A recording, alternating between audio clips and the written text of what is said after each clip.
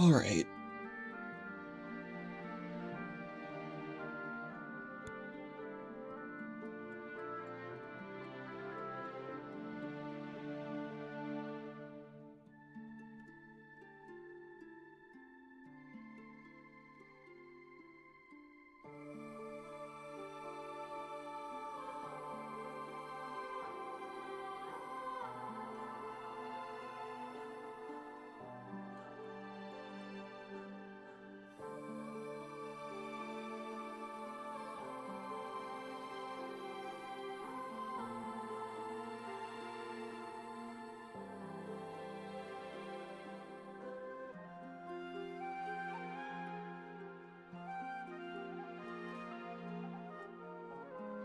All right.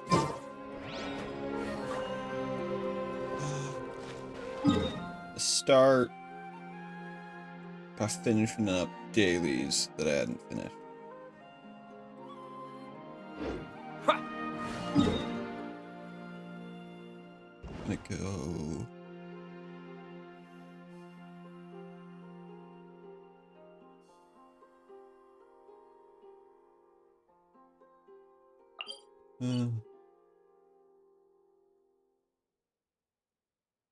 Go here.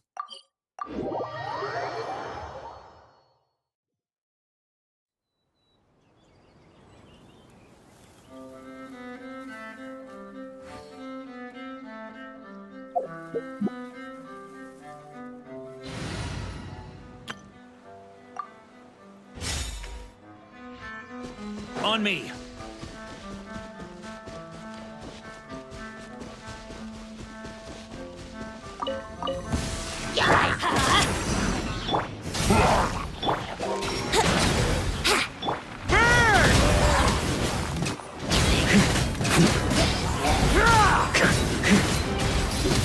Shred him!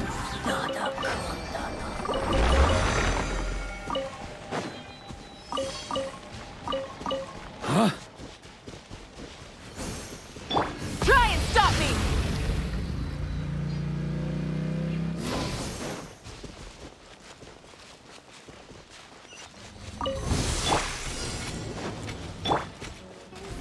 Time for takeoff.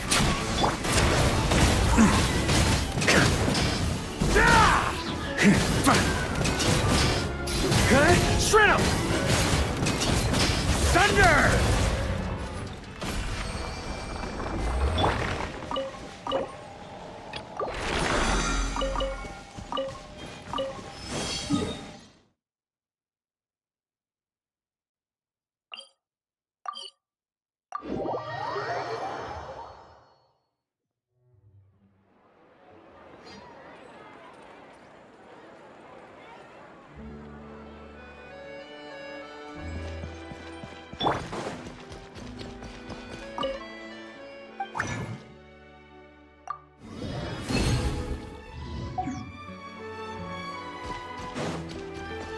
Ad Astra.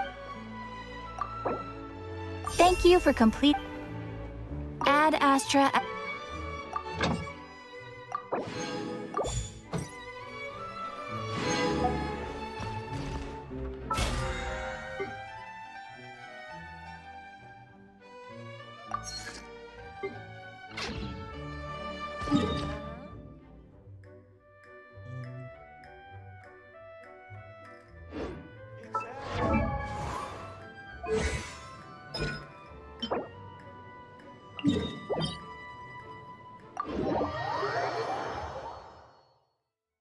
Need to make sure I do these because there's still characters I want to max out.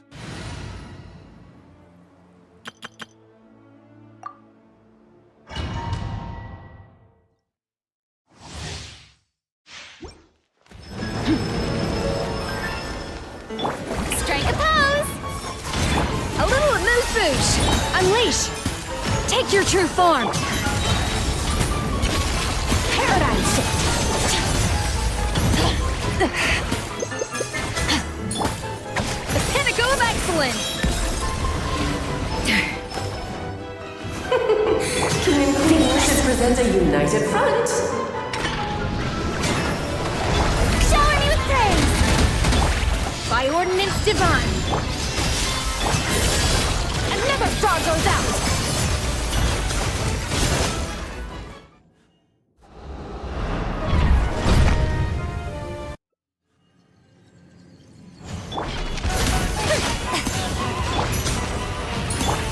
Oh!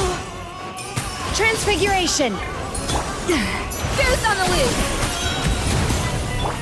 My name, echo in song! Annihilate! Mine to wield!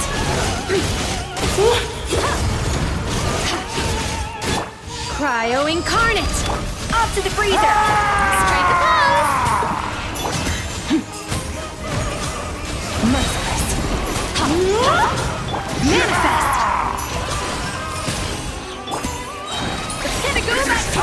To slay our foes with blood almighty! This calls for some pomp and ceremony. Good lord, I was getting your lines. Our performance has yet to conclude. A little amuse. Unleash my will embodied. Do your master's I bidding. dance for you, my dear! Let the world collide. Goose on the loose. Oh, this is all getting rather dreary. Allow me, my darling!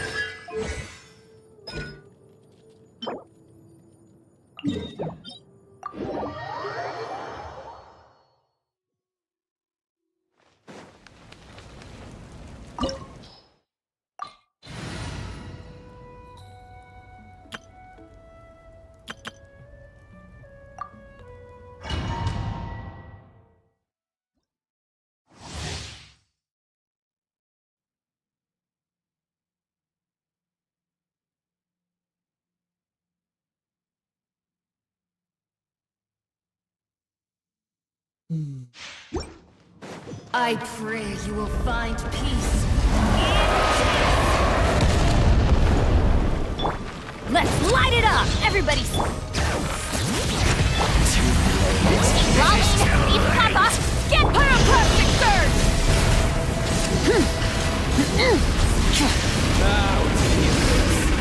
Be destroyed! Rev the engines!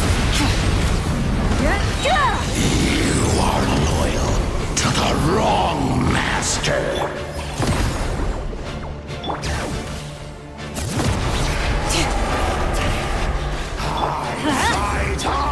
Letting brave names echo! Rise with the sun! Teamwork is true! You two! Time to end light of the blazing sun! And its ashes will fall like rain!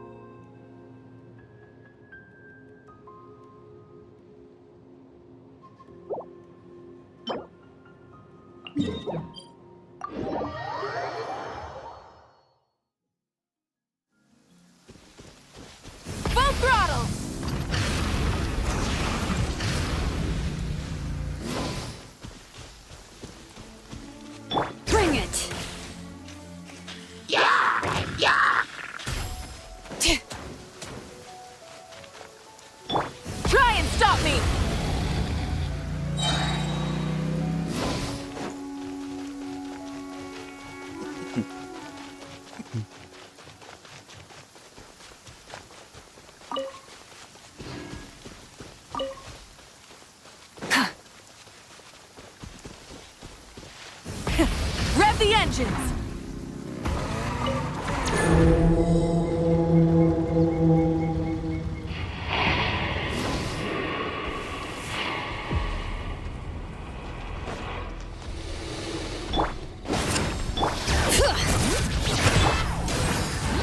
Burn it down!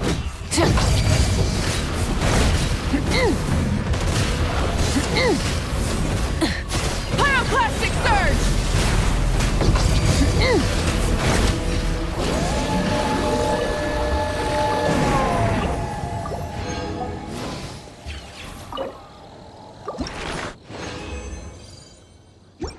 Okay, all this is done. Now I can go and continue on with the story.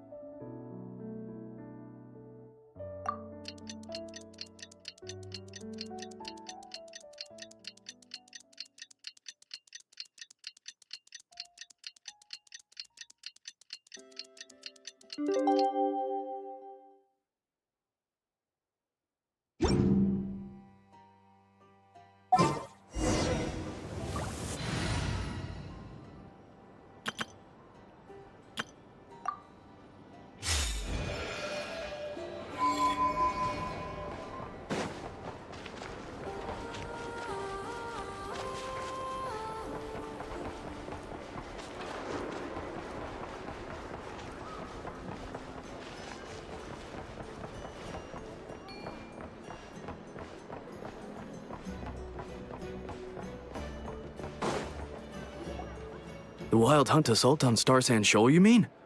Huge wave. First I've ever seen of that size. Good thing it was so brief.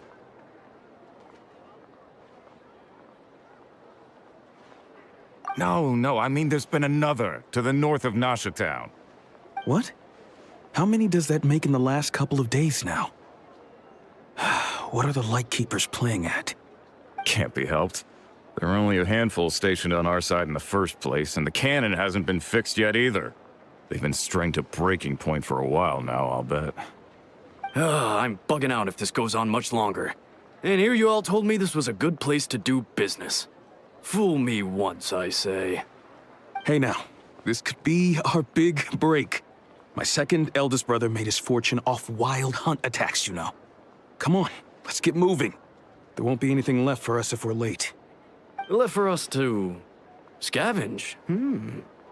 I did hear about an overturned cargo vehicle over there. Hey.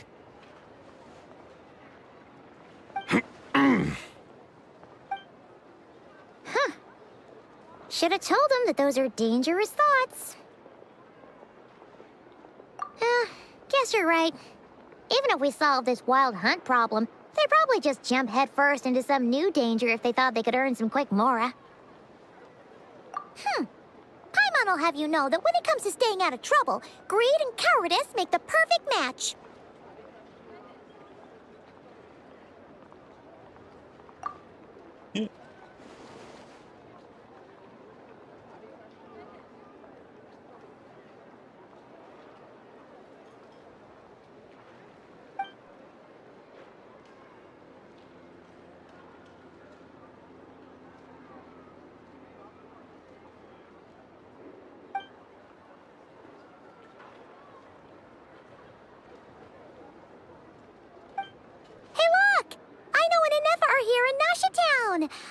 Oh, considering what those people said earlier, do you think they're here to fix that cannon up? Dying to know something, aren't you? You totally zoned out just now.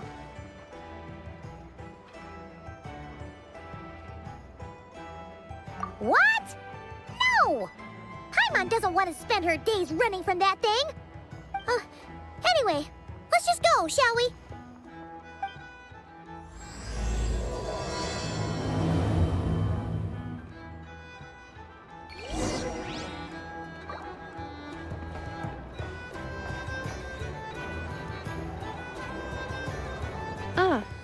Familiar faces identified. Our good friends, the Traveler and Paimon. Whoa, free manual labor Is detected. that a robot arm? Those evaluations could not be more different. This is Sosi, Sergeant Major of the nearby Lightkeepers. He's stationed here in this town. Wait, that means... He is Flynn's superior, as far as position is considered. A pleasure to meet you all. This is the Traveler and Paimon, friends of ours. They're experienced adventurers who are new to Nodcry. Hi there. Indeed. The sooner we can get it firing again, the quicker we can ease our current predicament. 2 more wild hunt incursions have come sweeping in at different locations after the last one at Star Sand Shoal. Our manpower is already stretched as it is. This is more than we can handle. Hasn't Flint's gone back to your HQ to ask for reinforcements? When will they arrive? Huh. Has he now? Yeah. That's what he said he was gonna do anyway. He hasn't contacted me about that yet. As per standing orders, he should be leading a team to root out the wild hunt. But I haven't received any reports for a while now. Well, he does act outside the remit of his orders sometimes. I'm a superior, yes, but I wouldn't say I have much control over his actions. So, he made the call for backup on his own initiative? Hard to say. Contacting HQ's a tricky business. I should know, I've tried. They either refuse my requests outright or end up dragging their feet. And all the while, we're the ones who have to deal with the wild hunt, which, by the way, can strike anywhere in Nodcry without warning, sweeping across vast swaths of land. This has been a real test of our endurance, to say the least.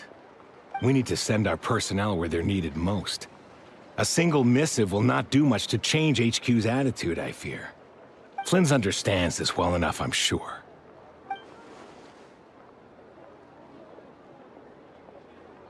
We usually sort our foes ahead of time into ones that our Ratniki will take care of and ones that we'll target using the cannon. I finished the preliminary dispatch work already, but this cannon... Okay. Ugh. Hurry up, I know. Fix this, I know. You fix it if you're in such a hurry. That, or bring me some snacks. This is tiring work over here. Could you at least tell me how long we'll be delayed? We're way past our scheduled firing time. Well, that's your fault for firing too often recently. Machines get overworked too, you know. You could try thinking about their feelings for once, maybe. Sorry, what? A machine's feelings? In layman's terms, this refers to wear and tear. As such, a machine is more liable to fail the unhappier it becomes. The exact probability here would be... All right. I'm not good at this stuff, I know that. But let me stress that we Lightkeepers are the primary financial backer of this cannon. And our backing does cover the fees for subsequent repair and maintenance. And I'd say that was a good deal for you. You should thank the Krumkake Craft Shop. That means me, by the way, for making you such a huge and powerful weapon for such a measly price. Do you even know how much it would have cost you if you bought all the parts legit and fresh off the assembly line? Reminder, your future snack budget will have to be halved without the long-term commission payment, I know. Calculating a viable and cheaper option. Lavender melon candy. What? No! Absolutely not! Let me think, all right? It should take maybe 3 more hours? Wouldn't this place be crawling with more monsters than there are fungi and Sumeru by then? That might not be the concern you think it is. The monsters of the Wild Hunt are only active in the immediate vicinity of its attacks. They will not spread any further, on their own initiative at least. We Lightkeepers will also keep an eye on those areas, both to monitor the monsters and to prevent people from entering the cannon's blast radius. That said, I'm afraid I can't wait 3 hours before dispatching manpower to the locations that the cannon won't be firing on. And here's where my need for manual labor comes in. There are some checks I haven't finished yet, but with your help, I can get the repairs done sooner. Wait, but we don't know a thing about this stuff. How much help will we be? You'll be fine, trust me. Just take this. Oh, and this. Whoa! This book is so heavy! And what is this? You can use Beep Boop Pizza to run diagnostics on the cannon. It'll tell you what to do. And this book will help you understand Beep Boop Pizza. Yeah. This cannon was built using more than 50 components from different factories and manufacturers. Aino has bound the manuals into one volume. Also, please note, the device's name is Vergita. So, it's manuals all the way down, huh? Yep. And if you're quick about this, we might just cut our time to fire down by a whole 2/3.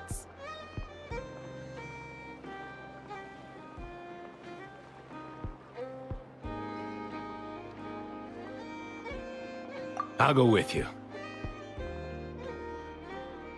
Nice! So you'll check the outside and Anefa inside. Come find me in the control room once you're done. Cool? Cool. Instructions received. Please go about your work seriously as well, Aino. No snacking while I'm away. Hey! A little snacking will also improve my efficiency by 2/3. Yeah.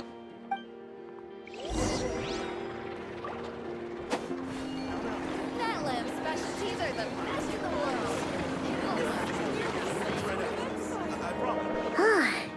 Aino's explanations for things that don't interest her are a bit meh, aren't they?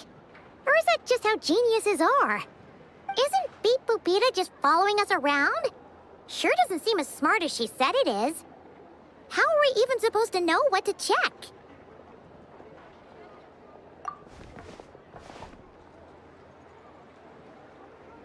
I've watched Anefa perform routine repairs before. It seems some sort of maintenance port must first be found, and then this small robot will automatically interface with it. Ah, so you're in the know. Nice.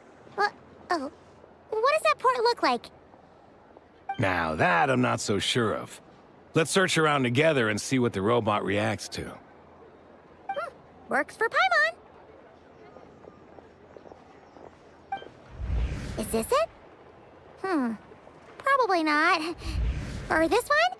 Oh, ew! Stinks of machine oil.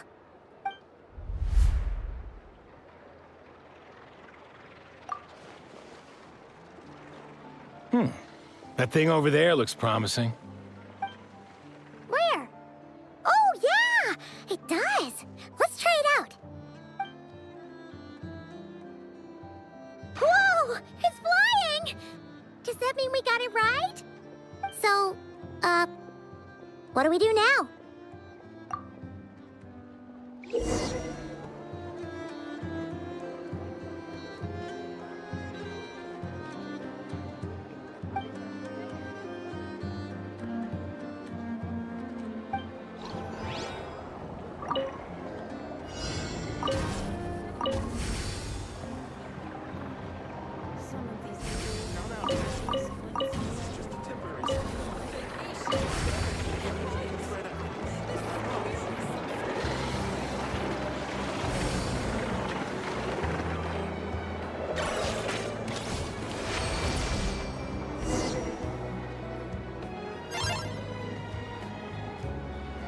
Wow, what do you know?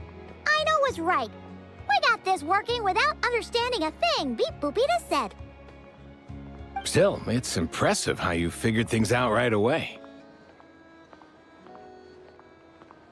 Paimon's up next, along with this stupidly heavy book. Let's see. Should be just like checking a dictionary, right? That's The matching amazing. result for this symbol is... check passed. All systems normal. Wait, is that it? Well, as they say, no news is good news. Yeah, guess you're right. Just feels like we did all this stuff for nothing, that's all. On to the next spot, then.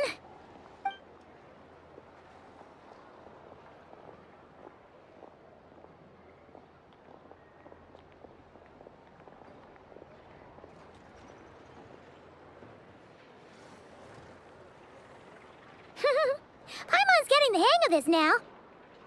It's this thing, right? And this time... Huh? Why are you angry? Oh, huh. Looks like its expressions are also prompts of a kind. Which page is that on? Oh. We need to take note of the order in which its eye colors change. Purple, red... Hey, slow down! Paimon didn't catch that!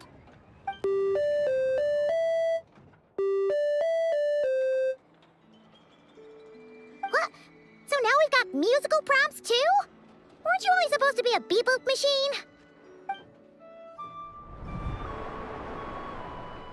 All right, one final stop. This was quite a trip, huh? Agreed. I must say, you two have a talent for maintenance work. A bit shaky at points, but not bad for your first job. Good eye. Paimon's the real deal when she deals for real, you know. Really, I'd have liked to share the load, but you were really getting into it, and I didn't want to interrupt. Ugh, couldn't you have mentioned that earlier?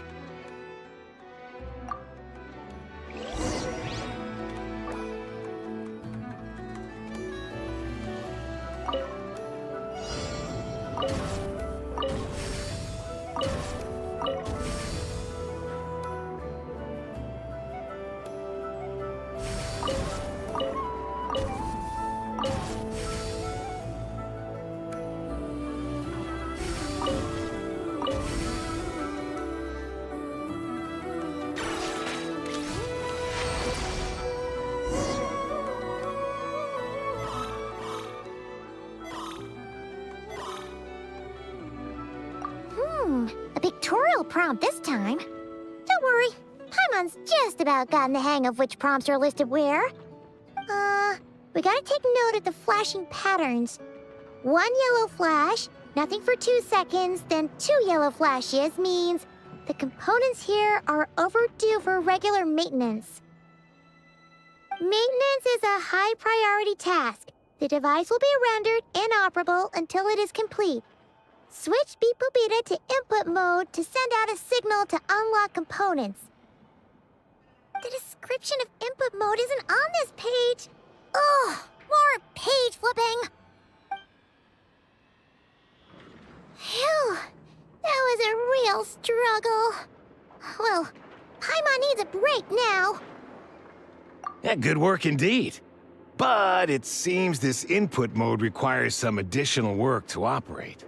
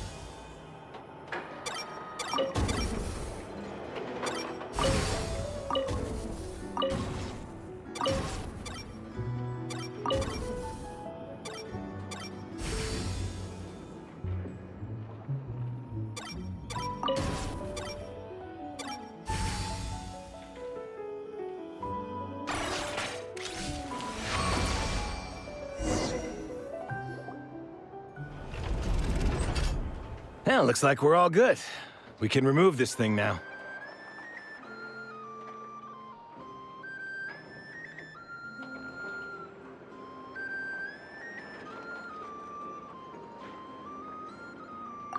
No clue, frankly. But whatever. I got a feeling we've all given up trying to figure this cannon out. I'll go get the replacement component. We should be done once we pop it in here. What do you think? Maintenance work's easier than running errands, wouldn't you say? That's for sure. We're counting on you, Sosie.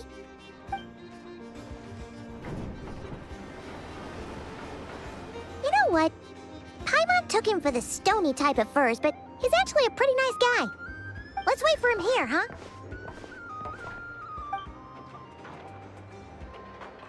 Are your tasks complete? Yep. Sosie's gone to get the replacement component.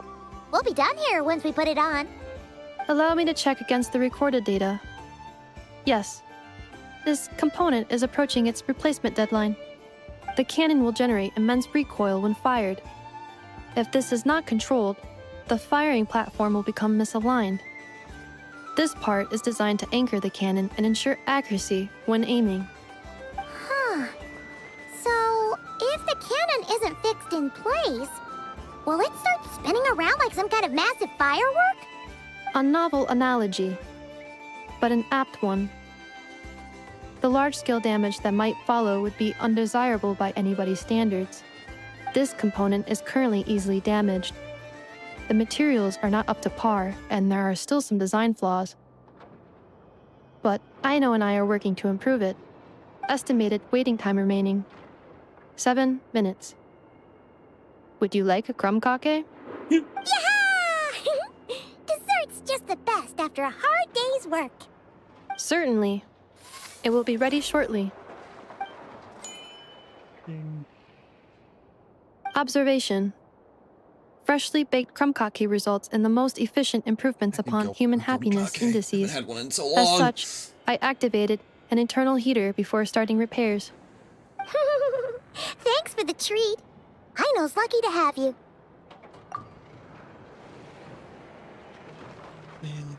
Thanks! Things went great over here, too. So, as we agreed, I'll have the cannon up and firing in no time. Understood. I will inform the inhabitants of Nasha Town and have them make preparations for the shock and noise that will inevitably ensue. And I'll inform the Ratniki stationed around Wild Hunt anomalies to make sure they fall back in a timely fashion. Thanks for your kind assistance. I better make a move. Ratniki from other sites should have sent reports back here, and I'll need to sort them out promptly. Righty then. See ya! Bet this huge cannon's a real sight when it fires. That is correct. A huge crowd tends to gather on its own accord on such occasions. Pure, bright energy rays have never failed to inspire obsessed admirers. If you are interested, you can come back later to behold it in all of its glory. Sure. We did help fix it after all. It'd be weird if we didn't want to see it in action.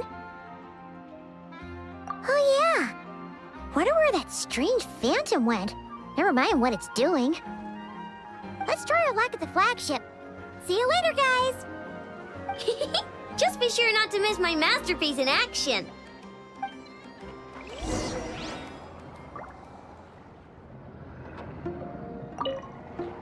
Checking snack stock.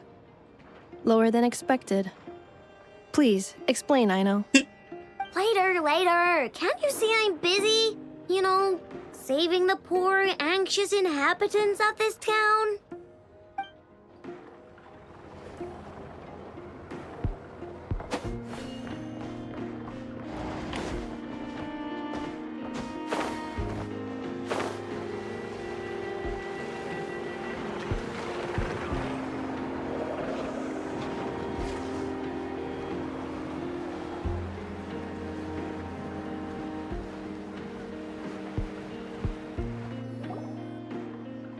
Is it just Paimon, or are there more people here now? Oh, just as well, since we're sniffing for intel and all. And maybe, just maybe, let's get some of their berries and fried meat too, huh? We still haven't had it yet. Oh, come on. Why so uptight? Excuse me, are you guests? If you wish to return to your room while the banquet is on, please use the side door. No, we're not heading back to our room. Are we not allowed in here right now? That is correct. Only those invited to the banquet may enter. Our goal is to ensure that our regulars can enjoy peace of mind and comfort, so that they can speak freely with one another. Familiar with our ways already, I see. But here in Nodcry, channels hold equal value to Mora. I am but a lowly employee, so you'll have to forgive my inability to help in this matter. It's fine. Can't be easy being you. Looks like we'll have to switch channels then. Never, right? The Curatorium does seem to already have an amazing intel network up and running. But if we ask her straight up, she'll likely squeeze us for all we're worth.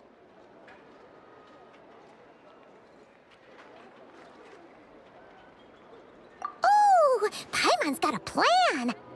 Llama got Never to help her prep some medicine, right? We'll be heading to Hisi Island later anyway to ask Llama to help us use the moon marrow. Couldn't we deliver the medicine while we're at it? If Never doesn't mention a payment, we can cash our services in as a favor. If she does, then we can use it to haggle. The thought of Mora made it worth the effort of thinking up. Come on, let's go!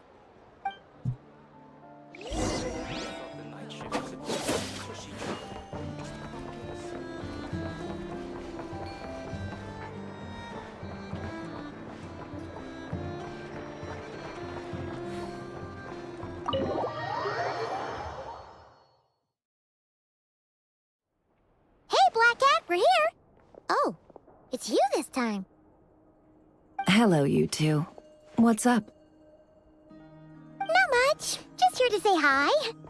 Also, we'll be going to Hisi Island later, so we can deliver the medicine to Llama for you if you need. How thoughtful of them. Bet they want something from me in return. Well, the faster the delivery, the better, naturally. And we're lacking free hands right now, so that would be a great help. Yehoda's gone to get the medicine, and she should be back any moment now. If you have nothing else to do, feel free to wait here. I'll have someone bring you some snacks. Don't mind if we do then. Thanks!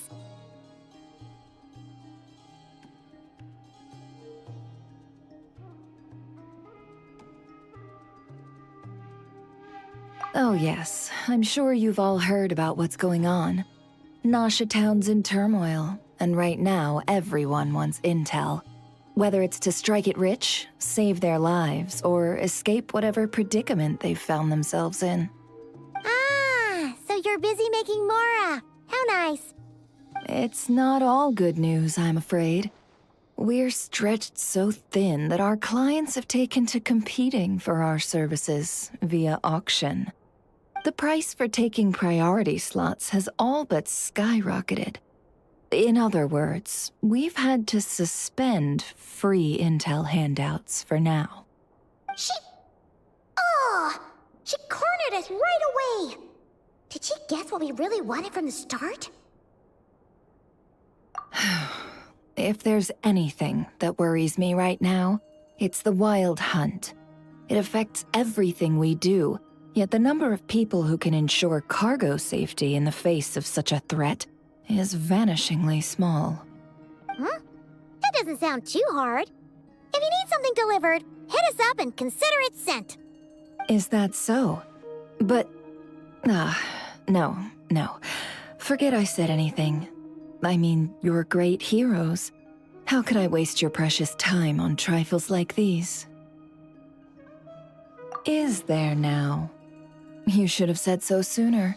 Far be it for me to extort you, of all people, for intel. But seeing as you so kindly made me an offer, I suppose I'll accept. What's there left for us to say here? More like our common perspective. Most who live here only wish to defend their own interests. But we are different, are we not? We both seek to resolve the chaos that the Wild Hunt has caused. Or like make a profit off the Wild Hunt. Paimon doesn't believe a word she says. Dissatisfied, are we? The number of commissions over at the Adventurers Guild spikes during tumultuous times, too. Would you call taking those jobs for Mora a sin? Well, that's... We might squeeze some advantage out of chaos, but equally, chaos could uproot everything we've built at any time. Such is the threat of the Wild Hunt today.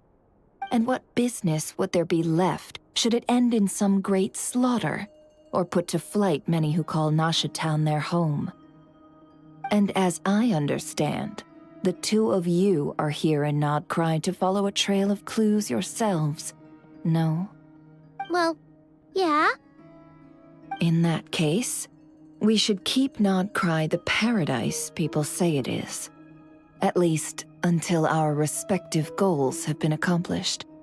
You must understand, no force exists here that would inspire unconditional unity amongst all parties.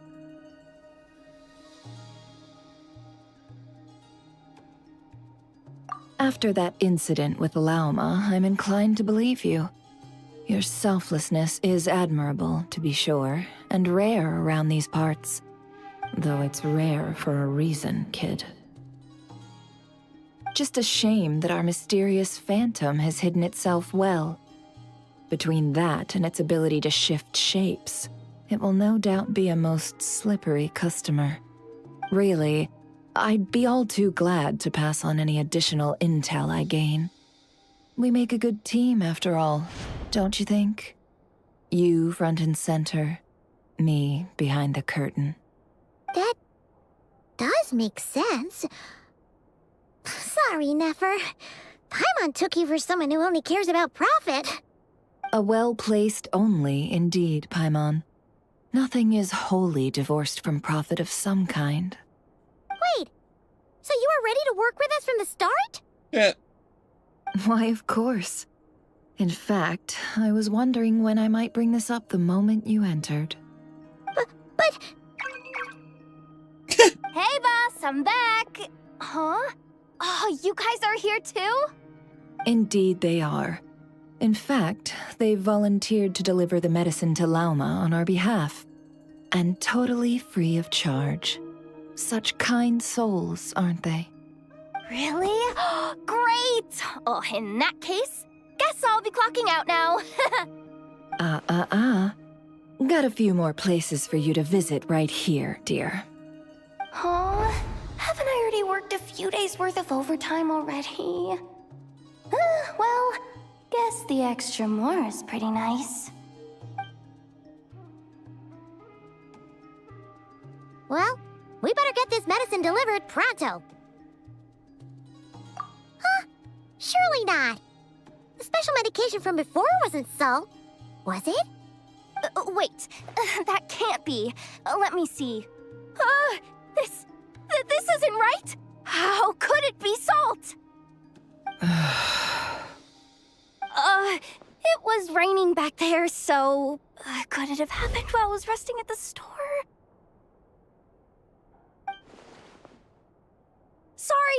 Sorry, boss. I'll get it back right now. Trust me, I'm super fast. Hey! Slow down, you might get hurt! Well then, any plans? If not, what say we go into town and ask around about the wild hunt? Oh, we were thinking of doing that, but we didn't get much out of it. The townspeople are a bit wary of us, and we can't get into the flagship right now. Ah, yes, the banquet is on today. Perfect timing. That's where we'll go. Huh? Can you get us an invitation? Oh, come now. What are we, sticklers for the rules?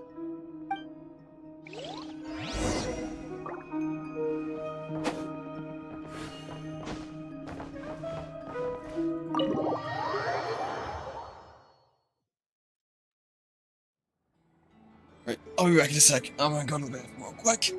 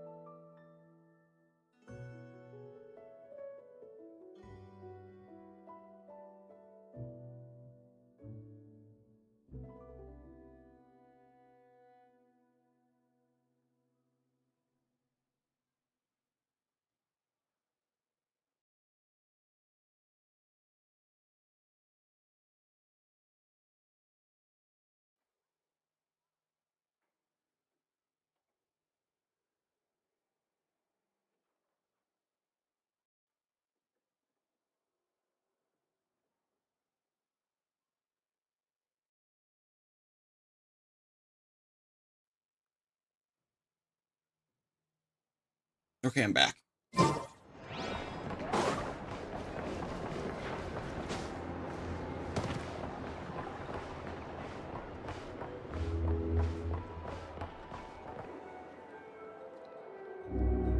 Lady Nefer, a pleasure to see you. Oh, and our guests from earlier, I see. That's right. My apologies. Consider it my fault for not having explained the banquet's rules to them beforehand. Oh no, it was no trouble at all. Please, do come in. Yeah, sure. Thanks. Not even an invitation check? Oh. Paimon didn't realize Nefer was such a big shot. Yes, channels really do take you places.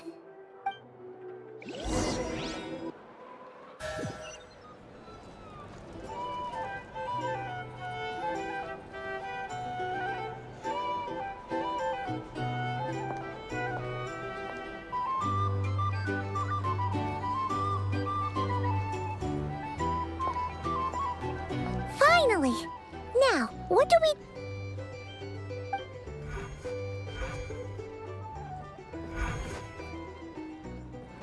Pardon me?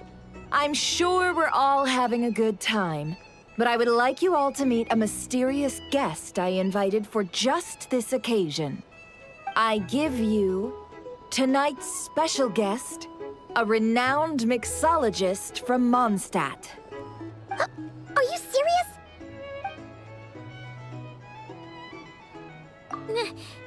Nice to meet you all. I'm sure that no more needs to be said about Mondstadt's wine industry. After all, we are all connoisseurs of fine drink here. The special drinks menu is being set before you as we speak. Now then, for a time, let us set aside our worries and enjoy these exotic spirits from afar. Ah, I see. A new face for the bar. And here I was thinking, that ain't a familiar face. No wonder.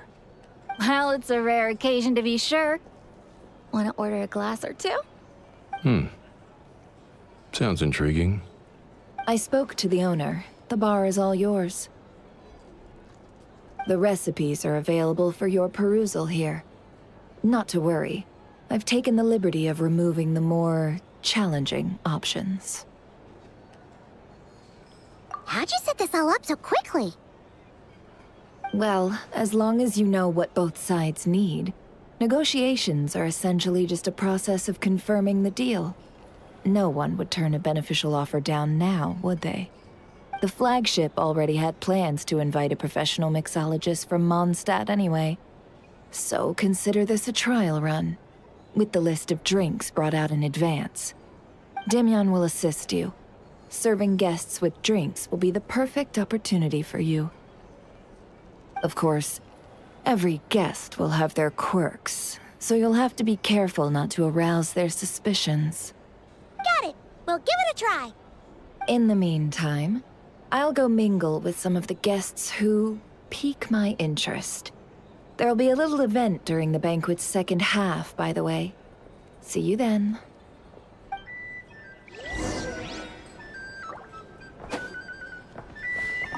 Hello. How may I assist?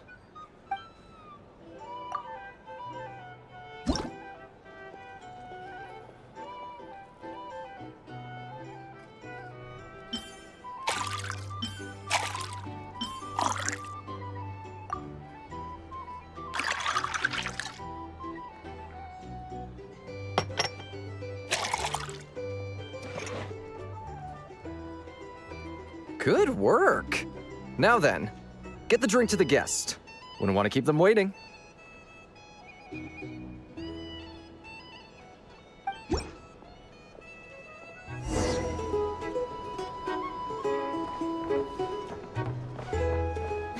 Ever consider returning to Snezhnaya? Would I kill myself with fright here if that was an option?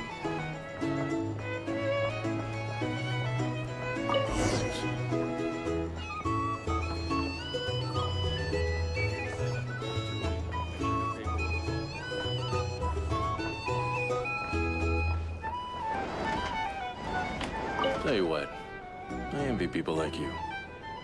I'm like a man in a leaking boat, soon to be food for the fish. I wouldn't have come to this dump if there were any better place to be. Come now. Surely it isn't that bad.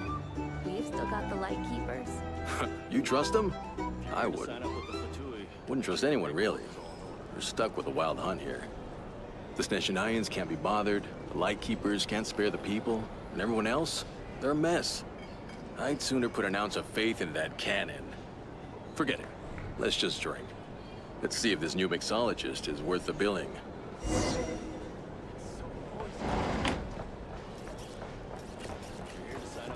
Hello. How may I assist?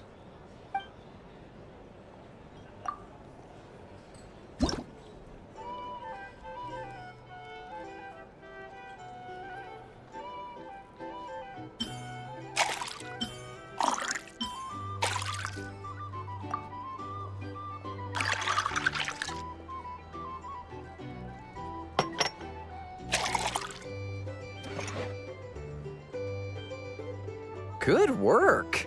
Now then, get the drink to the guest. Wouldn't want to keep them waiting. I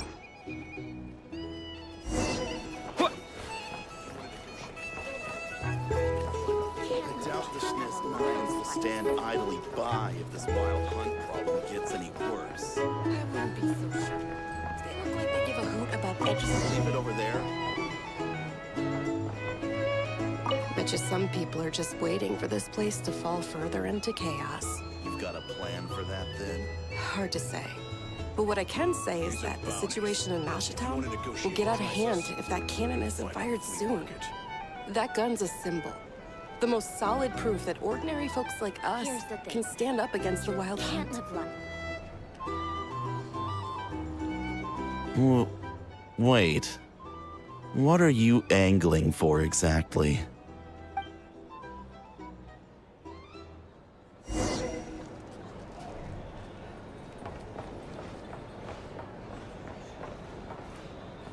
Well, what if that was nothing but an illusion? What if, let's say, the cannon was never meant to be fired? For our sakes, at least. Well, surely this town is still of value to those who control it. Of course. Well, that's all it is. Value. For us, though, there's no place but Nashatown. And we're putting its life and ours in their hands. I get what you mean. Let's just see how this plays out first. Seems like they're all talking about the cannon already. Guess that's why Sosie was so anxious.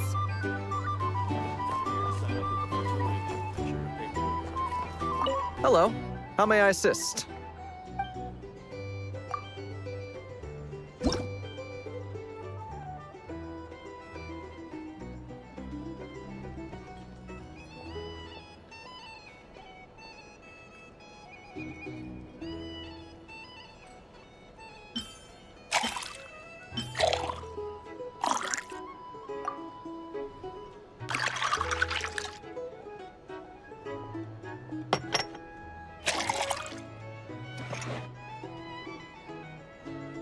Good work. Now then, get the drink to the guest. Wouldn't want to keep them waiting.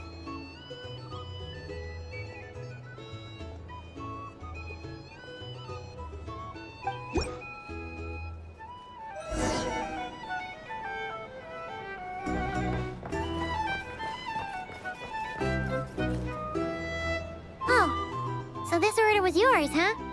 Indeed. So, any notable news? Ah, you two must be Nefer's friends. A pleasure to meet you. If you've got a moment, let's have a drink.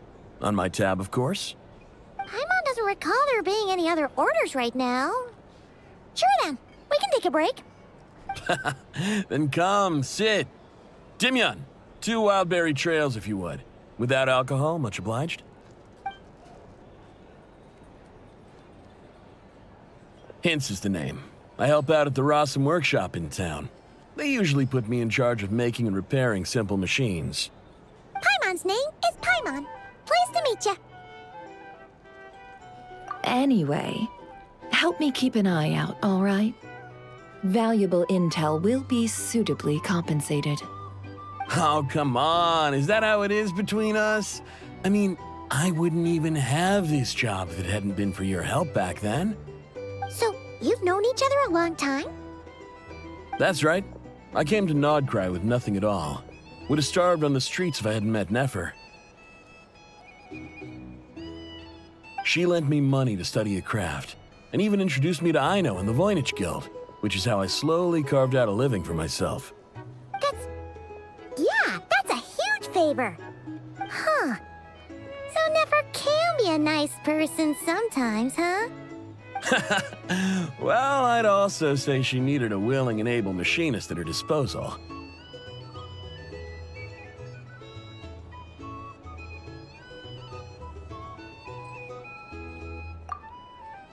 Come now. Aino's talents are better spent on issues bigger than basic machine repair and component manufacture. I did think myself a dab hand at such work at first, but compared to her, I might as well be a trainee who couldn't weld a wire to save his life. Got the scoldings to show for it, too. It took me a long while, but I finally got to the point where I could make my own machines, and even maintain some of Aino's relatively complex ones, like Kuvaki detectors or mechanical arms. He's the one responsible for maintaining Yehoda's robotic arm. Oh, speaking of that, didn't Sosi have a mechanical arm too? That's right, one of Aino's masterful designs. I could never design one of those in my life, but if you gave me its blueprint, I could hammer one out. Nowadays, I've got regular customers, which makes for a decent keep. Even got a kid, if you can believe it. I wouldn't have, had you told me my future when I first arrived here. On the flip side, being a family man means I can't just flee this place whenever I feel like it, so I'm afraid I'm counting on you to help solve this wild hunt crisis. All the more reason to be proactive and do your part. Wringing our hands in despair does us no good in times of crisis. Oh, wait. Just another question that's been bothering me. Have you heard anything about people seeing illusions within Wild Hunt anomalies? People they know, perhaps? I have heard of humanoid shapes being sighted, but familiar faces? No. Most would think they'd lost their wits from fright if they started hallucinating. After all, no ordinary person could survive an assault from those monsters. Does this have anything to do with our current Wild Hunt crisis? Perhaps. Perhaps not. All right, I get it. I'll keep my ear to the ground for you, and naturally, my lips will stay tightly sealed. Then we'll take our leave. Enjoy your drinks. He's a social man. You can often find him here chatting with friends, and he's had contact with all manner of clients. Since he's never heard of the Wild Hunt exhibiting the power to imitate familiar faces, might it be safe to assume that our Phantom wants to keep that a secret? Huh. That does sound worth noting. How about we go talk to a few more people? A good idea. And one our upcoming activity will facilitate. Let me show you how it's done. Come, back to the bar.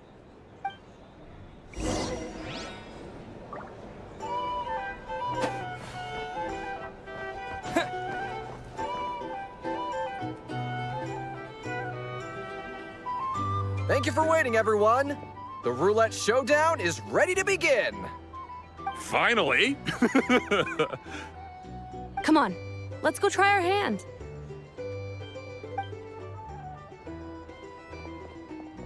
Joining us, new guy? We'll pass. No, you won't. The one who'll be mixing the roulette special has to take part. Those are the rules. But...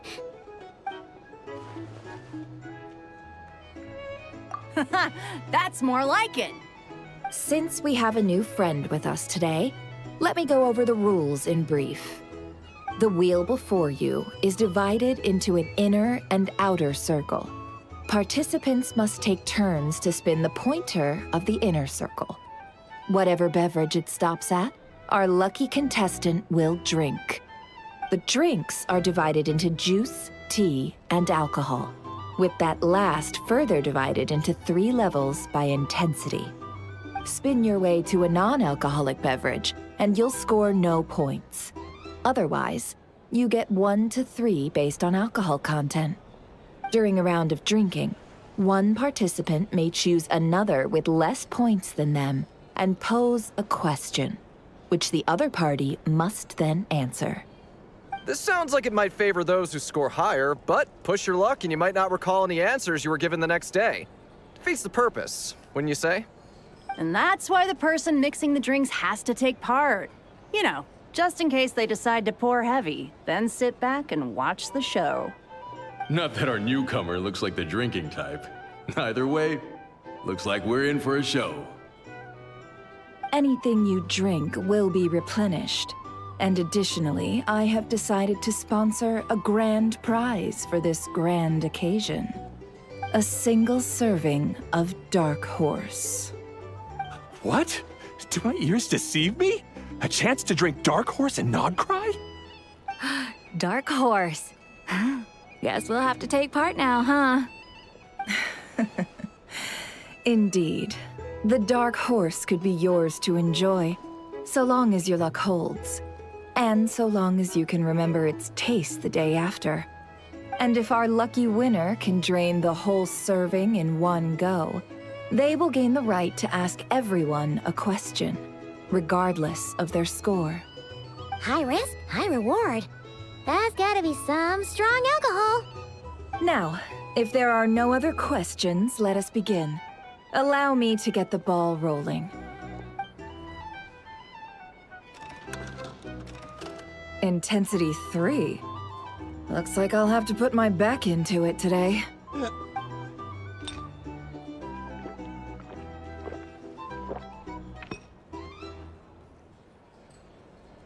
Let's go! Wow, this is kinda intense. Oh, my turn. All right, man, fess up. You've been making a killing lately.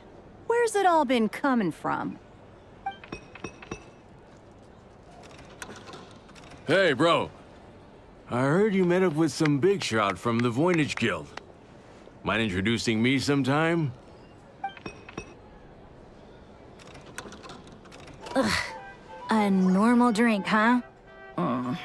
Must be my lucky day. We've reached the final round of the roulette showdown. Let's see who gets the last laugh. I gotta say, you monsters really know your alcohol. This recipes are super good. Teach me, would ya?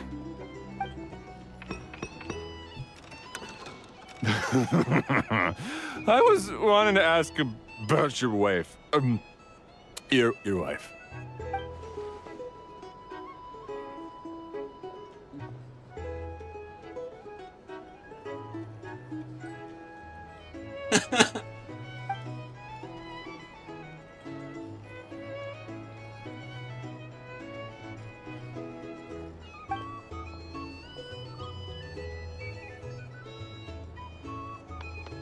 You're up.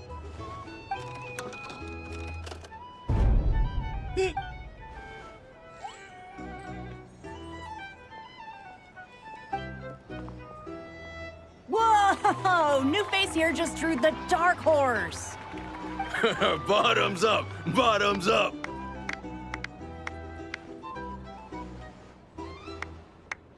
Hey, will you be alright? You wanna just give this one to Paimon?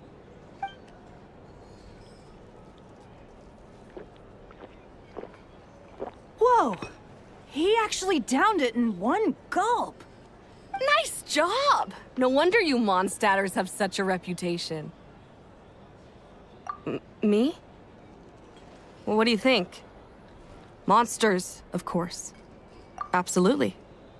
If there was something else, I didn't stop to see it. Just took off as fast as I could. Oh, and guess who showed up just as I'd gotten out of there? Those good-for-nothing Ratniki, that's who. If my luck had been just a little worse, they'd have found nothing but my corpse. Or whatever was left of it anyway. Either way, there's nothing in there you'd want to see.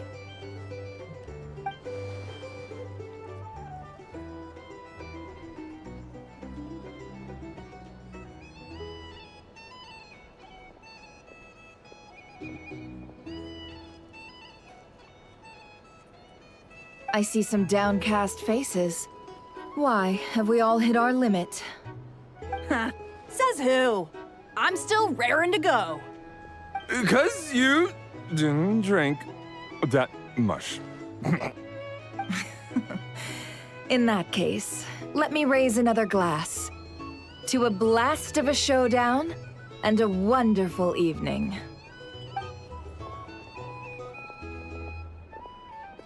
Hello, sir.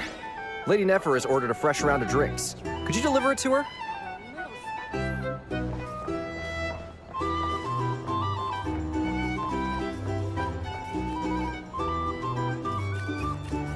Huh? Are they playing cards? Paimon spies some elemental dice. Same as usual then? One die, 100,000 mora. I'm not here to do business with you. Come now, I've already ordered us drinks. Or are you looking to add another line to your ledger of arrears? Oh, so this is a business deal. So, let's go over this again. One die, 100,000 mora. Hmm?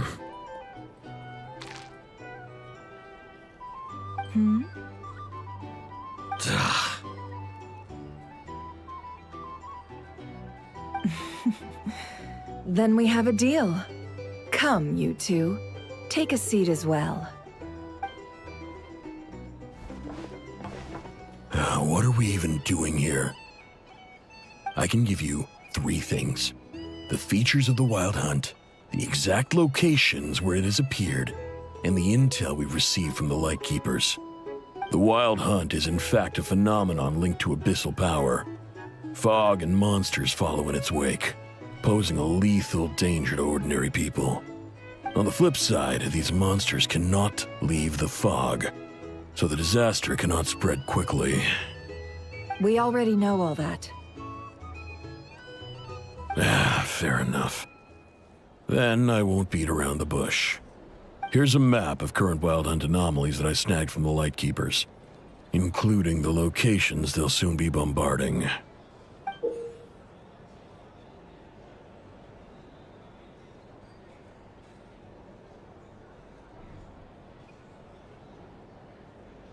That's a lot. We've never seen anything like this either. That's why everyone's so worked up. That's not enough. 4 dice. Cool it, all right? I'm not done. Now, the Lightkeepers don't want you to know this, but weirdly enough, more Wild Hunt sites have disappeared than their involvement would indicate. Isn't that normal? They're not the only ones fighting the Wild Hunt after all. Adventurers do that too, and maybe some just go poof by themselves. I'd agree. And really, we've always had a small, stable discrepancy between reported anti-Wild Hunt ops and anomalies cleared. That variance has become a gulf lately. What could that even mean? I've got 2 theories. One, that some new force is clearing the Wild Hunt out in secret. Or 2, that some Ratniki are not reporting the work they do on purpose. The odds of the former happening is low. Not many organizations can even engage the Wild Hunt. Never mind keep those operations a secret. What about the Knights? If you're interested, I'd recommend following the latter train of thought. Paimon doesn't really get it. What would anyone gain from doing that? Now that's what I call interesting intel. No wonder you've been doing well for yourself lately. Even if you've mostly just been reselling my intel. Please, stop. This is all I've got for you. Oh, stop that. Why, people might start thinking me a bully. Let me give you an opportunity instead. Out of respect for your independent intelligence gathering. An answer to a simple question. For 50,000 off your debt. Have you heard of people seeing familiar faces within a Wild Hunt anomaly? Or experiencing something akin to, say, an illusion? No, nothing like that. Nothing at all but ghostly shadows. Nothing at all, hmm? Not even for 50,000 Mora? Either you don't take your debt seriously, or you're confident you can pay it off. Hey! No means no, all right? This is about my dignity as an intel broker. Mora doesn't factor in here at all. Okay. Well, that puts me at ease. You really are the same as ever. And you've learned quite well. Go on, then. I'll swing by again. Sometime soon, perhaps. Ugh. So, you're his creditor? Indeed I am. He's resold my intel quite a few times now, pocketing the difference afterwards. Rather dishonest dealing, if I may say so. As luck would have it, he would only purchase information from me when he was just about done negotiating with his buyer. So I arranged a little something just for him. A painful lesson, you might call it. Ooh, that sounds brutal. Oh, I was downright beneficent in charging for that betrayal. It was more about the message, really.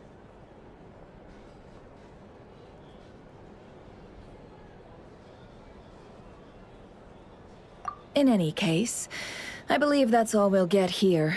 Let's go through what we've learned outside. If you're here to sign up with the Fatui, make sure your paperwork is all in order.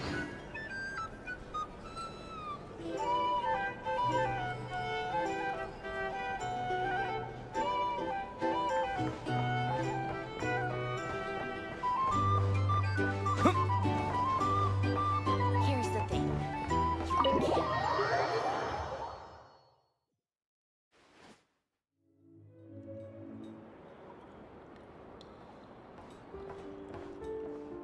Most of our intel seems quite dispersed, so let's try piecing it all together. Well, first, no one else has seen that weird phantom, apart from our encounter on Star Sand Shoal. Indeed. And we have that from multiple accounts, so each statement corroborates the others. What in Tivak could that phantom be planning?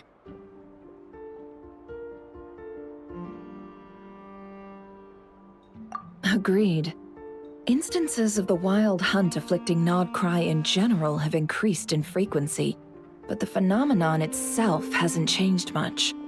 What you encountered must have been something special, with our mastermind concealing themselves within, in order to target the Moon Marrow. In which case, two questions arise. Who is this mastermind, and why would they want the Moon Marrow?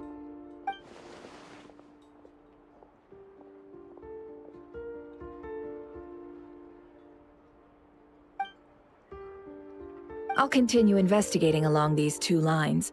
We can reconvene again if any progress is made. I'm back! Luckily, the store owner kept the medicine bottle I left on the table safe for me. Here you go.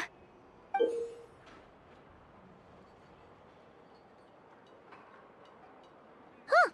Thanks a bunch, Yehoda. Take a break. You've earned it. Oh no, I've got work to do later.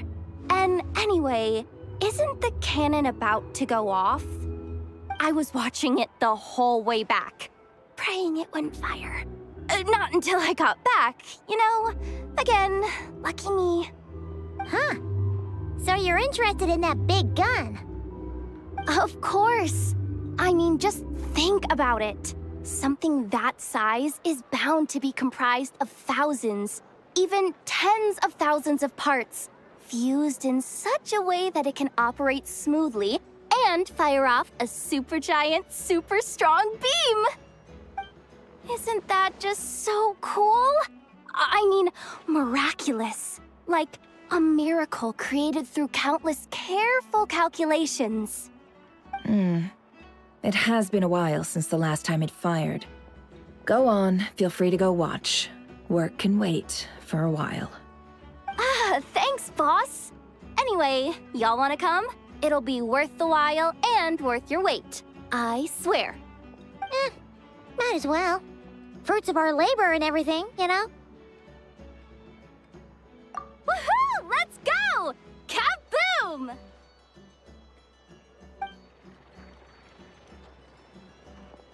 Wow! What a crowd! People seem pretty excited, too.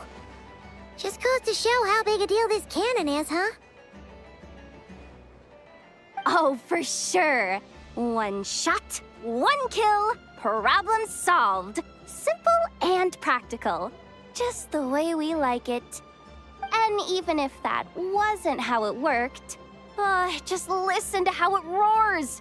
If that isn't power, I don't know what is. If only I had that kind of strength. Hey, don't think like that. Your skills and smarts have been a big help to us, too. Really? They think that? Oh, I'll do my best the next time we work together. For sure.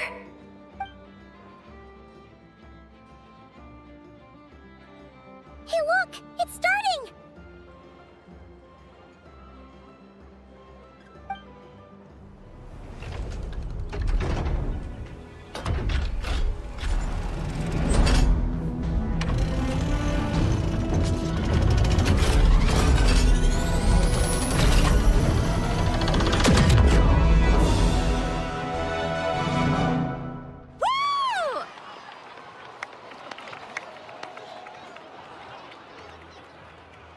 Nice one! Finally, all fixed up. Nothing to fear now. Awesome! Felt that one in my bones. Whew! That sure was powerful. And pretty dazzling, too. Guess that's why everyone's been counting on this thing. Surely the Wild Hunt doesn't stand a chance.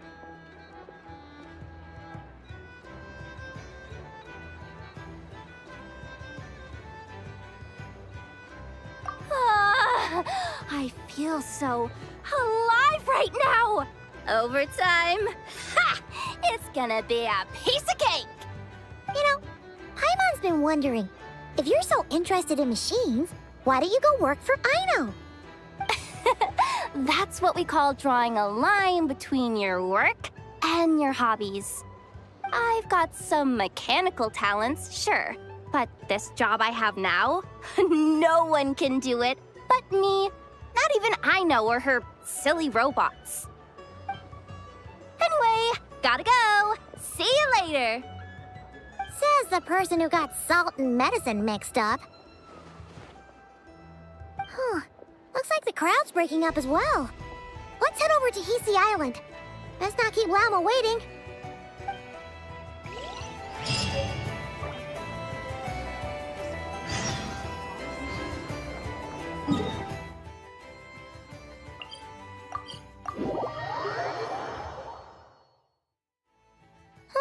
Let's see now. What's changed since we were gone? Yeah, if anything, looks like things are settling down. That's Lama for you. Hey there, Lama. We're back.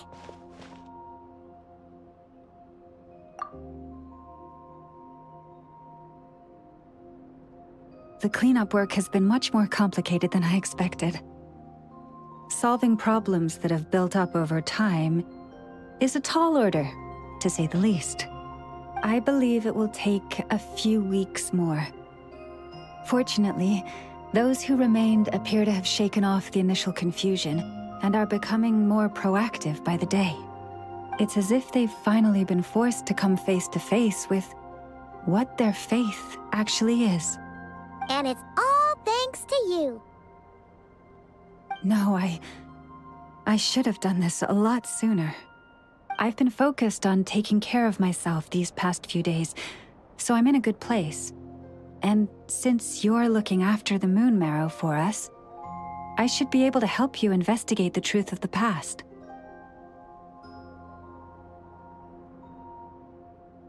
Speaking of which, have you heard anything new about that phantom? I've tried asking around, but to no avail. What about you? Oh, we haven't made much progress either. But here's what we've got.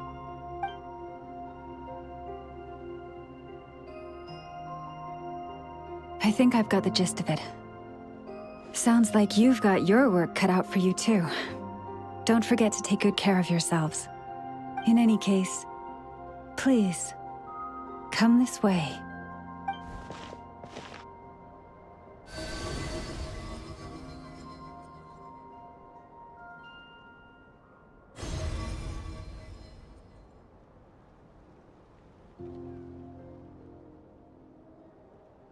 What do you see?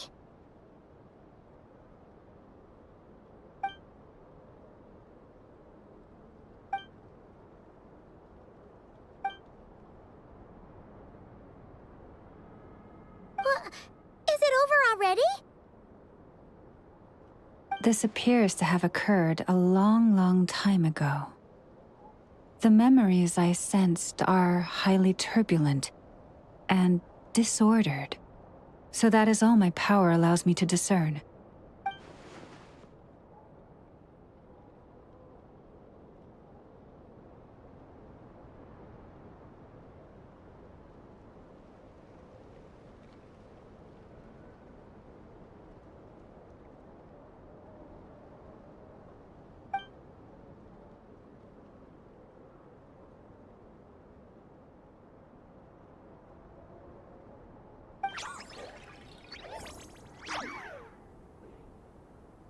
Huh? What's the matter?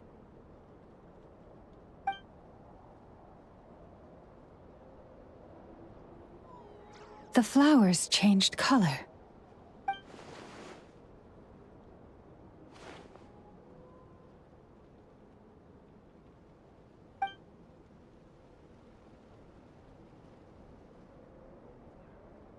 Yeah, we should go see her and see if we can help her in some way. I'll leave that in your hands then. Oh wait, here you go. This is the medicine you asked the Curatorium of Secrets to help prepare earlier. Ah, thanks for coming all this way with it. You've been a huge help. Also, if I may, I have a feeling that Kuthar might be able to help you get a more detailed glimpse at the memories about your spaceship. Oh, that's true. She's the Kutara after all. But we best check if she's doing okay first. See you later then.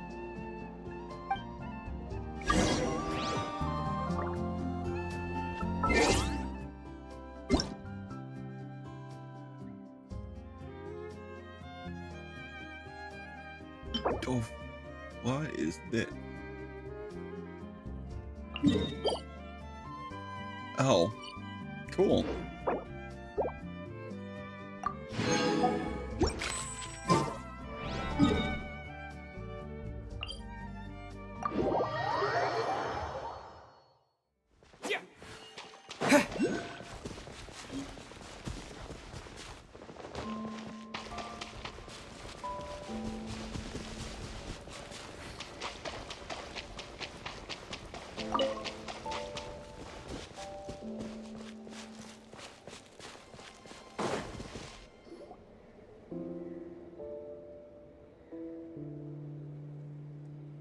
Oh, she doesn't look so good. Sorry for disturbing you, but are you okay?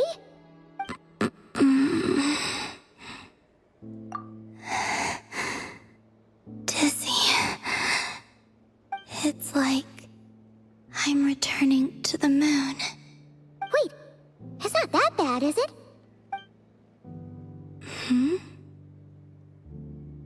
I sense the moon's power within you. We got the moon marrow back from the Fatui.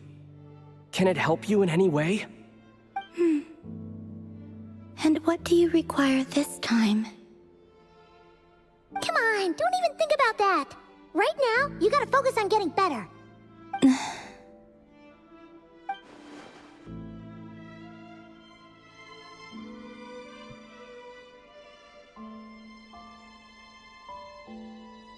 I might need your assistance in the future. Oh. Very well.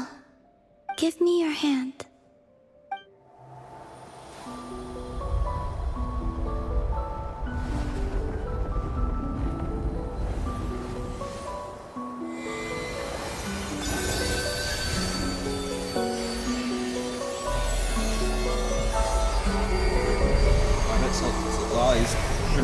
Shouldn't find out about this. That'd be bad.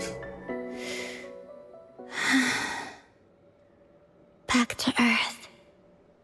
My thanks. Your feet never left the ground. But anyway, feeling any better?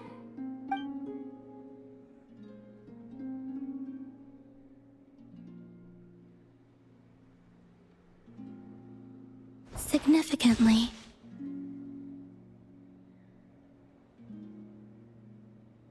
The moon within your body, it is as silent as a reflection in the water.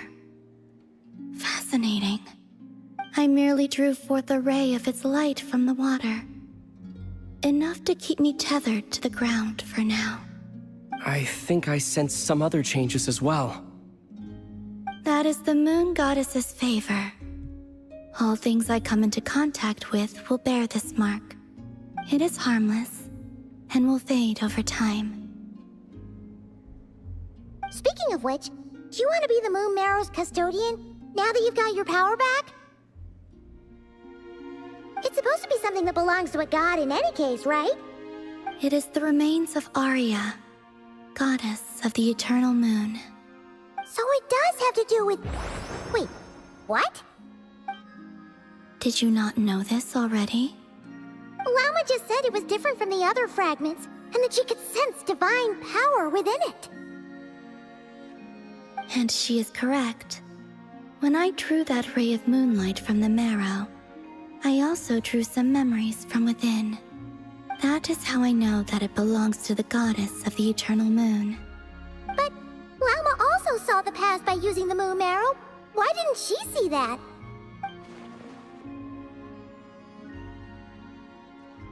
There were once 3 moons in the sky, each belonging to a goddess who ruled over it. But after the War of Funerary Flame, all 3 lay slain, and 2 of the 3 moons were shattered during the conflict. After Arya's death, her power coalesced into this moon marrow. The iridescent moon's remains have never been found. And while the Frost Moon's goddess died herself, her moon was never broken. As the prophecy stated, this moon would birth a new deity sooner or later. The entity the Frost Moon Scions call the Kutar.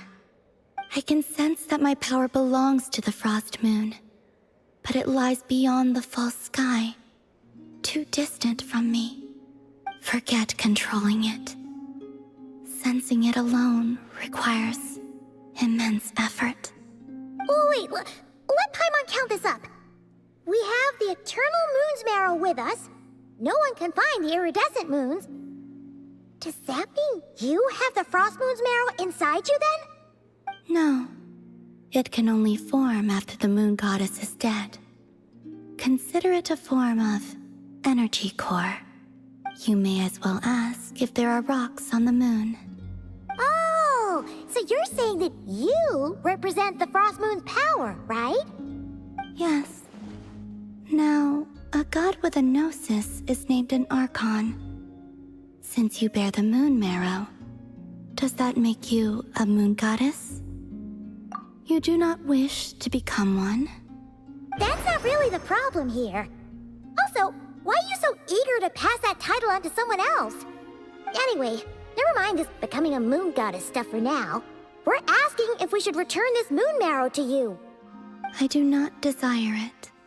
Huh? Nor does it desire to come to me. And what does that mean? When I came into contact with its power, I sensed a kind of rejection. I can only guess that this is because I, too, am a moon goddess. 2 moons will not rise at the same time, let alone consume one another. Guess it's stuck with me for now, then. You sure that's gonna be okay? Lama did say that you've hidden its power well, but the damselette sensed it just fine. And it's the wild hunt we're dealing with here, not some run-of-the-mill enemy. If it detects the marrow... The wild hunt? You speak of that phenomenon as if you were describing a person. Well, It sure looks like there's a person behind it all. Someone with a super clear goal, too. They've been after the moon mirror non-stop. That seems to ring a bell. Huh? Is it really? My colleagues used to mention someone, back when I was still with the Fatui. He hailed from Conria, gaining abyssal power during the Cataclysm, and he had a consuming fixation on the moons. Conria? Well, we don't know if the phantom we saw has anything to do with that, but the details kind of match. What was his name? I only know what others called him. The Reihir of Solnari. Huh. There was that title too. Yes. Wait a second. Dane mentioned him, didn't he? Does that mean that our enemy is Rerir, one of the 5? If that was the case, surely he'd be stronger than this, though. I have heard that he disappeared not long after the Cataclysm. But when I asked my colleagues where he went, they replied, "Do you really not know?" Why would they say that? The tale of his final fate has it that he fell into the moon's reflection, from which there can be no return.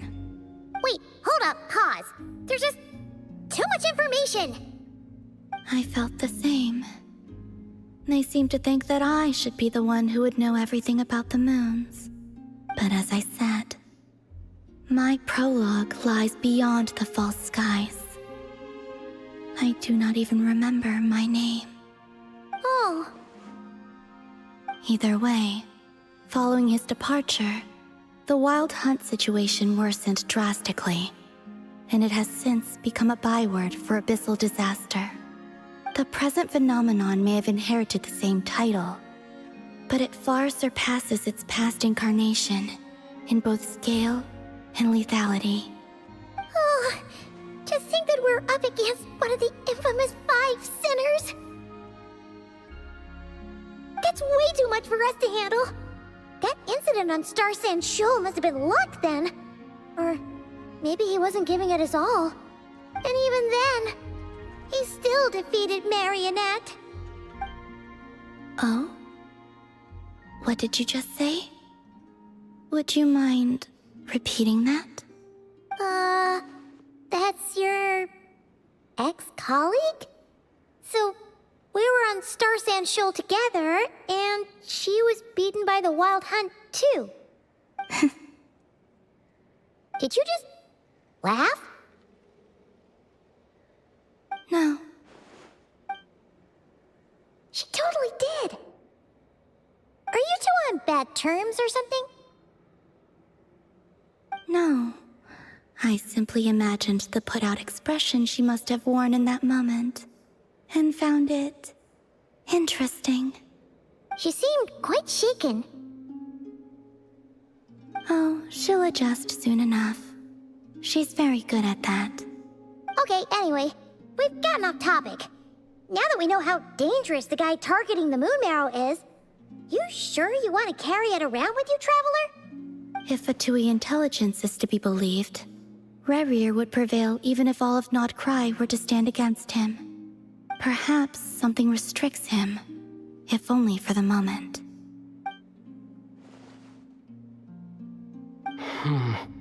Before I decide, there's a favor I'd like to ask you, Columbina. What do you need? Do you think you'd be able to show me what happened when my sister and I arrived in Nodcry? I mean, when our spaceship first landed. Sure. That was quick. As I said, this to me is but a single ray of moonlight. Nothing to it. Give me your hand, and ready yourself.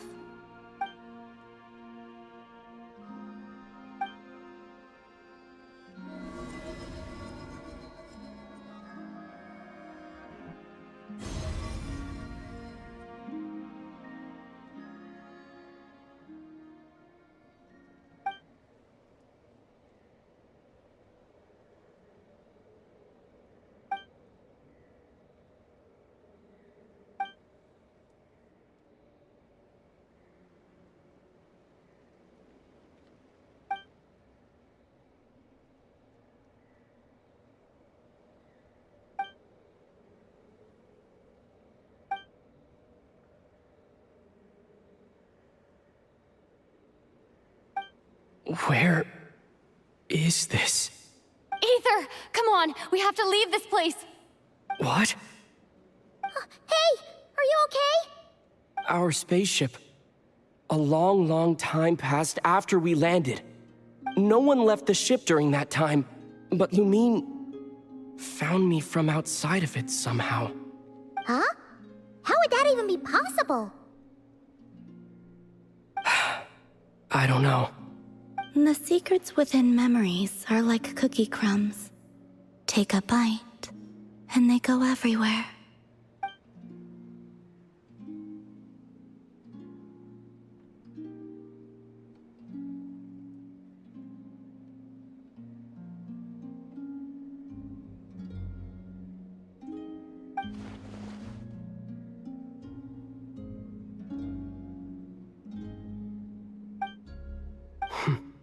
All right.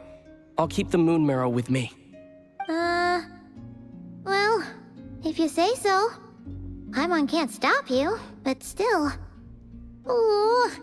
Will you need my help? I could help you conceal the marrow. You could? Oh, that'd be great. Detecting it within you is already no easy task.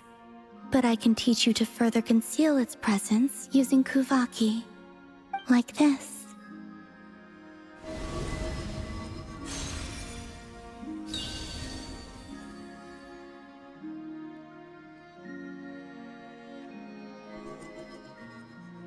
Ooh, looks like a shield.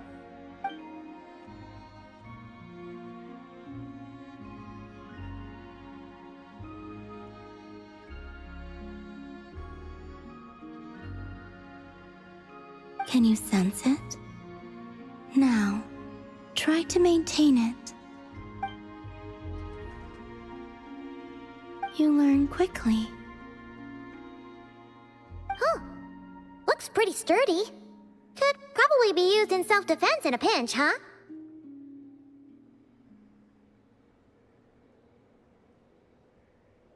Are you always here, Columbina?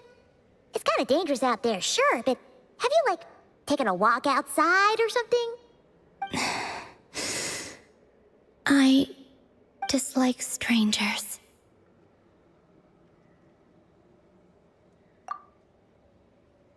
Slightly better. Yeah, the Frostmoon Scions have changed since you last saw them. Who knows? You might actually like them. I will consider it. She seems kind of tired.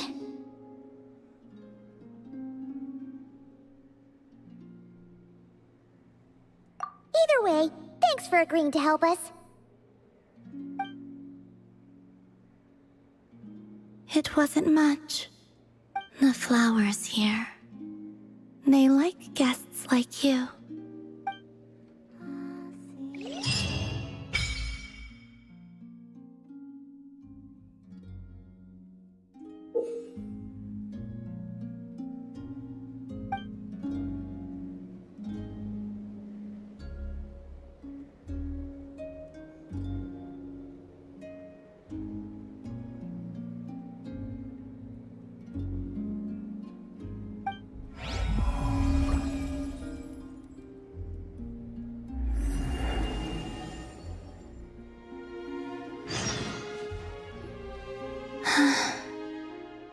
Best let her rest.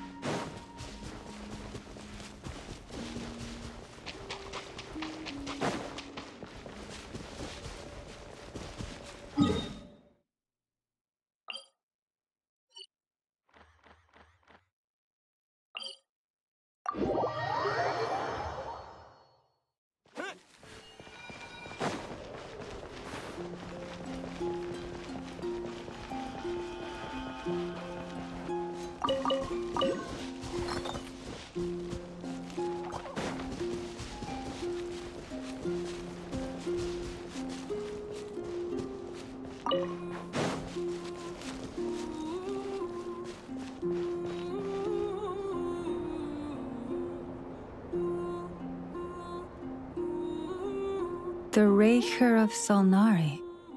I've never heard that name before. Let's keep this news confidential for the time being. It would only cause even more panic amongst the people of Nodcry. But if this Rarier is as you describe, he will be a truly formidable opponent if we try to take him on by our strength alone. Yeah, things might be okay if everyone was willing to work together, but right now... Exactly. Whatever the case, let's start by telling those we can get to join up about the crisis. As it happens, we have our own reasons to protect Nodcry, but even if we didn't, we'd never leave people in the lurch. That ain't our style. Thank you. The Frostmoon Scions will stand with you to prevent this crisis as best we can. In addition, I believe that the relationships between the various factions in this land are not cast in stone. The winds of change are blowing, and we Scions have nowhere to run. Our faith, our sect, all of it is here. Whether our foe is the Fatui or this Raker, we must stand our ground and remain true to ourselves, even to the last.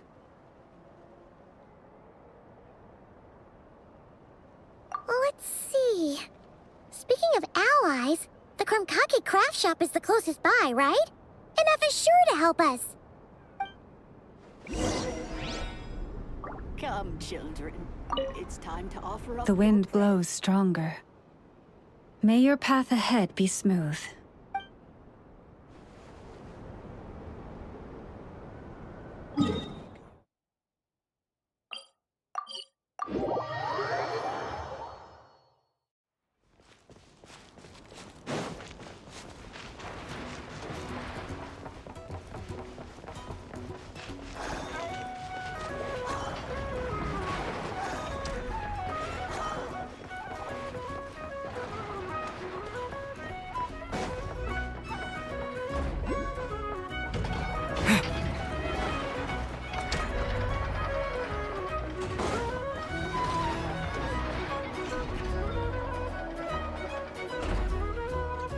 Friendly approach detected. We meet again. Listen, listen! We've got updates on the Wild Hunt situation.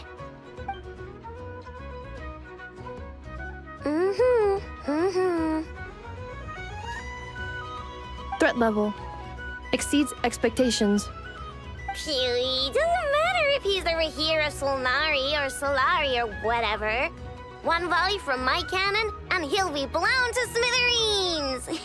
Yeah. You were there when we fired it, right? If that isn't the kind of firepower that helps you sleep at night, I don't know what is!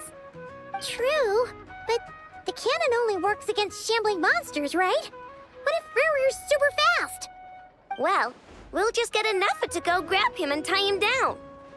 You're not taking this seriously at all, are you? Anyways, firepower is not a concern. See those canisters over there? That's all concentrated Kuvaki, which we'll be shipping to Nasha Town. More than enough ammo in there to blast that Fatui research facility to bits in a single shot. You sure have been looking forward to this battle, huh? Of course! This is gonna be the shot that shocks the world. All of Nodcry, heck, all of Snezhnaya will know my name once we're through.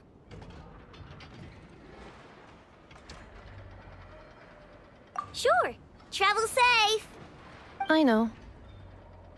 There remains intel left unshared. Oh, right. Yeah.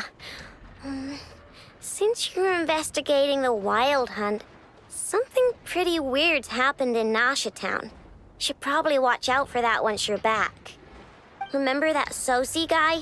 The Ratnik in charge of firing the cannon? He's been found dead in their organization's offices. Wait, what? Didn't we just see him, like, half a day ago? Yeah, it's still new news. So not many people are in the know.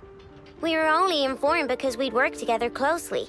And even then, only just now.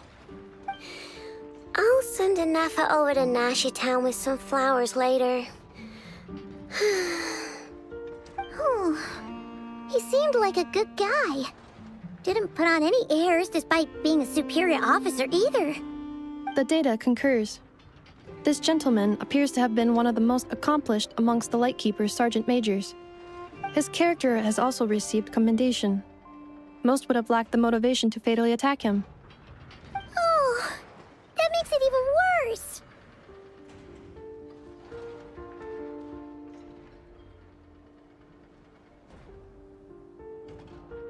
Hey!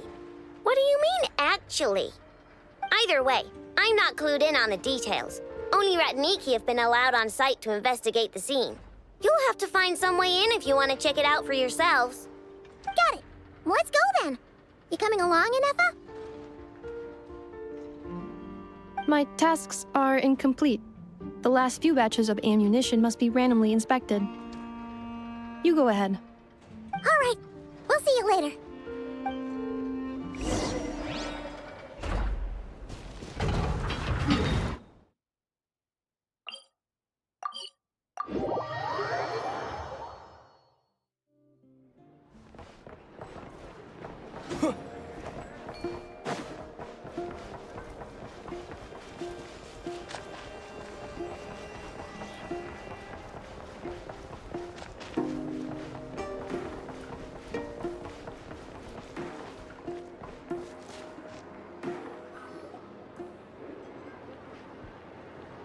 This must be it.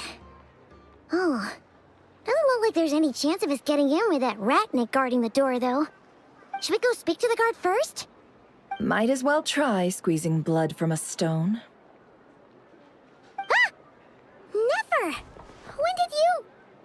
I came over to take a look as soon as I received the news just now. Aino told you about this then?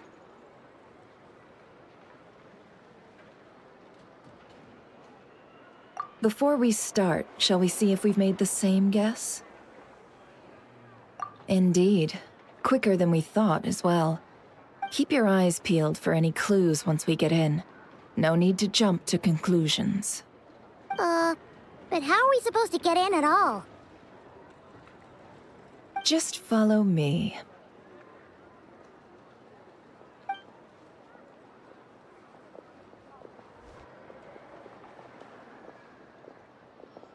I'm sorry, but we're not open to guests right now. Sorry about that. They're here to investigate. All of them? The paperwork checks out. All right then. Enter.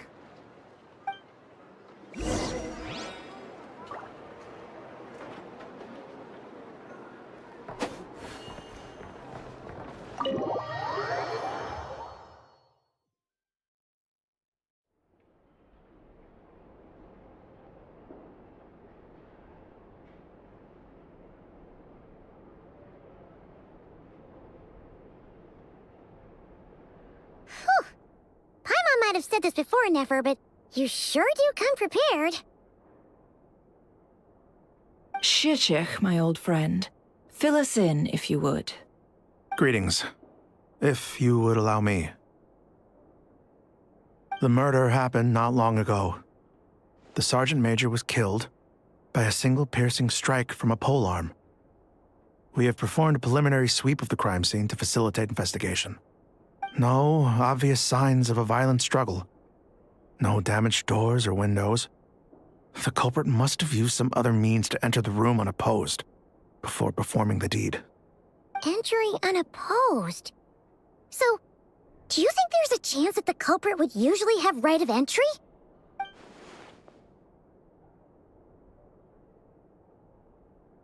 At the moment, the most valuable lead we have is based on an eyewitness report from a nearby resident. Specifically, that Flint's was seen entering and leaving this place in the time period when the crime most likely occurred. Flint's? We have tried to contact him, but he has not replied. Very odd indeed. So, he's the prime suspect right now, right? To be honest, I'm not particularly inclined to believe that this was an inside job. Flint's can come across a bit eccentric, but he does well in missions on the whole. He also had no disagreements with the Sergeant Major that we know of. so he lacks the motive to commit such a terrible crime. But neither the eyewitness report nor the nature of the fatal wound itself are in his favor. So we are looking for him at present. Looks like there's not much else to dig up here. Let's go outside and discuss what we've seen.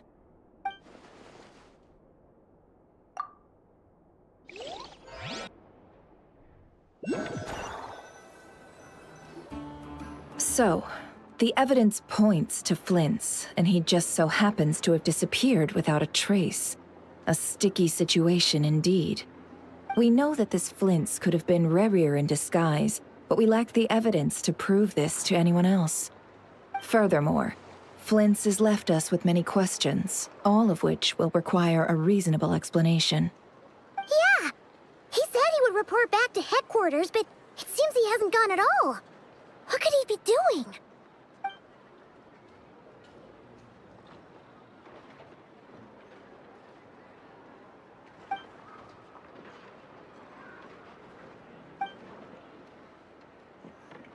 Let's approach the issue this way. First, we must determine our culprit. Was it Flint's or Rerir in disguise? Yeah! What reason would Flint's have to murder Sosie anyway? None, as far as I know. And even if he had a motive, it would have been easier to do so out in the wild, rather than in Nasha Town. Yeah! They would have often gone out on missions together. Plenty of chances there.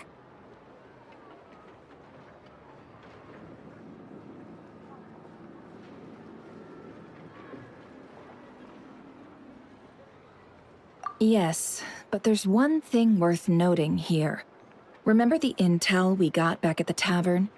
No one has ever seen a phantom that can take the form of other humans within the Wild Hunt.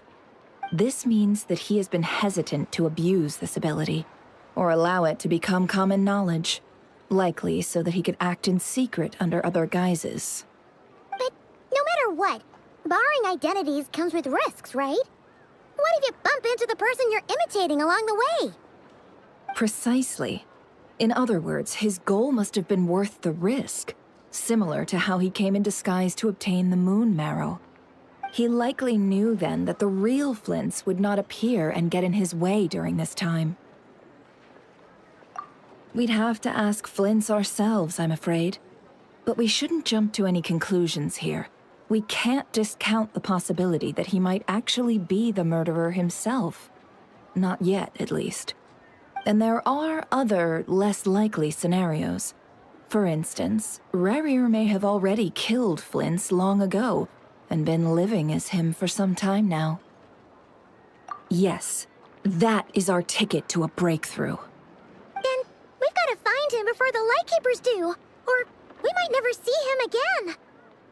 Steady now. Our friend should be back soon. We've tracked him down to a beach north of Nasha Town.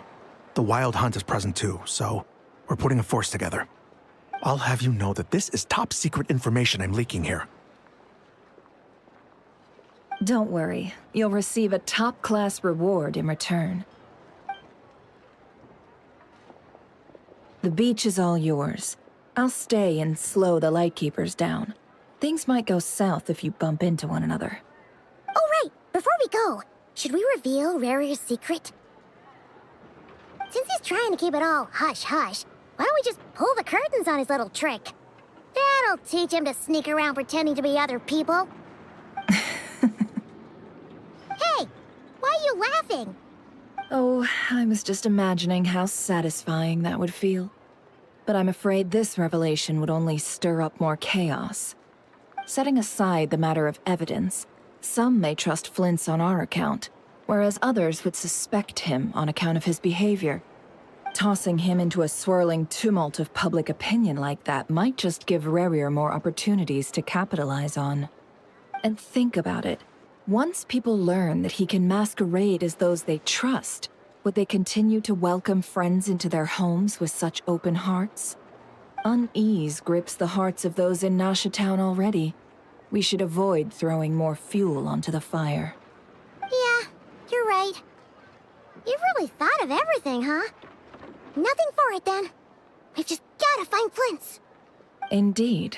But just in case, let me stress once more. We should neither be excessively afraid of Rerir, nor trust in flints too lightly. This light source is of special Lightkeeper design. It provides illumination within Wild Hunt anomalies, and can briefly dispel the abyssal fog within. All right. We'll have to deal with that mess, too. Yeah, this'll be important. Thanks a bunch, Nefer. You're welcome. I've charged it to your account, by the way. Hey, you!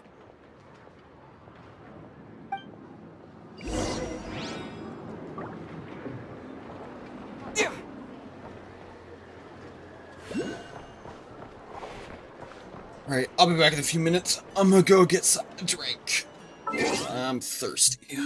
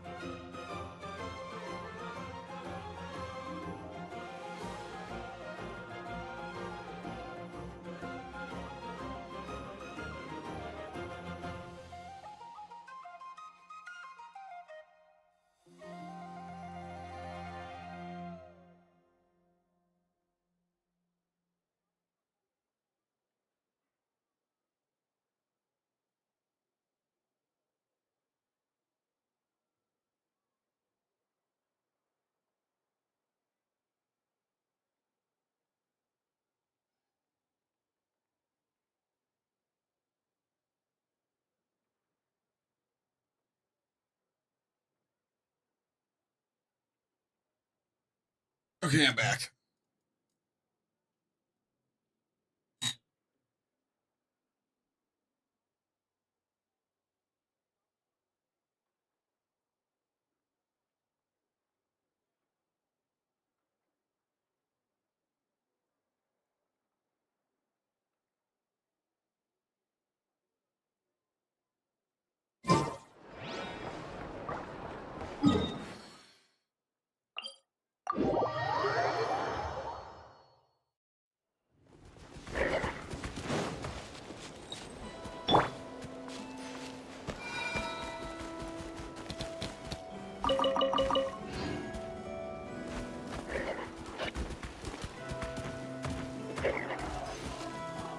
Aww. The fact that I can't pet these guys is the worst.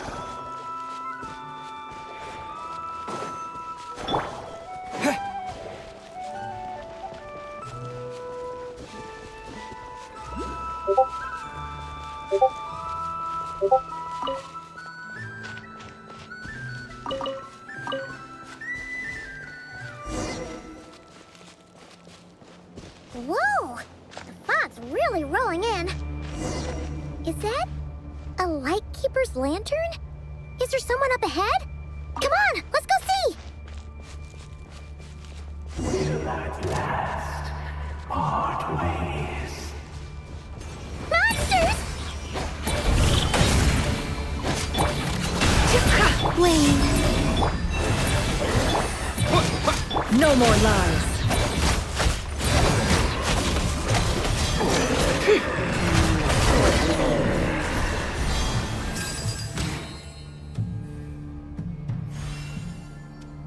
This monster was lurking near the lamp.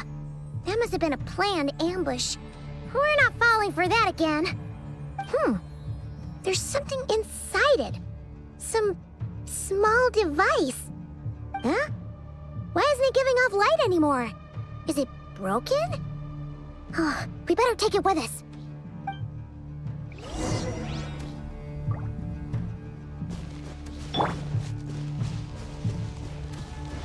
What's the spooky star thing?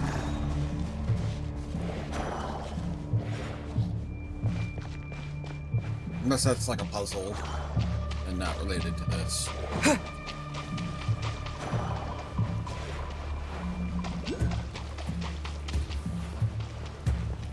Is someone there? Please, help me! Isn't that Flint's voice? Did you hear that? But is that really him?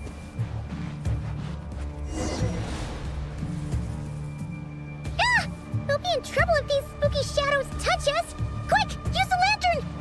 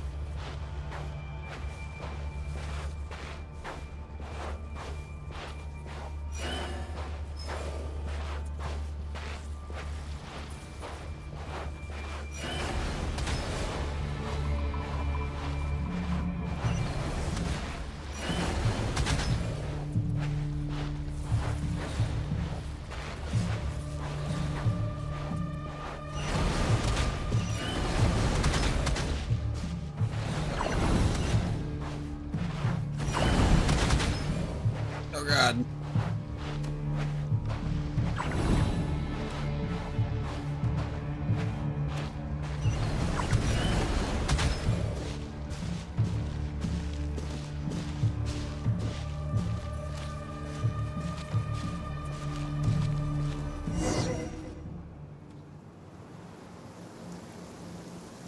Sí, operizos. Sí, oericos. Yamalune satsisi foramco kalu. Ilmio selu sinin so. Presently kestuen.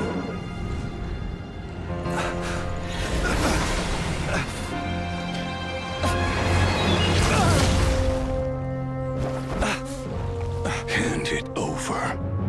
That was mine from the first. Tutto mi nectorai desmerte. You're a fool. You again.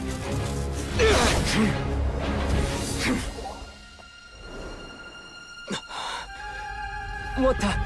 It's stronger than before.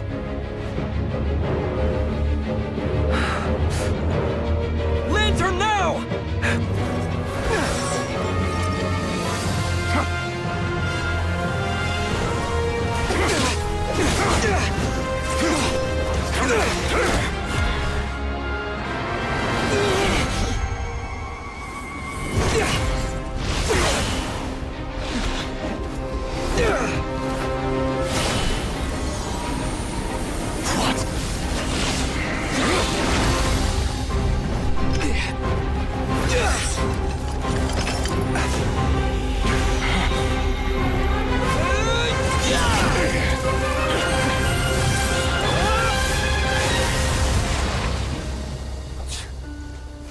It escaped again.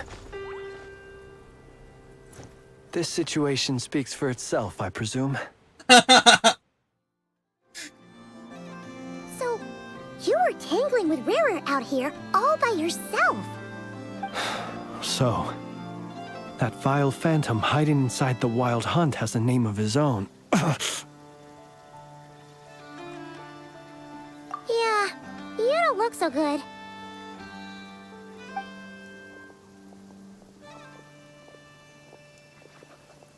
Sorry you had to see me like this. All the same, you have my sincere thanks for your aid. To think you had the power to so easily cleanse the filth staining the lantern, which tormented me so. Might I ask what magic that was? Or whose pupil you are? I believe I might have saved some face had I mastered just a fraction of such abilities. And an enviable constitution it is. A pity that such abilities cannot be acquired. Why did abyssal power just burst out of your lantern anyway? That is a long story. Many moons ago, when on Wild Hunt clearance duty, I shattered one of its cores only for a special crystalline object to fall out. I sensed a power surging within it that was at once familiar yet strangely illusory. I freely confess to being an avid collector of ancient gems, coins, and other curios. And curiosity it was that had me store this crystal inside my lantern. Afterwards, I wound up collecting a few more such crystals quite by accident, and discovered that they could merge into a single piece without my prompting. Though my understanding ends there. It was only recently that they began slowly emitting abyssal energy, which could neither be dispelled nor weakened.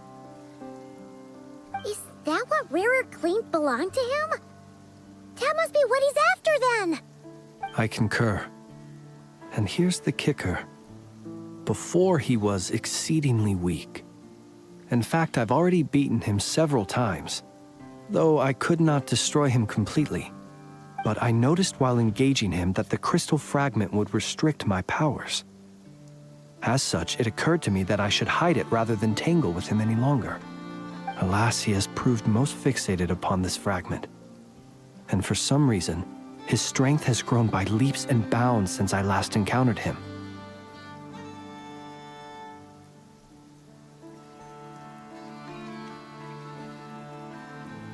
And where, might I ask, would it be safe? Or do you think it wiser I threw it away? Were our places switched, would you discard it, knowing that its perilous might was beyond your ability to counteract, yet capable of causing greater harm should it lie beyond your grasp? Yeah, throwing it away would mean giving the bad guy what he wants. But exposing yourself to its corrosion and growing weaker by the day, that sounds super dangerous too. Only those who shoulder risks are qualified to welcome in the turning of the tide. Those who flee when troubles come are nothing more than deserters. Though I shan't deny that I have your fortuitous arrival and most outstanding assistants to thank for my continued ability to speak such platitudes. Either way, it seems this fragment is now utterly still. That must have made it useless to Rerir. I doubt he would have retreated so readily otherwise. I imagine this wasn't the only reason you came looking for me, though? Well, no, but...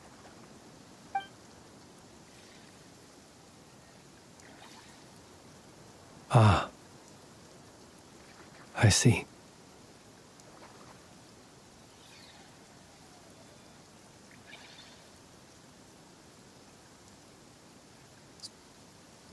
To use the Lightkeepers to find me, I suspect. I did not inform anyone of my true whereabouts, so he should have had more difficulty tracking me down. They alone have the ability to quickly pinpoint my position. Our Sergeant Major has a Kuvaki-powered device that can be used to detect others who bear a lantern. They usually don't pay my whereabouts much mind unless they absolutely must find me. You mean this thing? Yes. Where did you pick this up? We found it inside a lantern when we first charged into the Wild Hunt anomaly. It must belong to a Ratnik dispatched to investigate the area, who, it seems, dropped everything and fled the moment they saw the Wild Hunt massing to strike. Well, at least they're not dead. Guess it's not surprising how they found you so fast, then. But if Rerir could have shapeshifted into Sosi, why didn't he just use that Kuvaki device to find you himself? Were he to use it, that device would likely fail to act as it should, owing to abyssal interference. Ah, guess that explains it. So not only is this Rerir ruthless, but a purveyor of dirty tricks, too. You might not be familiar with Sergeant Major Sosi, but he put his heart and soul into every mission.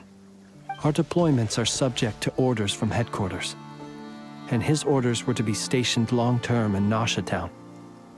As such, he was very seldom able to go back and visit his family. He worked so hard, seeking to produce excellent results that might convince them to transfer him out. Oh. But every year they would say, "Wait a little longer. Wait a little longer." He often wondered if it was because he was lacking somehow. In truth, everyone had nothing but the highest praise for him. But good work does not always lead to good outcomes. The higher-ups would think, he's doing great where he is. Let him stay there forever. A most convenient choice for them, at least. Whereas his subordinates would think, wouldn't it be a shame if we were to lose such a talented, easygoing boss? So he waited. And he waited. Until the world closed its eyes in the depths of the night, and a lantern was slowly lit for him alone, that no one could see.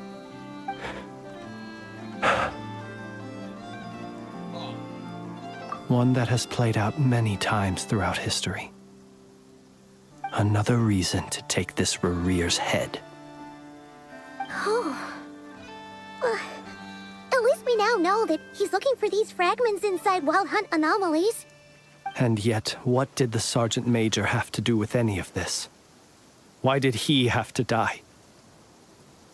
Could Rerir be angry that the cannon Sosi set up to fire destroyed the fragments he wanted to collect? Could you take me to the scene of the crime? We shall just have to exercise some discretion then. Come on. Let us be on our way.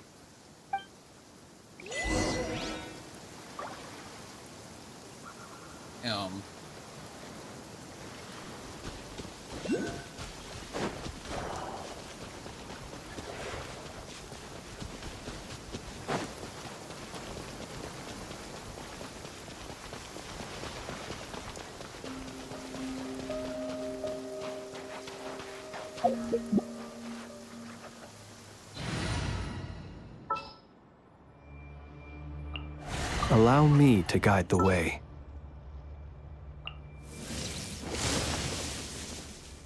Stay close and you will live.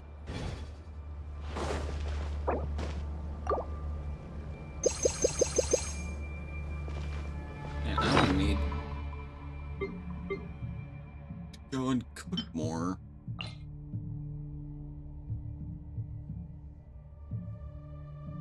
Oh, this is not good. This is real not good.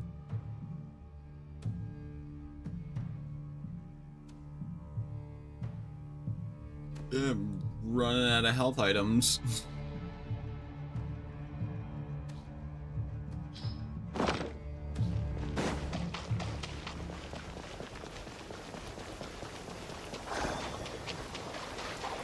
Next time I'm in town, I gotta remember to cook more.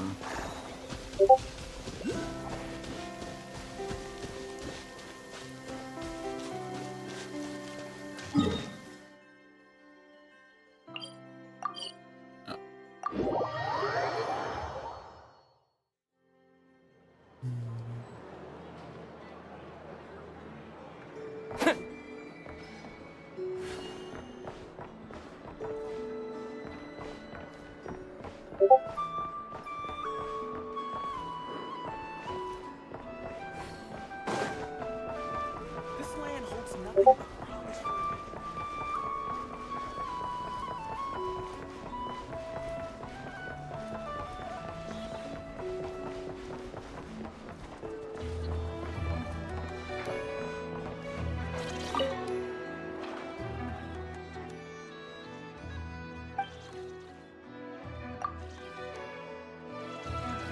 That's the drink game.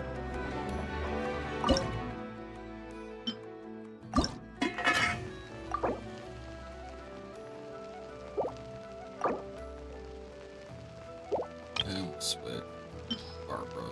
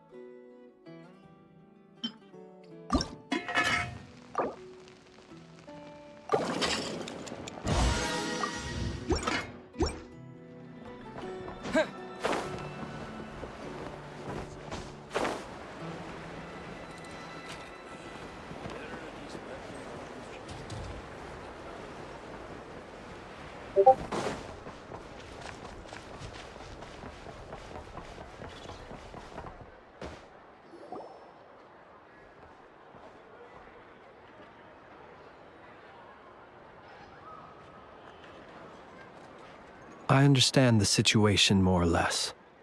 Much has happened, I see.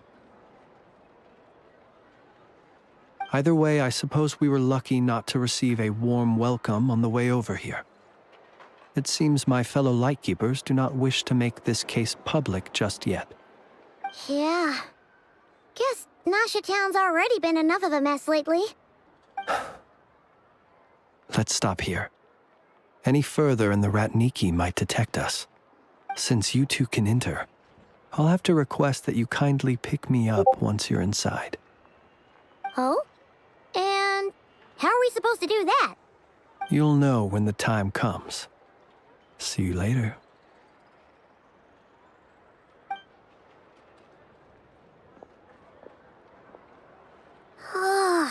Still acting all mysterious. But he seemed pretty confident, so guess we've got to trust him.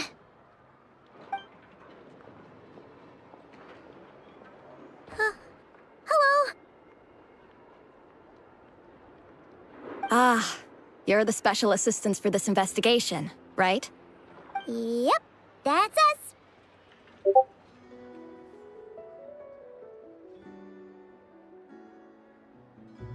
Well, you're just in time.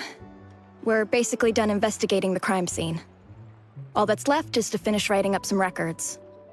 Then properly dispose of Sergeant Major Sosi's remains. If there's anything else you'd like to look into, this is your last chance to do so.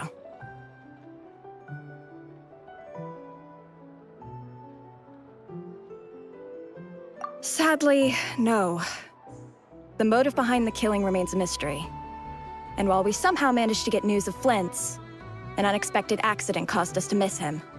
But considering that Nefer from the Curatorium of Secrets came forward to help investigate, I have no doubt that a breakthrough's not far off.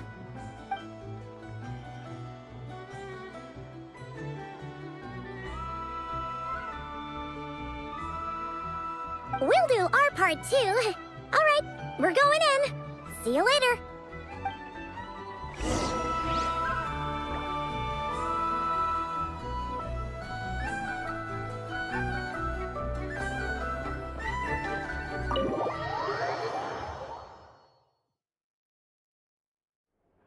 Phew, we're in.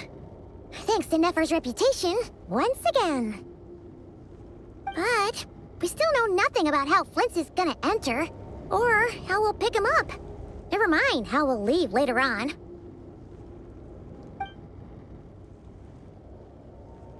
Something the matter?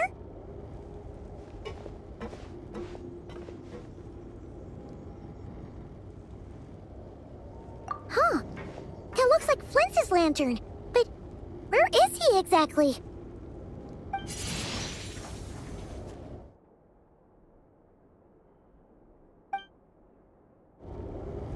Well, we've got the lantern. What now?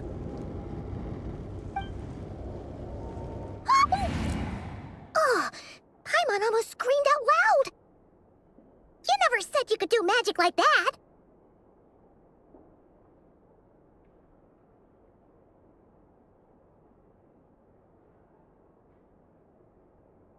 This lantern may have a rather peculiar shape, but so long as it doesn't glow, it won't stand out in the dark. I calculated that you would have already entered, so I chose a spot visible from the window before using light to send you a signal. As I thought, you're both sharp-eyed and on the ball. The perks of being veteran adventurers, huh?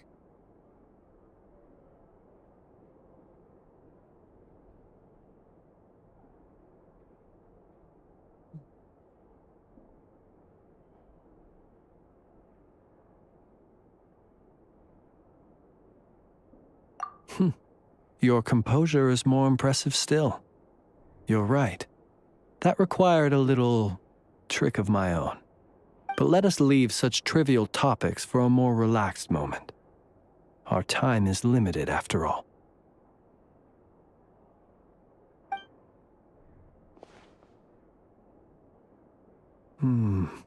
Just as I thought. Come, try sensing it yourself.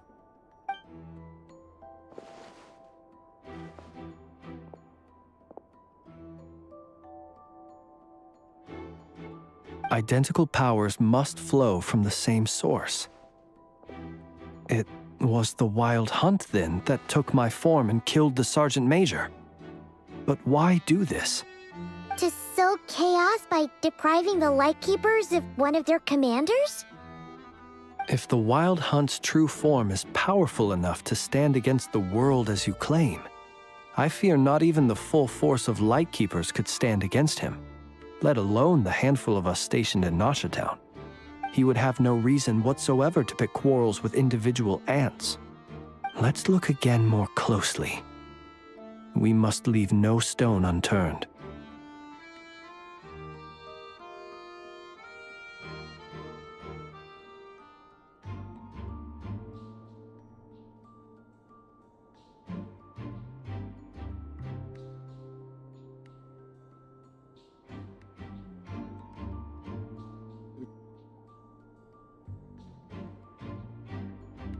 Well, that makes things simpler.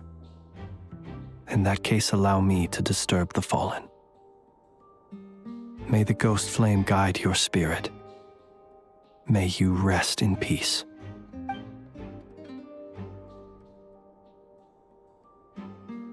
When we fought, he seemed like quite a reckless foe. Certainly not the meticulous mastermind type. Yet here we are, grappling with this enigma he has left us. Oh, if we can't get any leads, we might have to go back and find Nefer. Oh, The longer we're stuck here, the likelier he is to achieve his goal. Ugh, this is so frustrating!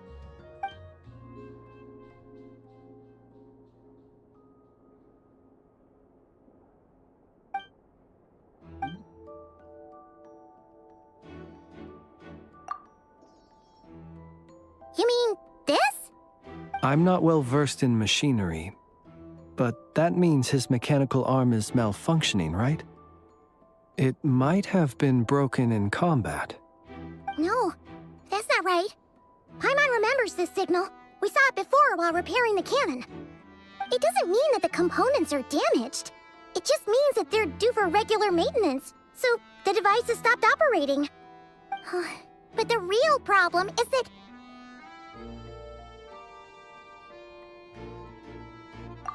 Yeah, he even helped us find the maintenance port. It could still be a coincidence, but considering it hasn't been long at all since we were repairing that cannon... The Sosi you met could have been Rerir in disguise.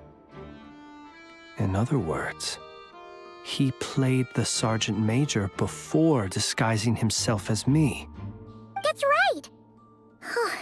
If only there was some way to prove it.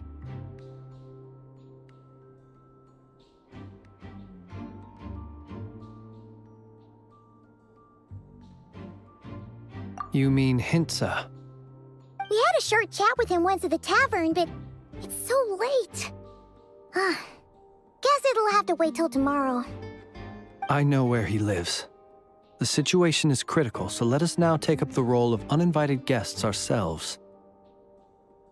Ah, yes. And one more thing. Remember to pick me up by the window.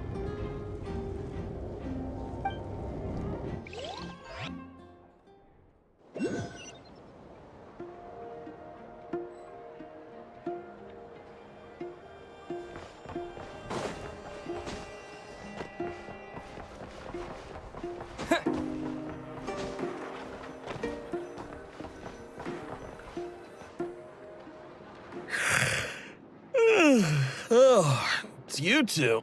And Flint's. Given the hour, I guess it must be an emergency. It is indeed. Our sincerest apologies for interrupting your rest. We are investigating a certain matter in connection with Sergeant Major Sosi. We'd like to know if he has sent you a request for maintenance to be performed on his mechanical arm. Sosi. Oh, so the rumors I heard, are they true? You know what? Forget it. I'm sure it's complicated. No further questions from me. Just a moment. I need to check my records. Thank you for your understanding.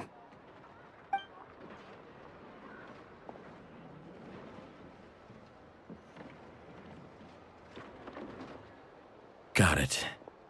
8 days ago, he came to request a round of regular maintenance. But as it happened, I had run out of the required components. His mechanical arm is especially sophisticated, having been designed by Aino personally. The parts, too, could only be made by her. As such, they usually take several days to arrive. In fact, this time, he even asked me if we could push his request forward. And I understood, completely. Not being able to use your hand, that's rough for anyone. But even more so if your job involves fighting out in the wild. So I did my best to convince Aino to rush the job. And eventually, the parts arrived. 3 days ago, if I remember correctly. I sent word to the Lightkeepers immediately, but he never showed up.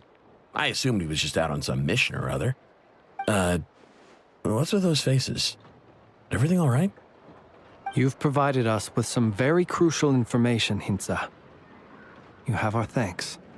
We can't make everything public yet, but once our investigation is complete, I will return to thank you and provide an explanation on behalf of all the Lightkeepers. No worries. Just glad I could help. Thanks. Good night. Good night. Hope the investigation goes well.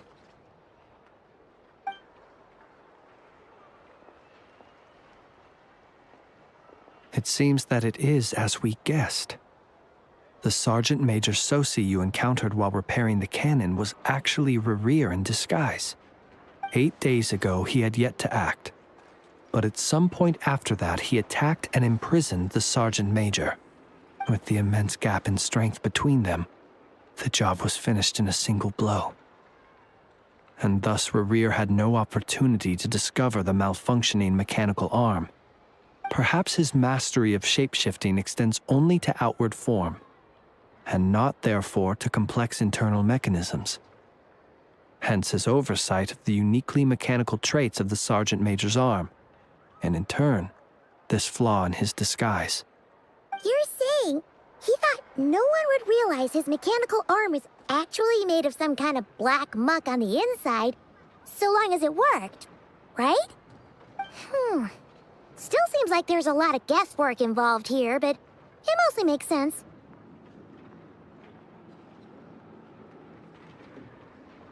This also has me stumped for the moment. The cannon has always been used to destroy the Wild Hunt, and it works as intended. But how would that help Rerir exactly? Assuming he plans to collect the fragments within Wild Hunt anomalies, firing the cannon works against him, since it would blast those fragments to smithereens.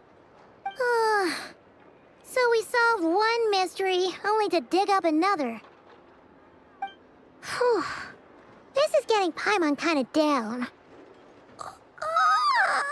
And sleepy, too. Yes, I'd say it is high time we took a break. Seems like there's a lot left to investigate.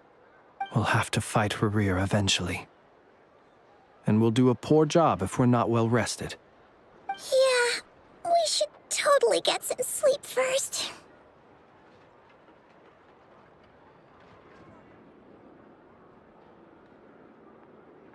A reasonable suggestion. I have no doubt that my quarters have been turned inside out by now, at any rate. My colleagues have never failed to live up to my expectations of their discourtesy. Well, guess we'll just have to pick you up as usual. That would be good, yes. Feel free to put the room costs on my tab.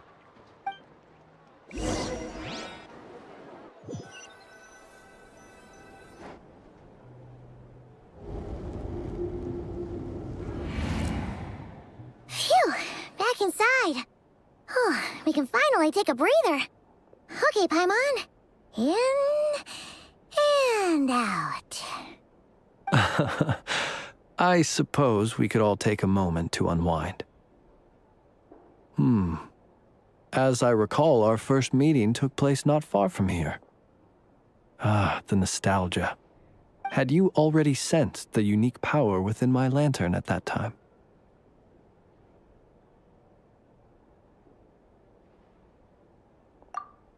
I see. Words truly do fail to capture your superlative insight. Fortunate then that abyssal energy was only leaking from the fragment in minuscule amounts when we first met. Or I might have been in for a real interrogation. Yeah, hard to say how that would have played out. We've had a whole bunch of unpleasant run-ins with the Abyss.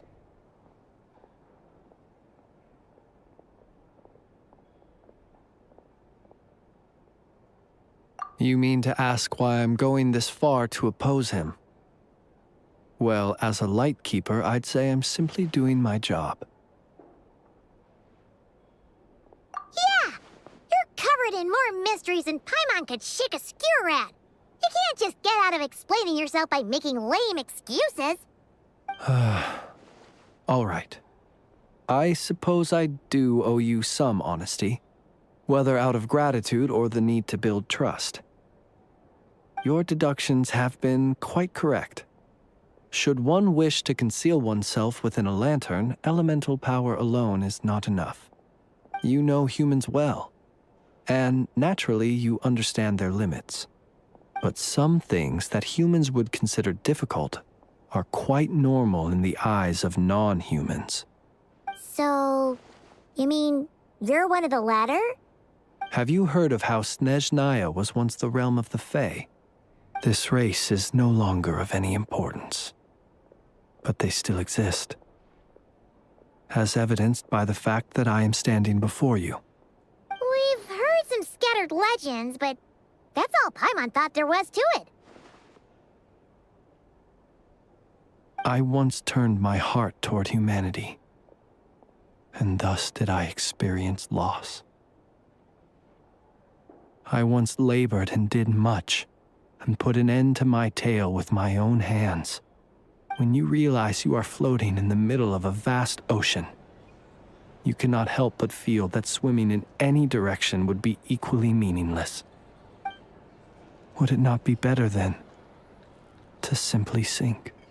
But before I could sink to truly lightless depths, chance had it that I should be awakened by a band of Ratniki. They were facing a horde of abyssal monsters, and could not last against such a disparity in strength. Yet none fled. Those who dwell in darkness for long enough become exceedingly sensitive to all light.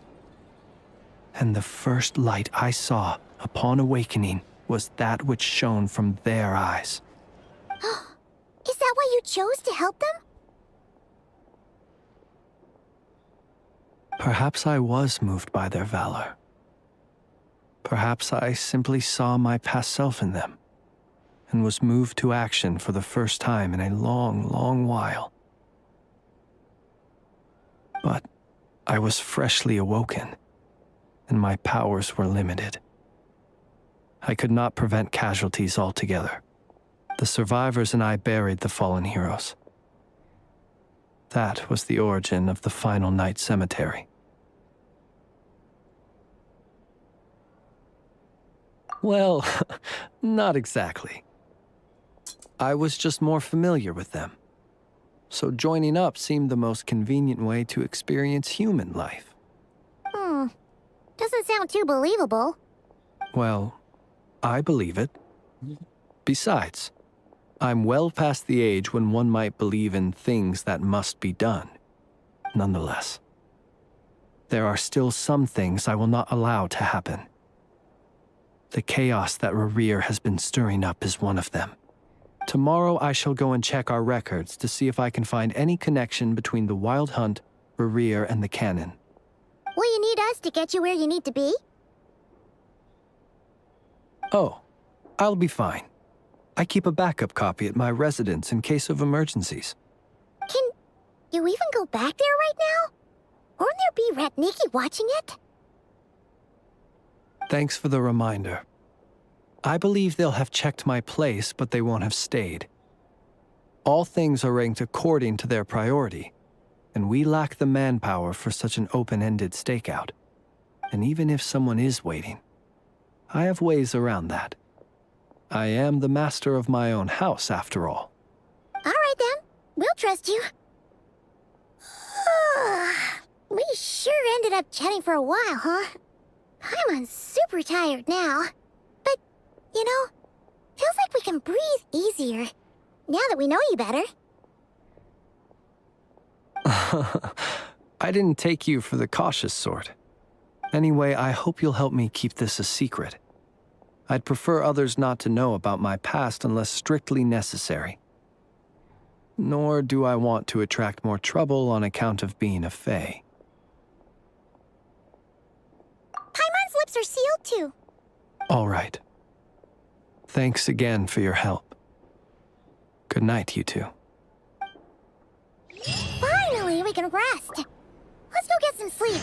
There's tons to do tomorrow. It's getting late.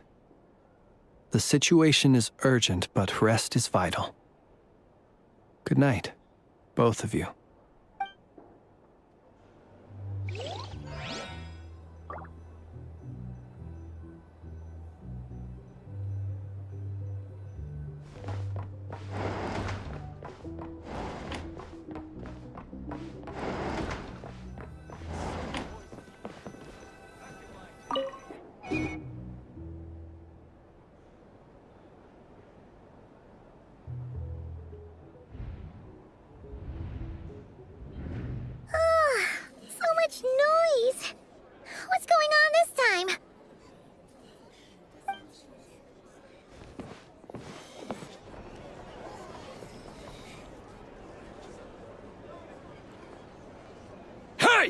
Where's Flint's? Is he here, or isn't he?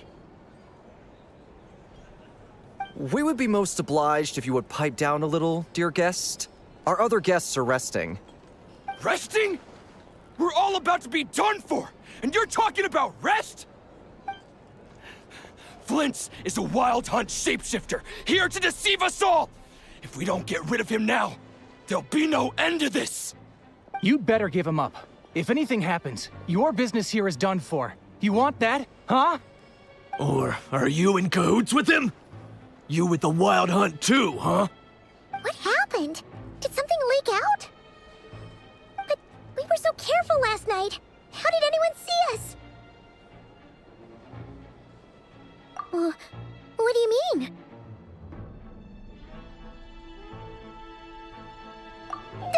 This is so confusing! What do we do? These people are no match for Flint's, but they're super heated right now. It's not like all the unusual stuff about him will make it any easier to explain either.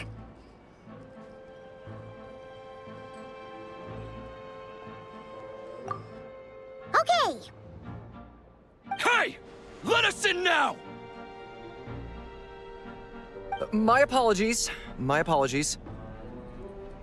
Hold on! Calm down, everyone! What in Tevat is the meaning of this racket? Are you intent on depriving both the Voynich Guild and the Curatorium of Secrets of even a moment's rest? Boss, do we really have to entertain people who don't respect the rules? Call a few of your boys and have them thrown out. And what hole did you crawl out of? A watering hole, of course. The one you've just disturbed. A place to get a moment's respite from all the recent unhappiness, and to escape from all this talk of the wild hunt, or strange ghosts and phantoms. Who'd have guessed people like you would come bursting in, shrieking louder than any ghoul? This is a matter of utmost importance. We've got solid evidence. All we need now is to confront Flint's face to face. Exactly. And you sure don't look like an impartial party either, Nefer. Oh, don't I now? How about this then, boss? Let them do their search. If they find their man, they can have their little chat. But if they don't, then they owe everyone here an apology, as well as compensation for all the racket they've caused. Wait, it's... All right. I suppose that's the only way. If we don't let them in now, they'll be back sooner or later. What a mess. Oh, all right then. Well, I'd say that sounds like an impartial proposal. What say you? Or are you suddenly unsure of yourselves? Come on, everyone! Move it!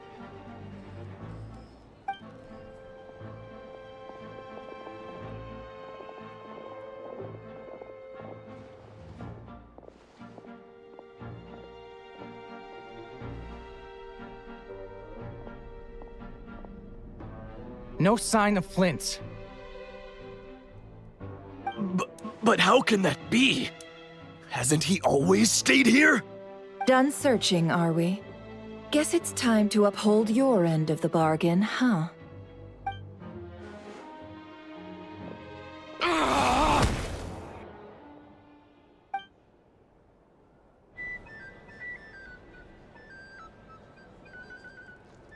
So, Paimon, you've been waiting to ask me something, haven't you? Yeah, how did they even find us here? My inside man with the Lightkeepers informed me that you paid the crime scene a late-night visit. I surmise that you must have rendezvoused with Flint's and obtained some new information.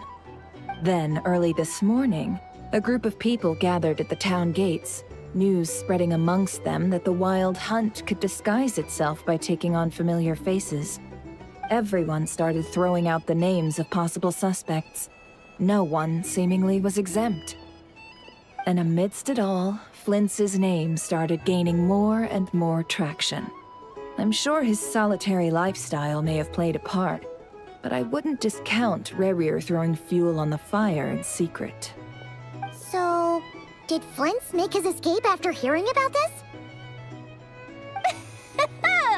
And that's where I, Yehoda, the quick-witted, fleet-footed backbone of the Curatorium, got my chance to shine.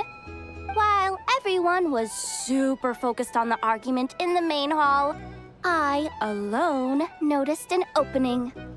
I got her to climb up to a window to help Flint's out, only for her to return with nothing but a lantern. Aw, come on, pause. I was just getting started. We initially intended to bring Flint's back to the Curatorium and wait those people out, but I never expected this to be all that was left. I imagine, though, that he wouldn't have left something that was so seemingly important to him behind. Might he intend to come back and get it later? Maybe. I'm not sure. Well, he's out of harm's way now, so that's not super important, right? Oh? What Paimon means to say is, we got lots of new intel to share. All right then. Yehoda, contact the others. We're going to need all hands on deck. Let's have this discussion over at my place.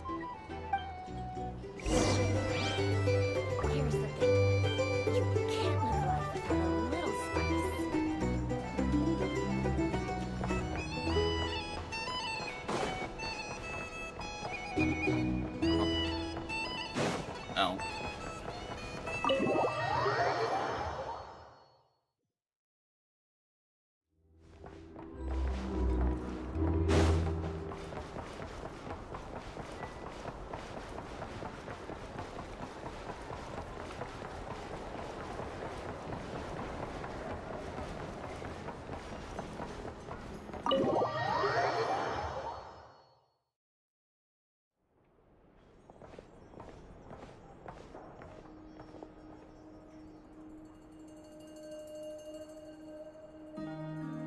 I see. So Flint's has a fragment taken from within a wild hunt anomaly. Is he gonna be okay now that he's on his own again? Earlier, he said that the fragment had gone still, so it's probably of no use to Rare now. In that case, Rare shouldn't have any reason to keep pursuing him, right? So was all that ruckus back at the flagship just an act of spite? Or what? If I were him, I would have simply turned my attention to collecting other fragments. A reasonable course of action. Remember what we heard back at the tavern? The actual number of wild hunt anomalies destroyed has been greater than Lightkeeper records would indicate. Some of these must have been Rare's doing. He must have been seeking more fragments. This much is pretty easy to understand, but why would he pretend to be Sosi and put so much effort into getting the cannon up and running again? Maybe 'cause that'd be more efficient than having to clear anomalies himself?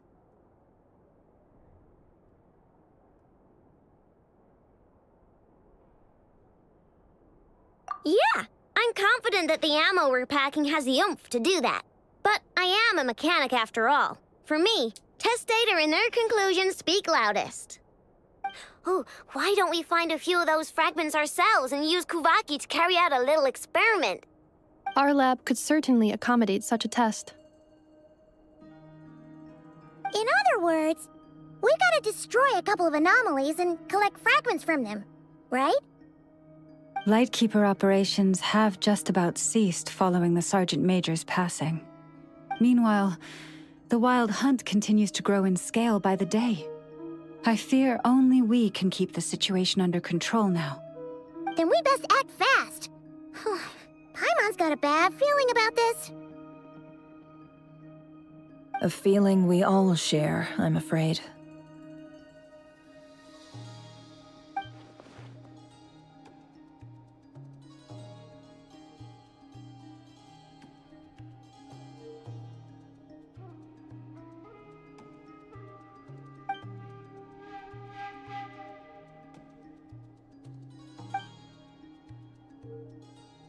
There are 3 Wild Hunt sites that must be dealt with urgently. but I believe we have the capacity to handle it.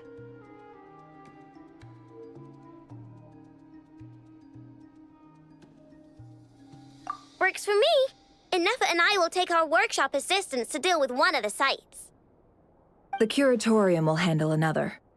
And we Frostmoon Scions shall deal with the remaining one.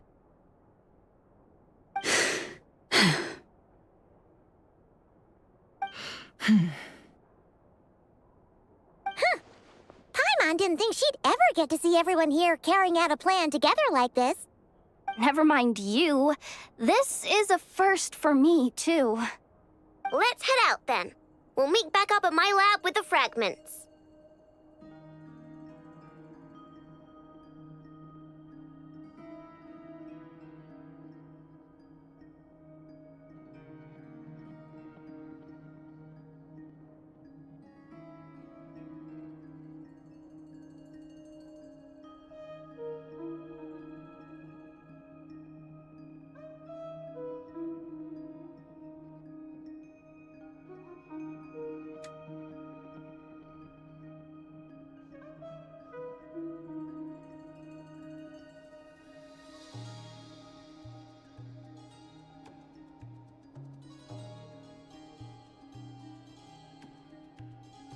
Understood.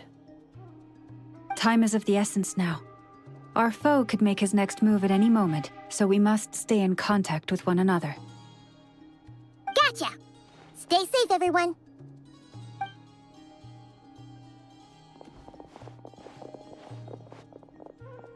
Huh. Anyone seen the lantern? Has Flint's dropped by already? Well, considering what you said earlier, you know where we're going next, right?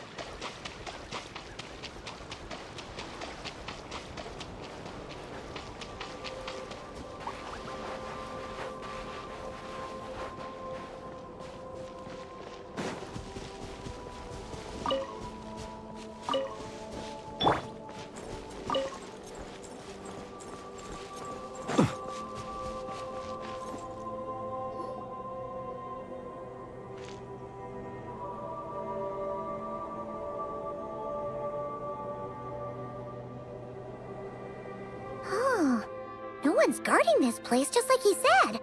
But, where do we find the information he mentioned?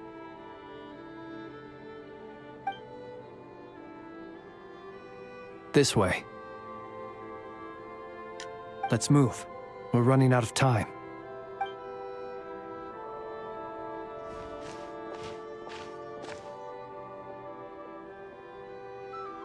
Ah! There there you are! Okay, let's split up and make this happen. Or not! How are we supposed to read through this many files? Difficult, yes, but it is also our most efficient option. To expose the true intentions of this Rereer, we need to dive into Notcry's history. Hope we don't land on our heads then. Ah! Ghost!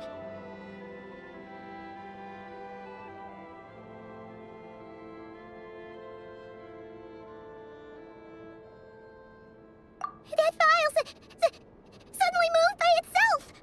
This is a graveyard, right, Flint's? Do these things just kind of happen?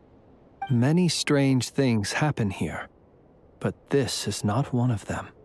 But that file really did move by itself! Hey, come out! Don't scare Paimon like that! Wild Hunt Phenomenologue? Hey! Another file's moving! Are we being given hints? I feel no hostility. On the contrary, it seems we're being aided somehow. Really? Hey! Seriously, another one? Okay then. Paimon will read this one.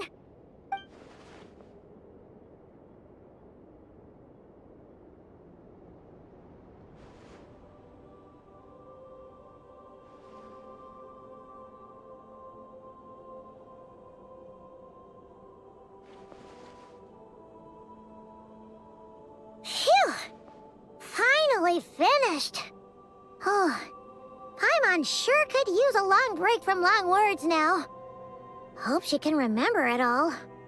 The material I've read through has all been about past Wild Hunt incidents of enormous scale.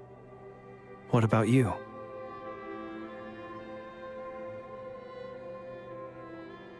Paimon as well. Guess that makes 3 of us.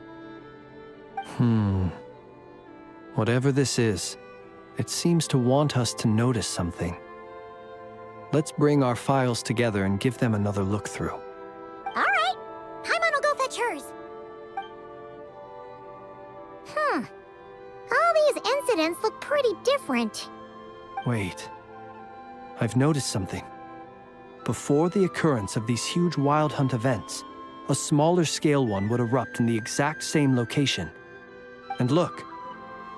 All these smaller scale Wild Hunt site reports share a common outcome. They'd be detected, but would go inactive before any forces could be sent to deal with them. They could then be sealed directly using a tide seal stone. Huh? But why? Some of these records are too old.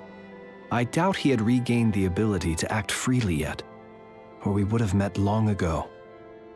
Ah! And here's another similarity. Kuvaki in nearby soil completely drained. Could this be important somehow? Kuvaki and the Wild Hunt are mutually opposed forces. We Lightkeepers previously believed that these small Wild Hunt sites would temporarily go inactive due to being neutralized by the Kuvaki present in the soil. But now that we've synthesized all this data, there is a key issue this hypothesis cannot explain.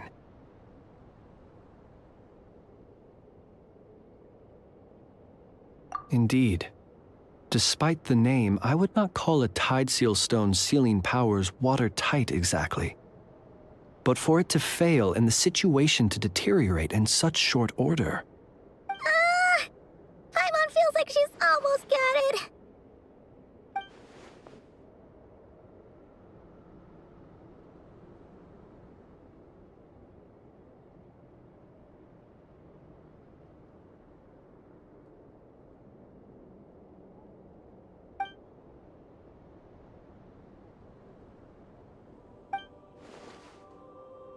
Yes, that might be it. It could be that when Kuvaki and abyssal energies meet, the stronger side will suppress the weaker one. And while Kuvaki can indeed destroy small-scale wild hunt anomalies, should Rerir be strong enough, the Kuvaki might be his for the taking instead. Paimon kinda gets where we're going with this.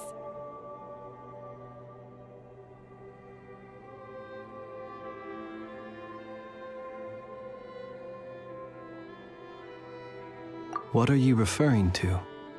Oh, we had a real close encounter with the Abyss in Netland. It's a force that tries to taint everything. It's hard to explain in detail, but basically, your reasoning makes sense.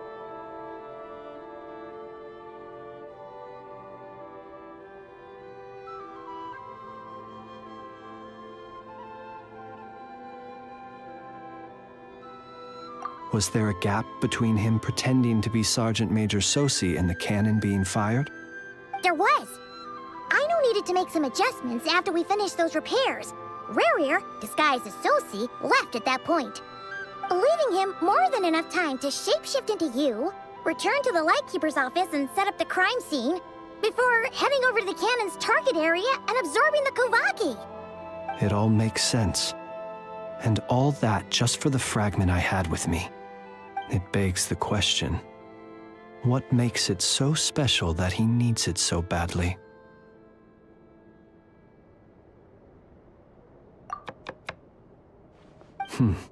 That's odd. We shouldn't have any guests. I'll go take a look.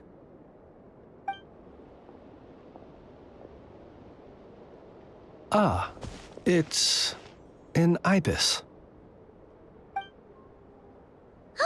It's carrying a letter! Ooh, Lala must have sent it. She can speak to little animals. Let's see here. Situation urgent. The cannon began operating shortly after we left Nasha Town and is preparing to fire. It is locked on to Star Sand Shoal. Please return to Nasha Town and assist with all haste. Lauma. That's gotta be Rerir's doing. But why is he using the cannon again? Didn't he already fire it once before? No time for speculation. He's already made his preparations. If you recall, his body was incomplete when we last met. If this bombardment continues to increase his strength, he might regain his complete form.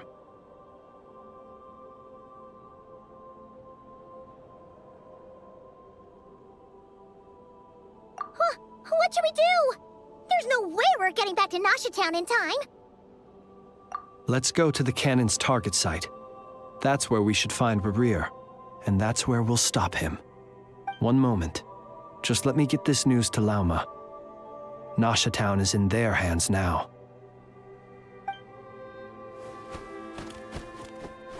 Go! Fly! Not a moment to lose!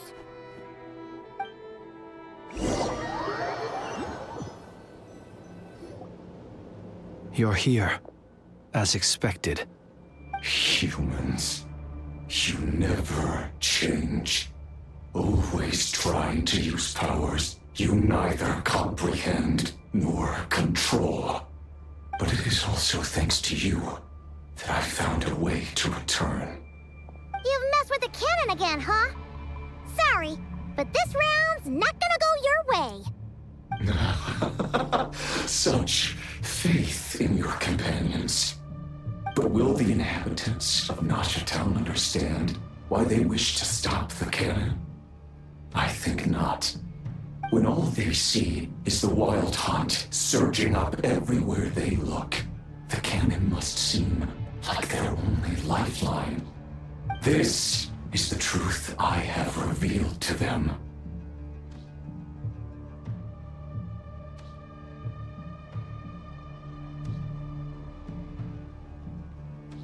They did this all of their own volition. The zealous worship of power leads only to annihilation of equally zealous proportions. True power does not heed the commands of the weak. You were waiting for us to leave Nasha Town then. Of course.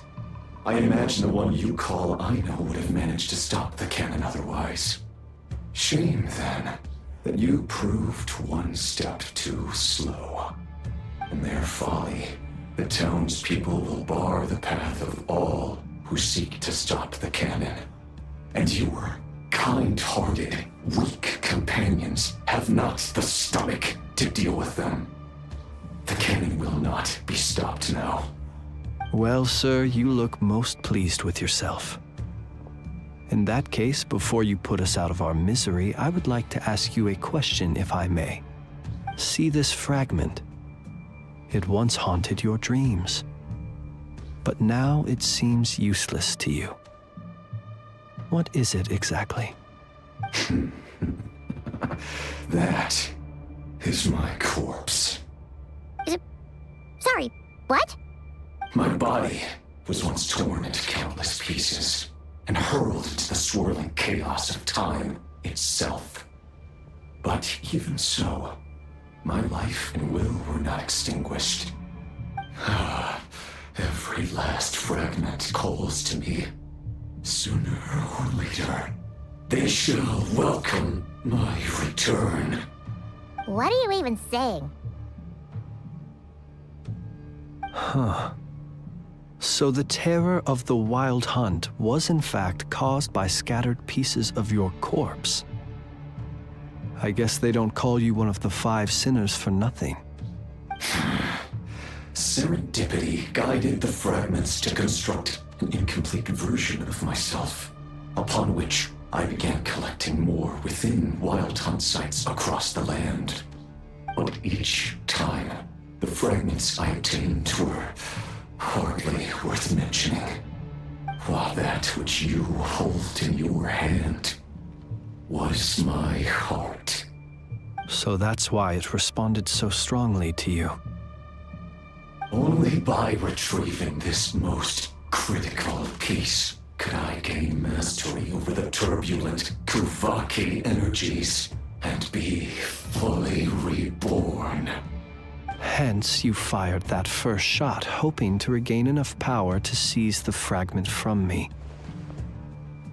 Are you completely crazy? Weren't you afraid of dying? Dying? Such power has no hope of killing me.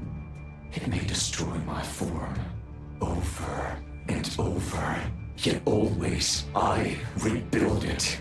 It may smash my flesh and crush my bones thousands of times and more, but that is of no consequence to me.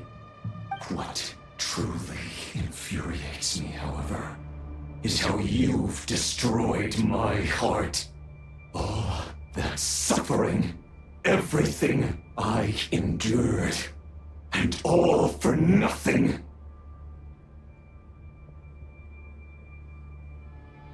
I've adapted to the strength and flow of this Kuvaki.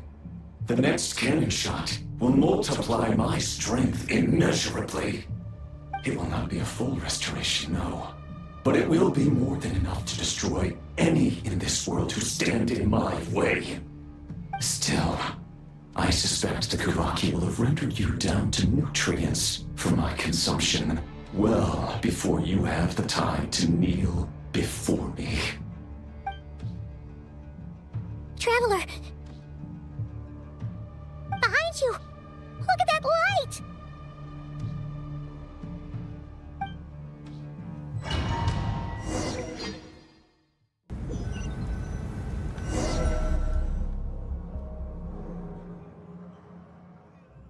Dang it! Who fired up the cannon without my say-so? Its defensive barrier has also been activated, likely in anticipation of interference by malicious actors. The air is thick with fear and anxiety. It's spooking the birds and beasts. What exactly is going on? You're here. Looks like this was all part of Rarir's plan. Not only did he plant seeds of suspicion in people's hearts, seems he's now igniting them. Yehoda's gone in to scout out the situation. She'll be back any minute. I'm back! I'm back! Oh, it's bad out there. Rumors flying everywhere you turn. Something about the Wild Hunt preparing to spawn a wave of monsters, the likes of which we've never seen before. But that's not even the worst of it. Lots of folks don't even believe the cannon can prevent this crisis. so they're getting ready to make a run for it. Others are trying to make a quick buck out of this whole mess. How could they still be thinking about Mora when such a catastrophe is imminent? Unprecedented danger brings unprecedented opportunities in its wake. A chaotic situation can bury much wrongdoing. Even those who flee without reserve put themselves at the mercy of the divine. Is it any wonder, then, that some will aim to profit? After all, a gamble that might rewrite one's entire life is hard to come by. Even so. Well, seeing as you disapprove of their actions so strongly, Lady Moonchanter, I suggest that you be the one to handle them. Not like that's the only major problem on our plate right now. Affirmative. We must quell the chaos in Nasha Town as soon as possible. Also, the unexpected activation of the cannon entails a high risk of incorrect operation. This must be stopped in a timely manner. Well, about that, people have been talking about how someone might come to stop the cannon. They've decided they won't let anyone in. What? I made that thing! They can't just take it from me! Oh, let me over there! What are they gonna do? Stop me? They might, if Rerir has already formulated some countermeasure. For example, he might have spread a rumor that the Wild Hunt would take your form.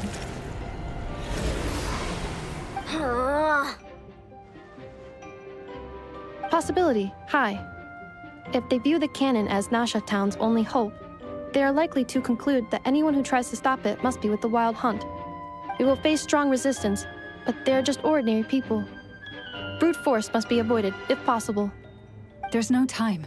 Let's go into the town. I'll find some way to calm the townspeople. You find a way to stop the cannon.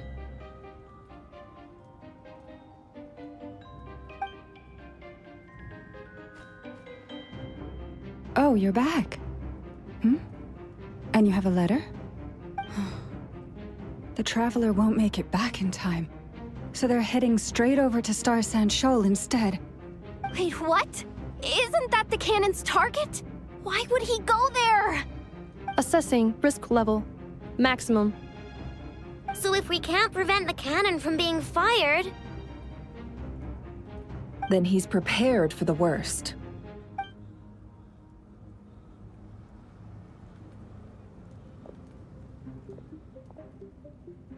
And we must ensure that his trust in us is not misplaced.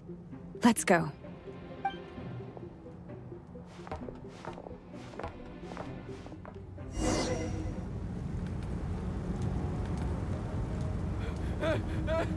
Someone help me!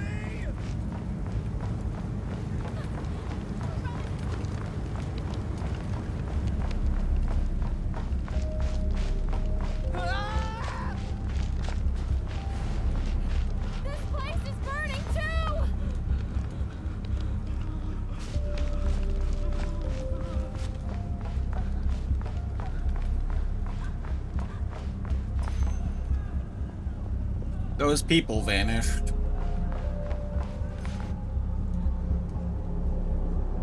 Most of those we've met so far have been attempting to escape, so they haven't gotten in our way. But it won't be so easy from here on out. Looks like they formed groups to protect the cannon. If they believe that we're with the Wild Hunt, we'll have no choice but to force our way through. Is that Lady Lauma? But are you really her? It's you, Rixa. I believe you recognize this power, having lived on Hisi Island for so long. It is not something that anyone else could imitate. I do, yes. So it really is you, my lady. But why are you here? Really, I believe you, but the others, well, they'll be on high alert. The townspeople have been misled into believing that they needed to activate the cannon. I am here to stop them. But... I know what you wish to say. Our island and Nasha Town have never had close ties. There should be no reason for me to intervene. But you chose to leave the island. You had the resolve and the courage to start a new life. It is unfair, unjust, that you should be dragged into this mess just as that life was about to begin. I seek to redress this injustice, not only for you, but for everyone here who wishes to live their lives free from this chaos. Please, have faith in our long-standing friendship, and that this is where my heart has led me. Thank you, my lady. Thank you. Please help us. Then come. I need you to step forward alongside me, and to do your part too. All right, I understand. Seems we chose the right person for the job. All right, everyone. Let us meet again later. Huh? You're not coming with us? We won't be able to calm this storm by our power alone. As such, I'll need to contact some... let's call them friends in high places, shall we? Let's go, Yehoda. Okay. See you again, everyone. That is, if we can.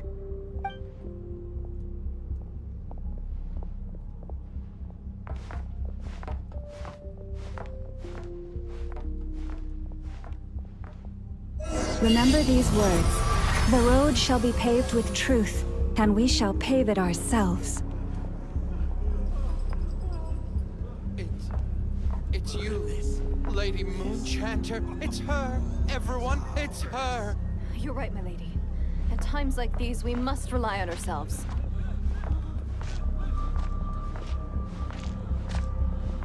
I always knew something was off about you. We won't let you pass. Creature, aren't you? Lady Moonchanter. Go.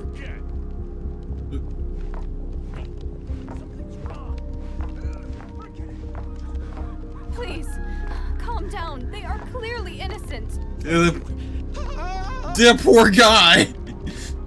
You mind your own business.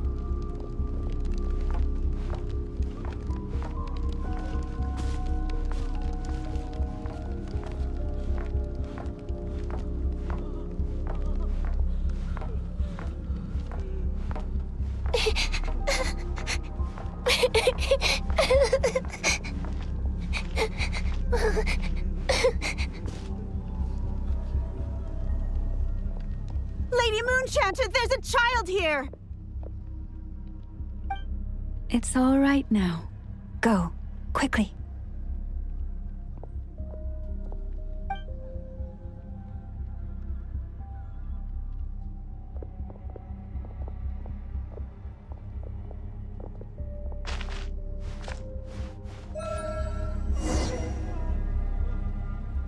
You wretched monsters! You're not getting anywhere near the cannon!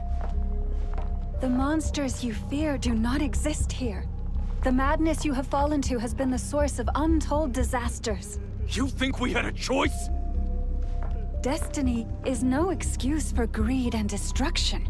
The choice has always been yours to make, and it remains so, even now.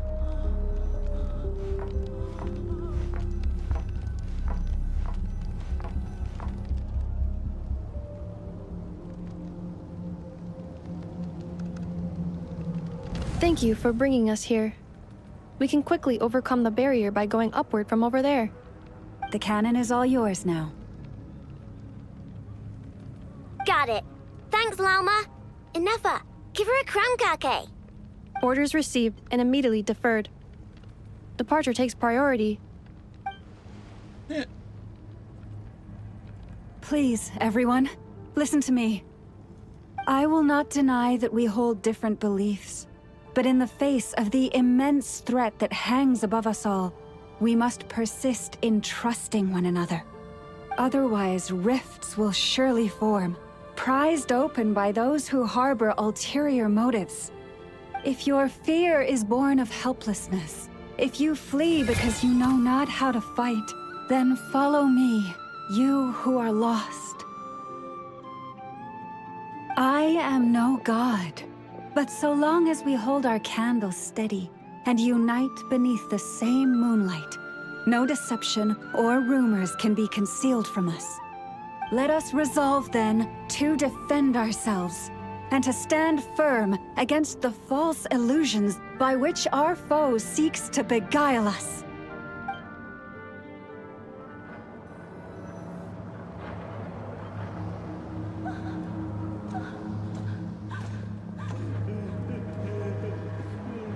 Let's go, Anafa. This way up. This is making me dizzier than I expected. Adjusting route. Make ready. Fuck, she's just carrying, I know! That's amazing! Out of the way, small fry.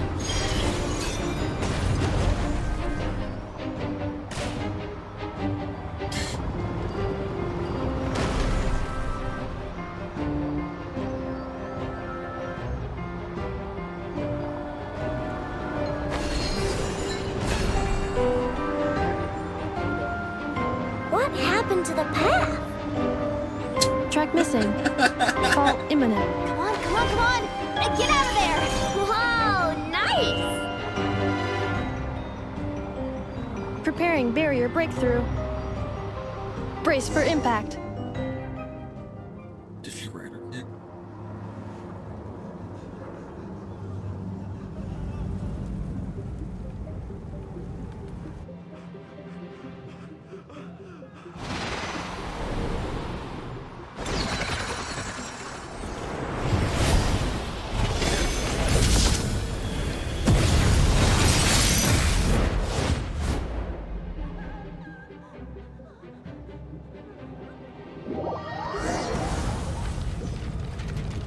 Knuckle Duckle, what are you doing here?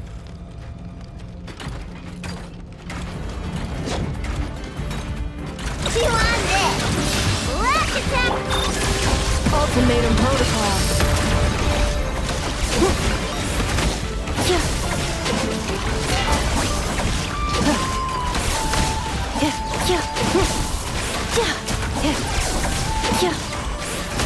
Cleanup sequence initiated. Go claw! Bring down water bomb! Preparing for dust up.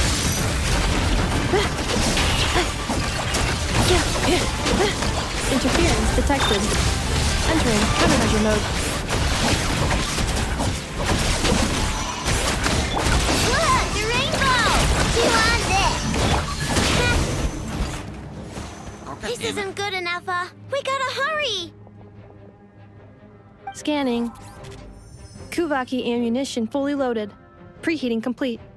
The cannon is going through its final pre-fire checks. Aw, alright, let's hit the emergency brake. Assessment. Not enough time. Emergency brake will cause internal explosion of stored Kuvaki. Damage assessment. Incalculable. Nasha Town likely to be blasted skyward. No, I mean a manual brake, the primitive kind. A manual brake. Understood. Roger that.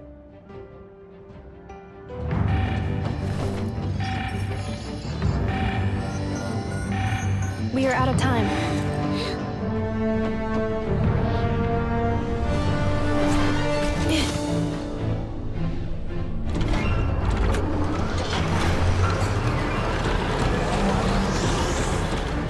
All your efforts have been futile.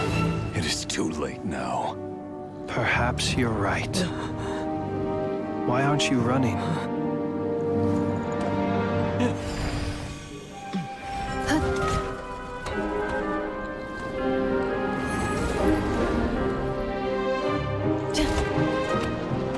Sigisato passa sax, intili potutos. In necritus necrus baptisi, canis omnes tu zonos pentusi.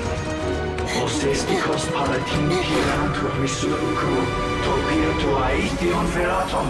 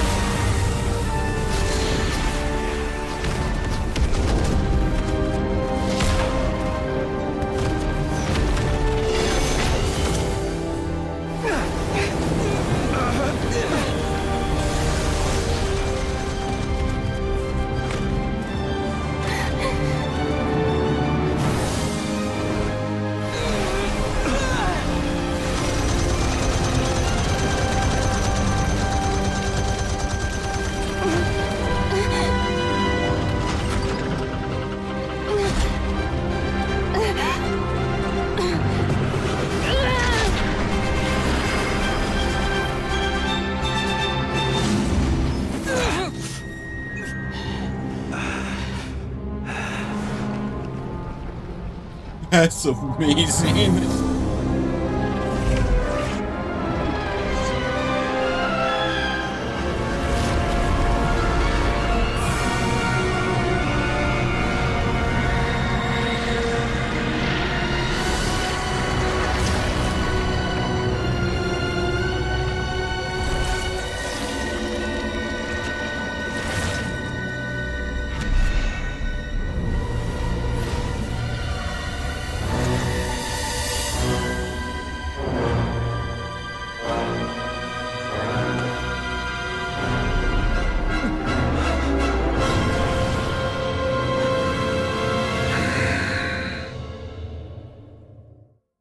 Me against.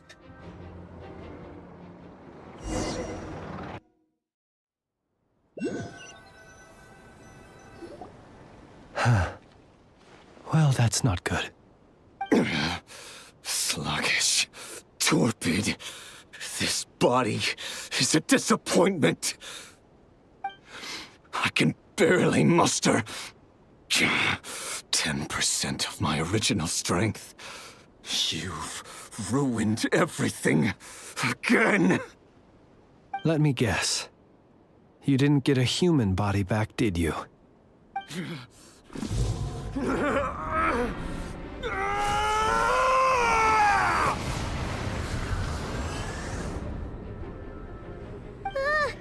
What's with him?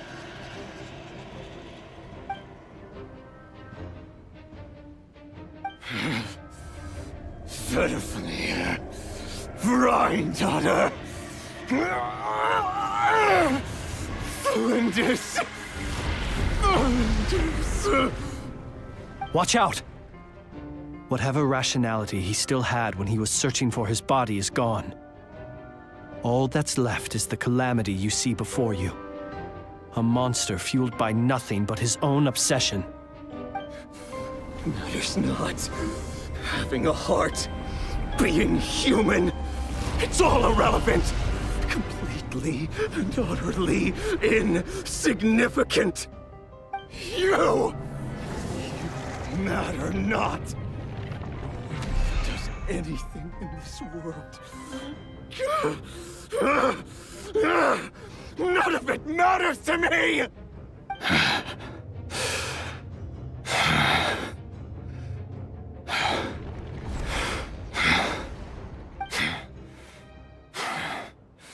Fools. Time to die!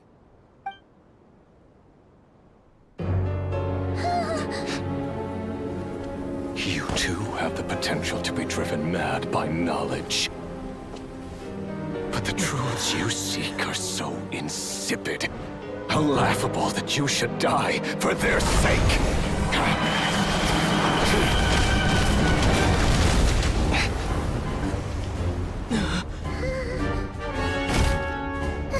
You're wrong. The unknown is but a fog to be dispersed. Knowledge is the true pillar of the world.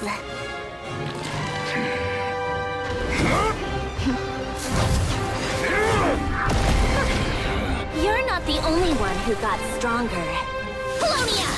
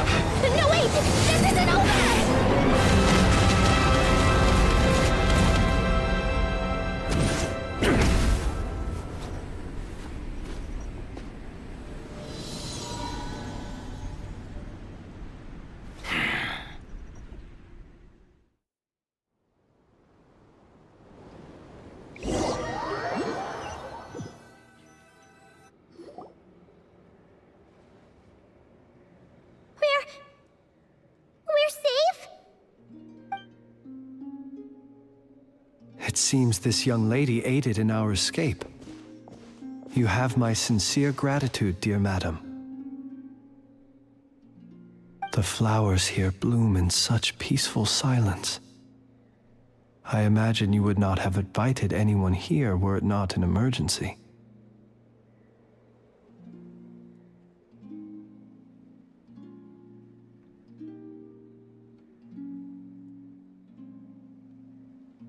Oh? I take it that means you've been here before then. In that case, I count myself fortunate to be your associate. Columbina! What did you do that for? I studied his abilities inside out, equipped Polonia with comprehensive countermeasures. We were going to settle the score! But he still broke through, did he not? What? You expect a battle to be completely one-sided? I just didn't expect him to have no sense of honor whatsoever. Polonia would have been fine in a head-on clash, but battles just get chaotic. Oh, so you actually thought you could win. Have you been taking care of yourself lately? Your calculations seem to have deviated quite seriously. Perhaps you could try sleeping and rising earlier. Or you could adopt my previous recommendation and... Hey, listen here, Columbina.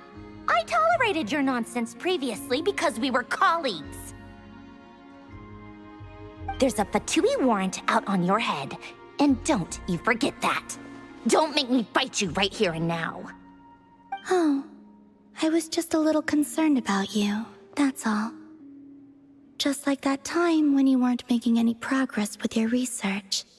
So you went and cooped yourself up all alone. That was none of your business! And don't you ever drag me out to one of your freaky hovels again! Come on, Polonia! We're leaving!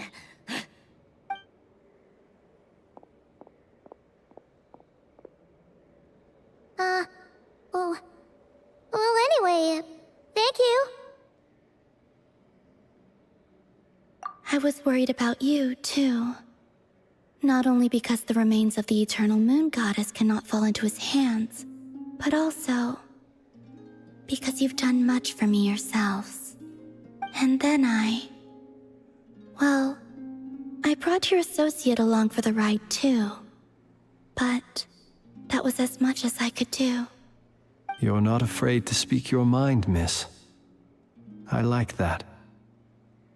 Please, call me Flint.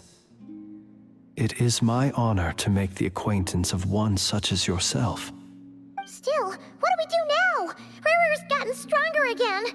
At this point, it doesn't seem like we can beat him. We did block most of the Kuvaki, so I'd say we've put a lid on his plans for now at least. But we still don't know what his aims are, and he may continue gathering power. So we must be very careful. After you left, I could no longer sense his presence. That means it's safe out there for now, right? A question, if I may, kind Miss Columbina. When the cannon's Kuvaki beam was deflected earlier, I saw several bolts of energy streak toward Hisi Island, only to be blocked. Did you also have a hand in that? No. I see. Curious. Oh yeah, the cannon veered off course in the end, didn't it? Paimon wonders how Aino and the others are doing. Let's head back and check on them. In that case, Miss Columbina, I shall not disturb your serenity any longer. Thank you once again for coming to the rescue. Go now, all of you. Do not worry.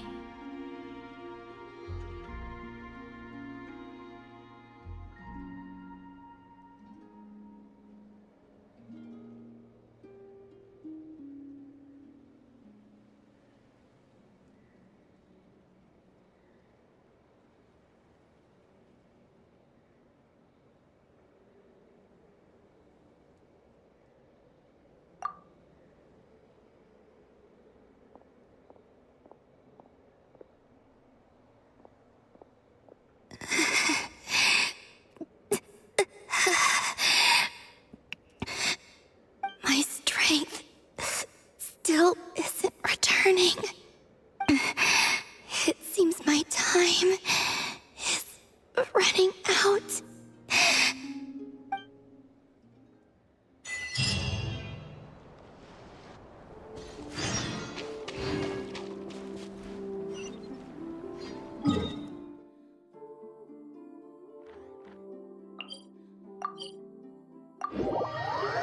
Man, where the hell's Varka in all this, man?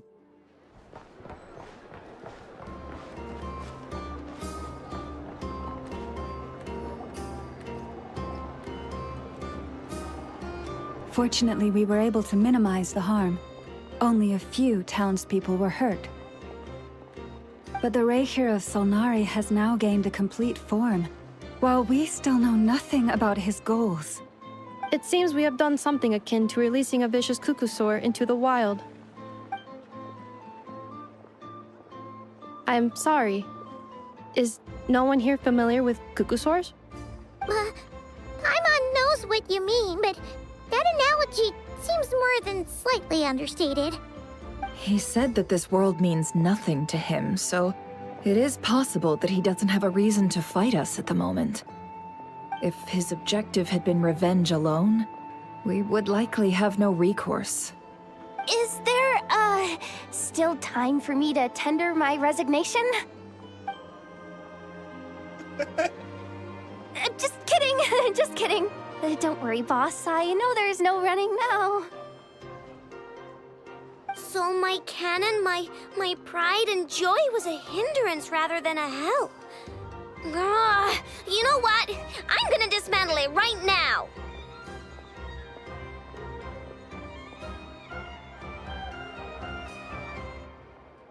That's right! And it still works on normal Wild Hunt anomalies. Don't let this get you down, I know.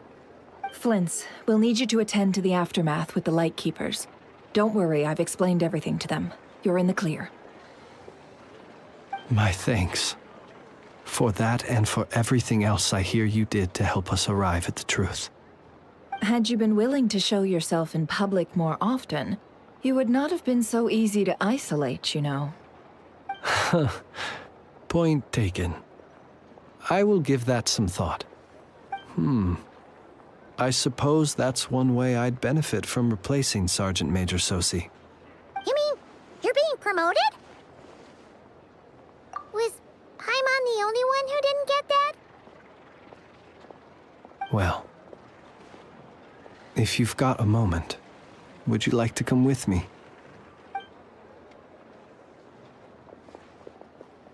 There's a certain gentleman I'd like to send off on his final journey.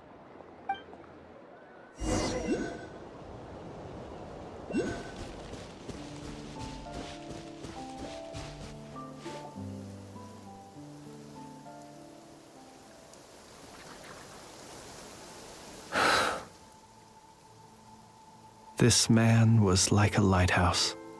Here he lived as if it were a mere matter of course, and brought light and grace to those around him.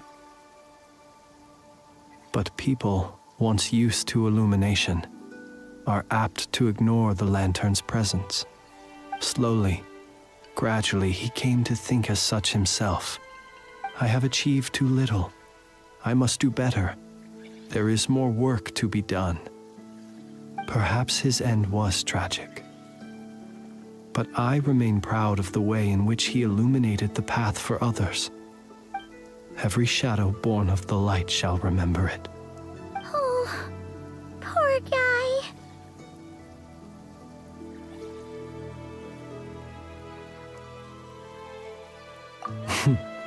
I've heard that one too.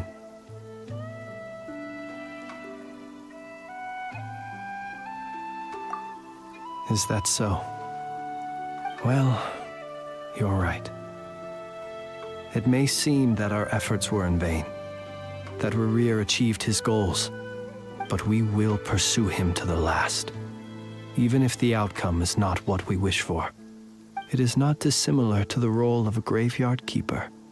We do not seek to bring the dead back to life, only to grant them peace.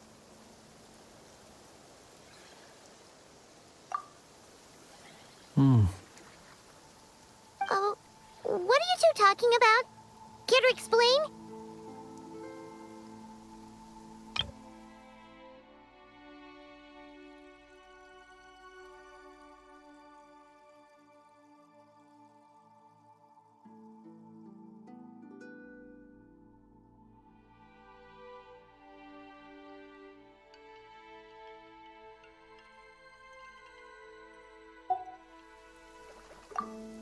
Okay.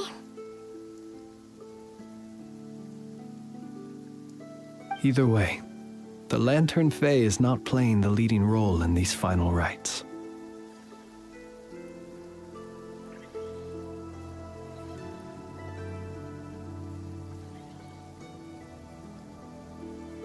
Lightbearer, with your blood you have paved the road to glory and justice.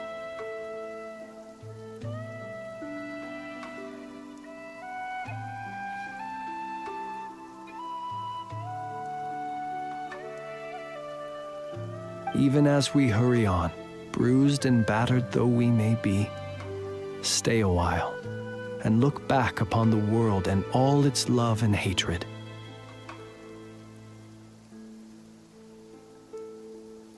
Until it closes its eyes in the depths of night, and a lantern lit for you alone flickers softly into life.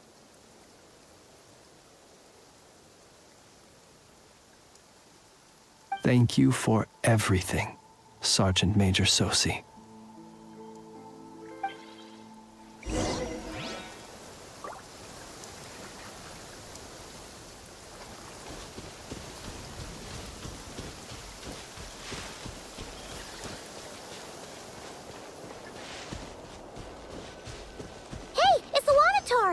Should we go after her? Or do you have someone else you'd like to meet?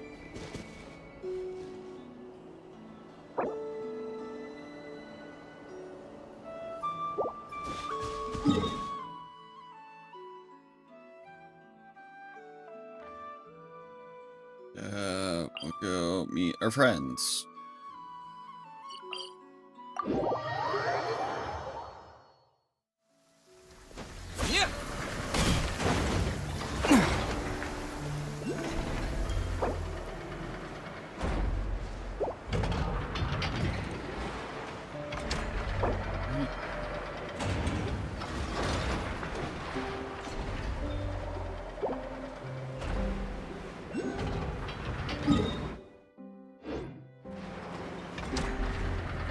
This is the right spot, right?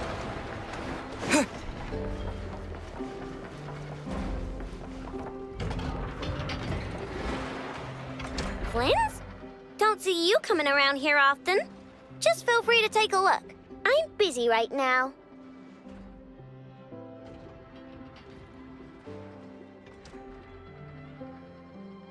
Well, I've come to visit you, Miss Aino. Here, I've brought some snacks from town in their traditional butter flavor. So, where should I leave them? Shh! Ineffa might hear you! So, what's the occasion?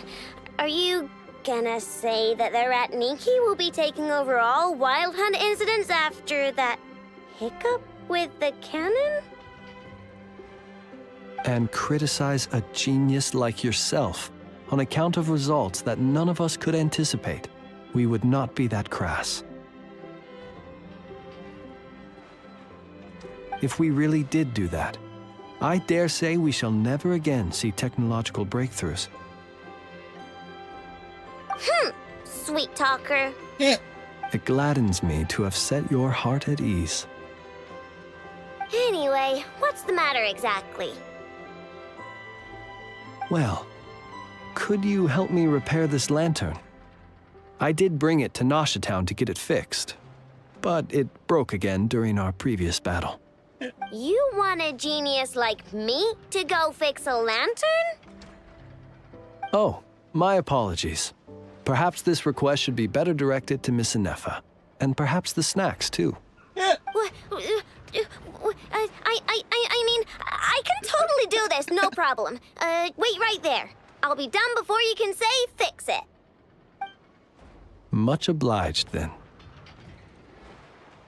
And next time this happens to you, make sure to come to me first, you hear?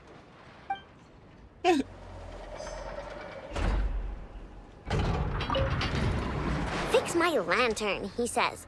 Please, this won't take 10 minutes. If only everyone knew what the heck they were doing. Take that Hinsa, for instance.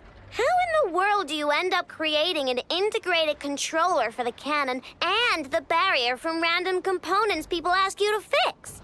Ugh, it gives me a headache just thinking about it. I gave him a real earful and told him to send me regular reports. If he's been working on it lately, I want to hear about it. Yeah. I mean, I know I'm partly at fault too, all right?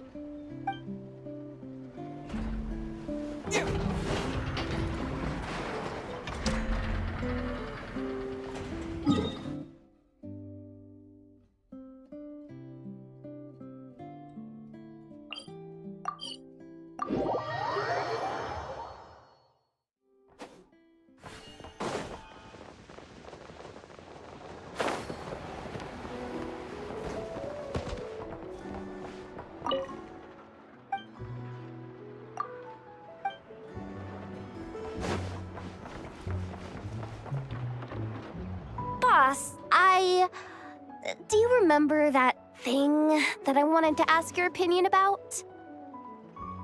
On a scale of 1 to 10, how much effort should the Curatorium of Secrets put in if we were to work with others again? Is that a 1? Isn't that kinda low? Guess again. Wait. You mean 0? But wouldn't we just be slapping our brand on the joint venture and calling it a day? Why even team up at that point? Yehoda, what I mean to say is that there's neither an upper nor lower limit. Aw, that's just like you, boss. Always thinking ahead. Wait a minute. That's not an answer at all. Is it? Oh, come on. Just give me a number, boss. Please.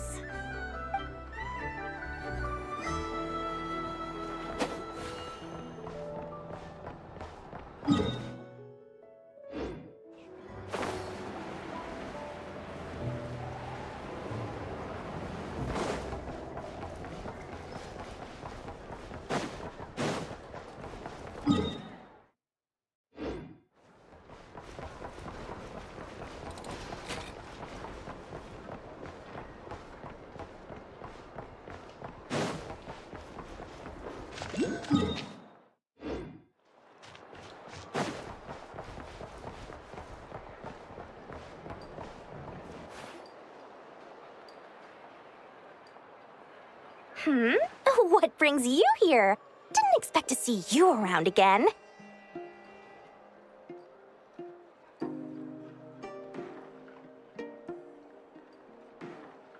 where have you been, huh?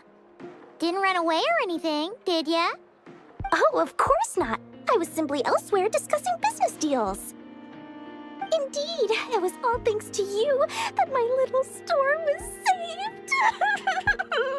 I am grateful, so grateful.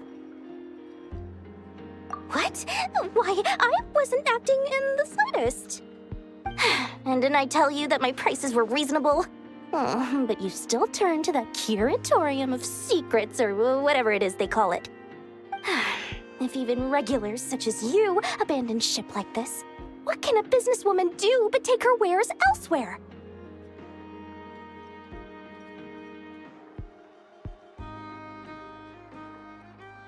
And how should I not be, Running small overseas enterprises is no mean feat. Never mind when such formidable competition exists. Forget it. Fortune and destiny are as one, so there is no use complaining. It's not as if Nefer did me no favors on account of our common homeland when I first arrived. If anything is to blame, it is the lack of opportunity to have her owe me in turn big time. Now then, should she ever need anything, you make sure, no, make doubly sure, to inform me first, all right?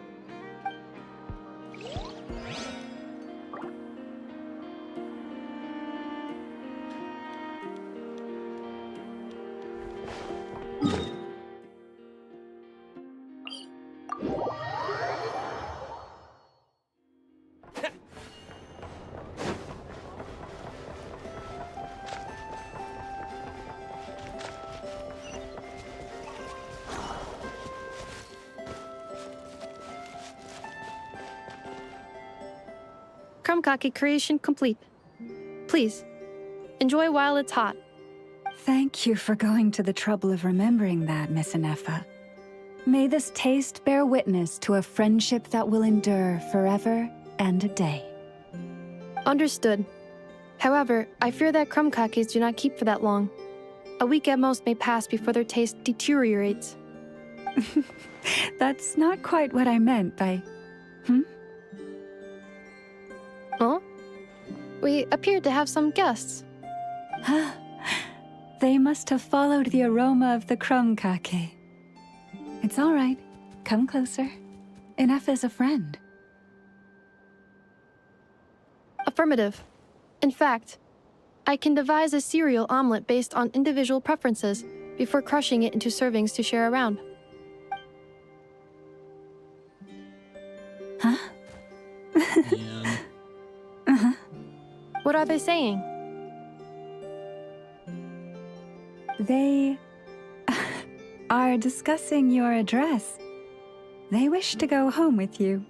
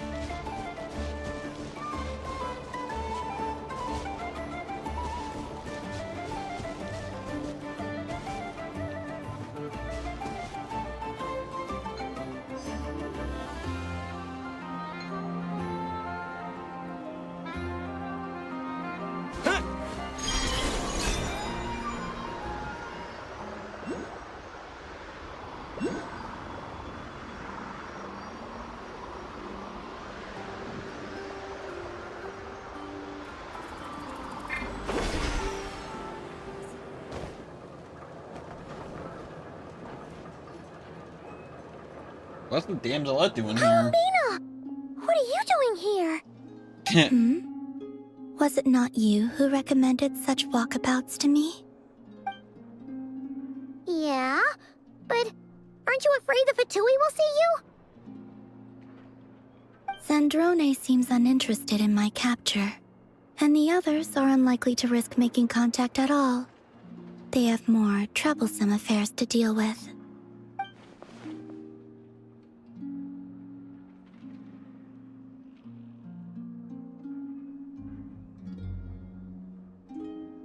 Well, it's good to come out for a walk either way.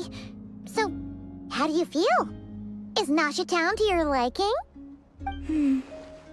The flow of Kuvaki is somewhat turbulent, and the people are ill at ease. However... Is this where you purchased the dishes you treated me to? Are you serious? That's what she's concerned about? Berries and fried meat? Well, we can take you to grab a bite if you'd like to. There's all sorts of delicious stuff out here that you won't get to try at home. You've been quite subdued. Thorny questions on your mind, perhaps?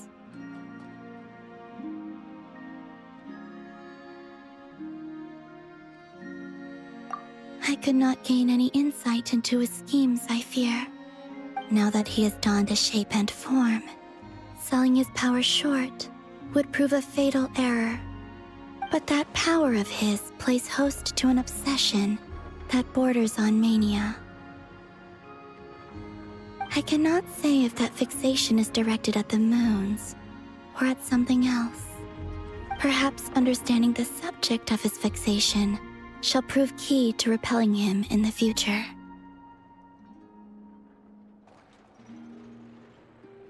Well, Zandrone's daily routine is highly irregular, while the doctor often orders people around.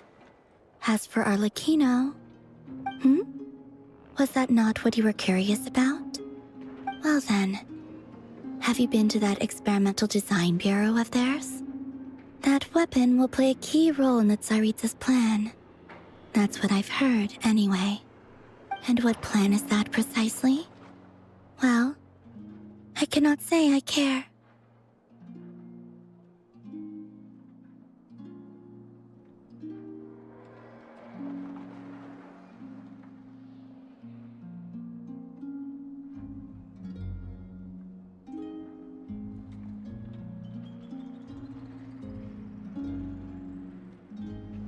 I could look into the Eternal Moon's marrow for you if you wish it so. But after our previous attempt, I suspect your spaceship has been intentionally hidden away.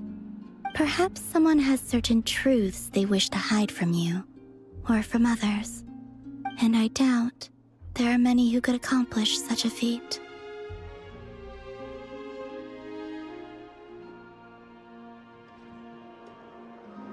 I still wish to return to the moon that belongs to me.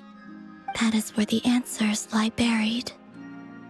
That is my true home.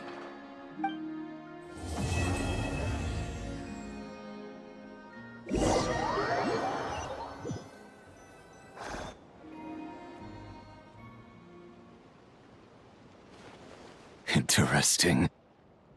You followed me this far. Why not show your face?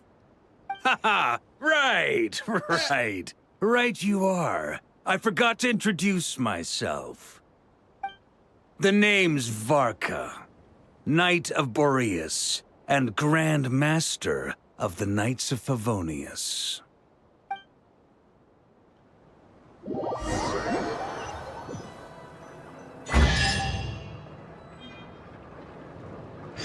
Yes.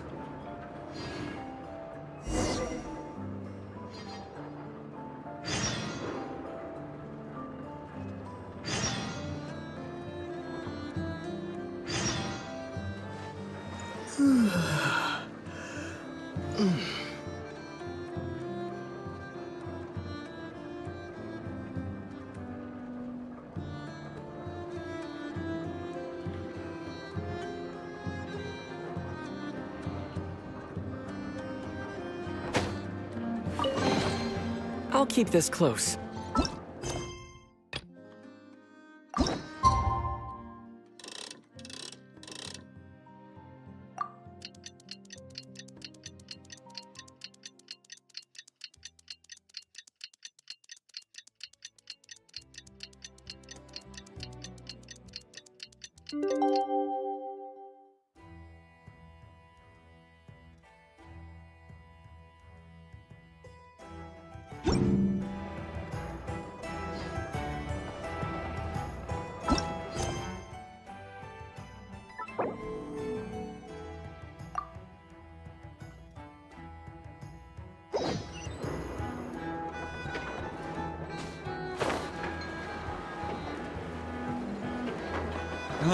I should probably...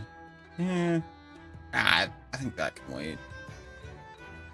I think. Oh.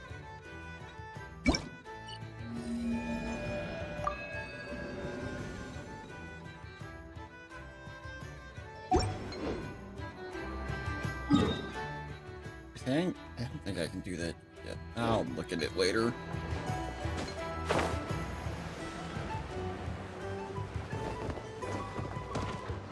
Ow.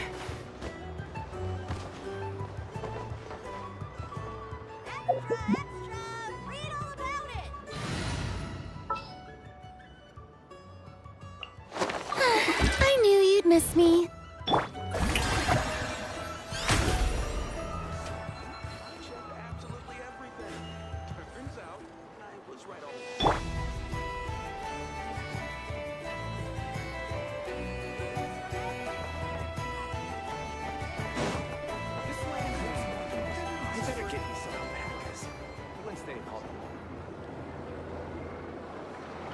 Oh, it's been a few days since we said bye to the others in Nasha Town.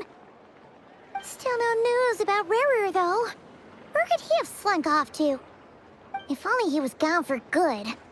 But with all the trouble he stirred up before, there's no way we've seen the last of him. Hello? You must be the traveler in Paimon? Mr. Flynn has been looking for you. Unfortunately, there's been a serious wild hunt attack over at the quarry. He thinks it's time to regroup and figure out a plan. The wild hunt? Oh, uh-oh. We better get over there, right away! Come on, let's go!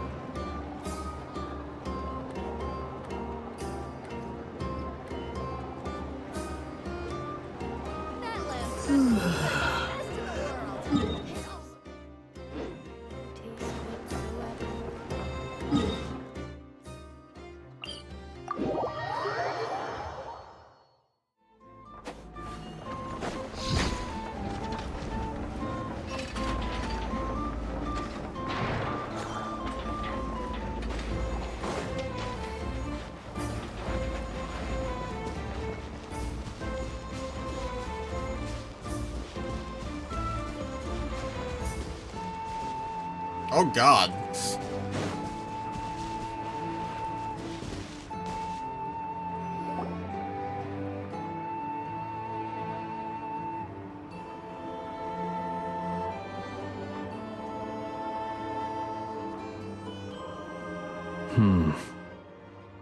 I can barely sense any Kuvaki at all. This whole area feels like a soulless husk. Looks like his appetite truly is insatiable. As if the power of that energy cannon wasn't enough. He's not seriously still getting stronger? What's his endgame here? Ah, everyone's here already. Hey, we made it. So, what's going on? We've all been on high alert since we split up a few days back, expecting Rerir to strike again. But it's like he just vanished into thin air. No one has seen him nor found any trace of his presence. That is, until this morning, when a ratnik found signs of wild hunt activity while out here on patrol. As you can see, the Crystonite itself is physically intact, but the Kuvaki it contained is all but completely diminished. And we're sure that Rerir did this. Who else? He's the only one who could pull off a stunt like this. Kuvaki loss has reached critical levels. Reikir of Solnari set to maximum threat level. Warning, unless de-escalation measures are taken soon, he will pose a threat beyond our ability to contain. The consequences could be catastrophic. Traveler, do you remember when we encountered Rerir just after regaining his body? There wasn't a shred of sanity left. Nothing but madness and rage.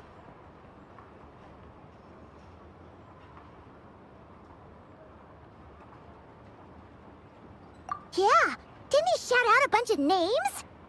Then he started raving about how nothing in this world mattered to him. Oh, Paimon gets chills just thinking about it. Oh, but the thought that he's still out there, lurking somewhere and not cry, waiting for his chance to strike? Oh, even chillier. Last time we fought, we were already at a disadvantage. If he has such overwhelming strength, why would he suddenly go into hiding? Yeah, if I were him and I wanted more Kuvaki, I'd just take it by force. No point staying in the shadows. Unless something went wrong. His whole resurrection thing didn't exactly go smoothly. The other thing is, how does someone who's completely lost their mind still have the wherewithal to cover their tracks so perfectly? Beats me.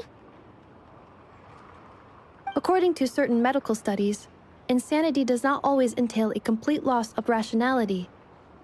It may be that he is simply living in a world of his own. That actually sounds about right. He was ranting away to himself the whole time, like he had zero interest in talking to us. There are many unanswered questions here. He could be right under our noses, and we'd still be in the dark. Besides his name and title, we know little about him. Certainly nothing about his past, or what he might be hoping to achieve. Exactly. And we wouldn't even know where to begin looking. Even Boss hadn't heard of the Rahir of Solnari before all this. I'd be willing to bet that even if we gathered together every scrap of intel in Nodcry, we still wouldn't find more than, like, 3 useful facts about him. So, if we do nothing, he'll just keep getting stronger. But if we want to investigate him, we have no idea where to look. Last time we had Marionette and her big robo-buddy to help us, and we still barely held our ground. If we had to face him alone... Oh, Paimon's head hurts just thinking about it. What are we supposed to do against a threat this big? Well, I do have a little hunch about his next move. Given that he attacked the quarry, I'd say it's likely he'll target other places rich in Kuvaki. Somewhere like the Eye of Krati, or the Pillar of Embla. One thing's for sure. If we just sit back and let him keep absorbing Kuvaki, we really won't stand a chance against him. A perfectly reasonable hypothesis. However, it is worth noting that these two locations are quite far apart. To investigate them both, we'll need to split up. I agree, we should split up. Right now, Rarir's goal seems to be gathering Kuvaki, not fighting us directly. Once we're done, let's regroup on Hisi Island. Wait, why Hisi Island? If I recall correctly, your largest goddess statue was carved from Kuvaki-rich ore, was it not? That's right. Yes, it could well be a potential target of his. I should head back and start evacuating the pilgrims.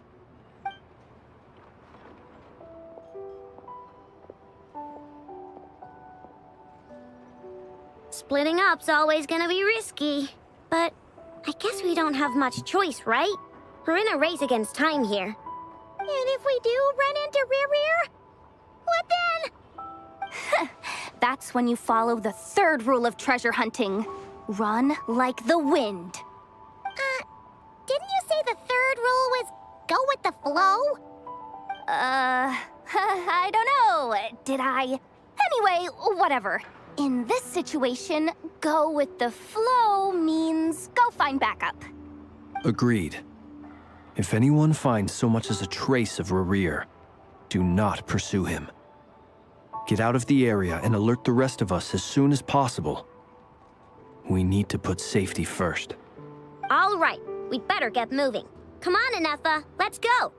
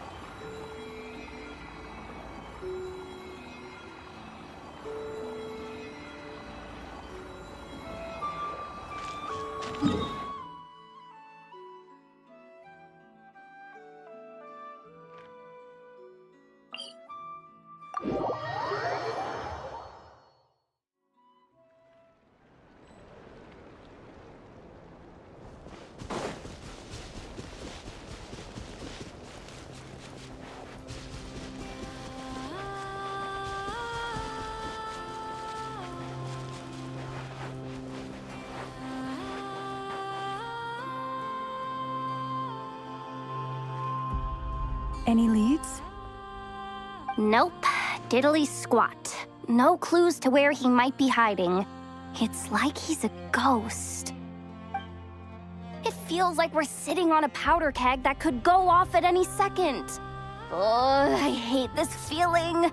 I'd rather face him head on than be left hanging like this. So, you guys didn't find anything either? Not loving the word either. How about you, Flints? I questioned a few Ratniki and eventually narrowed my investigation down to one suspicious individual. But by the time I got to his place, he was already gone. Almost as if he knew someone was on to him. Either that, or he's just extremely cautious and doesn't stay in one place for long. He's been biding his time for a while now. The question is, where or what is his next target? No idea. Since regaining his body, he seems to have lost all interest in the fragment in my possession. If he did still want it, he's had plenty of chances to take it. All we can do now is hope that Aino and Anefa turn up some leads.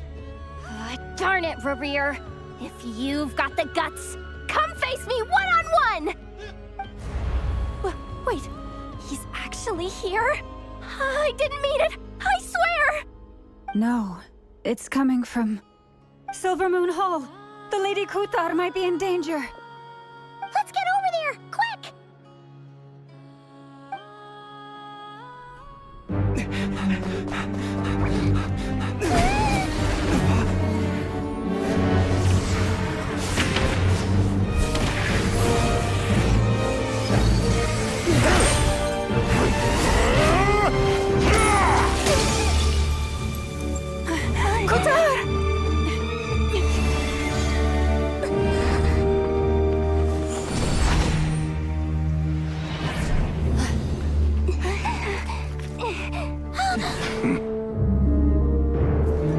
Why is he attacking the damselette? What's going on? No time for questions. Stop him!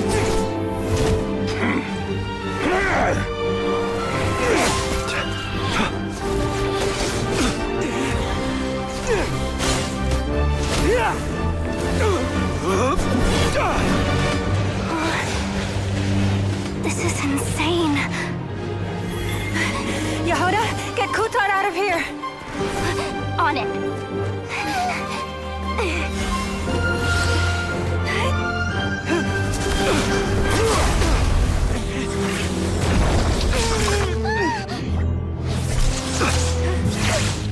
Look where your feeble light has gotten you. Now you shall plunge into darkness. Thalindus, soon I will find a way. Watch out!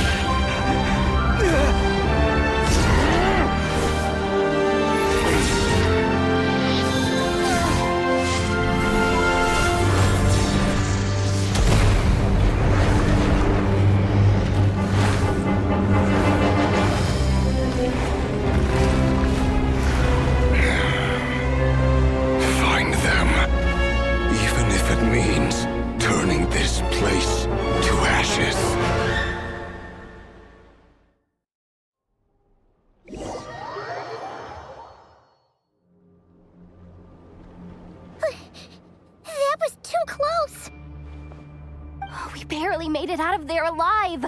What's that guy's deal? How'd he get so crazy strong?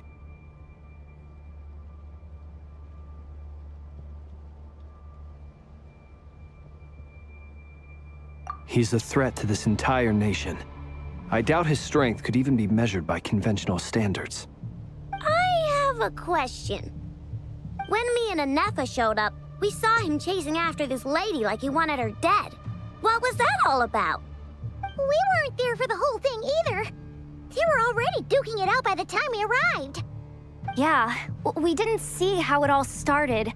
It all escalated so quickly, we had no choice but to step in. Kutar, Can you shed any light on the situation?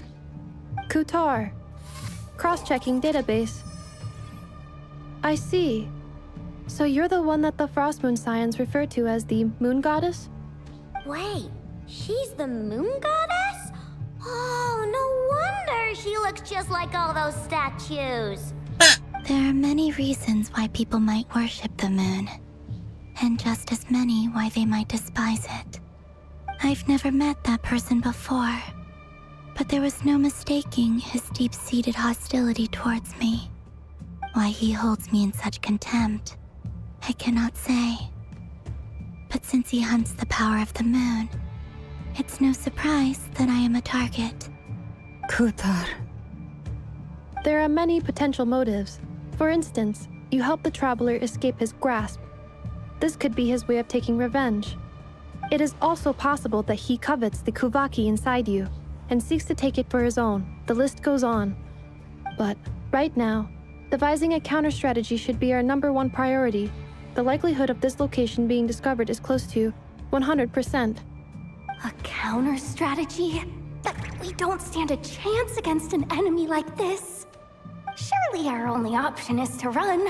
He's not gonna chase us to the end of the world, right? So as long as we can sneak out of Nodcry undetected... No, I can't say that. Come on, Yehoda, this is serious stuff. You can't suggest we all just chicken out. Running is our only option. Huh? You seem surprised, but what other choice do we have? We are facing an enemy we cannot possibly defeat in battle. Well, I mean, yeah, but still. It's not too late. I can distract him, so you'll have plenty of time to make your escape. Wait, what? You're gonna act as bait? Doesn't that make sense? I'm the one he's after. There's no need for you to risk your necks on my behalf. A coyote doesn't stop for bypassers while it's howling at the moon. What is it, Loma? The Frost Moon Scions have already grown accustomed to life without their goddess. My presence here is no longer essential, and this is not my home, so you needn't ask me to stay. We can't just roll over and let him get away with this. That's not our style. Yeah, we can't just call it quits after everything we've been through together. Besides, she'd pretty much saved my life back there. If I just ditched her now, I'd never forgive myself. We can't overlook that you have saved our lives multiple times now. To talk of returning the favor would be a little crass for my liking. But suffice to say that we are friends, and friends look out for one another. Rira's true objective remains unclear. Even if we were to sacrifice Miss Kutar, there's no guarantee he would stop. But... Kutar, I know why you left the Frost Moon Scions so long ago. It was because people started treating prayer as a form of trade. They would make self-centered wishes, force you to accept meaningless offerings in return, and then expect you to perform miracles for them, as if that were their entitlement. If it were me, I might have walked away too. But I believe that time can change everything, and that sometimes it takes losing something precious to appreciate its true worth. After much reflection, I've realized that this was never about whether the Frost Moon Scions need you. Any relationship based on need is purely transactional. What I truly hope is that you'll choose to stay, not out of obligation, but as part of our family. You were born here, and now you've returned. Who knows? Perhaps it was the moonlight that guided you home. Thank you, Lauma. But my power is on the wane. I'm afraid I will be of little use to you now.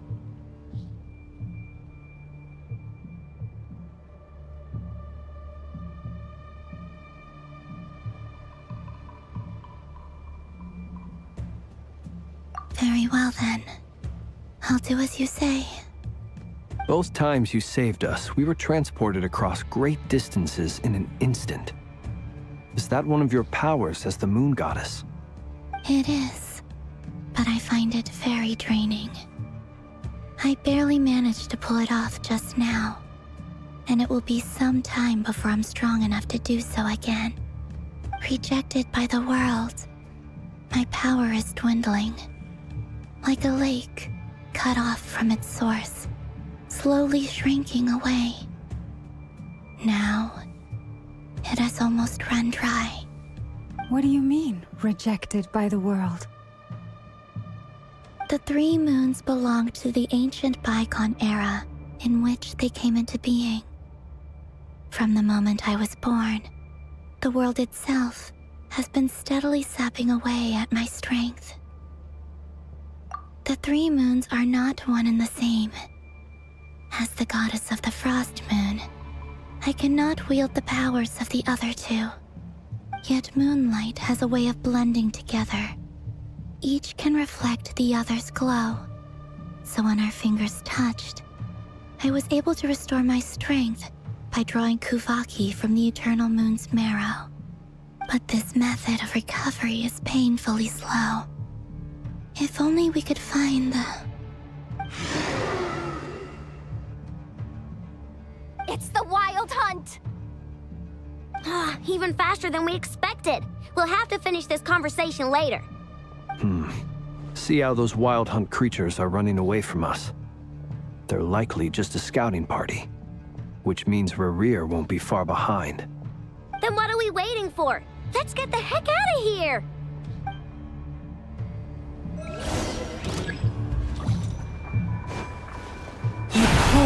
Close your eyes. Go Claw!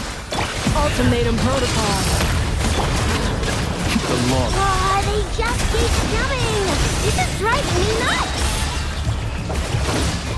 Rerir's closing in on us. We need to pick up the pace. There's too many of them! And this time, we can't fall back on Kuzar's help to escape! This goes on much longer.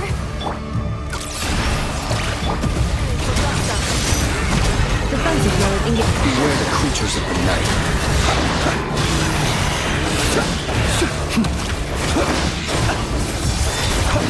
Fear the dark.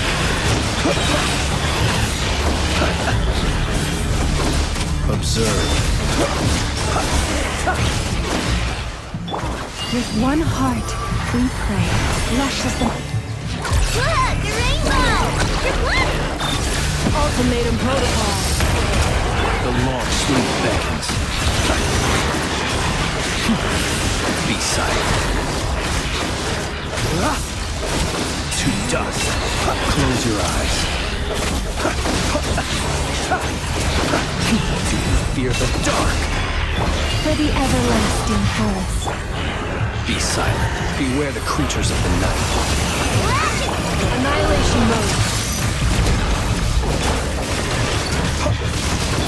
Forest, protect us. Here, with one heart, we pray. Yeah.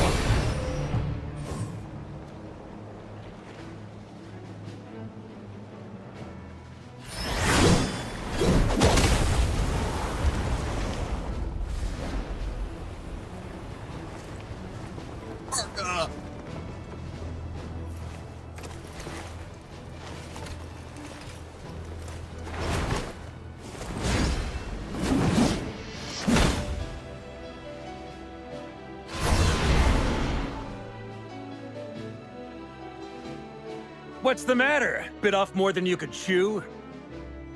Who are you? Uncle Varka! You're back from Amsvartnir? Whoa! You're Varka?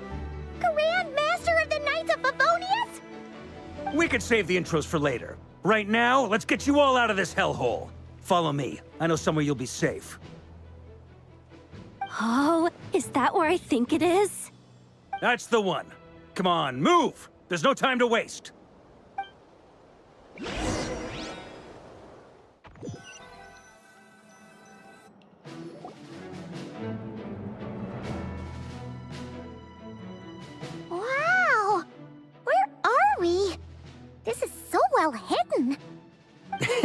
Well, that goes without saying. This is the Knights of Favonius' meeting place in Nodcry, and a contact hub for the Northern Intelligence Network. AKA, the black market of intel. No matter what faction you're with, it's the place to buy and sell information. Their headquarters are in Nodcry, but they've got contacts in every nation. As an expeditionary force on foreign soil, working with them has offered us the most effective way of getting our hands on reliable local intel. This is where we meet, so naturally, it's secure. Anyway, where were we?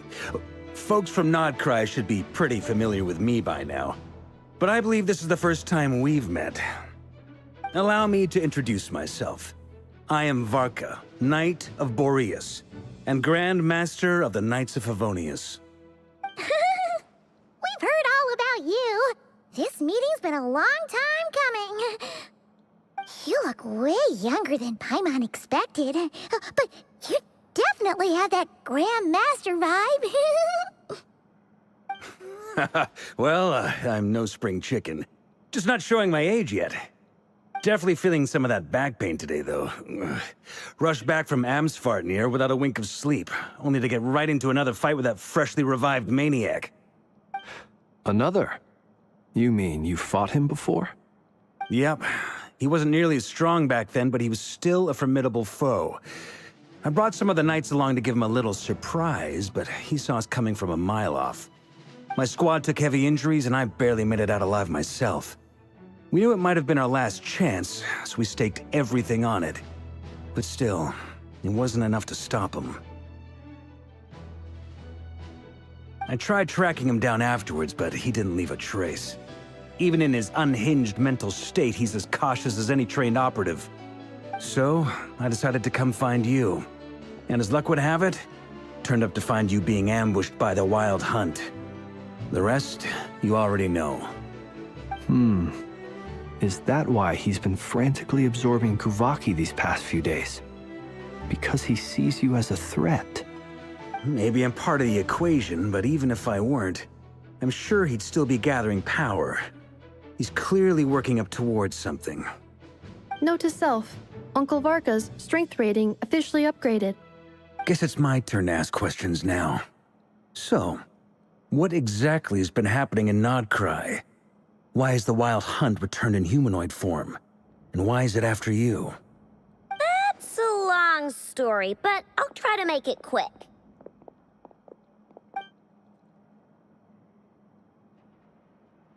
Wow, I had no idea so much had happened. Sounds like you guys have really been through it. So, the Kutar is actually a Fatui Harbinger. And all this Wild Hunt activity in Nodcry is the work of the Raker of Solnari, one of the 5 sinners. That's a lot to take in. Need some time to wrap my head around it all. I'm truly sorry, Mr. Varka. You stood with us against the Wild Hunt, and did everything you could to stop it from escalating into a full-blown catastrophe. And then, the one time you're away, it all comes to a head and all your hard work gets undone. You've got nothing to apologize for, Miss Moonchanter. You can plan 100 steps ahead and still slip up. That's just life. No one knows what tomorrow holds. You can't predict which way the wind will blow next. And, to be perfectly honest, I can't say I'm surprised. For all the times we've defeated the Wild Hunt in the past, we've never been able to completely wipe it out. Turns out, we were just delaying the inevitable. But now that a new variable has come into play, fate may well take a different course. A new variable? You mean us? Who else? And in a strange way, I think his resurgence might not be an entirely bad thing. The Wild Hunt is like an unrelenting force of nature, but Rerir is an individual with an agenda. He's gotta have a weak spot somewhere. That said, while Aino was explaining everything just now, some of the points that Mr. Flint's added caught my attention. You mean about our mystery ally? That's right. From what you've said, not only did they lead you straight to some key files, they also shielded Hisi Island from a lethal Kuvaki blast. I don't know who or what could pull something like that off. Heck, even Miss Columbina doesn't have a clue. I hadn't heard the story about those files. Would you mind repeating their titles for me? Wild Hunt Phenomena Log, a Nodcrian Ratnik's Field Journal, and Kuvaki Survey Log. Oh. No. Still doesn't ring a bell. Another dead end. Guess all we can do now is hope that our mystery ally keeps showing up when we most need them. Still, it's safest to assume they won't be intervening again. From here on out, we'll have to resolve this crisis by ourselves. Your intel also explains something else I've been wondering about. The reason I led my team to Amsfarnir was because we'd had reports about a possible source of the Wild Hunt showing up there. But once we looked into it, it turned out to be a red herring. I don't know who was behind it, but clearly, it served its purpose. I doubt it's by chance that he happened to make his comeback while my attention was diverted. And from everything you told me, it sounds like his scheming began well before his return. So maybe luring me away was all a part of his plan. But is it even possible that he orchestrated all of this by himself? The Moon Maiden and the Raker of Solnari, Nodcry of all places. The way everything is unfolding, it can't be a coincidence. So, what do we do now? Got any ideas? Right now, we've got at least 3 things to consider. Let's go through them one by one. First, we need to figure out how to take down Rerir. If we can't beat him in a straight-up fight, the rest won't even matter. To my knowledge, the bulk of Nodcry's fighting force is already gathered here. But even with everyone united, we're still no match for Rerir in his current state, let alone with his power still growing. What if there was a way to tap into a new power of our own? How so? Have you thought of something, Columbina? 3 moons once watched over this world. The Eternal Moon was the largest. The Frost Moon was the brightest. And the Iridescent Moon was the most mysterious. They say that back then, the 3 moon goddesses wielded immense power. Enough to shape the workings of the world itself.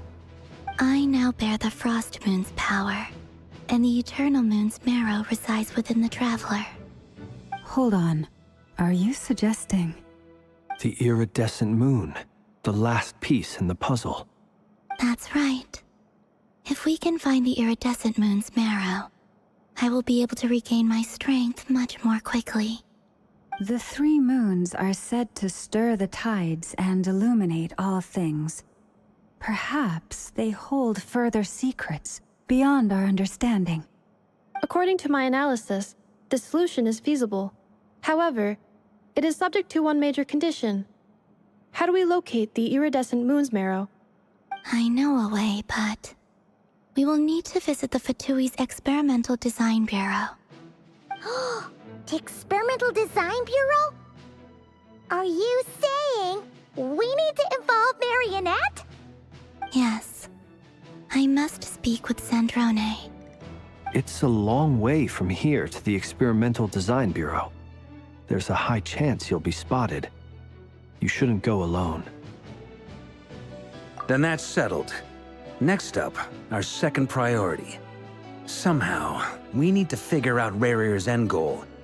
As you saw for yourselves, when he was still in his Wild Hunt form, everything he did was for the sake of recovering his body and resurrecting himself. His first act since then, after laying low for a while, was to try and assassinate this young lady.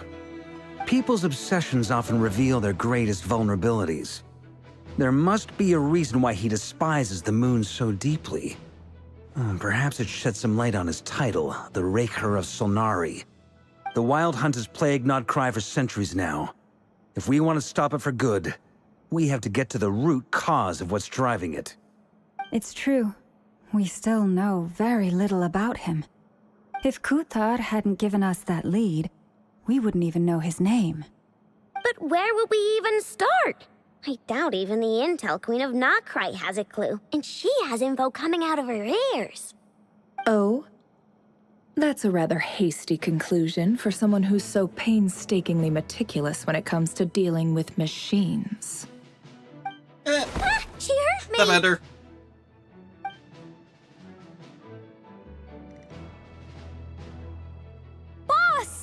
What are you doing here? I'm now asking myself the same question. I received a letter from a humble knight of Favonius, requesting a meeting to discuss a major business deal. But it looks like this humble knight had something else in mind. Details, details. Miss Neffer, the important thing is that you've arrived at the perfect time. Since his failed ambush, I've been racking my brains trying to come up with a plan to fight Rarier. Given the severity of the situation, I think it's fair to say that our only chance lies in uniting as one. And I'm talking all the factions in Notcry. We can't do this without the Curatorium, but I knew it'd be a tough job to win you over. So, I took the liberty of reaching out for a little chat. Wait a sec. How did you even hear about this place, Neffer? Didn't you say this is meant to be the Knights of Favonius' meeting spot? And a contact hub for the Northern Intelligence Network? And isn't it supposed to be super hidden?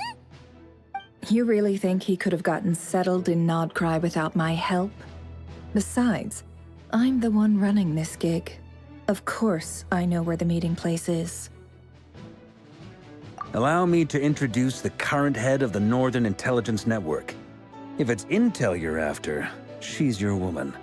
Pretty much seen and heard it all. Please spare me the flattery. Let's cut to the chase. Seems like you've run into some trouble, huh?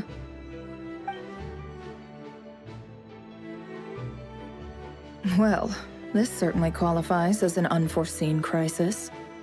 On behalf of the Curatorium of Secrets, I wish you all the best of luck. So you're just going to sit this one out? Why should I get involved? What could possibly be in it for me? What if we told you we can't do this without you? Oh? Then I'd say you'd better make it worth my while. I don't work for free. I can't put a price on something like this. It's just not in my nature. But then again, you and I have always been polar opposites in this regard. So I can't exactly say I didn't see this coming. If you insist on compensation, I will pay you. Consider this a formal commission. Sound fair? You just don't give up, do you? Too bad. I know you well enough to know you can't afford my prices. The riskier the job, the more it'll cost. And a Moonchanter's stipend isn't exactly generous. Unless you're planning to start passing the donation box around among the faithful. Boss, just a thought. If they come up short, maybe you can take the difference out of my next few paychecks. Things got really dangerous during the fight with Rarier. If this girl hadn't saved me, I'd be ley line fodder by now. I'd be gone for good, boss. If there's any way we can make this work, I'd really like to help her. Please, I'm begging you. This is why I'm always telling you never accept favors. They are the hardest debts to repay. You have to be careful who you get involved with, or you invite all kinds of misfortune. Very well, Yehoda, I will help. But just this once. Don't count on this happening again. Flynn's, that fragment that Rarier was after, do you still have it on you? Of course. Let me borrow it. I need it to follow up on some leads. Wait, you actually have some leads? Shh. This is top secret information. I get it. We all have things we'd rather keep to ourselves. Plus, I know we can count on you, so we'll leave the intel gathering in your hands. And that brings me to the third and final item. We need to find a way to distract him. We need time to make our move, so someone will have to stall him. I'm in for this part, no matter what. Anyone coming with? Count me in too. Come off it, you two. Quit playing heroes. I'm way ahead of you here. Nefa did a scan of the Moon Goddess's Kuvaki signature, and we're gonna use it to make some decoys over at the Krumkake craft shop. Anyone who's in, follow me. Once they're ready, we'll deploy the decoys across Nogcry. So as long as the rest of you keep moving, he won't catch on to your scent and won't be able to track you down. I like it. Genius idea. No biggie. All right then, we'll split into 3 teams. Once your team has finished their mission, return here and wait for the others. Dismissed!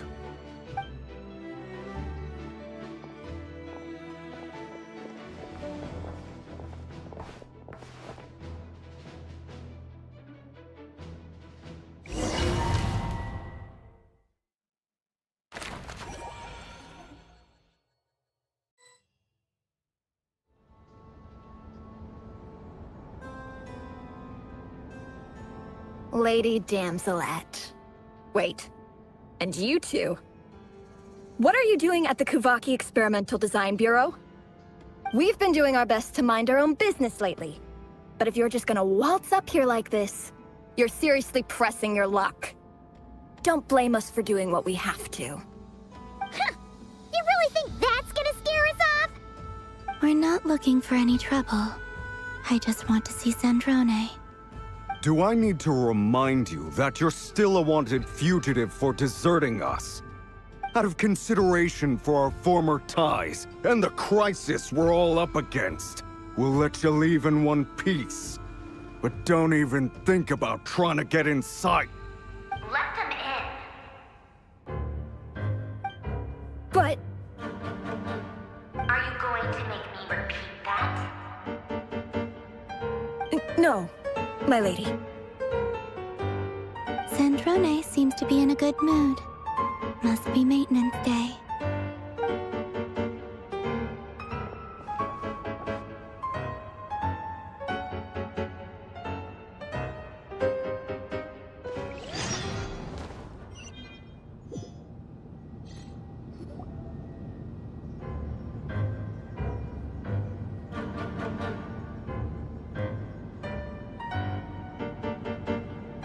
So tell me, to what do I owe the honor this time?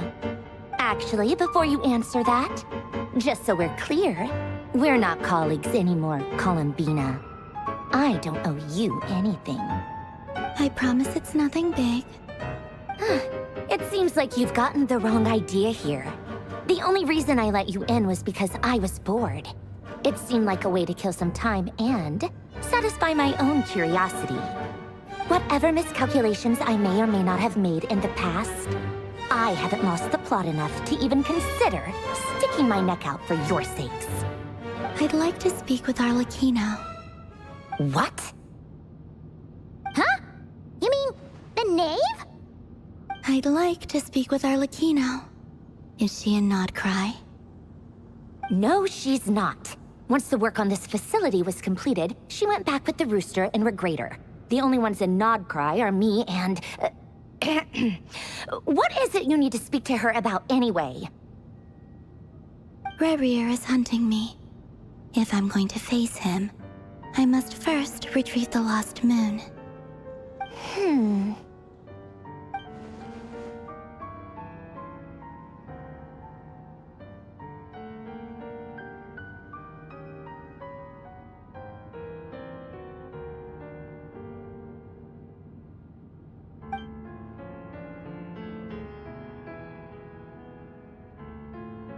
Is that a no, then? How does Bro not remember his fight with Arlecchino and the Crimson Moon?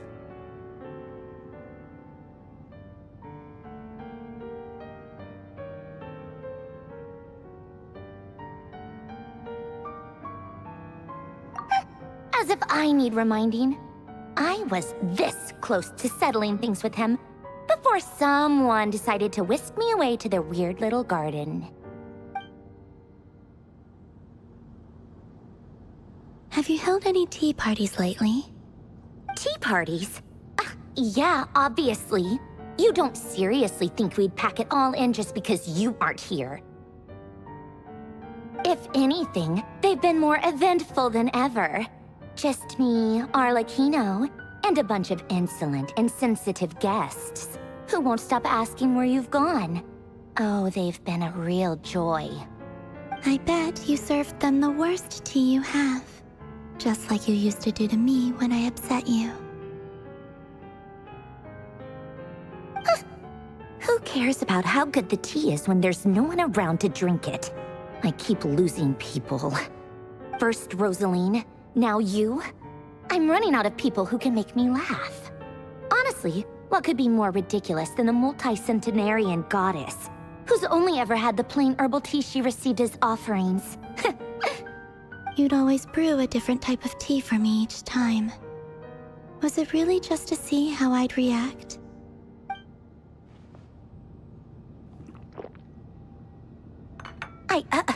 Well, duh. Why else? Watching you squirm was practically my only form of entertainment.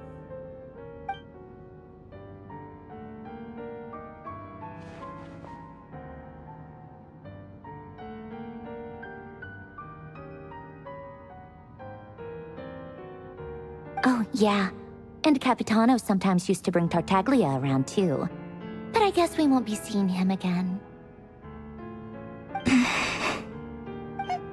Well, I guess we are overdue for a get-together. Polonia! Have Febronia pass a message to Arlecchino for me. It's time for tea. Will suffice. Pass along a message for me, too, if you would. My body cannot contain the marrow of 2 moons, so I'll be leaving one of them in her care. Excuse me? Who said you were on the guest list? If my tea meant that much to you, maybe quitting the Fatui wasn't your brightest move. Back when you were under the Tsaritsa's protection, no one would have dared come at you so openly. But that protection didn't come for free. In fact, I paid dearly for it.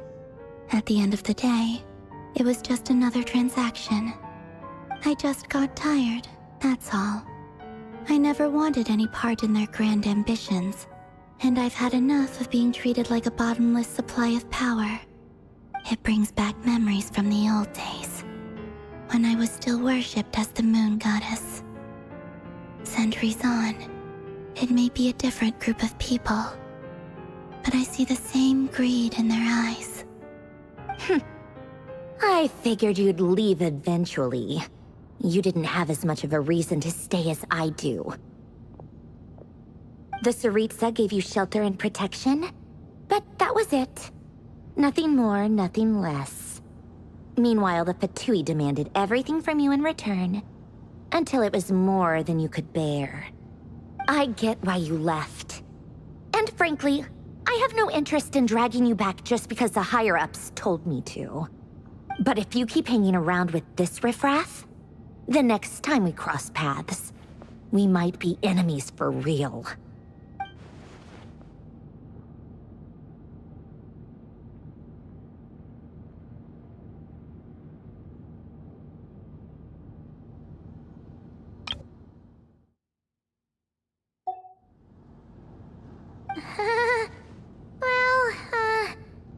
Guess that's our cue to leave.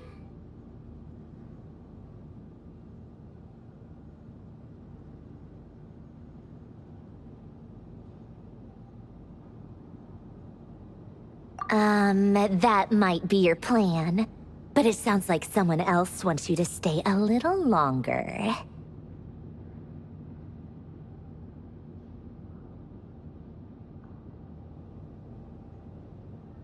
Huh? What do you mean? See for yourselves.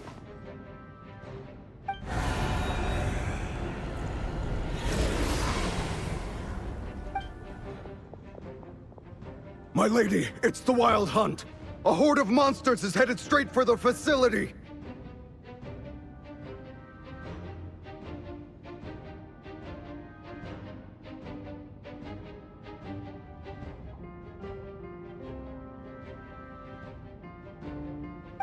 Another uninvited guest trying to crash my tea party. Clear the area! I'll handle this. Wait, what? You want us to leave you here by yourself? Huh, you'll be lucky to make it out of this alive. You really think you can afford to worry about me? Go on, get out of here. You may have stopped Polonia from crushing him last time, but I've made sure that won't happen again. The entire Experimental Design Bureau is rigged for war. Stay and watch if you want, but it'll be at your own risk. You're not flagged as friendlies in a weapons system.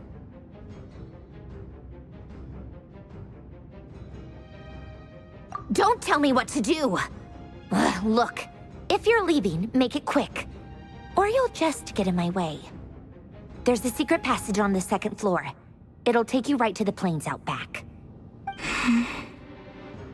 Stare all you want, Columbina. You're not getting another invitation to my tea party. I know. But thank you anyway, Sandrone.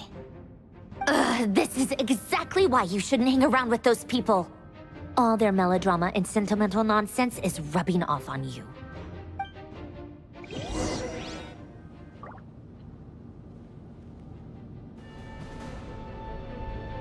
Come on then, Mr. Ray here. Let's pick up where we left off. It's your Wild Hunt monstrosities versus my beautiful creations. Let's see who comes out on top. Jesus.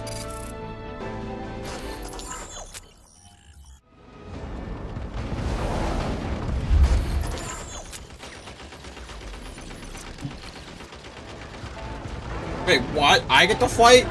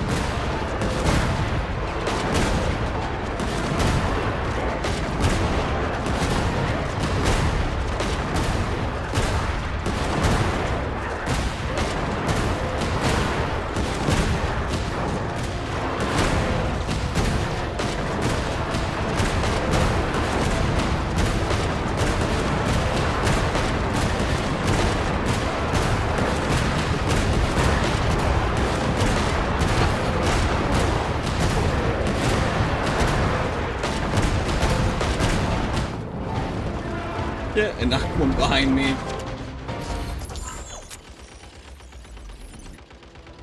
That's it! Keep them pinned down!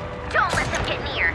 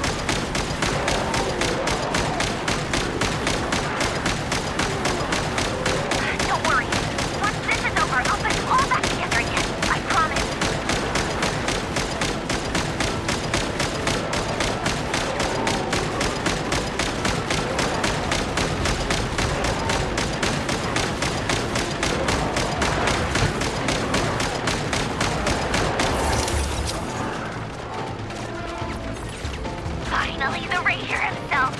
Time to... Huh? Where'd he go? Uh-oh.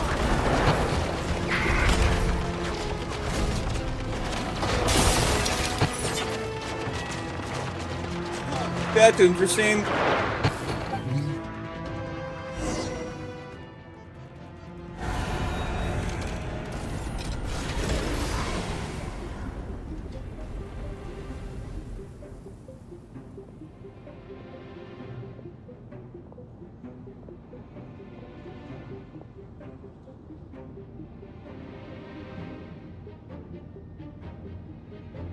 Polonia, get him!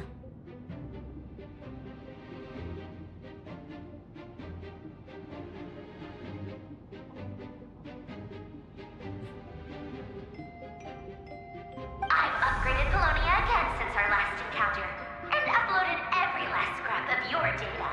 So let's finish this, once and for...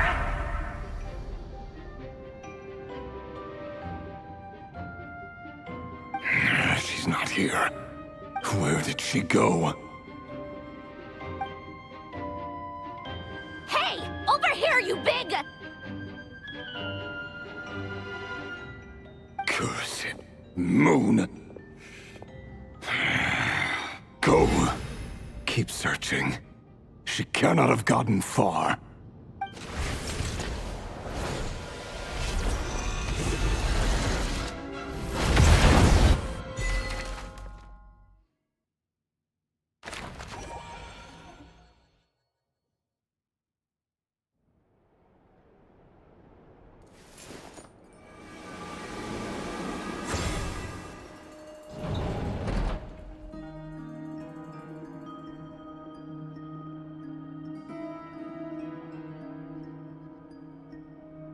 So this is your method for investigating Rarir's past?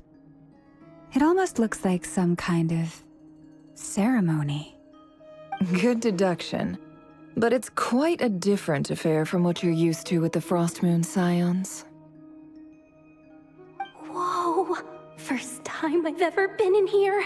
Boss always said it was off limits, so I pictured some kind of creepy dungeon. But it's actually kinda nice. Oh, I guess this must be Sumero decor? That's where Boss is from. And that nice shopkeeper who sold me my treasure compass. I'm not sure exactly what you've got planned, but it looks like you're all set. When do we begin? Whenever we wish. But for some reason, I've got a feeling this isn't going to end well. I've never faced Rarir myself, but from what you've told me, his power is beyond anything I could imagine. I, on the other hand, am just an ordinary businesswoman. Our paths should never have crossed, yet here I am, forced to make an enemy of him. If you ask me, you're about as far from ordinary as it gets. So what are you saying?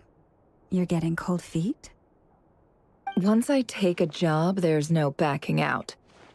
Still, I have to ask myself if the power I'm relying on will even work on an opponent of this caliber. And also how to make sure I come out of this alive if things spiral out of control. Death is the one thing we can take for granted. It is the great equalizer, however fortunate or unfortunate we may otherwise be. So it's important to consider how to spend what lifespan we have left. Come on, boss. Lighten up. Quit talking about death. It's bad luck. For once, I agree with you. When you're up against a foe like Rarir, there's no such thing as being too prepared. Is there anything I can do to help? That won't be necessary. I've already made up my mind. Time to cash in a precious favor I've been saving for a rainy day. Yehoda, I need you to find someone for me. The sooner the better. Eh? Find who? That shady merchant who sold you an overpriced treasure compass the other day. Come on, boss. You're pulling my leg again. In what way is she shady? She showed up when I was completely lost and sold me a neat little gadget that was exactly what I needed. Trust me, she's a good person. Anyway, I know who you're talking about. Don't go anywhere. I'll be right back.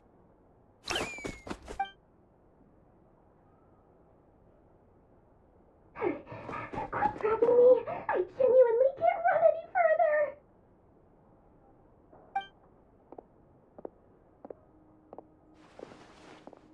Hey, aren't you? What is it? What's the big rush? You dragged me out of a dream where I was literally swimming in Mora.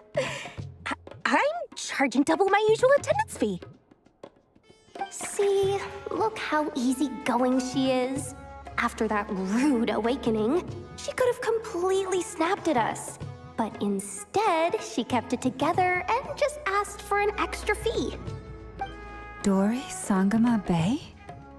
I never would have pictured you two doing business together. If you want to make it big and not cry, it's all about connections. Lady Nefer just so happens to have a lot of intel that interests me. And she also did me a big favor in the past. It was back when I first arrived in Notcry. My trusty assistant, the genie in my lamp, had an adverse reaction to the Kuvaki and fainted. And wouldn't you know it, that's when I suddenly find myself in a life-or-death situation. Good thing my compatriot was there to swoop in and save the day. I've been giving her a 30% discount off all of my goods ever since. Now, so that no one here feels left out, I'm willing to extend a 20% discount to fellow friends of Boss Nefer. Plus, any other friends you send my way will enjoy 10% off. What can I say? The great Lord Sangama Bay is nothing if not generous. So, let me guess. You've run into some trouble? I've got everything you could possibly need. And the more you buy, the more you'll save. You guessed correctly. What have you got in the way of survival gear? The one type of gear I've never been short on. What are you looking for? A jetpack fresh from the Academia's labs? An ancient suit of armor dredged up from the bottom of the sea? At the very least, I need to know what kind of opponent you're dealing with here. If even you're worried about staying alive, it must be pretty serious. What if I told you it's someone with the power to bring a nation to its knees? Is that so? Then we really are talking top-shelf treasures. I don't have anything like that in stock right now. I'll have to ask my supplier. Your supplier? A powerful woman, make no mistake. I can't reveal her identity, but luckily for you, I hear she's planning to visit Notcry in the near future. If you're willing to wait, I can ask her when she's here. Can't say exactly how long that'll be, though. Then, let me put it another way. What would you do if you encountered an enemy like that? Roll over and serve yourself up on a silver platter? Of course not! I have a handy little trinket from one of my generous suppliers, which... Hold on. What exactly are you getting at? No, no! This is for my personal use only! Let's just say I'm borrowing it, all right? Just for insurance purposes. You'll get it back later. Favors are the worst kind of debt to owe, and now you've got a chance to repay one. A win-win situation, don't you think? Fine. You can borrow it for 5 days. No, make that 3. And for every extra hour after that, I'm charging you 1 million mora. Deal? Deal.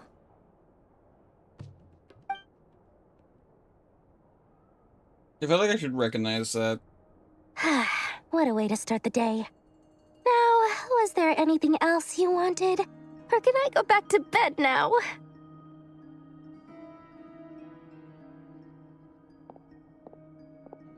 That will be all. Take care now. Don't trip up on your way back, friend. See you later! You're my favorite shopkeeper.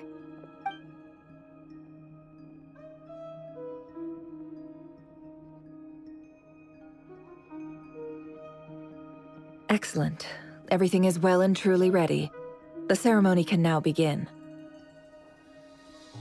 After initiating the ceremony, your minds will follow me wherever I go. You will see many strange things in your mind's eye. So remember, don't be frightened, and don't make a sound. Now then, let us peer into the Raker of Solnari's past.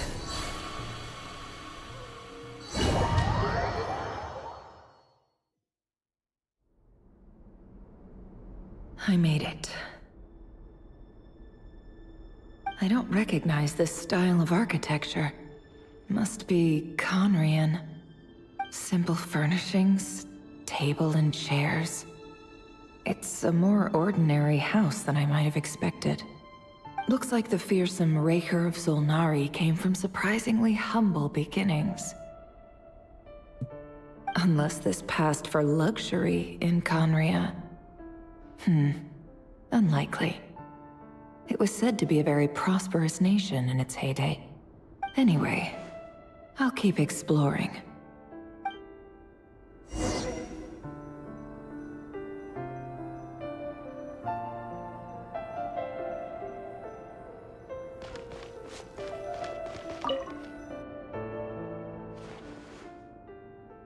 Hi, Rivier. Since you're working extra hours tonight, I thought I'd keep myself busy by checking out that new kebab shop. I've heard good things about their menu.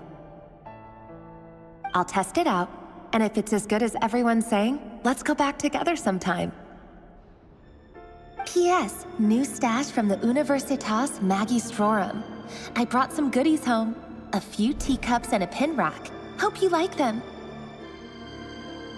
They didn't sign their name, but they must have been close. Sounds like they were living together.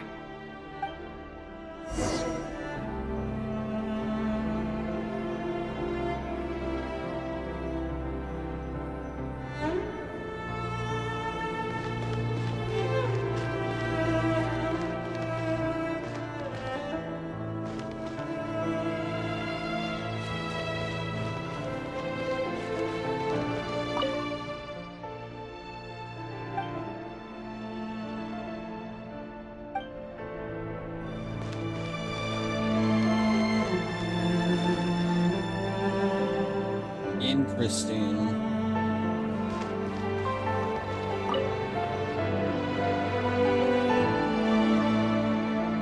I went over to Joseph's for drinks today. They have a fine collection, but I went alone. Felindis was tied up with something and couldn't make it. Joseph asked why I came alone, but I didn't really have an answer. He then went on to ask about other things. If you ask me, someone who asks that many personal questions is too nosy for their own good. But if he invites me again, chances are I'd still go. Felindis. That's the same name Rerir mentioned. Crane imports keep falling. If things don't pick up, we'll soon be back to meat and mushrooms only. Honestly, I'm not a huge fan of that new type of mushroom everyone's been into lately. Didn't it start out as a lab-grown variety? I heard it's even mildly corrosive. Seriously, why would you even eat something like that? I don't care if it's an impressive feat of alchemy. That just isn't the kind of thing I like to eat. Grain has to be imported, and they're eating a diet of mostly meat and mushrooms. Could it be because Conria is underground, so it doesn't get much sunlight? That would explain why they use so much stone in their buildings. They even use alchemically modified strains for food. Seems like the people of Conria don't have many options when it comes to dining. I've just about saved up enough now. Time to buy it and keep it somewhere safe. Making a big purchase. I wonder what it is.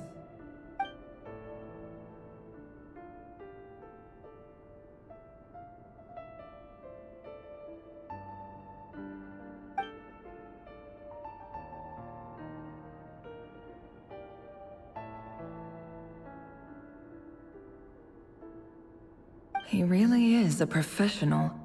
No wonder he's so good at covering his tracks. Despite what he's become, it seems like he's retained certain habits, at least in this regard.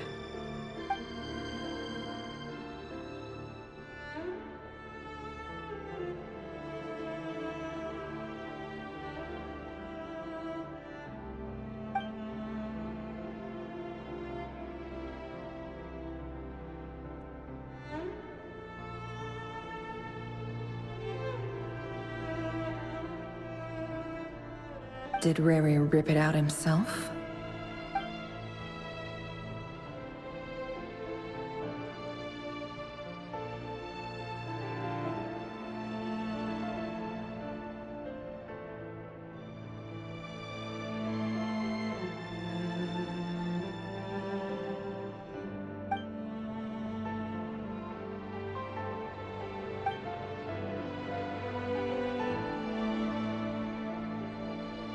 Before I met you, I was convinced that my heart was nothing more than a stagnant pool.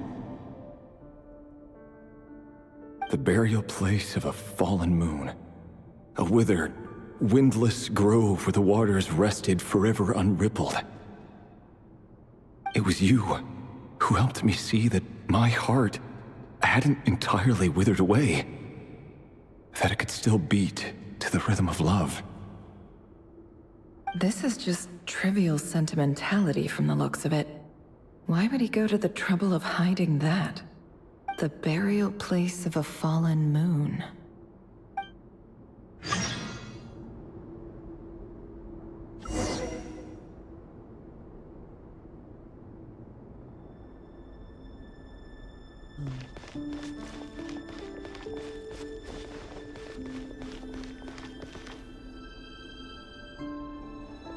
Reverie, over here.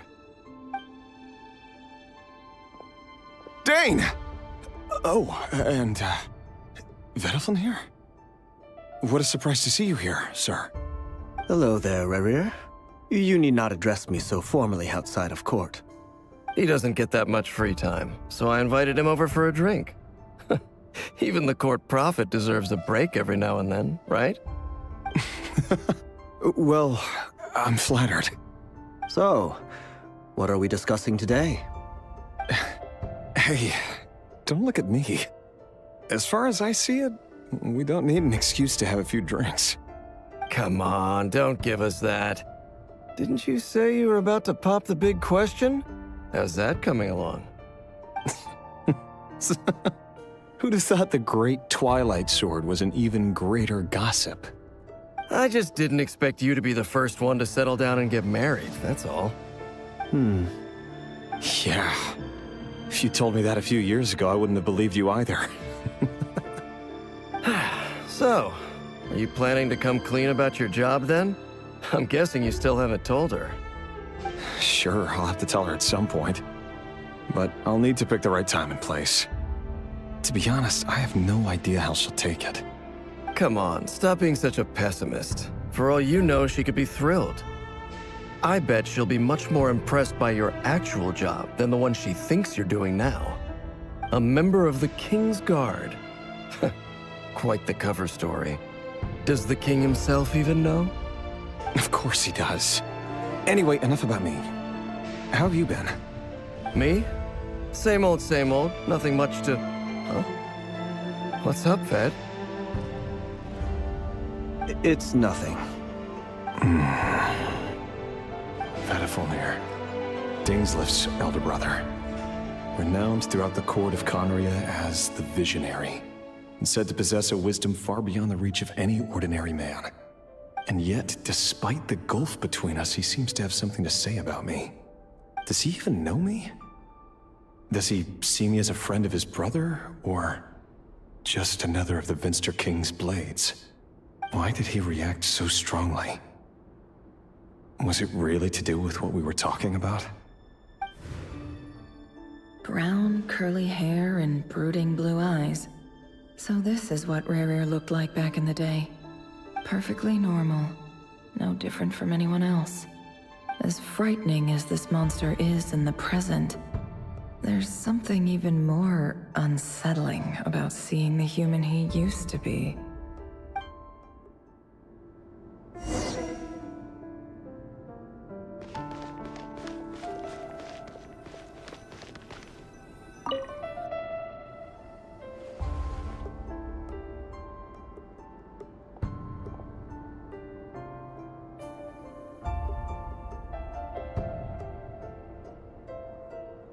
Thelindis?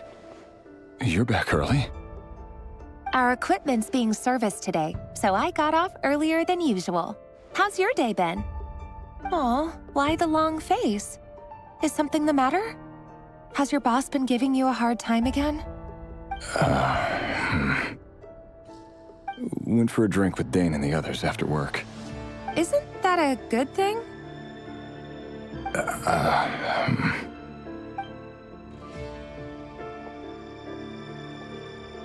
Vedifnir showed up today, too. You know, Daneslif's older brother.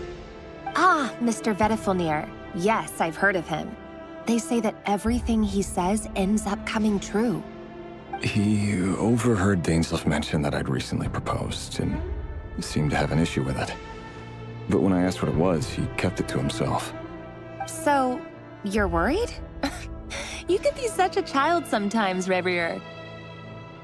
We're nobodies. Why would the Visionary be concerned about us? I'm sure someone in his position has much bigger fish to fry. Maybe you're right. You worry too much, Revier. We've been together for ages now, and everything's been going so well, has it not? You've even proposed to me. So, you do remember. Tell me then. What's your answer? Like I said, I need some time to decide. You can't just rush into things like this. We may be nobodies in the grand scheme of things, but if we want things to work out, we've still got to plan ahead. All right. Take your time. Just don't keep me waiting forever. Nobodies. Sounds about right. In the eyes of people like Vedifnir and Daneslif, what do we matter? Can someone whose gaze is so fixed on a far-flung future even see the present clearly? Besides, the dynasty's fate rests with the king and his inner circle. Whatever I do, it won't make much difference. Meanwhile, every idea they come up with and every decision they make, it affects everything. These days, the king is lost in his research, and the purge of the Crimson Moon bloodline grows ever more intense. The opposition tried to speak out, but nothing came of it. And I'm under no illusions as to why. Because we eliminated them and got rid of their bodies. A man can have 1,000 reasons to carry a sword, but there are few good excuses to use it. Yet the king has never even considered a gentler approach, and he never will. What becomes of someone who kills on another's behalf? Can he ever find true peace?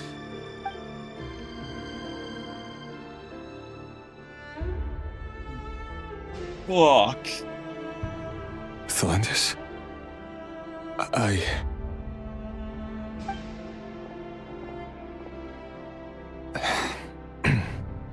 It's nothing. You were right. Fate has never smiled upon nobodies like us.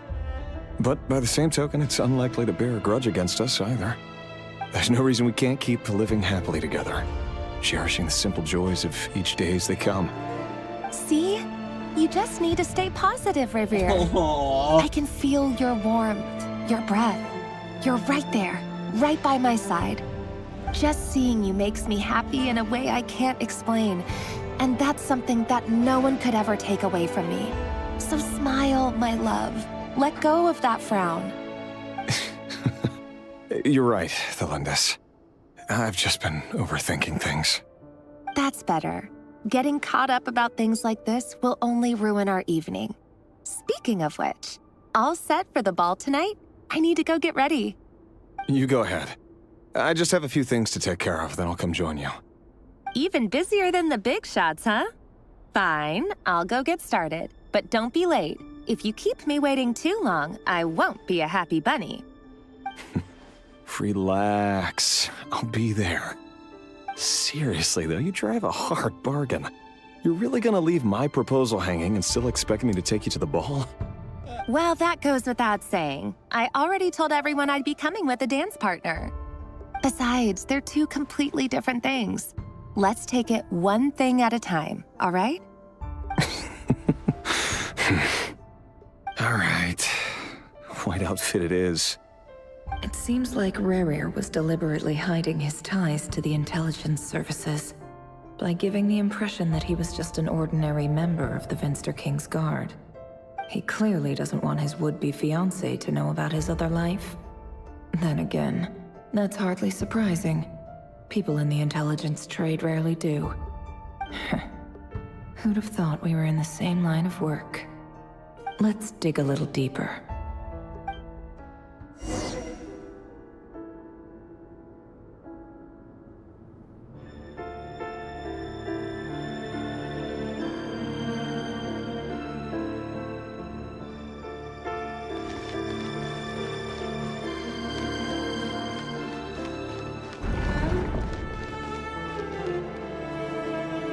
Our last operation was a resounding success, and all thanks to you, Ray here of Solnari.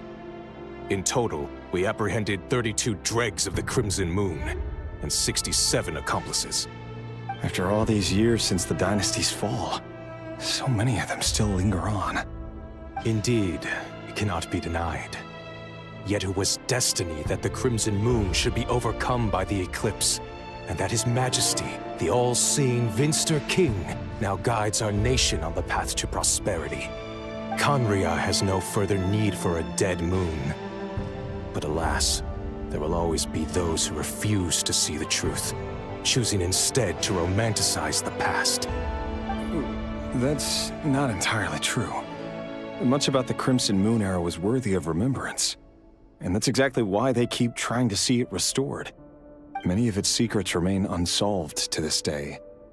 As it happens, that's precisely the field of study my partner is devoted to. You still haven't told her what you really do for a living. Where would I even start? How do you tell someone that you're one of the king's hand-picked executioners? That your hands are steeped in blood? You didn't choose this life, any more than I did. Orphans like us don't get a say. But I'll sure as heck be the one to pay for it. Speaking of which, we need to be more rigorous in the way we identify direct descendants of the Crimson Moon. Someone, it seems, has strong opinions about my future plans. Most likely my marriage in particular. I have a feeling that we may soon become targets of the Crimson Moon's retribution. Your concerns are not unfounded. They've taken out many of our colleagues these past few years, and for that very reason. These are no helpless lambs we're leading to the slaughter. They're wolves in sheep's clothing. Take care, Ray here of Solnari. I look forward to toasting you at your wedding. Thanks, Thorkel. You look after yourself, too.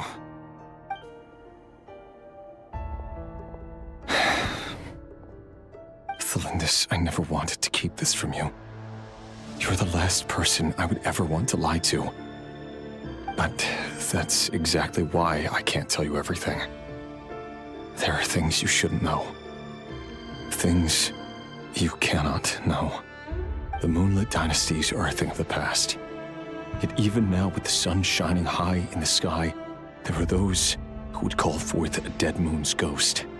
Could that be why Vedalfnir held back? Or was it because of some court secret he's not at liberty to share? I have to get a clear answer from him. No matter what happens, I will protect Thelindis. Rerir seems to be very concerned by Vedalfnir's reaction. Vedalfnir and Dainsleif, the Visionary and Twilight Sword. So that's what they were really like. I've investigated this whole area now. There doesn't seem to be any other memories here. Should I try somewhere else? Wait a second. What's this black smoke?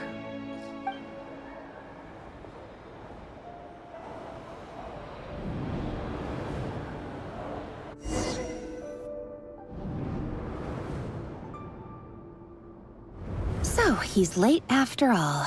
Just you wait, Rerir. You're in for it. Big time. Are you waiting for someone, ma'am? Could I tempt you into buying some flowers? Oh, sure. Pick me out a pretty bunch if you would. Thank you.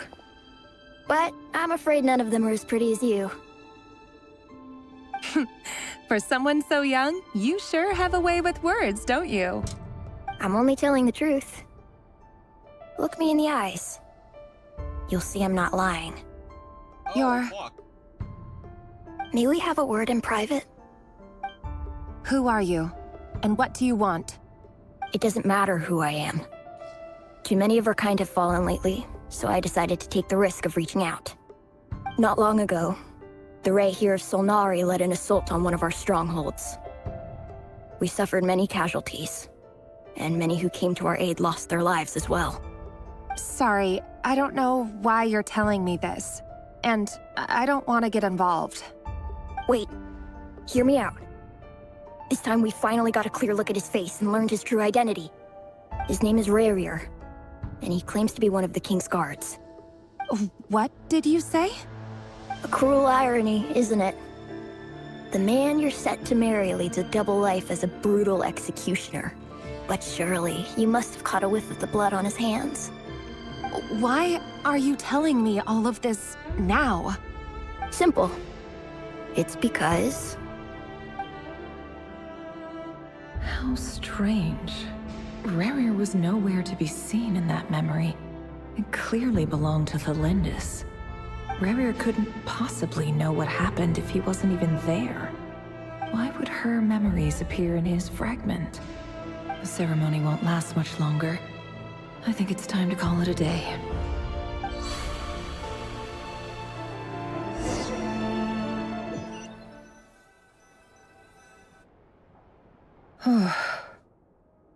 So that was your doing?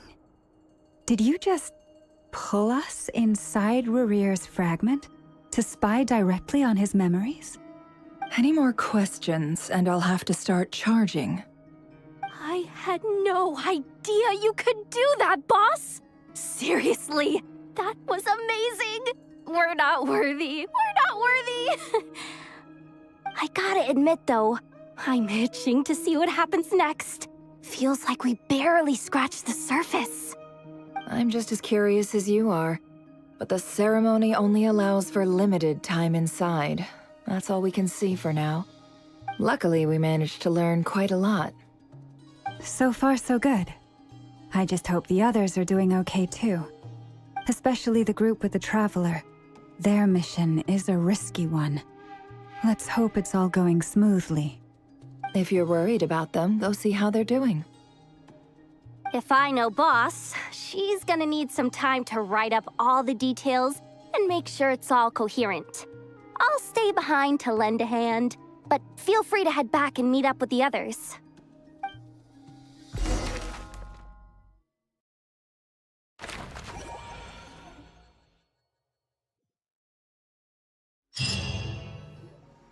Oh, they've been prowling around for nearly 2 days now. These things just won't quit. Oh, they might not have seen us yet, but them constantly sweeping the area, our way out is completely blocked.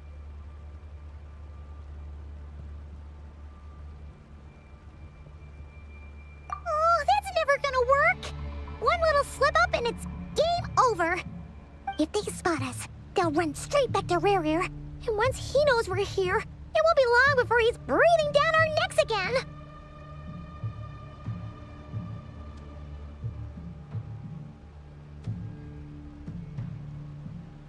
Oh, guess you're right. All right, time to zip it.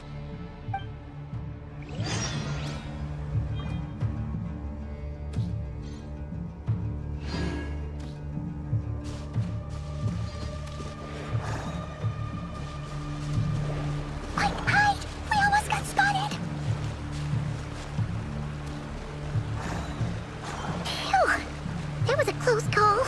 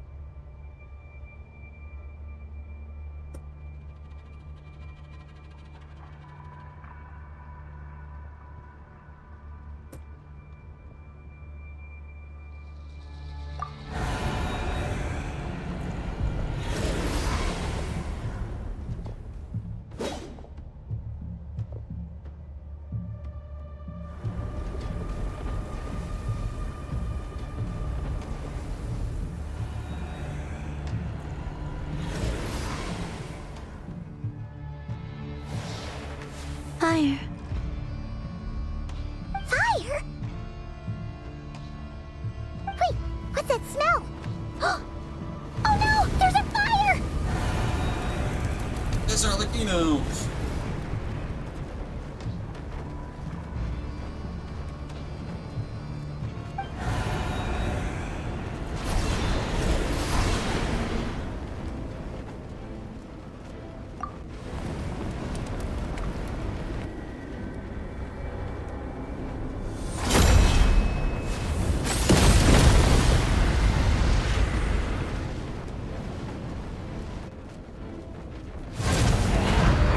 Sandrone was right. You look weak, Columbina. The old you would never have let such lowly creatures bar your way. Word has it that you did something for the Tsaritsa, and that's why you've lost most of your power. Freedom comes at a heavy price, doesn't it? It's Arlecchino! You came! Hello again, Columbina. And greetings, guests of the House of the Hearth. It's been a while, Arlecchino.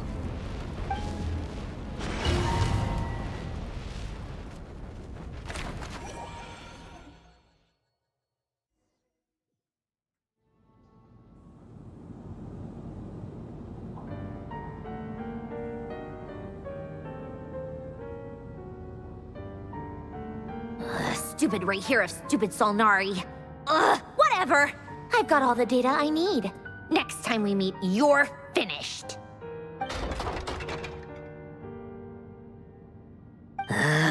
He sure doesn't pull his punches. Excuse me, do you need a hand? You can do me a favor by staying out of my way. Can't you see I'm busy? Wait a minute. I recognize that voice. Hello, Miss Sandrone. Father sent us over to help. How considerate of her. Hey, Fremine, get over here and help me fix this. Lenny, you do your thing. Just keep your sister away from my machines. Nearly every machine that Catgirl touches ends up going haywire. Go put her on cleaning duty or something.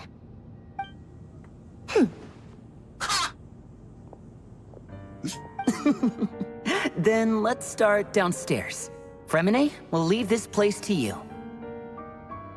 You've got it. Wait a second. Pretty sure there's still some tea in the cupboard. If you want some, you'll have to make it yourselves. He's got a soft spot for them.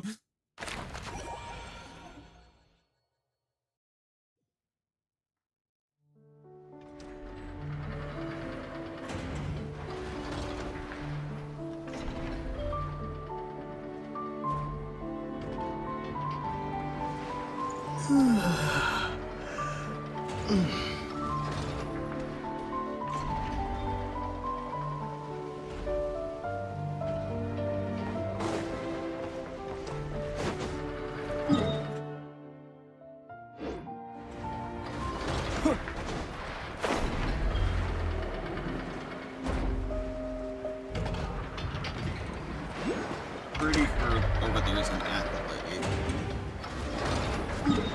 Right? Yes, accolade.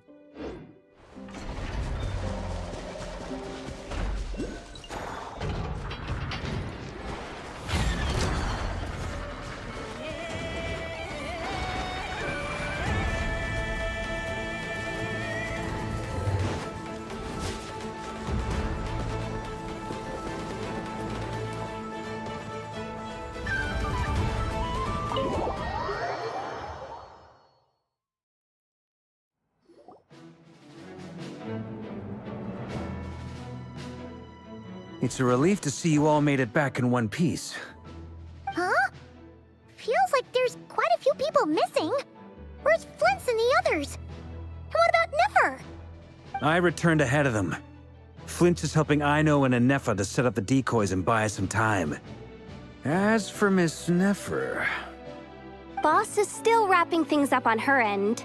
She sent us back to fill you all in on the top secret intel we've been gathering. I see. Then let's get right into it. But first, who do we have here? You brought someone else in to help? Greetings.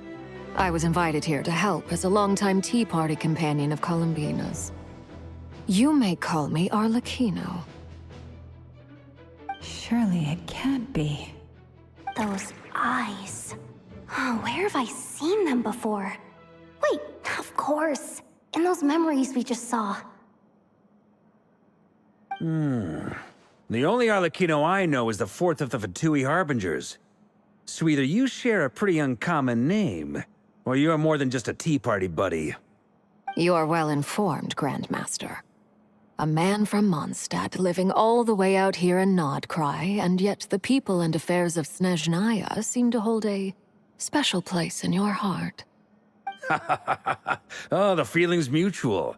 Sounds like you know all about who I am, too. A Fatui Harbinger. The atmosphere in here just got really tense. Guess we can't just start trusting Fatui Harbingers, even at a time like this. I must admit, though, I'm a little curious.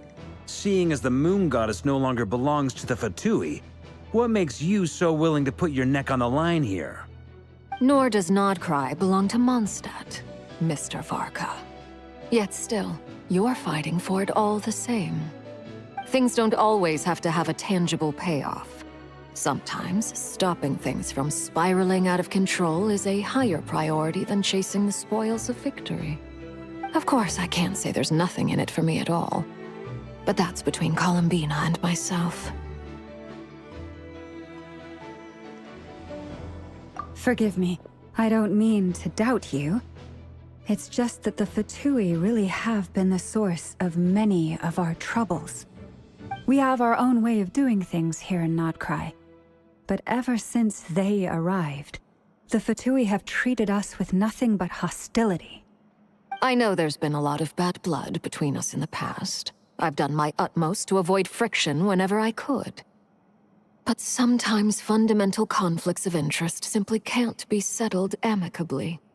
That's why I'm here solely in a personal capacity. This has nothing to do with the Fatui. As a gesture of good faith, I'll be frank. I can help Columbina track down the iridescent moon's marrow, which will help her restore more of her power. Anyway, what else is on the agenda? Let's begin. She says she'll be frank, then completely skips over the details. Looks like she doesn't want to give away too many secrets after all. But she clearly wants to change the subject. It'd be awkward if I tried to bring it up again now. I guess we'll just have to go along with it. She's the fourth of the Fatui Harbingers after all. One look and you can tell she's not someone you'd want to mess with.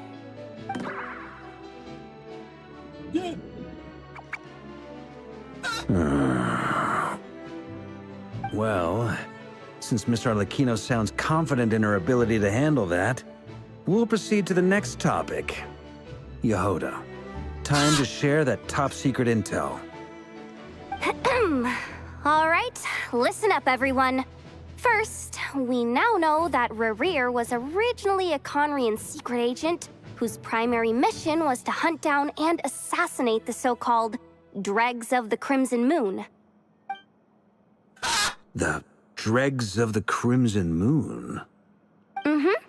In the memories, there was a lot of talk about the Crimson Moon and Eclipse, and a whole bunch of other stuff from the time of Conria. To my knowledge, those were the names of two different Conrian dynasties. Long, long ago, it is said that the people of Conria worshipped the Crimson Moon, drawing a mysterious power from its reflection.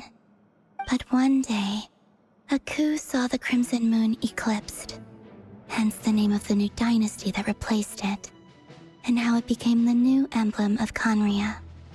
Still, long after the Crimson Moon dynasty had fallen, the last ruler of the Eclipse dynasty, the Vinster King, still coveted the secrets it left behind. So, he sent the Rehir of Solnari to secretly hunt down the Crimson Moon's few remaining followers. In those days, Rerir showed no signs of madness. In fact, he was as normal as any other person. Oh, and he had a fiancé, or at least a would-be fiancé, called Tholindis. What's the matter?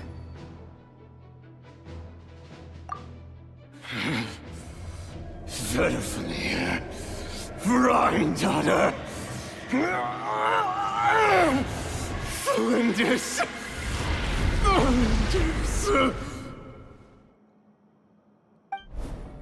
Interesting. Anything else? What about this would-be fiancé of his? Do we know anything about her? Well, she was a researcher at the Universitas Magistrorum, but it felt like she was hiding some kind of secret. Oh, and one more thing. For some reason, Rerir's fragment also contains some of Tholindis' memories, though only a very small portion. Well, no shortage of potential leads, I'll give you that. In any case, it sounds like we can conclude that while Tholindis was still around, Rerir appeared to be lucid and quite normal. Tholindis, it seems, must have been the one thing in this world that he couldn't let go of. Tell me, though, were these pure-blood Conorians we're talking about here? Why do you need to know that? Hold on. If she was a pure-blood Conrian... Oh yeah! Just like how it was with the captain! If we could somehow find her, do you think there's any chance Rerir might regain some of his sanity? It's possible, but it would take a miracle. We can't pin all our hopes on that. That merchant who Nefer knows, Dori Sangama Bay. Maybe we could hire her to look into it. All right, then. Let's keep working in our separate teams. Traveler, Paimon, Kutar, and Miss Arlecchino will go look for the iridescent moon's marrow. As for the others... On the way over here, I noticed that the Wild Hunt monsters had grown even more frenzied in their search for Kutar. At this rate, the people living here will be in grave danger too. So I'm thinking of gathering together some of our followers to go wipe them out. I'll head back to the Curatorium and meet up with the boss. Feels good knowing we've all got something to be getting on with. Given that the Wild Hunt has been a lot more active lately, the Lightkeepers have likely begun their own operations too. If that is the case, someone will need to pass the news on to Flint's. I'll hold the fort for now, then discuss our next move with Flint's, Aino, and Anefa when they get back. All right then. Well, the clock's ticking. If that's everything, we'll be on our way. We'd better get moving too. We'll try to buy you as much time as we can. Relax. Just do your thing. I decided to call in some backup since things are getting so hairy. Our reinforcements should be here any minute now. Stay safe, everyone. Dismissed.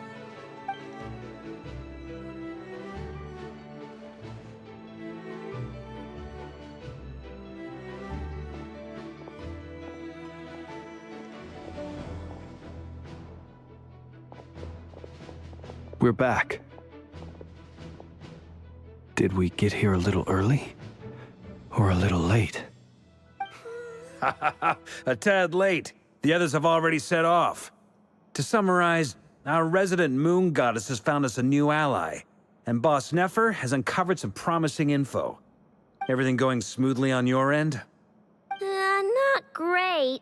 I don't know how long we can stall them for. The decoys are getting taken out way faster than we imagined. I'm gonna make some more later, but I need a timeout first. I'm so tired right now. Oh, right! Inefa, could you fill in Uncle Varka on what we just discussed with Flint's? Sure. Uncle Varka, you previously told us about how when you went to investigate a source of the Wild Hunt in Amsvartnir, you discovered that it was just a diversion. But according to Flint's intel, several outbreaks of the Wild Hunt had already occurred in Nodcry in the period leading up to that. That was before Rerir had regained his body, when he was far from regaining his full strength. In other words, in theory at least, he still lacked the means to act in two places at once. Flins, with everything that's been happening, the Lightkeepers across Nodcry are rallying to fight back against the Wild Hunt. They're gonna need your help. I know, I'm sure you're capable of coming up with something far more effective than decoys. But for now, you should stay here and get some rest. And Effa and I will head back over to Amsfartnir to see if there's anything I missed. I told you Uncle Varka would say that, didn't I? A deal's a deal. Not a word about my snack intake for the next week. Database updated. Reliability of Aino's predictions increased. What does that mean? They were betting on how you'd respond after hearing their intel. It's the obvious choice, isn't it? That's hardly worth betting on. We already decided that Anefa should go investigate the situation over at Amsfartnir on her own. You might as well stay here and keep watch. Someone needs to hang back and oversee our strategy meetings. And besides, you still haven't fully recovered from ambushing Rerir. So I've ended up with the easiest assignment. Well, I appreciate it, everyone. See you when you get back.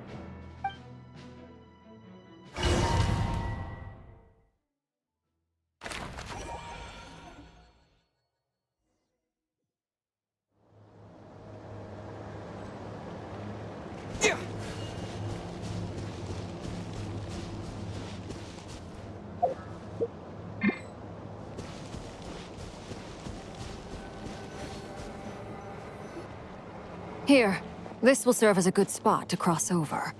Arlecchino, hold up a second. Since you brought us all this way, would you mind telling us what you've got planned? We still haven't got the slightest idea what's going on here. And if even Columbina doesn't know where the iridescent moon's marrow is, how do you? Simple. Because I am an inheritor of the royal bloodline of the Crimson Moon, and one of the last surviving embers of the Two Worlds' flames. Huh? Are you serious? As in, you're a descendant of that Crimson Moon dynasty we were just talking about? The one from ancient Conria? Your surprise is understandable. I was also taken aback when I first learned of it. But the more I thought about it, the more I realized the signs had been there all along. When I was young, I discovered I could wield a very special kind of fire.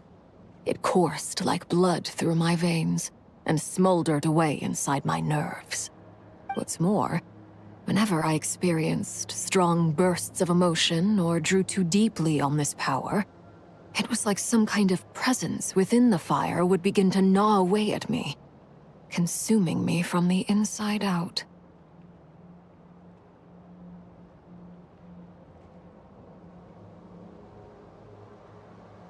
Exactly. That is why my hands are like this, too. At first, I saw it only as a curse, but once I became a harbinger, the Jester apprised me of the truth. Together with my own investigations, over the past few years, there are several things that I have gradually come to understand. For instance, take the so-called Crimson Moon. In truth, it is nothing more than the shattered remnants of the iridescent moon, fused with the abyss to prolong its lifespan. Since this blood flame was bestowed upon me by the Crimson Moon, it is a fusion of the iridescent moon's former power and the corruption of the abyss. You all understand the nature of the abyss well enough. I draw upon its power, and in return, it hungers for my soul. This strange blackness is the mark of corruption it has left behind. If I recall correctly, you once told me that if the corruption ever made it to your heart, you'd become a completely different person. Yes, and that's the reason I'm always careful not to push my power too far. It's essentially a never-ending tug-of-war. Whew. Sounds intense. Anyway, the rest of my story can wait. Is there anything else about the Crimson Moon or the Iridescent Moon that you're unclear about? Paimon has a question. So, the Crimson Moon that the Carians Carians used to worship was actually the iridescent moon, right? Which was one of the three moon sisters. Does that mean that the Carians were to the Crimson Moon as the Frost Moon Scions are to the Frost Moon? So much of that history has been lost. We have no way of knowing exactly what they were like. But I would suspect that the Conrians weren't as devout in their moon worship as it might appear. The iridescent moon's remains simply served as their link to the Abyss. Later on, perhaps someone discovered a way to make direct contact with the Abyss. Or maybe there was some kind of ideological divide. Either way, a dissenting faction staged a coup and drove out the royal heirs of the Crimson Moon dynasty. Still, even with the dark sun looming high overhead, the Crimson Moon's glow never truly faded. If you want living proof, it's standing right before you. The first time we met, I sensed something familiar in your presence. When I looked at you, I felt I could see that mysterious red moon in the corner of my eye. In your flames, I saw its broken image, surrounded by a strange black aura. Well, I appreciate that you kept it to yourself. Much about the Crimson Moon is still a mystery, and I'd prefer not to end up as the object of an insane research project. Anyway, time is against us here, so if there's any other questions, they'll have to wait. I just want to make sure I've got one thing straight. In her letter, Sandrone mentioned that since you are unable to contain the iridescent moon's marrow yourself, you intend to leave it in my custody. Correct? That's right. For now, it's the only way I can pay you back for your help. The iridescent moon is already part of who you are. So with its marrow in your possession, you'll be even more powerful than before. Deal. Then let's get started. It's like, sounds good to me. What started? What does this place have to do with the Crimson Moon? When I first became a Harbinger, the Jester gave me a book called Paranhari, also known as Leobranto Inamorato. You should be able to buy a copy next time you're in Fontaine. It's a love story set in the Crimson Moon era, but setting aside the tangled romances of its characters, it also records a few interesting details. In the Crimson Moon era, or so the story goes, there was an orphanage that received children from beyond the bounds of this world, and subjected them to a peculiar induction ceremony. Beyond the bounds of this world? For real? And what kind of induction ceremony? The Crimson Moon sages looked beyond this world for beings with powers that surpassed the gods. But fearing they might lose control, they subjected these children to a process of refinement. They made these children crawl up a fireplace and kept asking them, "Have you died? Did you see it?" Until they finally admitted to having died and seen a crimson moon. The adults embraced the children who passed the ritual, telling them, "Within the fireplace, you have traversed the flames between two worlds. Here and now, you are born anew."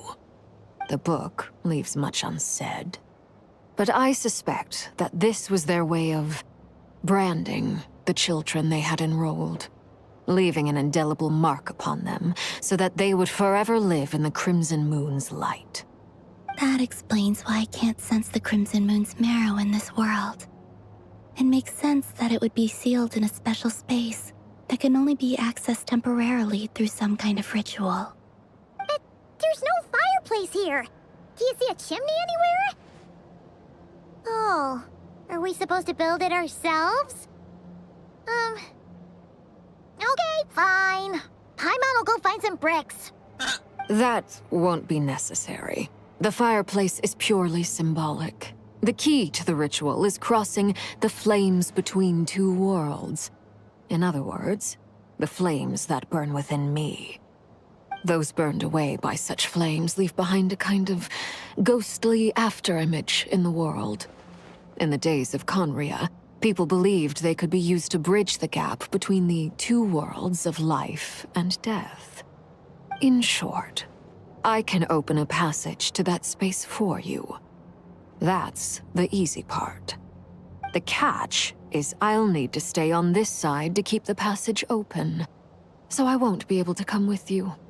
Once you're inside, you'll have to find your own way. Very well. Then I'll open it up. Traveler, spare me a little more moonlight if you would. I may need it.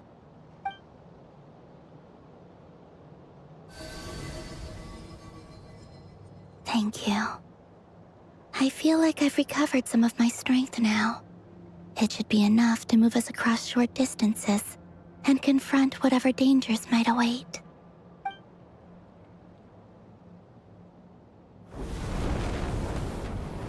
Mistress of the seven hues of ages past, great mother of the present, crimson-clad sovereign of the two realms, by fire severed, by fire renewed, I offer myself now and beseech your descent.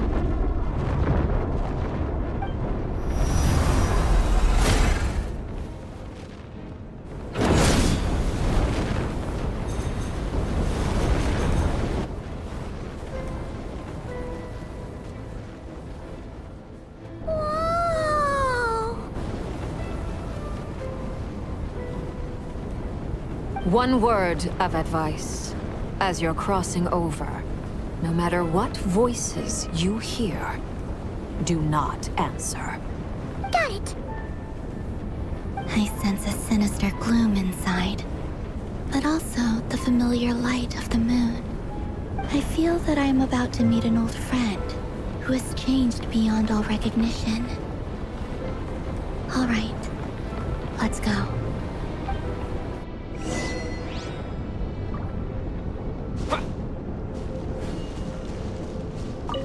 Seismic changes often begin with small windows of opportunity. This could be your window.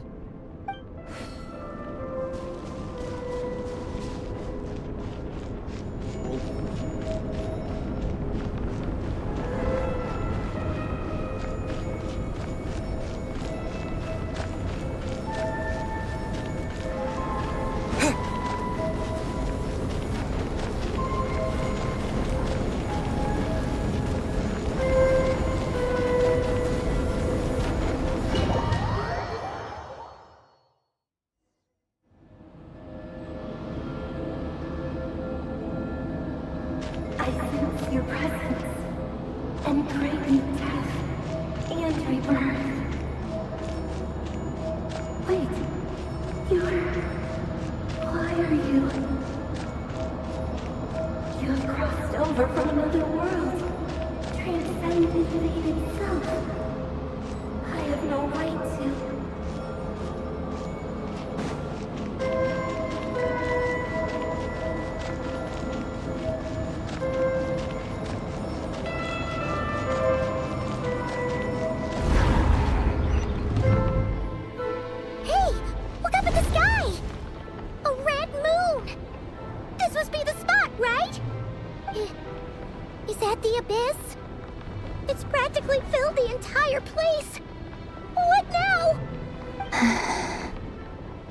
What a tragic sight.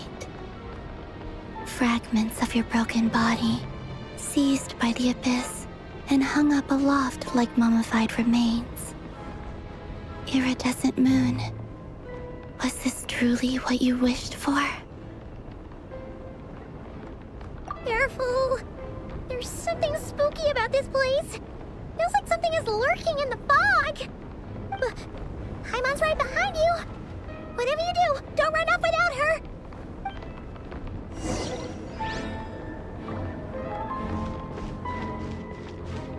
By the way, Columbina, didn't you tell us that the iridescent moon had shattered into pieces? The moon up there looks pretty whole to Paimon. How is that possible?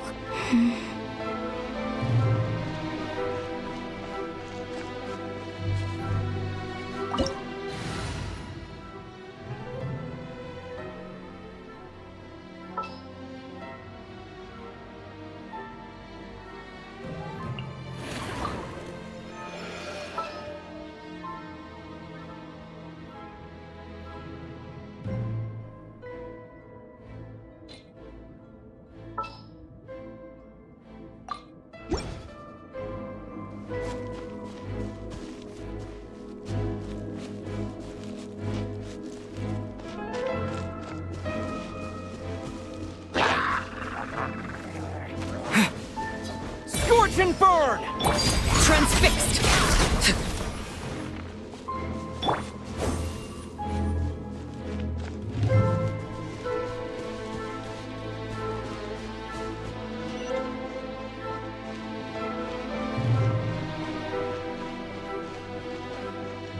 Just like I thought. It was only a facade.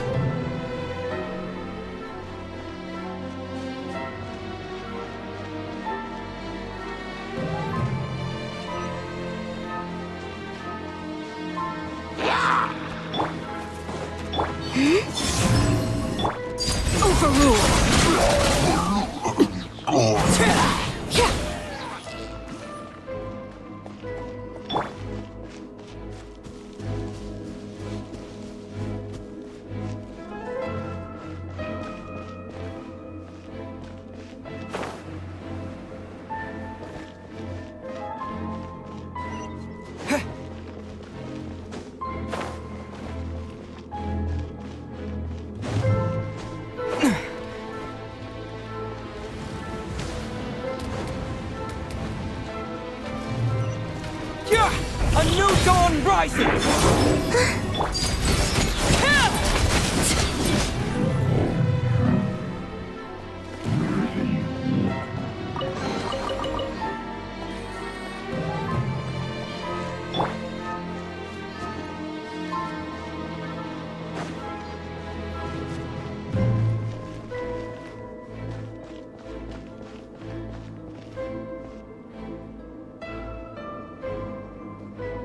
Huh?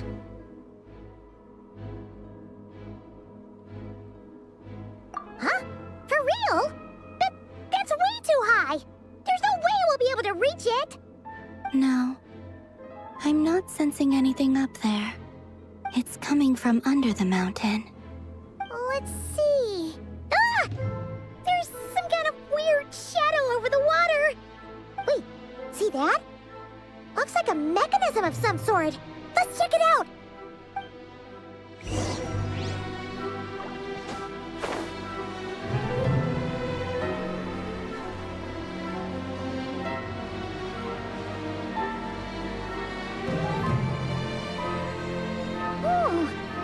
Looks like a device from the time of Kalia. Maybe people once came here to study the Crimson Moon's domain, and they left this behind. Oh, if we can activate it, we might find some clues.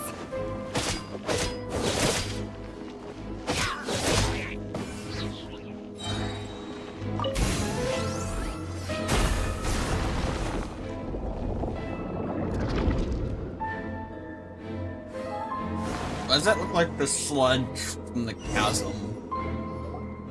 Hey, look at that!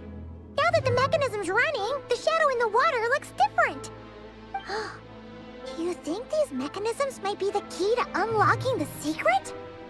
Let's try to find more of them! Thalindis, we'll leave the rest of the research in your hands.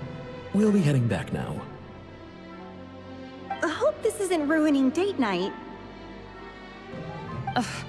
Mind your own business. Just leave me some snacks on the table. Thalindis? Is that Rerear's girlfriend? How come we're hearing her voice here? Oh yeah! So, do you think she was studying this strange space all along? The Abyss has made this space extremely unstable. Maybe that's why some of the things she said and did were preserved here. Like echoes. Or after images. Whenever I see this view, it takes me back to a poem from my childhood. Waning moon, oh lifeless damsel, weeping on the mountain crest. Mourning still in wistful tone, her fragile soul now laid to rest. For me, of all people, to be here investigating the mysteries of the Crimson Moon space.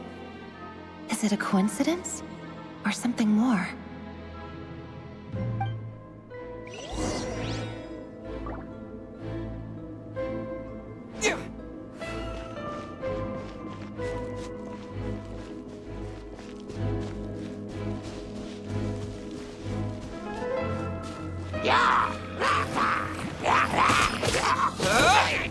scorching burn! By everlasting flame!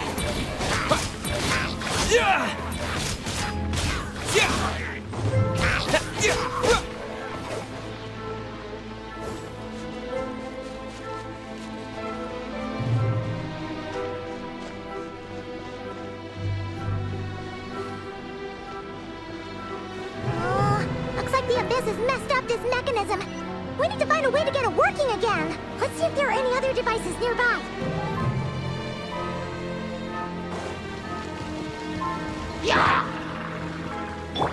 Laid bare.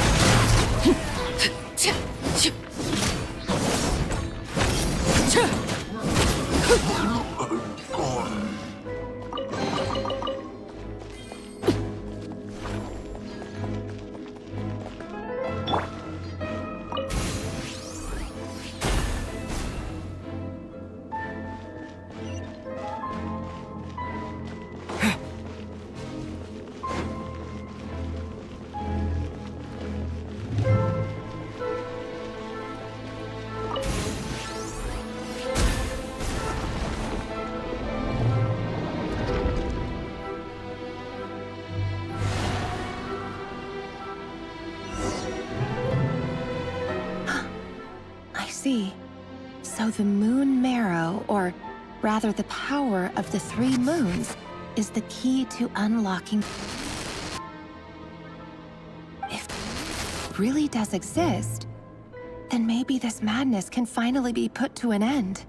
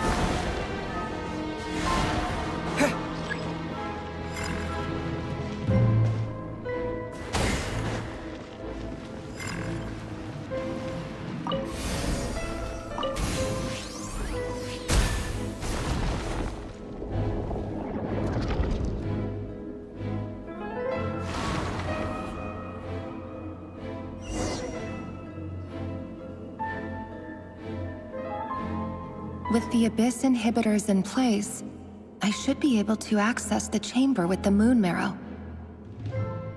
Oh, Rerir, with every step you take, you're drifting further from what you truly desire. But you're not the root of the problem. Ever since that outsider set foot in Conria, the Vinster King has sunken deeper into madness. If only I could get my hands on that outsider. No! He's...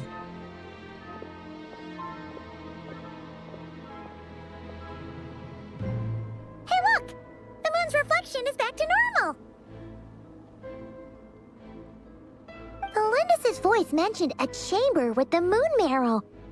Do you think maybe it's hidden in the moon's reflection? It must be.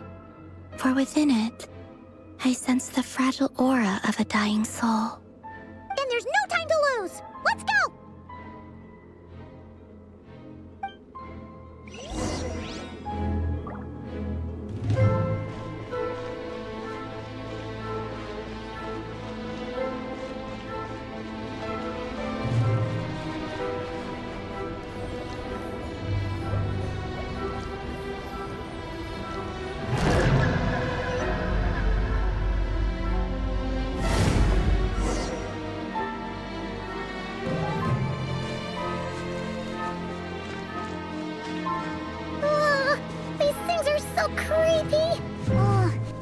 Looks like we'll have to destroy them if we want to get to the iridescent moon's marrow.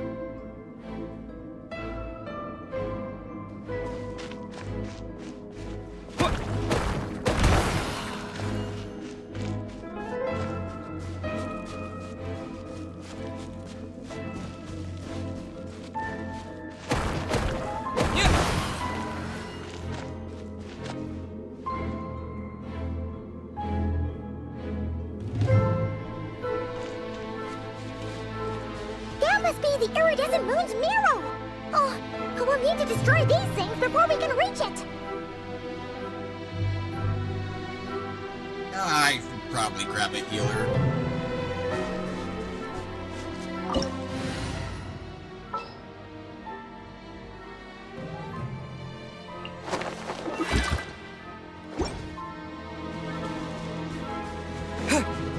Just in case.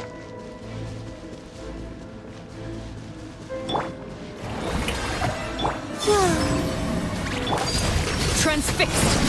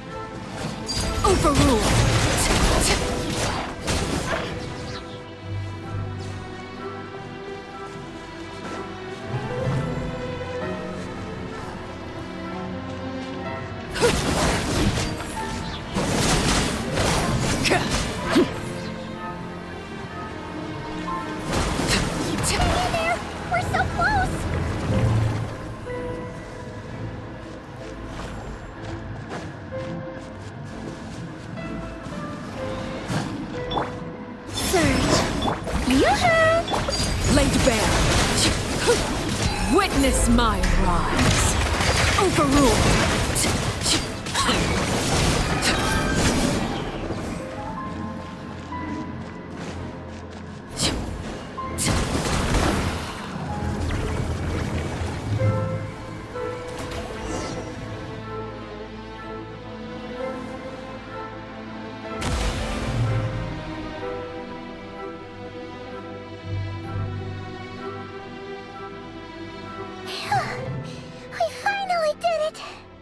The iridescent moon's marrow, still burning away like an undying flame, yet now contaminated by the abyss.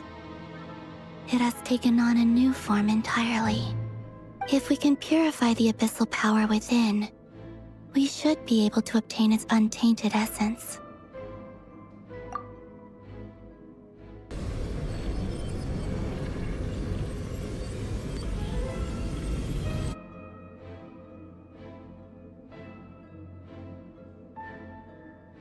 It's so cold.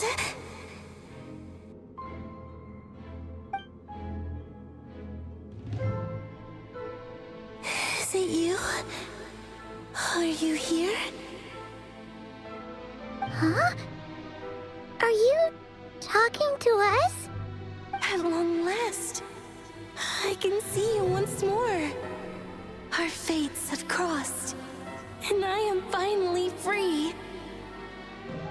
I'm sorry, I lied to you. Even knowing what was to come, I still couldn't let go of the fear in my heart as death drew near. The moment the moon shattered, my body began to split apart piece by piece. Like I was being cut into pieces by 1,000 blunt blades. My thoughts scattered as the cold crept in. But I could not bear to fade away like that. Tell me, what was it that brought you to us all that time ago? If only I had possessed your courage, then I might have been spared this torment more painful than death. You look so puzzled. That's how I felt too. When I first saw you. But trust me when I say that everything happens for a reason. Farewell, Hypo.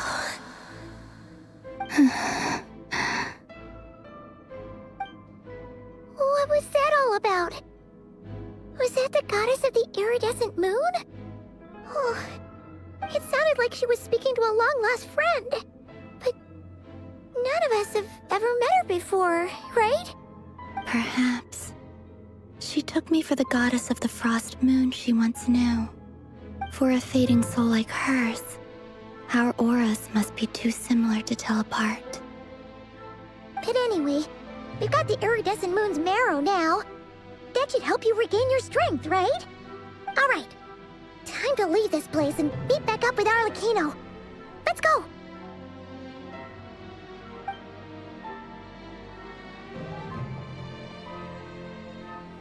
That's odd. This place looks different than when we came in. Waning moon, oh lifeless damsel.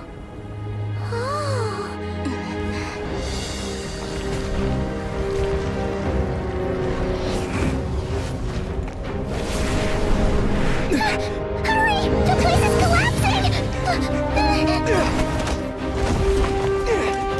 It wants to trap us here. Who's it? The Abyss? Now we've taken the moon marrow. All that's left here is a dark will. It will show us no mercy.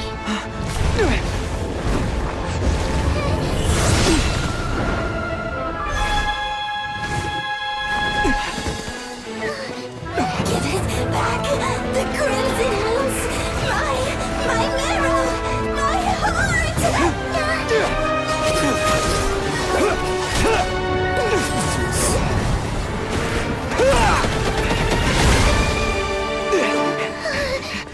Finally!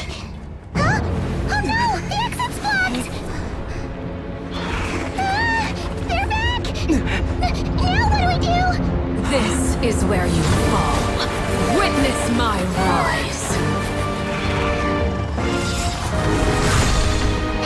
What are you waiting for?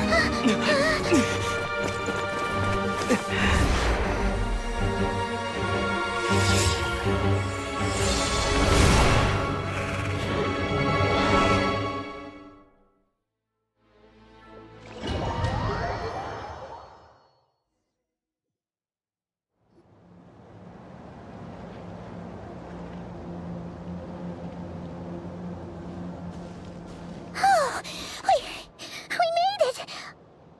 Was that you, Arlecchino? Did you save us?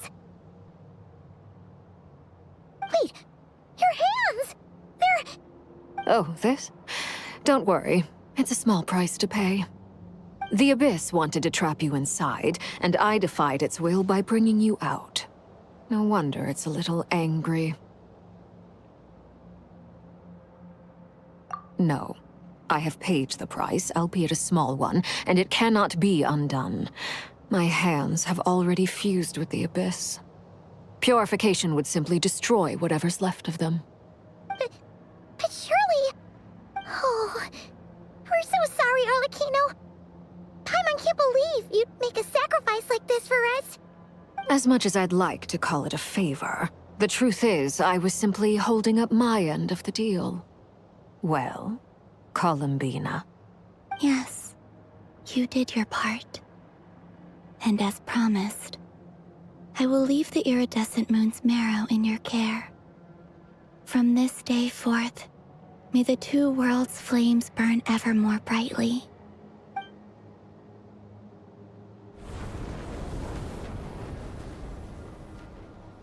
I'll take that as a blessing.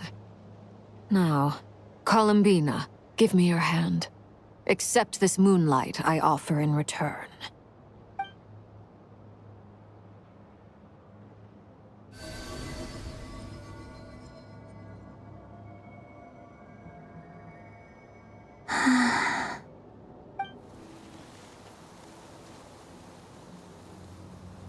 Feeling stronger? Hey, Columbina! Are you okay? I'm fine. Our powers are a little at odds, that's all. By the Frost Moon's authority alone, wielding the power of the other moons was always going to be a stretch.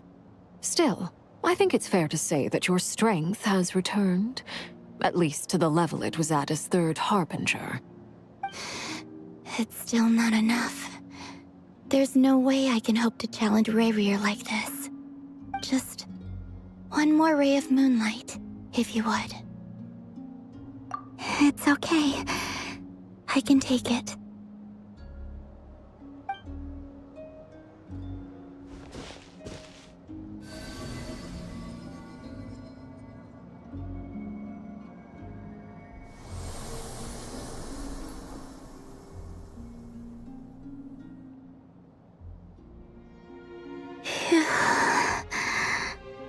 How about now?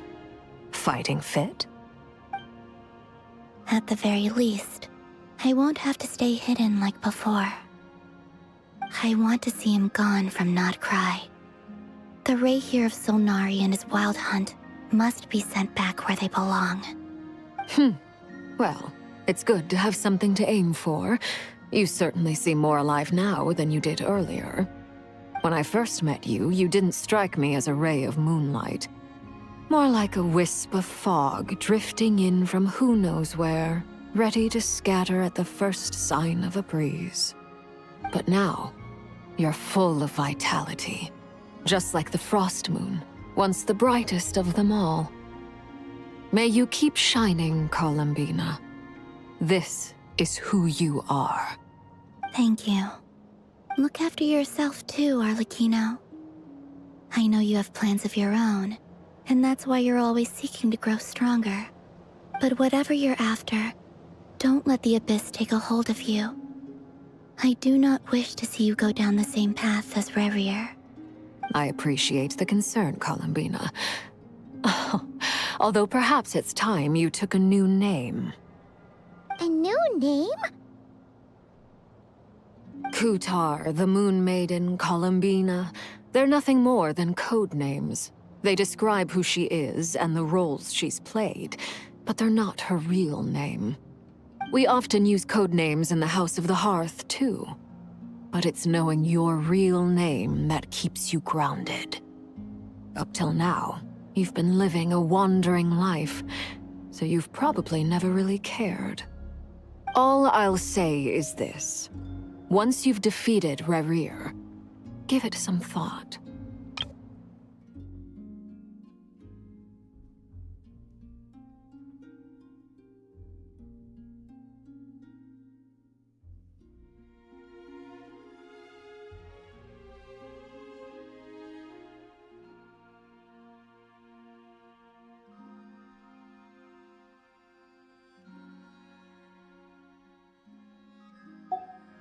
All right, that's it from me.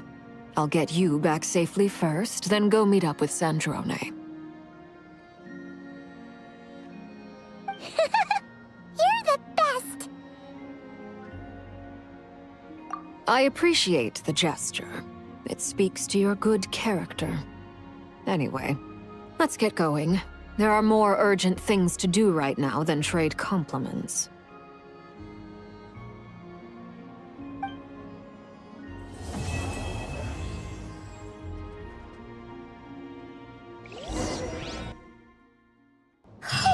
It was a close call, but we got the iridescent moon's marrow and restored Columbina's strength, and that's all that matters. In other words, mission accomplished.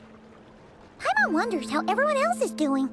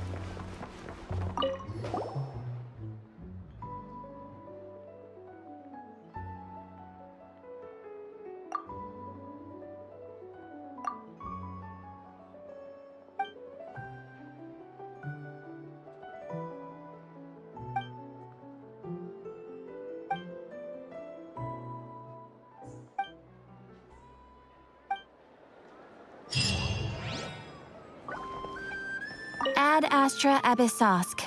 Welcome to the Adventurers Guild.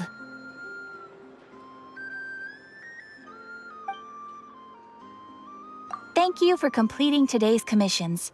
Here is your reward.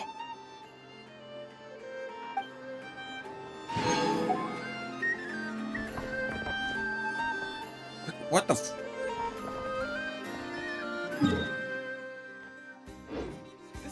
What the nothing but promise for adventurers from all walks of life. Wouldn't you agree?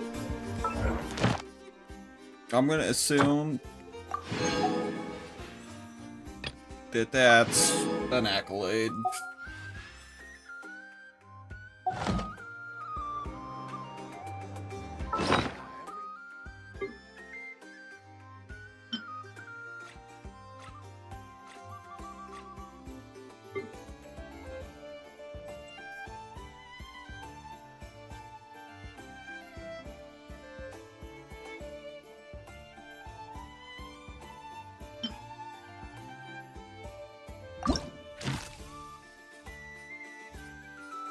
Yes.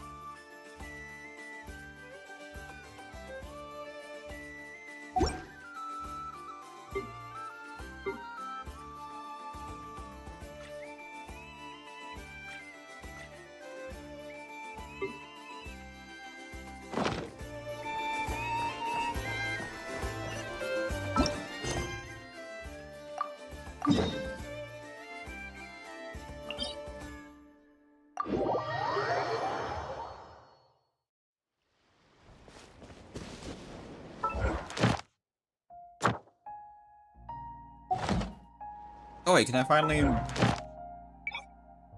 accept quests from Nodcry? About fucking time.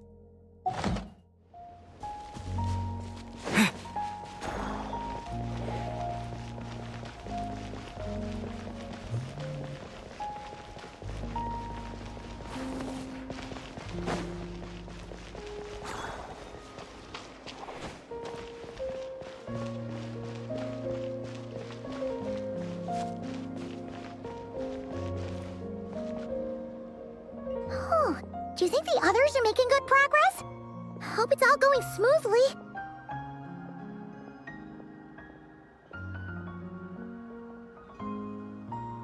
Oh, hey look!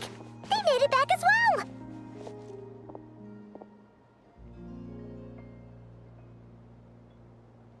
Flintz! Llama! How'd it all go? All is well, thank you. Nefer and Yehoda had to stay at the curatorium to wrap things up, so they won't be joining us for now.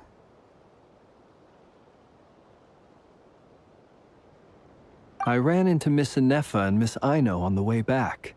Their work is still in progress, so I suspect they won't be back for a while either. You seem rather cheerful today, Mr. Flintz. I certainly am. I achieved what I set out to do and came away with more than I bargained for. Fighting alone can get quite tedious, but I had the good fortune to run into a pair of brave young warriors. We meet again. How have you been? Albedo! What are you doing here? That would be a natural assumption to make. It's also the correct one. These two courageously lent me a hand while I was fighting the Wild Hunt. When they told me they were Servarka's colleagues, it all made sense. And given how people of outstanding talent tend to cross paths, it's no wonder you're already acquainted. So? Who's your travel buddy, Albedo? Why don't you come and introduce yourself?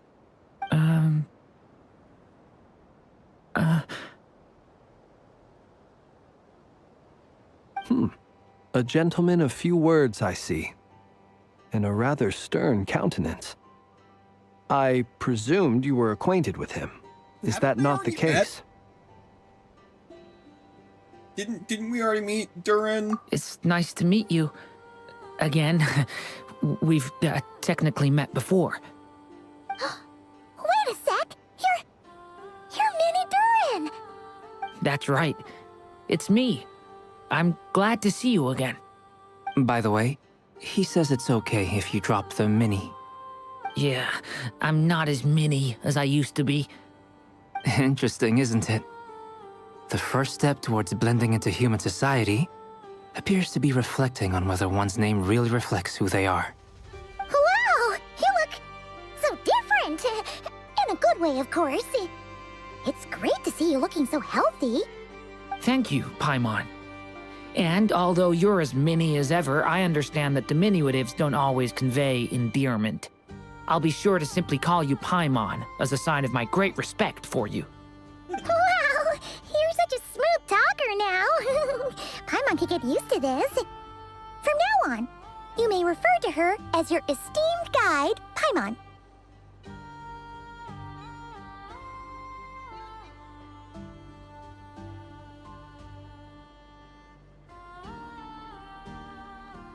Personally, I think our little Paimon is the perfect size. When people call her Little Paimon, it's just because she's so adorable that they can't help themselves. If that's not a sign of endearment, what is? You're absolutely right, Miss Lauma. My brother still has a long road ahead of him when it comes to understanding human relationships. Anyway, speaking of long journeys, didn't Columbina, leave with you? How come she isn't back yet? She's been catching up with old friends. Wouldn't be surprised if she stopped for a cup of tea or 10 on the way back. Uh-oh. People are talking about me. Hope it's nothing negative. Wow, she seems much better, and she sounds much better now. A lot less slow in the way she delivers her lines. Judging from your expressions, I'm guessing it all went well? It's getting crowded here. I'll go grab some chairs. No need. This is a job for an alchemist. I'll whip some up momentarily. Thank you for your hospitality, ladies and gentlemen, but I was merely escorting my friends back. I'll be meeting Sandrone shortly, as we still have some things to discuss. It's been a pleasure, everyone. But this is where I'll say goodbye. We really appreciate your help.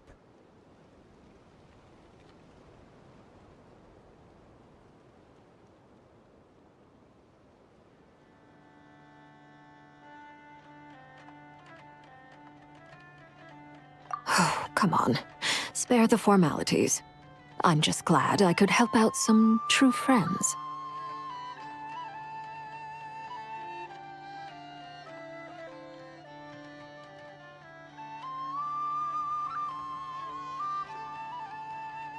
I understand. Well, bye for now, Harlequino.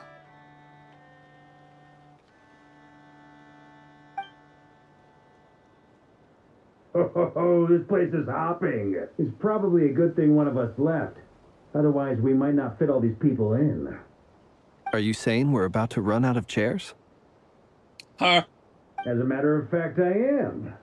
Come on in and see for yourself.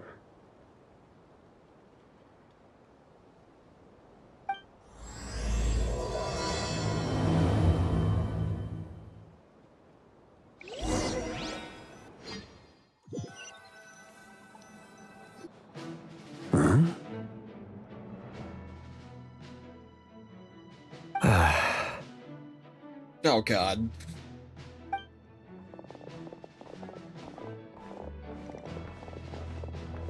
I overheard your little chit-chat outside, by the way. With Miss Columbina's colleague gone, we should be back to the original crew plus the other colleagues I brought in.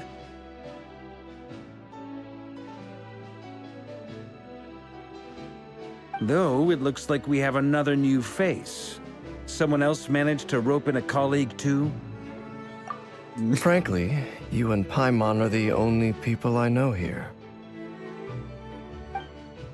This here is Deansliff, colleague of Tibet's greatest guide, Paimon, and greatest adventurer, the Traveler. Well, not exactly colleagues, more sort of friends. When someone else jumps in to do the announcing, you know you're speaking to someone important. Let's hear what he has to say. Note to self. Once Paimon knows your name, the rest of the world will soon follow. When he comes looking for us, it's usually something important. Paimon's guessing you've heard about the Wild Hunt, then.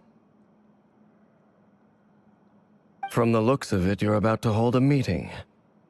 If I were to say that the Wild Hunt is our mutual enemy, would that earn me a seat at the table? As the saying goes, the enemy of my enemy is my friend. Mr. Dainsliff, there's a seat with your name on it. Though, I can't promise the same for everyone else. Hey, Albedo, think you can rustle up a couple more chairs? After all this time apart, Grandmaster Varka's first order is to rustle up a couple more chairs.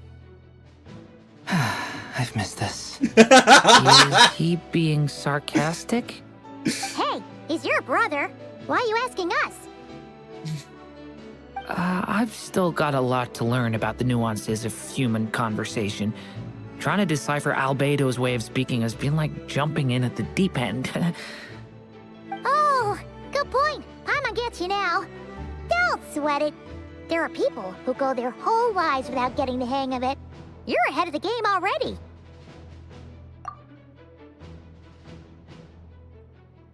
I wonder what's taking Nefer so long. Perhaps you should go and check in with her. If anyone can hurry her along, it's you. I just got back from the curatorium. Besides, aren't you curious to see what's taking her so long? Miss Nefer doesn't strike me as the type to share secrets. And since gathering intel is her specialty, I'm guessing she'd prefer to keep her methods confidential. Under such circumstances, would it not be tactless for me to impose? Oh, but it's fine for me to impose. What can I say? You have an unrivaled ability to garner people's affection, Miss Moonchanter. Besides, you have far more in common with her than I do. All right, then.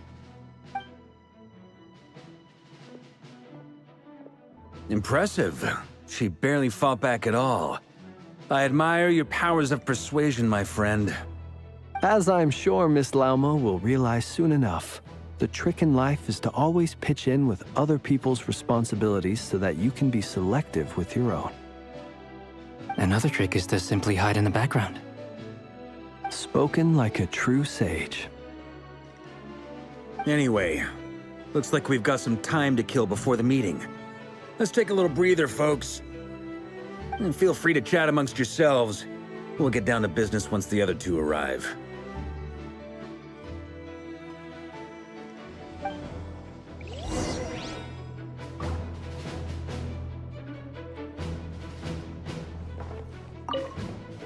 You're both awfully quiet. Why don't I start us off with an icebreaker? Much obliged. Have either of you ever had your portrait painted? If not, I'd be glad to help. That sounds like a lovely idea. You know how to paint, then? I dabble occasionally. He's an excellent painter. Tables, chairs, people, dragons, you name it. He'll paint it for you. I'm flattered. If I ever get the chance, I'd like to give it a try myself. I'll bear that in mind. Anyway, how about you, Durin? What sort of portrait would you prefer? Oh, I'd be fine with anything. Whatever style feels best to you. Very well. Then I'll play it by ear. You can replicate any style I want? I can try. If you show me a sample, I'll do my best to match it. Thank you. In that case, I'll dig up some reference material for you.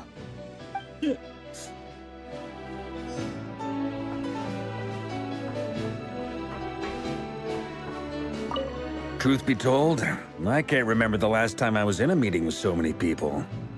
You're not alone there, my friend. The Lightkeepers also struggle to bring everyone together for a serious discussion. I don't doubt that. I've only ever met two Ratniki, one being you, and the other being that young guy, Itlua. Itlua is a good apple. I'll give him that. He's kind, honest, and regularly delivers supplies to my lighthouse. A true Ratnik to the core. In that sense, he puts me to shame. So you're what? A fake Ratnik? That's what it sounds like you're saying. But I get the feeling that's not quite what you meant.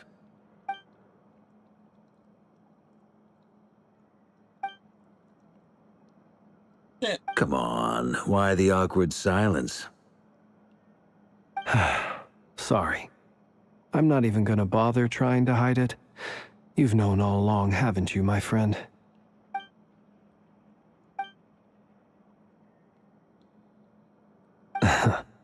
Now that was an awkward silence.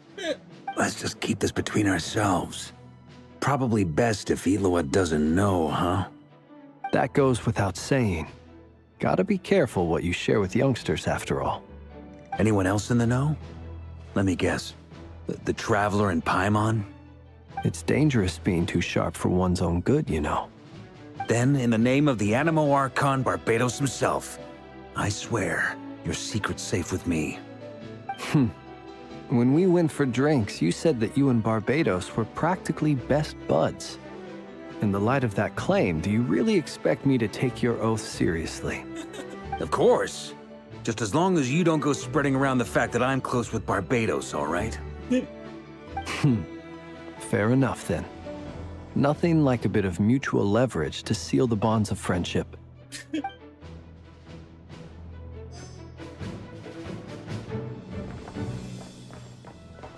Is there something you'd like to say to me?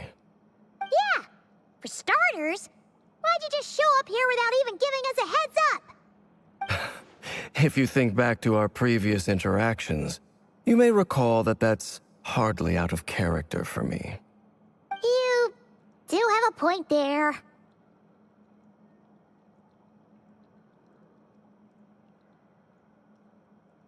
Oh yeah! You'll need to find somewhere to stay the night too, right?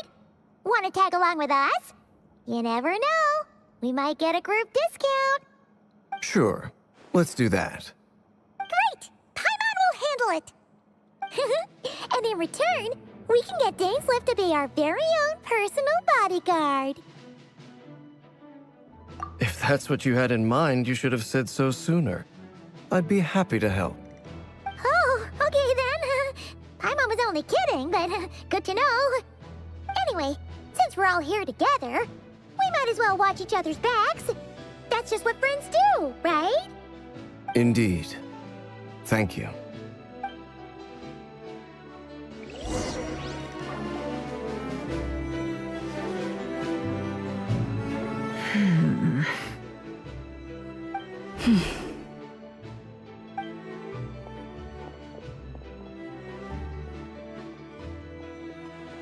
Ah, Miss Nefer. You made it after all. But what about Yehoda? I'm here to give you an update on how things are going on our end. Once this is over, I'll be heading straight back to continue my work. I left Yehoda back at the curatorium to watch over things while I'm gone. Huh. So much for just this once.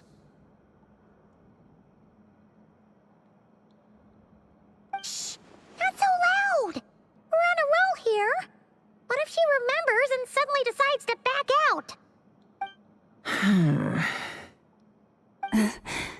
Did you say something, Mr. Varka? Huh? I didn't say anything. Right, Flint's? Must have been a frog. They get so noisy around here at nighttime. It's like they're putting on a concert in the background. Anyway, before we begin, there's a few introductions to make. Let me start by saying that it's an honor to be speaking before so many distinguished colleagues and collaborators. First up, we have Miss Lauma. As Moon Chanter, she's the leader of the Frost Moon Scions, a local religious community in Nodcry.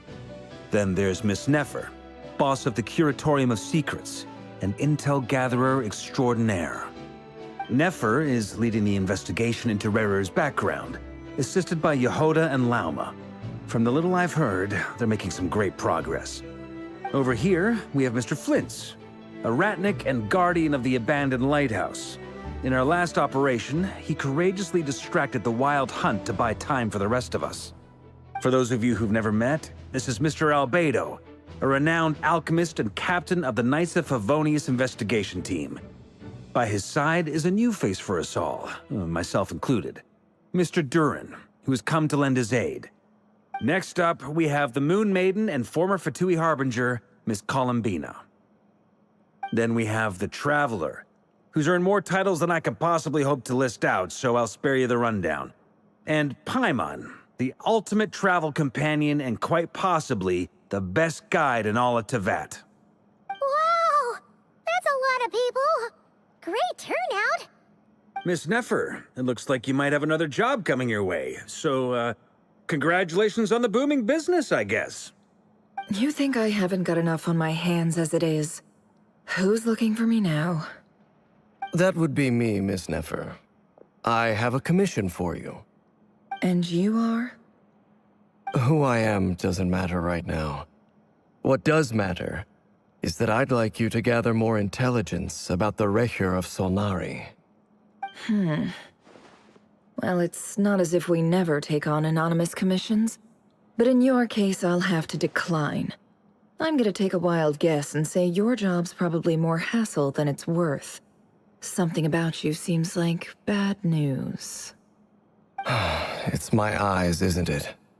Conrian, I assume. And what's with the mask? Are you trying to hide your identity? In any case, the fact that you're even still alive raises an awful lot of questions for me.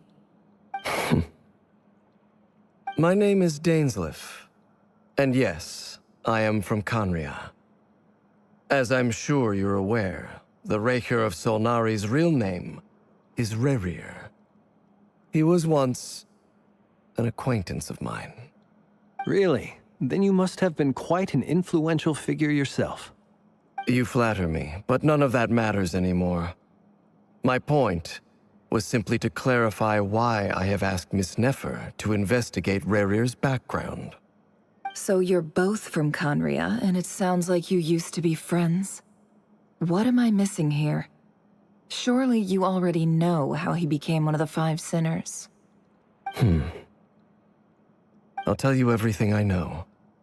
The history of Conria, the names and identities of the Five Sinners. I remember it all like it was yesterday.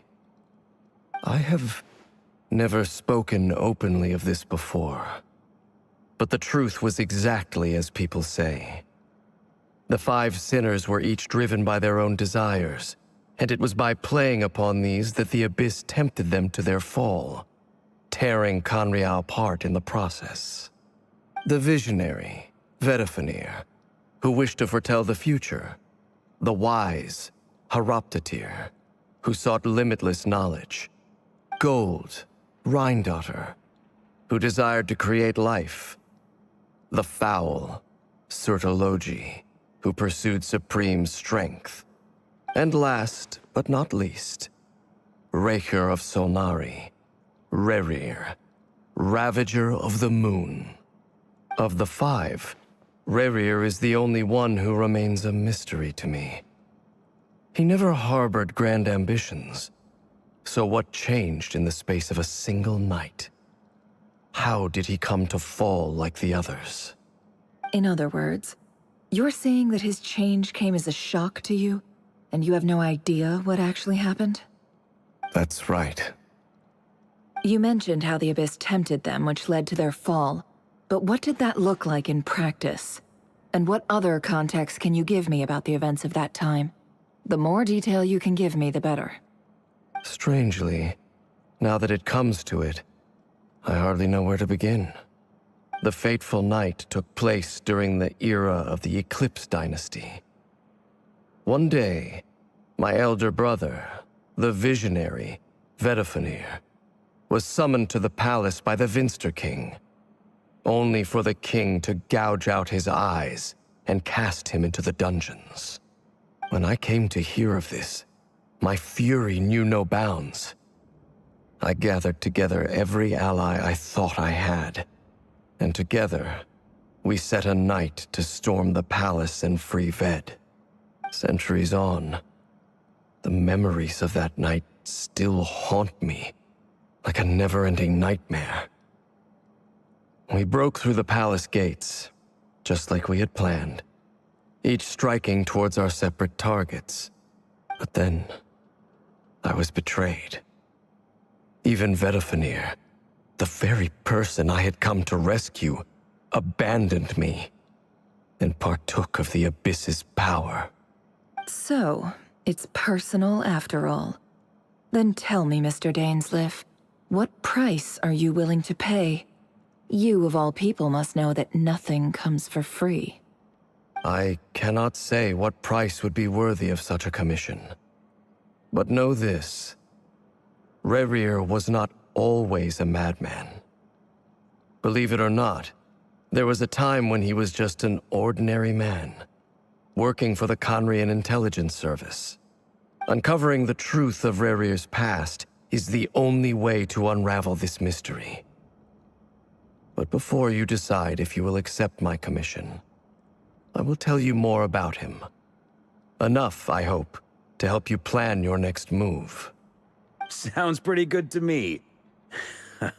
Feels like we just flagged down a random passerby, only to discover he's actually a master strategist who has a score to settle with our enemy.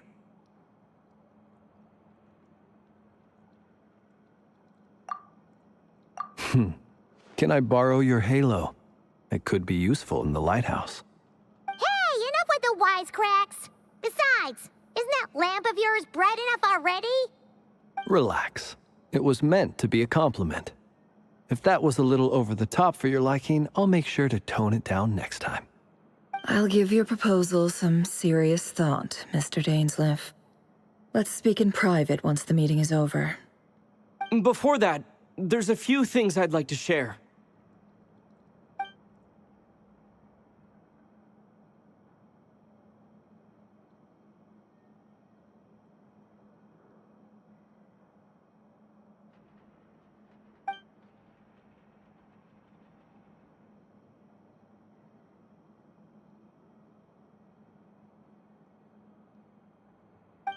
Now that we've united the hearts of the three moons, your power should be greatly enhanced.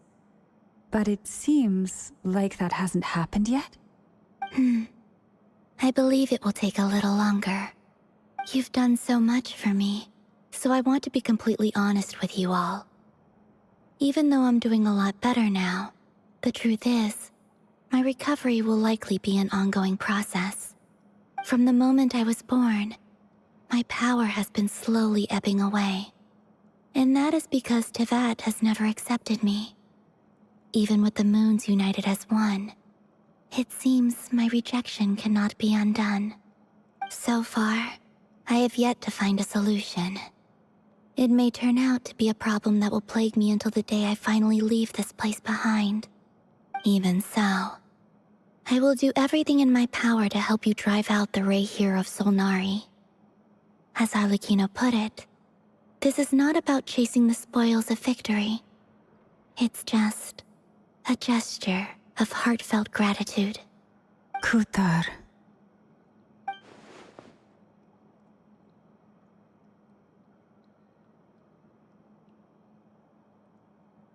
Defeating the Reihir of Solnari will be no easy task. While my strength slowly recovers, we'll also need to gather more intel. Naturally. We should take all the help we can get if we hope to defeat him. We've considered several viable plans now, but our choice hinges on the answers to a few key questions. Is it even possible to kill Rerir? What experiences shaped the person or monster he became? And what's he really after? Given Albedo's expertise in alchemy, I think we should leave him to try and answer the first of these questions. Understood. As for the other two, I'm afraid we'll have to count on you again, Miss Nefer. Believe me when I say it's not my wish to burden you. But right now, relying on your skills is our only option. So you're placing all your hopes on me, huh? We can't thank you enough for agreeing to help us. Honestly, I can hardly believe how lucky we are. You sure have a talent for changing your tune, Miss Moonchanter. Timid like Yehoda one moment, then flinches insincere flattery the next. Ladies, please. I must object to your portrayal of me. That's all. Feel free to keep bickering. Just pretend I'm not here. I almost don't want to leave this room. I'm curious to see how this plays out. I have faith in you, Miss Nefer. Something tells me you'll stand by us until the very end. Oh? And what makes you so sure of that? What if I suddenly decide that my compensation is insufficient? This isn't about the money. I can sense that you've got a deep-seated distaste for Rerir. And knowing you, that alone is motive enough. Look at them getting along so well. Like two peas in a pod. And I'm the one they accuse of insincere flattery. There is no justice. Miss Lauma, you have to understand something. Unlike you, I don't actually enjoy having everyone's hopes on my shoulders. Is that right? Well, maybe the fact that I'm willing to put my hopes in other people says more about me than you.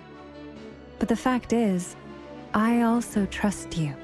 And that's because I know that you're someone we can count on. Anyway, we've got our plan, so let's get moving. Mr. Dainsleif, let's talk. And Traveler, once we're finished, if you've nothing else planned, I'd like you to come with me. This whole experience is teaching me a lot. For instance, I now know that when other issues come up in the future, I'll have far more luck getting Lauma to convince Miss Nefer than trying to do it myself. Hate to say it, friend, but that's one of the funniest things I've heard in a while. Why? You think I've got it wrong? Quite the opposite. But what makes it so hilarious is how long it's taken you to realize.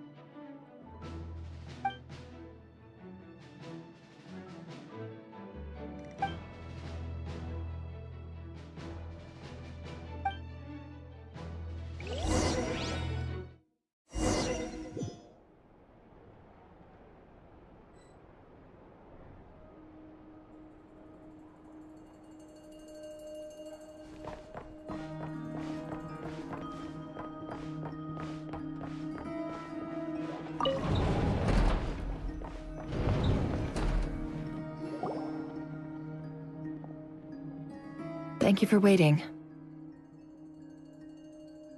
It's okay. We actually used the time to help Dainsleif get a room at the hotel.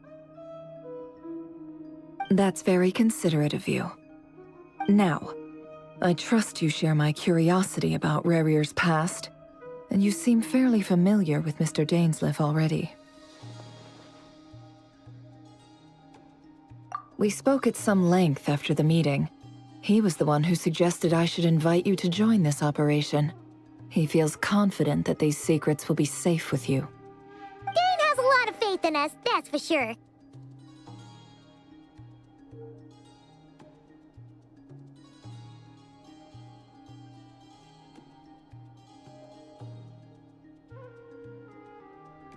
Likewise.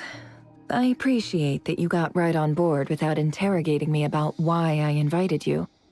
It shows that you trust me to explain everything in due course. That's because we know what you're capable of. We appreciate you too, Nefer. You might have been forced to help in the beginning, but this time, it was your choice. That's one way to put it. Another is this, that once a decision's been made, it's set in stone. After that, my only goal is to see it through. All right, so here's how it is. I'm going to access Rarier's thoughts again using my confidential method. Now, I'm sure you've seen things like this before on your travels, so you're surely well aware of how dangerous it can be. The reason I've gathered you all here is to ensure my safety during the proceedings. I plan for us to enter the fragment of his consciousness together, and once inside, I will focus on searching for information. Think of this as a diving expedition into someone's brain. If I'm the diver, you are my safety equipment, tasked with keeping me alive while I'm under the surface. Once the ceremony begins, we will all be spying on privileged information. But in the interests of safety, you must remain absolutely silent at all times. We will discuss our observations after the ceremony has concluded. Lastly, any individuals of a weaker constitution are advised not to partake in the ceremony. In any case, Paimon has her own job to do, which requires staying in the room but not joining the ceremony.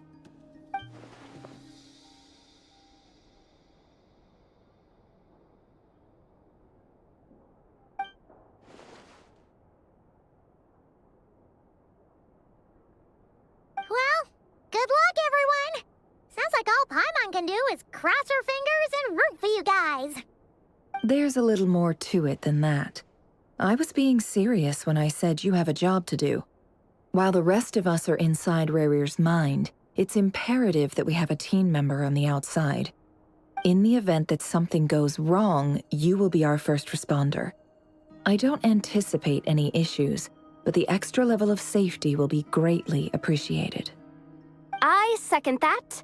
This is a dangerous operation here, and you're our whole rescue team. That's pretty much the most important job in the crew. So, Paimon's like the lifeguard? Yeah, that makes sense. All right, got it. Good. Please, take a seat. We'll get started momentarily.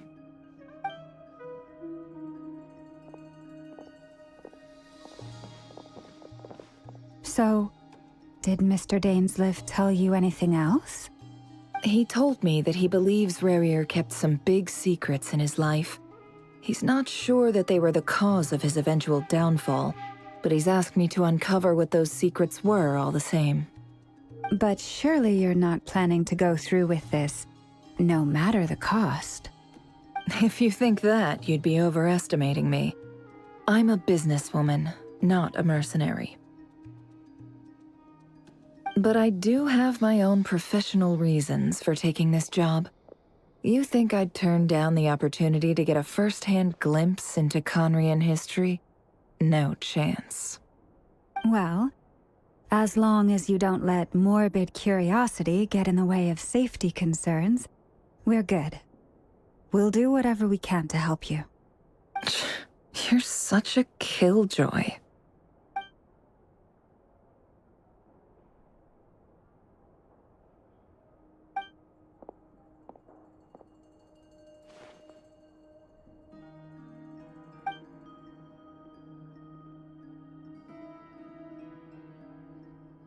All right, I'm good to go.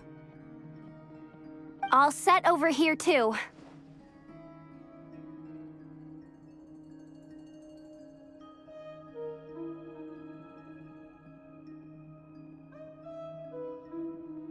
Promise, Paimon, you'll be extra careful. All right. Let your whole body relax. We're about to begin. Close your eyes.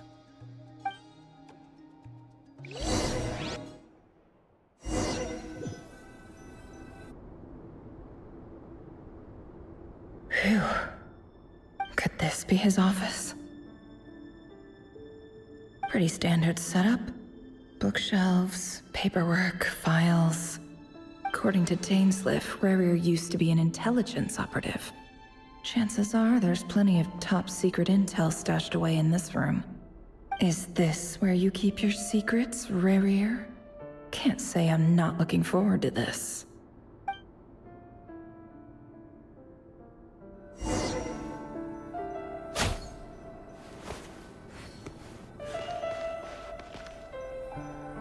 He looks even gloomier than last time. I wonder what's changed.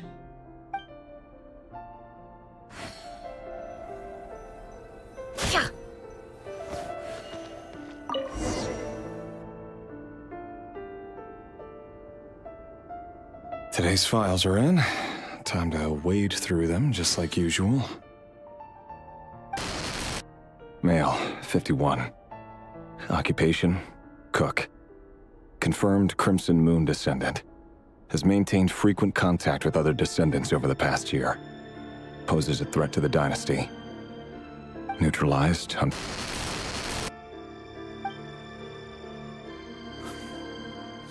This one should be archived under purged targets.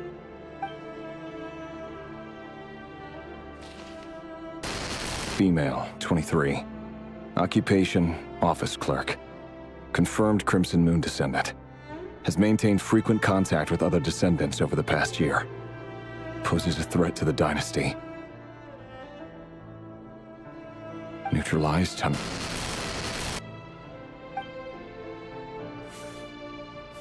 Another one for purged targets. Sounds like she was that other man's daughter. Never mind. What's it got to do with me?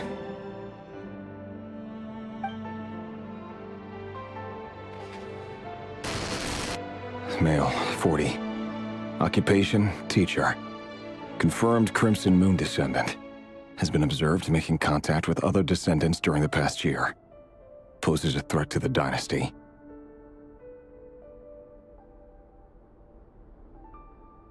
Neutralized on...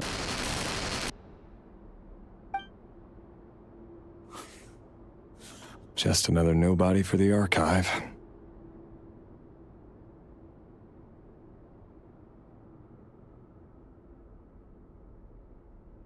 Come to think of it, I remember surveilling this man. A case like his never would have been considered a priority in the past. Huh. He barely even interacted with other Crimson Moon descendants.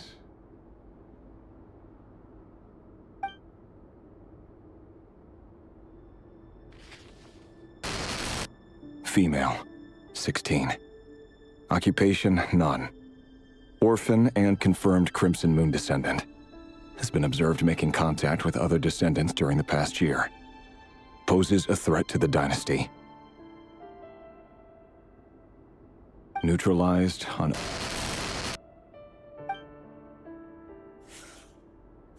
Filed.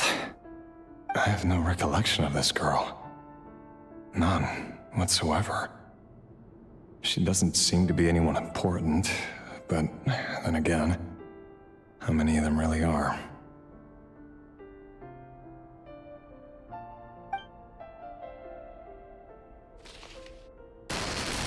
Female, 13. Occupation, none. Orphan and confirmed Crimson Moon descendant. Has been observed making contact with other descendants during the past year.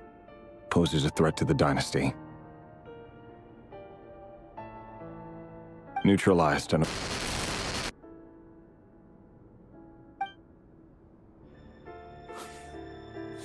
Filed.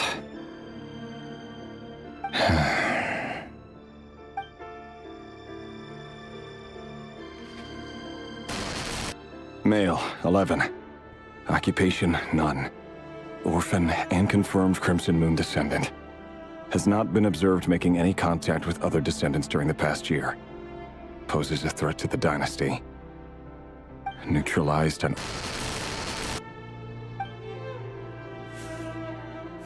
Getting younger and younger.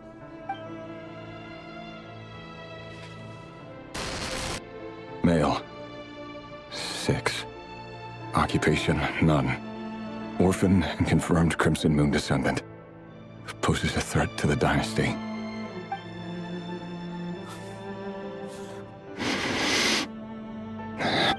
It's funny, isn't it? Your job is becoming both harder and easier at the same time, depending on how you look at it. Sooner or later, the Crimson Moon descendants will be completely wiped out. But as their numbers dwindle, they become harder and harder to track down. That's not how it is. Fortunately, however, most of the able-bodied adults have already been taken care of. The remaining weaklings will be increasingly easy to deal with. No! No. My job is to ensure the survival of the Eclipse Dynasty. And the only way to do that is by eliminating any and all potential threats. It's a perfectly legitimate line of work. Every single one of my colleagues can attest to my fairness. And if my friends were aware of the facts, I know they'd back me up too. Assuming, of course, that they were aware of all the facts. Wow.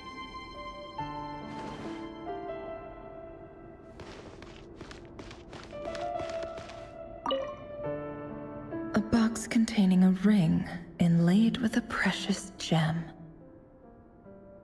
Must be for his girlfriend.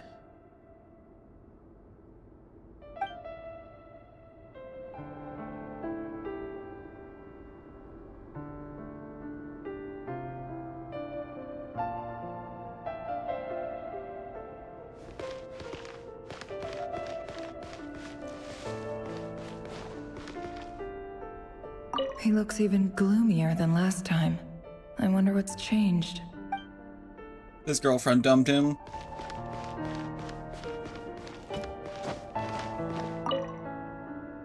Bookshelves full of documents.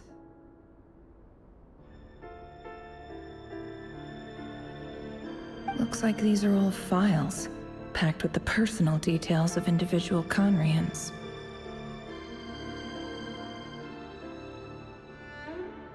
The Crimson Moon dynasty preceded the eclipse. Since Rerir worked as a secret agent during the latter, it stands to reason that he was tasked with purging remnants of the old dynasty. Yep, lines up exactly with what Dainsleif told me.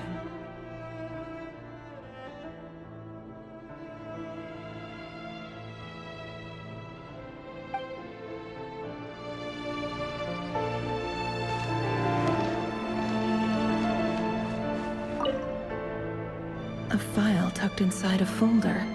The title reads, Dear Breakfast Shop Owner. It's a list of names.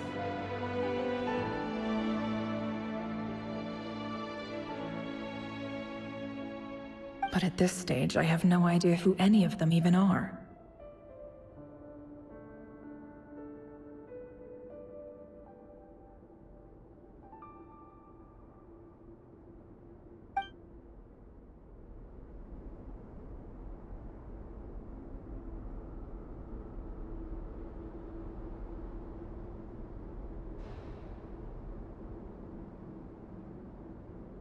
Emotions are like a raging torrent that surges through the mind.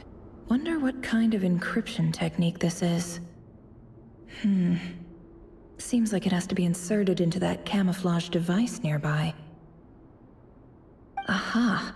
It's an audio recording. Please, hear me out. I can't shake this feeling that someone's been spying on our house. No, I'm not being paranoid. It's true.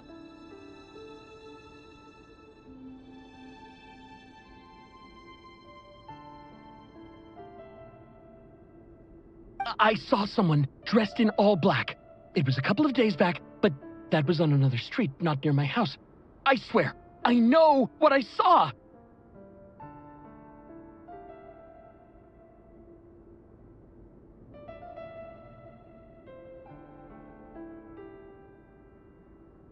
There's a note in the margin. Surveillance of the Runfarther residence has concluded. We apprehended the target and filed the mission report last night.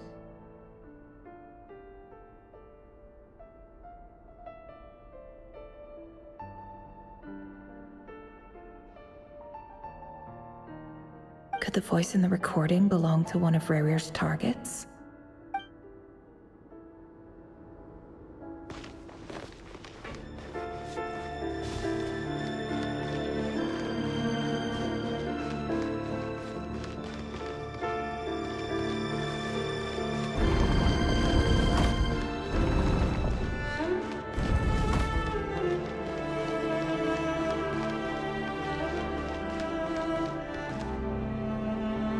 Mr. Vedifalnir? It's been quite some time since we last met.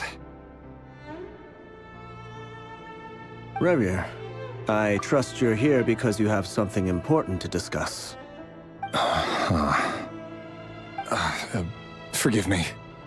I wasn't tuning out, it's just, I noticed you didn't even phrase that as a question. As if you knew I was coming. Tell me, does someone in your position ever feel the need to ask questions at all? It is indeed within my power to foresee certain things. Things like your arrival. I was just thinking. It won't be long before I'll be inviting both you and Dane to my wedding. That isn't a lie, but nor is it a fact as such. It's a wish, isn't it? No fooling a prophet, is there? Ever since that day we met for drinks, I knew it was only a matter of time before you came looking for me. Does it feel good? Knowing how the future will unfold. I'm afraid the notions of good and bad fail to capture the complexity of what such a power entails. Once you've seen what will come to pass, it can be all too easy to succumb to fear and melancholy. Unless, of course, you learn to abandon these feelings.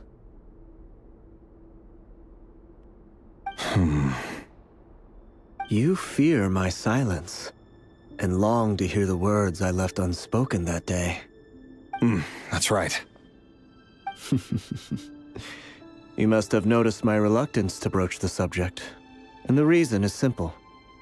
Because the truth could never have lived up to your hopes. For both our sakes, such words are better left unsaid. The burden of prophecy was never meant for your shoulders. So who exactly do you deem worthy to hear your prophecies? None but our exalted king? Or rather, our king as he once was. You're closer to his majesty than I am. You must know better than anyone how much he's changed. You say that as though it is to my benefit. Yet precisely because of that, I dare not speak rashly. A king can turn out to be the most virtuous of rulers, or a tyrant more terrible than the most vicious of dragons. You are so wise and far-sighted, yet still you would have me live in fear of the unknown? You make a fair point. Especially given my silence alone was all it took to send you spiraling downwards. Very well then. Let me offer you some advice. And I say this not as a prophet or a visionary, but simply as the brother of your friend. For many reasons, there is very little chance of your marriage ending in happiness. If happiness is what you seek, you should find another fiancé.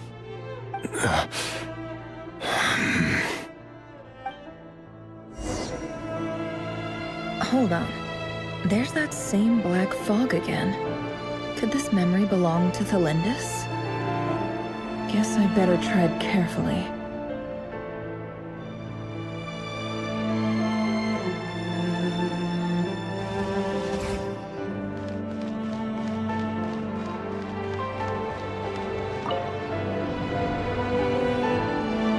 Wait.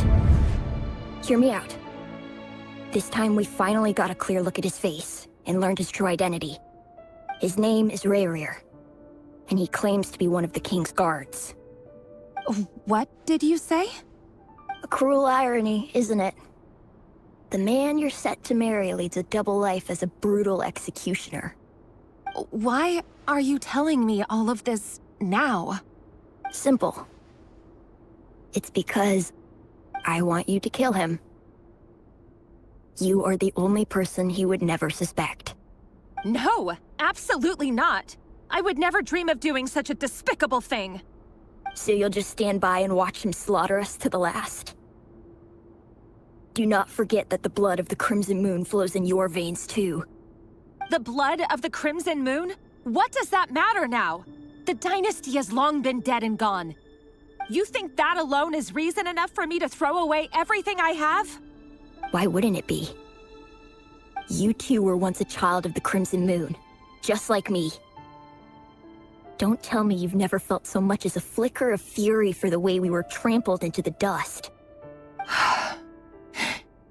As long as you promise to abandon this pipe dream of restoring your dynasty, I can try to persuade him. Or have him persuade the Vinster King. Persuade the Vinster King? Do you even know why he's so obsessed with hunting us down? Why he keeps trying to force us to hand over our secrets? Over and over again? Or why we refuse to give up on restoring the dynasty? The Vinster King. A blind fool. His eyes clouded by powers from beyond this world. A petty little man with a miser's heart. And he dares to sit upon the throne? Mark my words. Sooner or later, Conria will fall. And it will be his doing. If you can't bring yourself to do it, so be it. Just you watch. It won't be long before calamity descends upon us all. The Rehir of Solnari. That really is quite a secret you've been keeping from me, Rerir.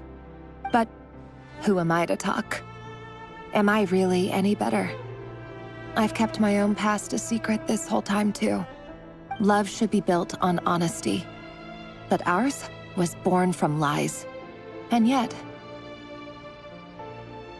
is it really so wrong to hide things that would only make life harder? If we don't cover up the parts that no one else should see, how can we go on pretending to be normal? Vedifulnir must have known all this. And that's why he made his prophecy. In the end, nothing stays hidden forever.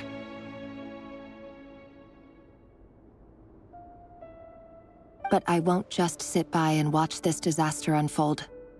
I'll do everything in my power to protect what I cannot afford to lose, no matter who I have to face.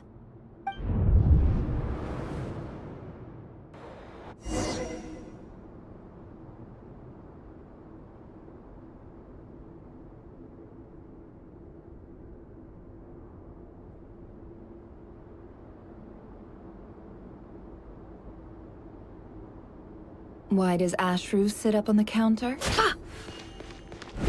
Huh? Was that Rerir who just walked past the window? Doesn't it give you the chills that he still takes the same road to work every day? As if nothing ever happened. Those people at the deli. Enough already. They're clearly pretty taken by their own disguises, so just smile and play along. Pull the rug from under beasts like that, and you'll risk having your throat torn out. Deli? Oh. They're talking about those people from the opposition. Right. I'd almost forgotten they used to run a deli. People of no consequence always vanish so easily. And no one even remembers them.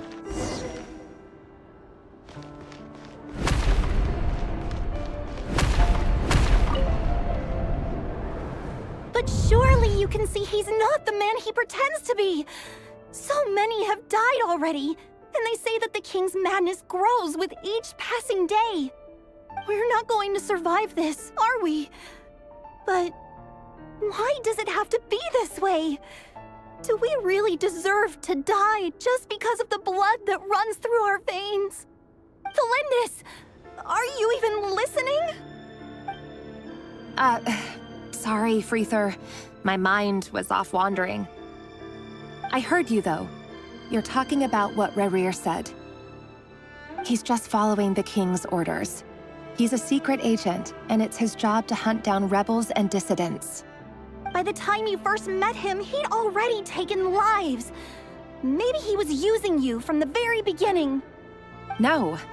Rerir has no idea I have anything to do with the Crimson Moon. My family are only distant relatives of the main lineage, and besides, my eyes are perfectly ordinary. Truth be told, apart from my teacher, pretty much no one knows I have any connection to any of it. It's been a long time since my family severed ties. But as Orlog said, who could possibly talk sense into that raving lunatic of a king? No one. I'll work something out. Trust me, I'm with you all. But for now, you need to keep yourselves hidden. Don't let anyone find you, anyone at all. Don't forget that Rerir is an Eclipse operative. You need to be extra careful when he's around. And when I am too. For now, don't come looking for me. And if anything happens to me, just act like we've never met. If even you can't escape this, what hope do the rest of us have? But after all this time together, surely he wouldn't lay a hand on you. I won't speak in his defense, nor can I give you a clear answer to that question. but I'll do everything I can to put an end to this. Here, hold on to this. If an opportunity to escape presents itself, take it.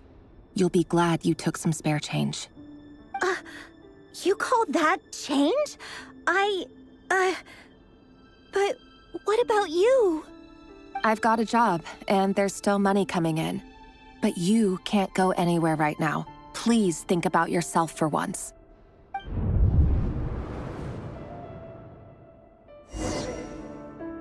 Yeah.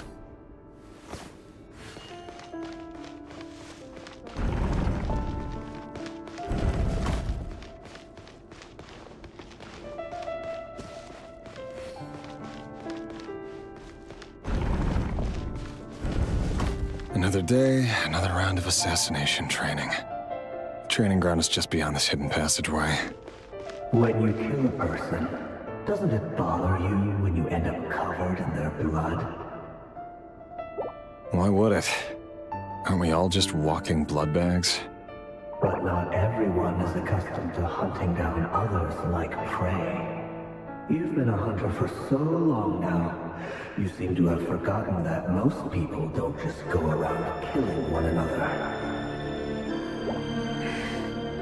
Leave me alone.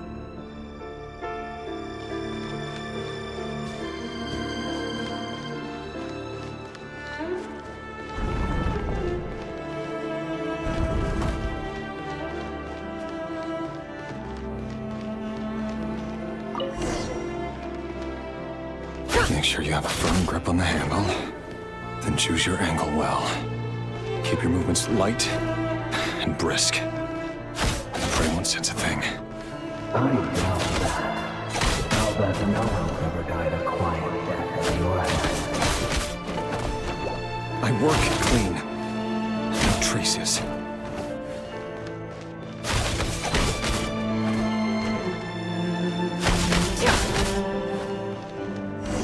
That doesn't make it open or closed.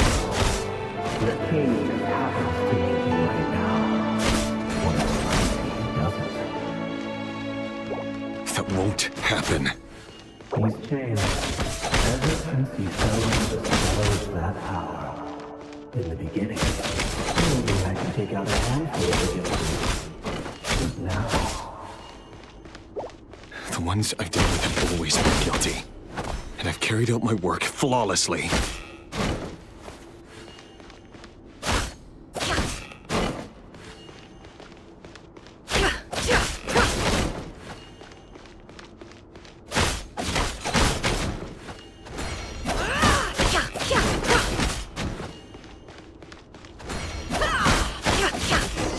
You know why Fabrizio didn't accept your proposal, don't you?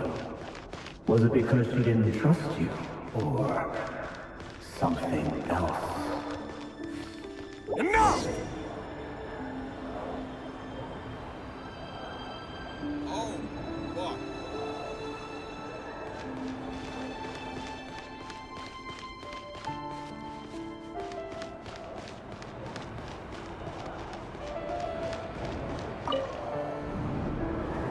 Delindis, do you still remember Orlog? Orlog. The boy who was pretending to sell flowers. You spoke for quite a while, didn't you? Yes, we did. What about him? He was arrested 2 days ago. Chances are he's already dead. He... I just don't get it! After everything he's done, why do you still stand by him? Or does it mean nothing to you that people keep dying? No, that's not... Just hear me out. I need to go now, Thelindis. They're looking for us. You take care too. If you ever need a place to hide, come find us.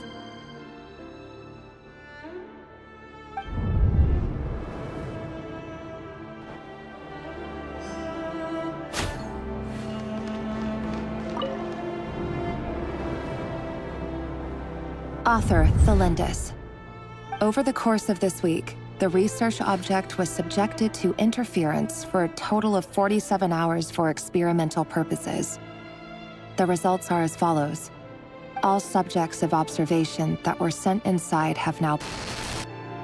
The situation within is proving more problematic than anticipated. No progress whatsoever. What now? Won't you give me even a glimmer of hope? Things are getting worse by the day. I have to find a way or we'll all be in danger.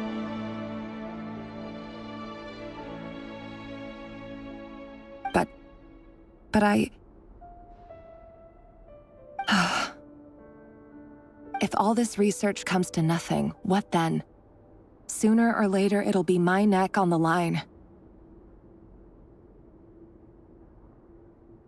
But could he really bring himself to kill me? No. Surely he wouldn't have the heart.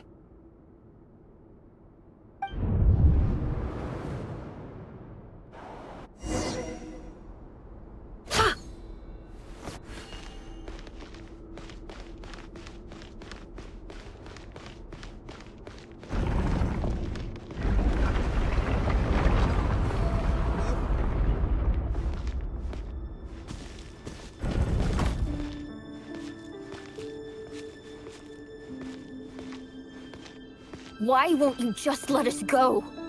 We don't even know each other. All we want is to live ordinary, peaceful lives. You want to live?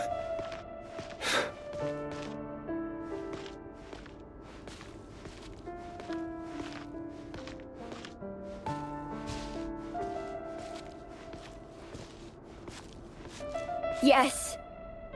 I just want to go on living. Is that really such an unforgivable crime?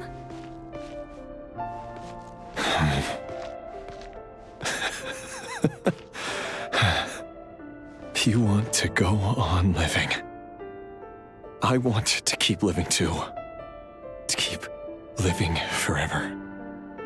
That's why I have no choice but to continue on the path I'm on. If only some savior would suddenly swoop down and change the way the world is. Too bad that's not going to happen.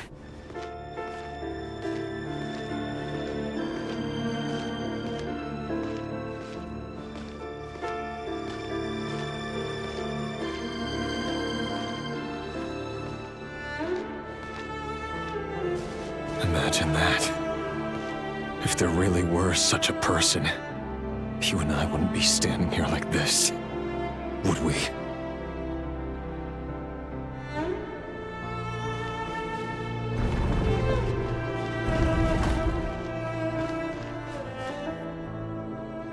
Today's files are in. Time to wade through them just like usual. No, I don't get tired of it. It's my job.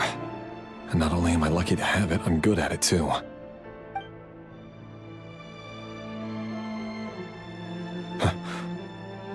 Wait. That's... Thalindis?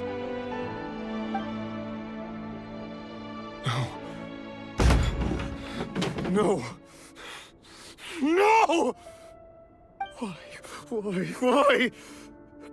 But you bear no mark of the Crimson Moon. How could you possibly have anything to do with them?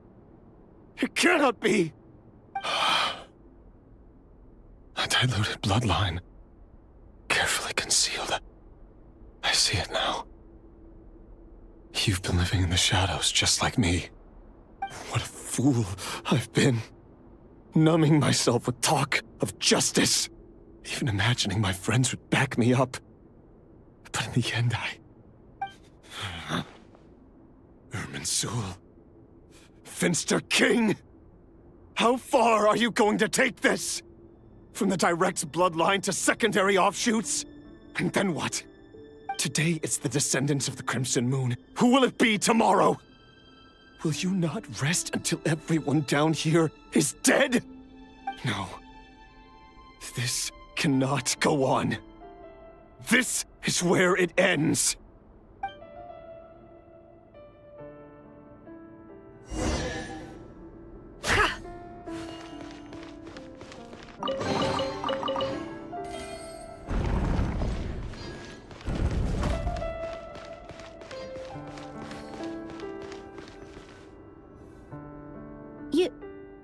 You're really letting me go?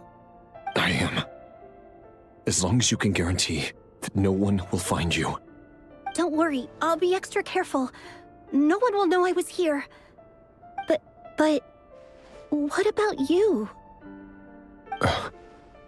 Me?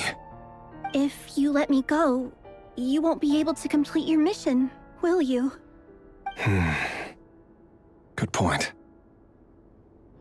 In that case, maybe you should stay. No, please! I just want to see the outside world again. To... Go on living? Yes. I know you're a man of your word. So please, just let me go. If I let you leave, what will become of me? Just kidding. Go, now. But remember, don't let anyone know you were caught. We'll be seeing each other again very soon if you do.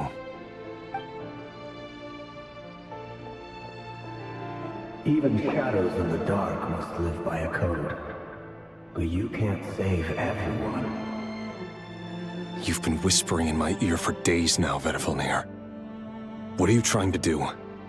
Break me down? I only say this because you long for an answer to your problems. Let her go, Rerir, or you risk losing everything.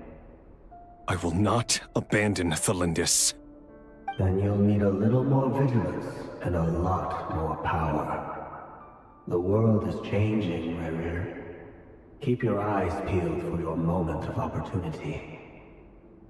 That voice used to be so unclear. But now I know exactly whose it is. It's Vedifilnir. He won't tell me how to actually resolve any of this, but he keeps trying to manipulate me like a puppet. What's his game here? Tell me then. What will this moment of opportunity look like? And no answer. He's like a ghost. Always disturbing me when I'm on edge, but never answering when I need him most. So, the Eclipse dynasty was purging, well, massacring the descendants of the Crimson Moon. And it seems like it was all connected to the Vinster King's research. The King's obsession with abyssal power left the future of Conria hanging in the balance.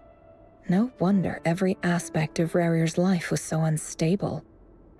And it looks like this Thelindis, Rerir's would-be fiancée, herself belonged to a sub-branch of the Crimson Moon dynasty's descendants. It almost defies belief that a couple like them could hide the truth from each other for so long. If the Vinster King hadn't intervened in such a drastic way, they might have gone on deceiving each other for the rest of their lives. And why does Vedifilnir, Daneslif's older brother, keep talking in Rerir's head? This guy kept more secrets than I ever imagined. The human mind is like a vast desert of shifting sands. When you follow the flow of someone's memories, you only ever see the parts they're willing to let surface. Time for something a bit more creative. We've been inside Rerir's mind this whole time, building up a picture of his psyche. There's already enough clues on the board to start reading between the lines and mapping out the rest. Now, we can finally begin to put the pieces together. Sure, it'll only be a reconstruction, part simulation, part reasoning, but it's usually pretty accurate. Once we've built up a cognitive profile, we just need to cross-check the logic behind his actions. And then we'll be able to take a sneak peek at whatever it is that Rerir has really been hiding.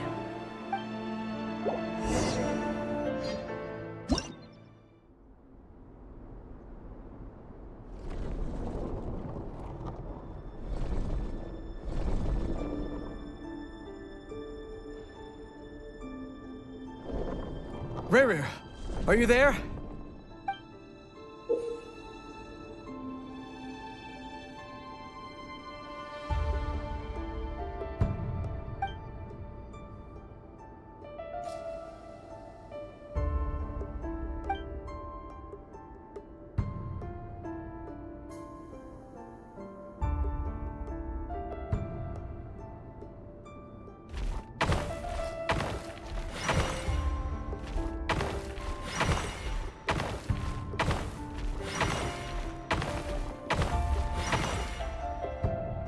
Hey, Rerir! Come out, it's urgent. Dane? What's wrong? Quick, come with me. I'll explain everything once we've met up with the others. Okay. I'll come. But the Lindis is still over at the Universitas. I'll need to leave her a note. All right then, but make it quick. I've never seen Dane so worked up before. Whatever this is, it must be big trouble.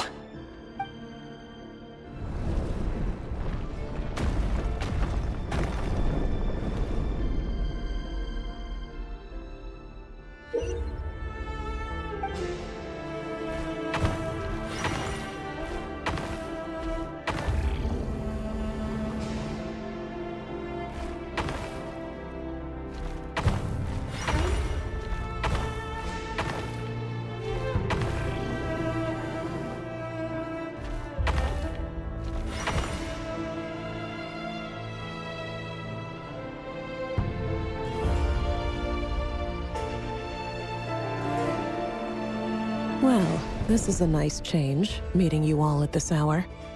When men and women of ambition can speak face to face in broad daylight, I say that's a big step forward for our dear Conria. Don't be ridiculous. We do not fear the day. Why would we seek refuge in the night? You might ask your blade that same question. I'm told it prefers the cover of darkness. The word on the street is that Sertologi only strikes when he has an unfair advantage. But that is patently false. I see you're missing an arm and a leg. Surely only a fair fight could explain that. If this is your way of offering me replacement limbs, believe me, I'll take them. Oh, we can certainly discuss that. With bioalchemy, anything is possible. Assuming I have your full support in my research. Lunatic. Robtatir. What brings you here? Why, Dainsleif, of course. He invited me. Please, cast aside your apprehensions, Miss Rhindaughter. Whatever the rumors may say, I am but a humble servant of the king, and I can assure you he affords me no greater convenience than he does you. Well, the Universitas Magistrorum won't stop fawning over you. So at least some of the rumors must be true. You're clearly doing well for yourself, so drop the humble servant act. It endears you to no one.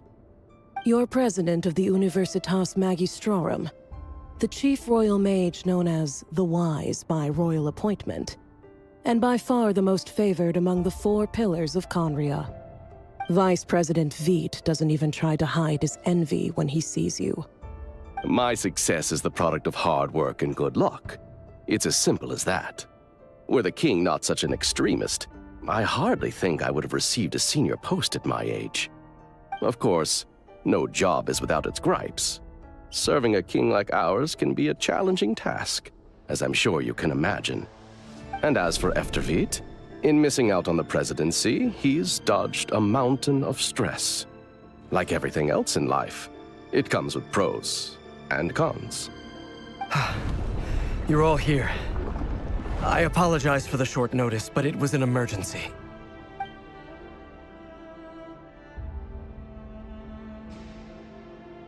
You must be Rerir. Mr. Sertologi. Yes, I handled your case file during your sentencing. Nothing personal, of course.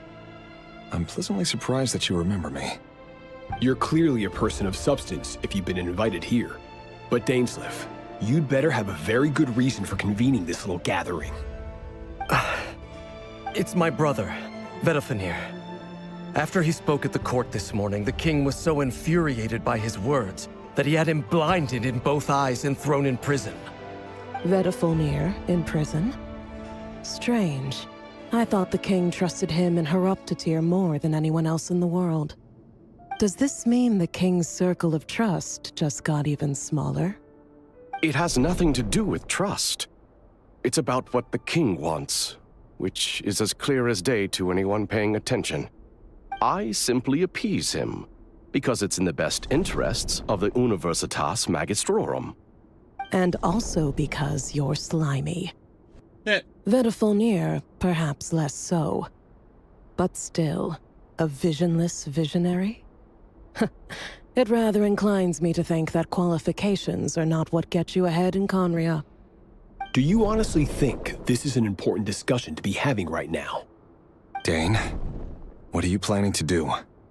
Rescue Vedafilnir, I assume. Correct. It will mean storming the palace by force. Tonight. I need all of you on my side. That's far too dangerous. And don't forget, Dainsleif, you're captain of the Royal Guard. You swore an oath to the throne. Hmm? You've been planning this for a while, haven't you? I have no desire to commit treason. But whatever critique the king may have of Vedafilnir, disfiguring your most loyal subject for putting the best interests of his court and nation first, this is not the conduct of a wise ruler. My blade will force the king to see the error of his ways. So, Vedafilnir's prophecy enraged the king. I'm sure it wasn't what he wanted to hear, but if he won't take counsel even from the visionary, that is deeply troubling news. The extent of His Majesty's madness is now all too clear. The question is, how does a man like me get out of this situation unscathed? You have noble ambitions, Dane, but I'm afraid they don't do much for a guy like me. I'm not interested in saving the world. All I want is a letter of pardon. A letter of pardon? For whom? Thelindis?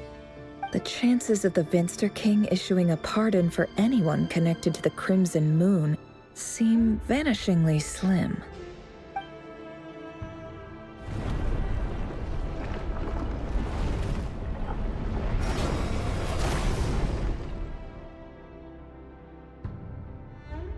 This black fog over the board must have some connection to Thelindis. But why is it taking this form? Does it have something to do with Rerir's past? Another mystery I'll need to unravel.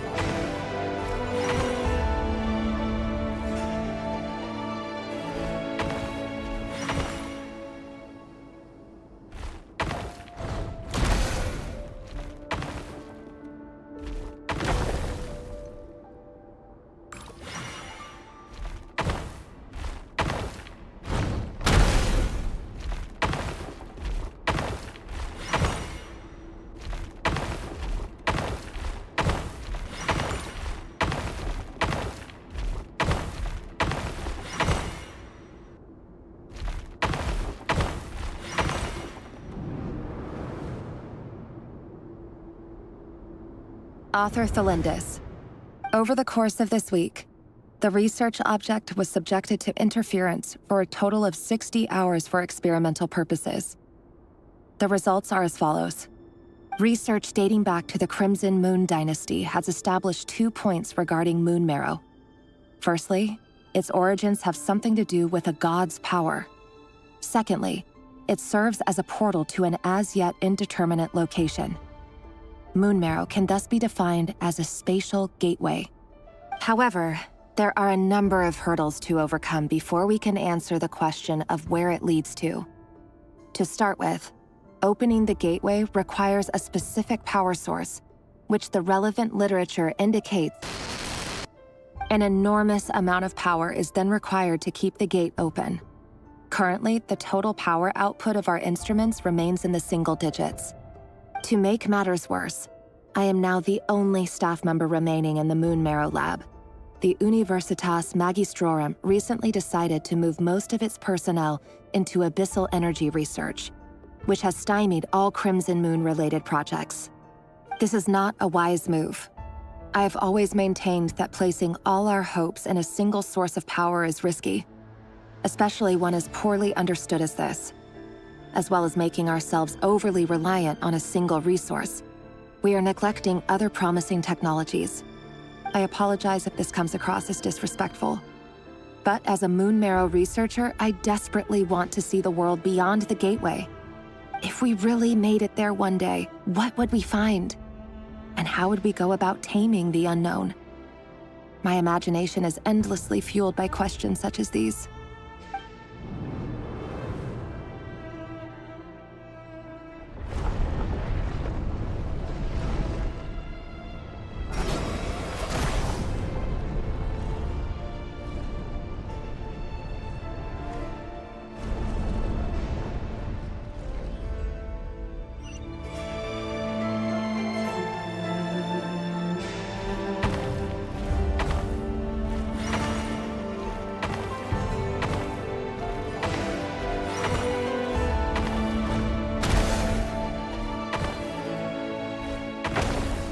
Dang it.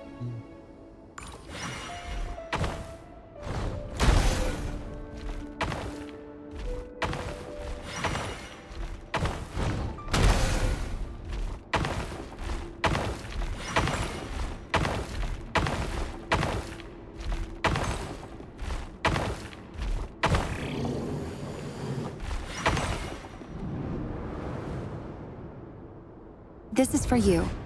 I heard you're gonna leave the city with your parents.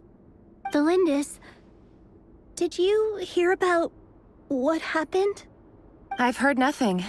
Rerir got back very late last Friday, and he was acting a little unusual, but he slept pretty well, so I'm guessing whatever he did was a good deed. You never saw him, and I don't know what he did. And this conversation never happened. You understand?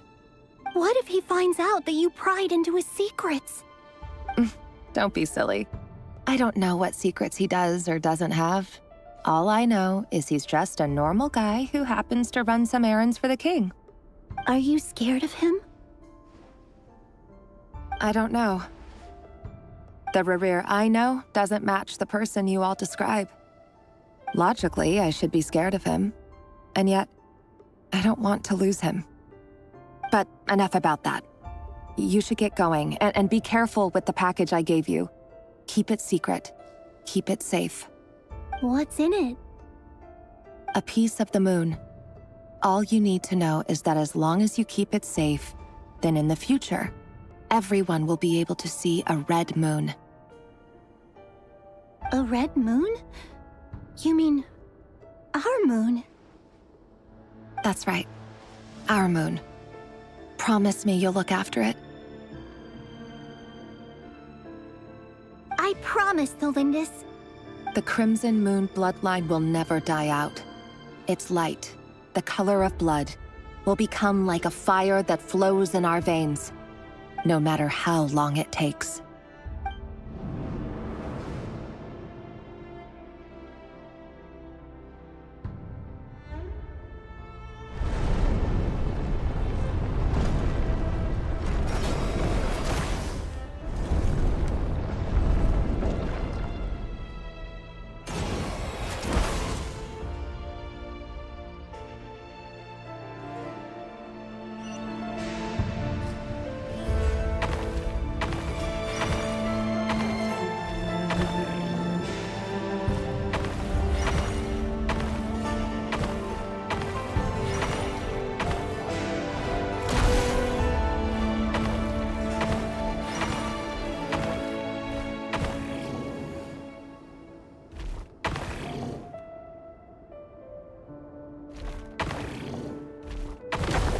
Damn it.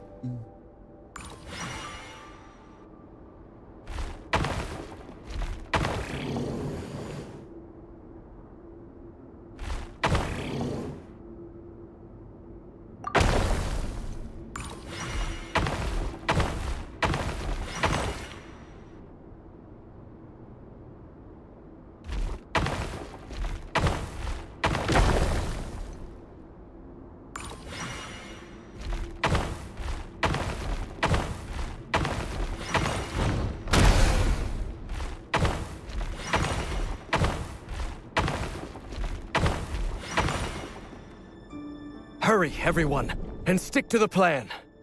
Sir Dainsleif, what are you? Is this treason? You know what happens to those who betray the throne. Please, don't do this! It is the king himself who has betrayed the throne. He has betrayed all of Conria. If you have any love left for justice in your heart, you should join me. It's showtime. Dane and his group will handle the troops in the palace. Then Hraptatir and Rheindotter will disarm the security measures. My job is to enter the prison and rescue Vedifalnir. Stay safe. Wish me luck. Look after my brother. Draw your blade. It is time for justice to prevail.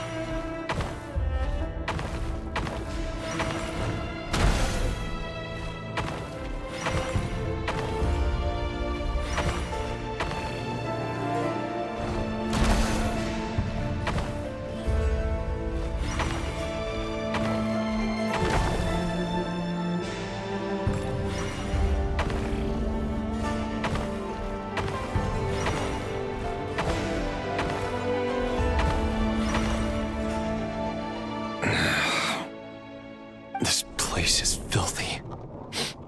And the smell is abominable. Clearly, the king doesn't allow his prisoners a single shred of dignity. This is... Found you. Hello, Mr. Vedifalnir. This place is filthy. And the smell is abominable. Clearly, the king doesn't allow his prisoners a single shred of dignity. This is dire. Ah, it's you. Surprised? Oh, wait. I guess surprise isn't an emotion that prophets feel very often. I certainly felt some surprise in the moment when I was blinded. Surprise at the king's sheer ignorance. Surprise at just how unfairly this world responds to words of earnest remonstration.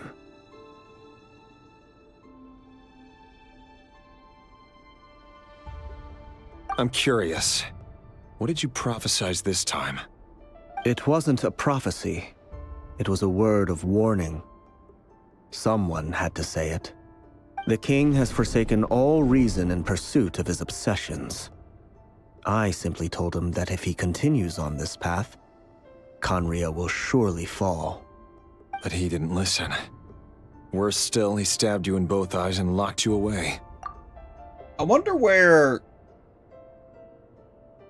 the Abyss sibling is in this. Dane asked for my help. The court is in complete chaos now, but I'm sure you predicted that. Everything is transpiring as I foresaw, yet I am powerless to change it. Fate is an immutable force. I can but lament as the inevitable unfolds. I do wonder whether giving a man the power to see the future does nothing more for him than slowly crush his spirit.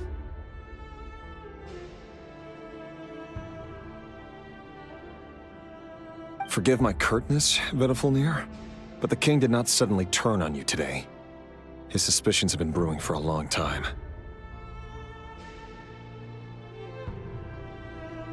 You can't have wisdom beyond the reach of your fellow man without attracting his fear and suspicion.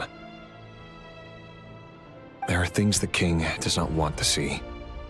So, he doesn't want you having visions of them either. He blinded you because he thought this would make the visions stop. He wasn't entirely wrong. I did indeed lose my power to see the future. Right up until... Until what? Just now. I believe I saw something new. Well, tonight could go a lot of different ways. 5 of us banded together to storm the palace, also we could rescue you. This will go down as the most tumultuous day in Conrian history. I sense hatred in you. But also hope. A desperate hope that with the tyrant deposed, that will be the end of the story. But this is not the end.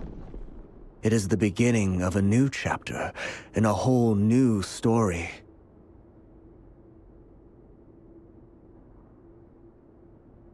There are many men of honor and courage in this world, Rerir.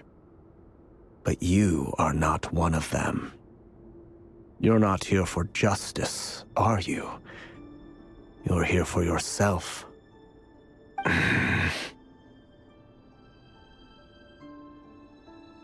Is that a dagger?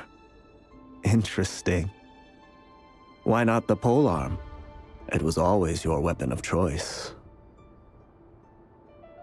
With your abilities, I don't doubt that you were able to recover some of your sight. But I also doubt that you want to make an enemy of me right now. Of course not. We're on the same side, aren't we? We could be. But I need you to be honest with me, Vedafilnir. At this point, you're my only hope for the future. You mean your future? With your beloved, Felindis? Yes. And I know there are bigger things at stake here. A dynasty, a nation, maybe the entire world. But forgive me, I care first and foremost about myself. I can't abandon the one I love to save myself. I just can't do it. But you see a broader picture of the future than I. You see the solutions to the biggest problems of our age.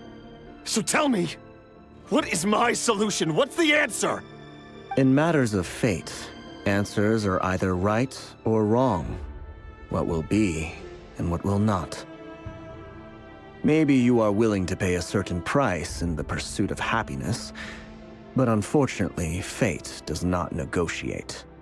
That is the cruelest thing about fate. It is unmoved by your sacrifices. That can't be true.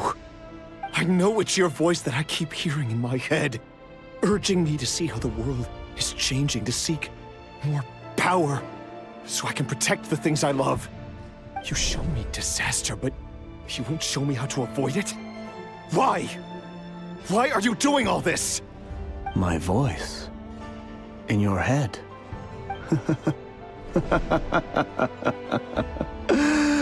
So, you hear it too? The voice that steals your mind, gains your trust, and drives you crazy. It turns out that we are not so different, you and I. Vedafilnir just broke into the strangest smile I've ever seen in my life, as if he'd discovered some monumental secret. But then he suddenly switched to looking extremely weary. Very well then. My advice to you is as follows. You must persevere. Whatever trials and tribulations you may face, be steadfast in the belief that they are your path to the future. For as long as you live, your story with Felindis shall not come to an end. That is the only chance you have of fighting back against fate. It is up to you whether you believe my words. Regardless, that is all I will say on the matter. I have no right to intervene any further. I will hold you to your word. Thank you for setting me free. In return, I will tell you one more thing that you cannot afford to ignore. Just then, a strange wave of energy rippled through the city. We had no idea what it could mean. If I were you, I would head to the Universitas Magistrorum. The Universitas? Oh no! I'm sure we'll be seeing each other again very soon, Rerir. Whatever Vedifalnir said, I didn't catch it. I didn't even help him out of the prison. There was no time to lose.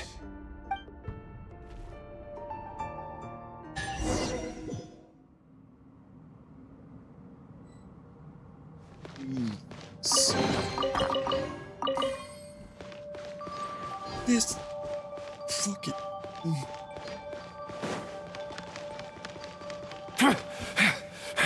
Monsters? Is this Rhindaughter's doing? Or the Universitas Magistrorum? Out of my way!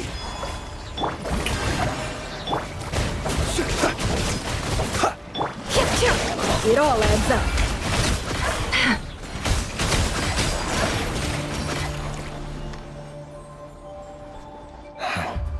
The Universitas. That reminds me of a rumor I once heard. Allegedly, the king installed secret mechanisms in the palace and around the city. No one knows where they are or what kind of power they hold. But if they were ever gonna activate, it would probably be on a night like tonight. Help! Help! Hold on! Don't let them anywhere near you! Save me! I can't! Ah! That sounded like an explosion. So, the rumor is true? The king really went through with it. What other means does the king have at his disposal? They must run on power from the Abyss. And given it's a major center of Abyss research, anyone over at the Universitas will be in grave danger. I have to hurry!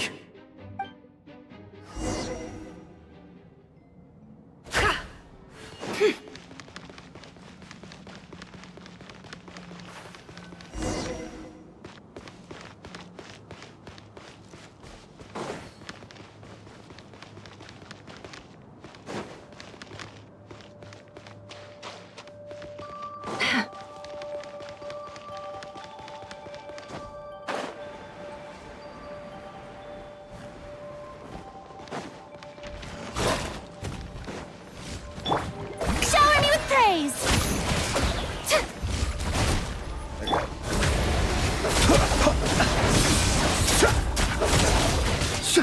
A moonlit night for all.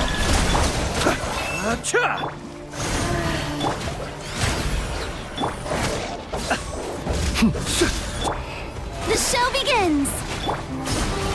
Wayne. No more lies. It all adds up. The deception ends here. It all falls into place. Can't hide the truth. Let's see what you're made of. How brilliant! Observe. The night cometh. Be silent. It all adds up. Time to come clean.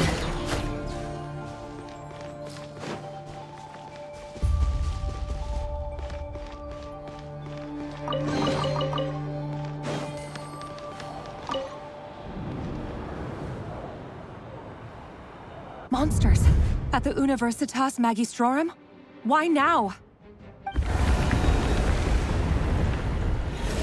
Oh no! They're coming! It's no use. The table won't hold out much longer. The weapons. Where are the weapons? Of course. All the lab equipment was upgraded after the inspection last week, but the new weapons haven't been allocated yet. I'm done for. Is anyone there? I need help! Ah!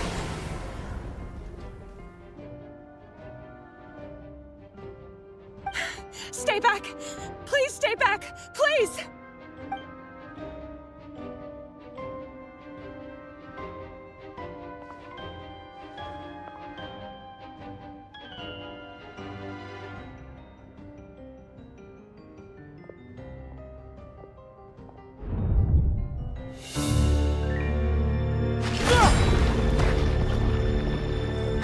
What's that?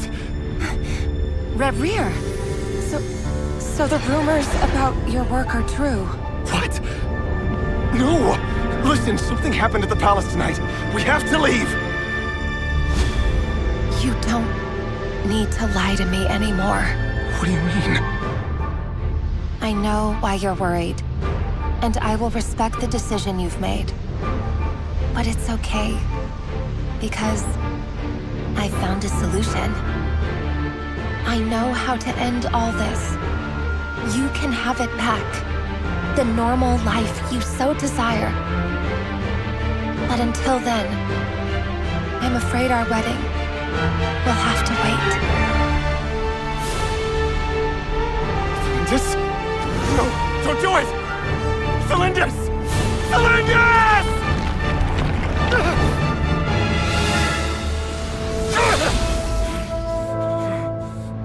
I told you, Rerier. Let her go. You will find someone better. No! No, I won't do it! I have to save her! By what means exactly? A lowly pawn. You lack the power and the strength of will. Do you know a way? Tell me! Come to the palace. Join us.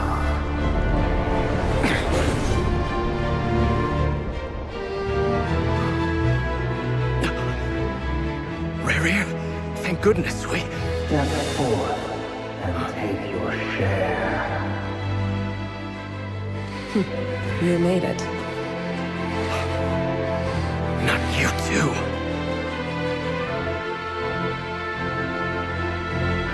Hatred or grief, despair, desire. We all have our own.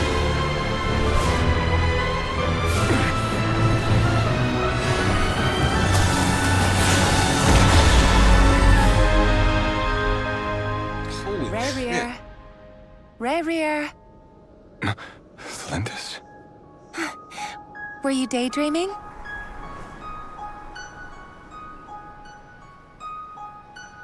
You still remember, Rarier? That question you asked me a couple of weeks ago? Oh. You mean the proposal? Yeah. I'm wondering, where do you think would be a good place to discuss it? Maybe in the garden? Or were you thinking a fancy restaurant? It's your choice.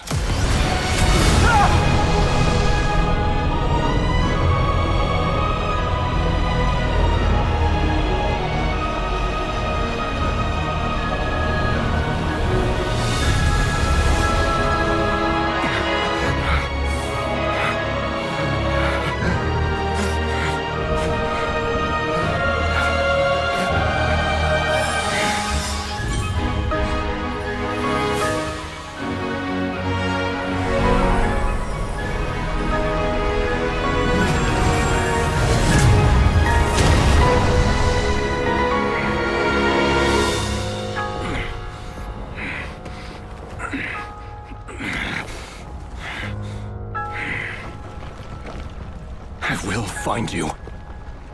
And then, you can give me your answer.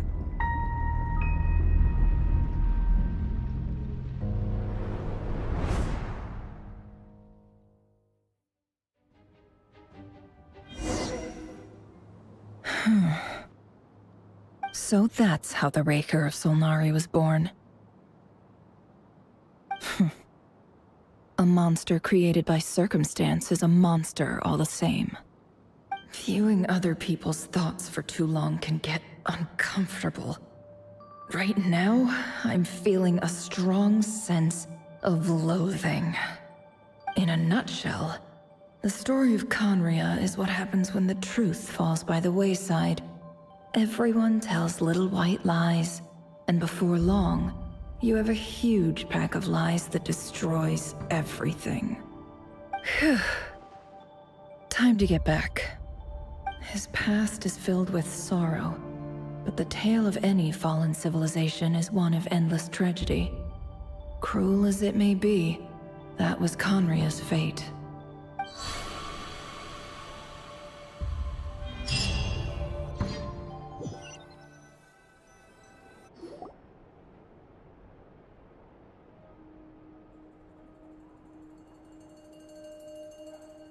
Everyone, I'm back.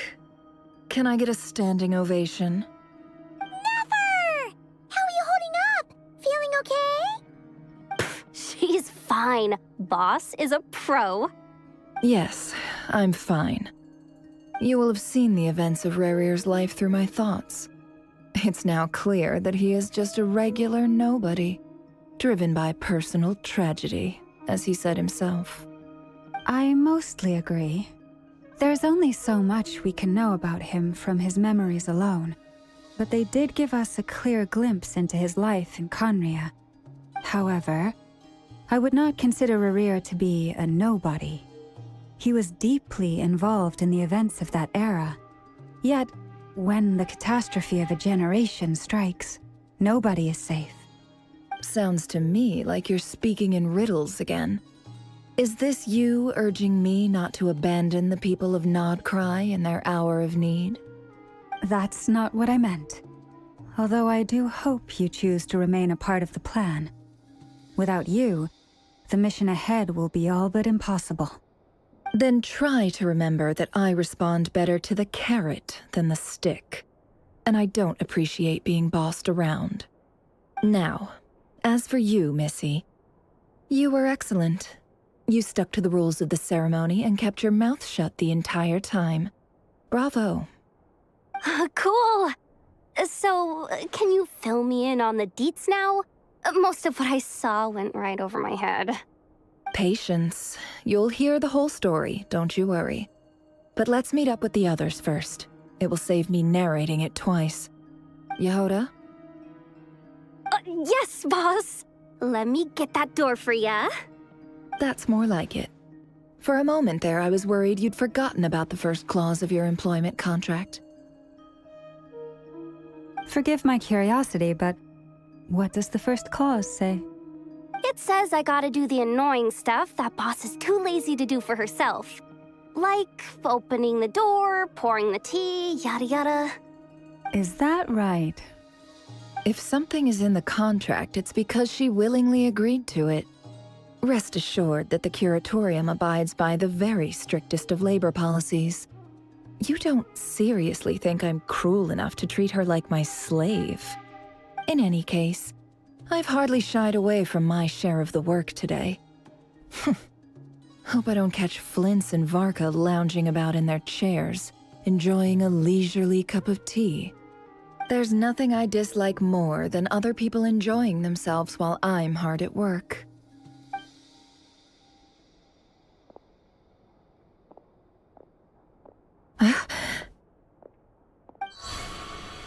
Oh no.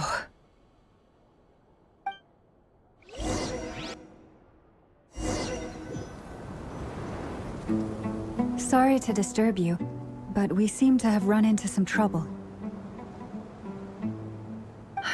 Evidently so. Don't worry, I'm not about to leave you to fend for yourselves. I'm not that kind of boss. And it would go against the Curatorium's labor policy. I'm sorry. What did you hear me say? I wasn't talking about labor policy. Wait. How long have I been standing here? Not long.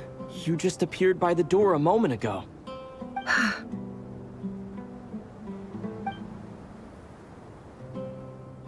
Boss, what's wrong? You look like you've seen a ghost. We've been tricked. We never left at all. Somehow I hallucinated that whole scene back inside the office. Hallucinated? But how? How indeed. This place should heed my will alone. All thoughts and actions that occur in here are just a result of pawns moving across the chessboard in a carefully calculated manner. And nobody has access to this chess set but me. So you control everything in here? More or less. But yes, it's a special technique of mine. Has anything like this ever happened before? Only once. It was the first time I used the chess set. Is there any similarity between what happened then and what's happening now? I suppose my thoughts are a little turbulent, which was also the case my first time. Is there anything I can do to help? The first clause of your contract clearly states that I only need your help with things that I'm too lazy to do myself. Meaning, you're not feeling lazy right now? Meaning, this is not something Yehoda can help with. The chess set is a personal treasure that I alone understand. I must be the one to find our way out of here. Boss, it's fine. Really. Let me do something useful. Oh, listen to you. Whatever would I do without you, Yehoda? What? Really? Yes, really. Where would I ever find another employee as obedient and servile as you? God forbid anything ever happens to you. Oh, okay. Well, anyway, I was thinking of fetching some water. There's gotta be a source around here somewhere. I suggest everyone finds someplace comfortable to take a rest. We gotta conserve our energy. Even though all this chess malarkey doesn't exist in a physical sense, mentally speaking, it's all real. And so is our tiredness and fatigue. You don't want to dismiss mental fatigue. Just because it isn't physical doesn't mean it's any less serious. But anyway, I got your backs, so don't worry about a thing. Don't I have the best employees? Jealous much? If we can find a suitable time, I'd love to borrow Yehoda for a day to help out at the Frost Moon Scions. Would you be amenable to that, Boss Nefer? Oh, Lauma. Have I ever told you just how pretty you are? Beauty runs from the tips of your antlers to the depths of your imagination. Time to rally, everyone. Follow me. As we continue our journey, the same rules will apply. That means stay focused and no talking no matter what we encounter.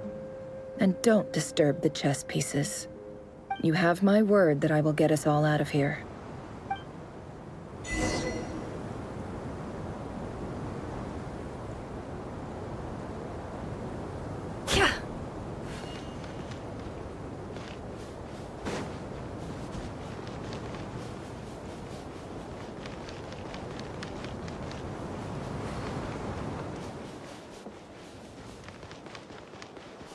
This place looks familiar.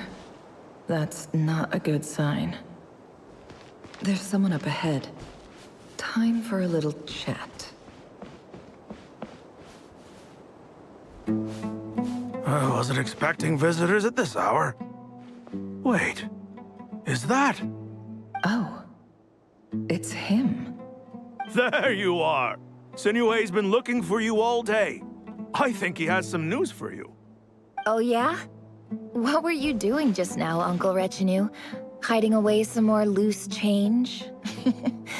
I know I saw some Mora. What do you mean, loose change? Oh, come on, I'm too old for this. Just pretend you saw nothing.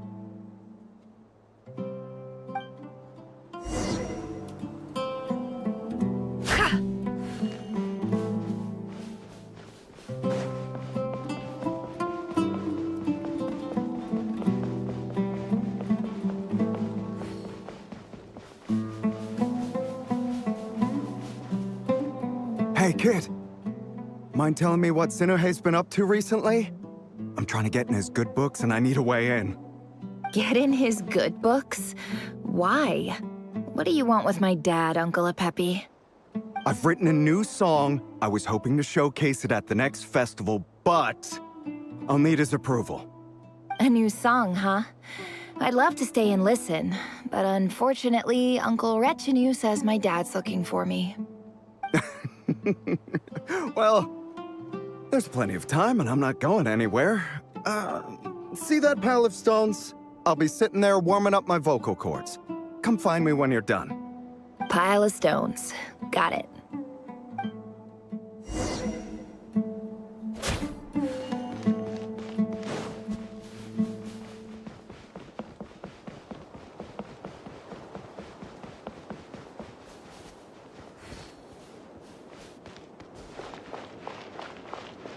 Hi, Dad. Uncle Wretch and you said you were looking for me. Ah, there's my little princess. If you'd gotten back just a little sooner, you could have shared the spoils of war with me. Spoils of war? Who were you fighting against, Dad? It was just a figure of speech. The aftermath of a sandstorm is no time to be waging war. I was talking about our war against thirst. I went out to fix our water supply problem, and now I'm back. Which means... We have a well again! That's right. I found a new one and brought back as much water as I could carry. It should last us for a good while. If it wasn't for these blasted sandstorms, our wells wouldn't be caving in. You wouldn't be spending all your time out searching for new water sources. As the chief of our tribe, I'm supposed to be leading us out of hardship and poverty, onto better things. You know how prosperous our ancestors were. I've told you all the stories. And look at us now, squeezed into these hovels. No one would choose this, if it wasn't for the endless wars over the years. But things are looking up. I started working with some folks from the academia a few months back. They gave me some contacts in return for my assistance in the desert. So you're the academia's helper now? Special ambassador, they call it. Think of it as a partnership. It's nothing bad, okay? We've been isolated here in the desert for too long. Seeking opportunities elsewhere is the best thing for us, and the fastest way to progress. So, do you get anything good out of being a special ambassador? Of course. My luck's improving all the time. One day, I swear I'm gonna lead us out of this place. We'll find somewhere new. Somewhere better.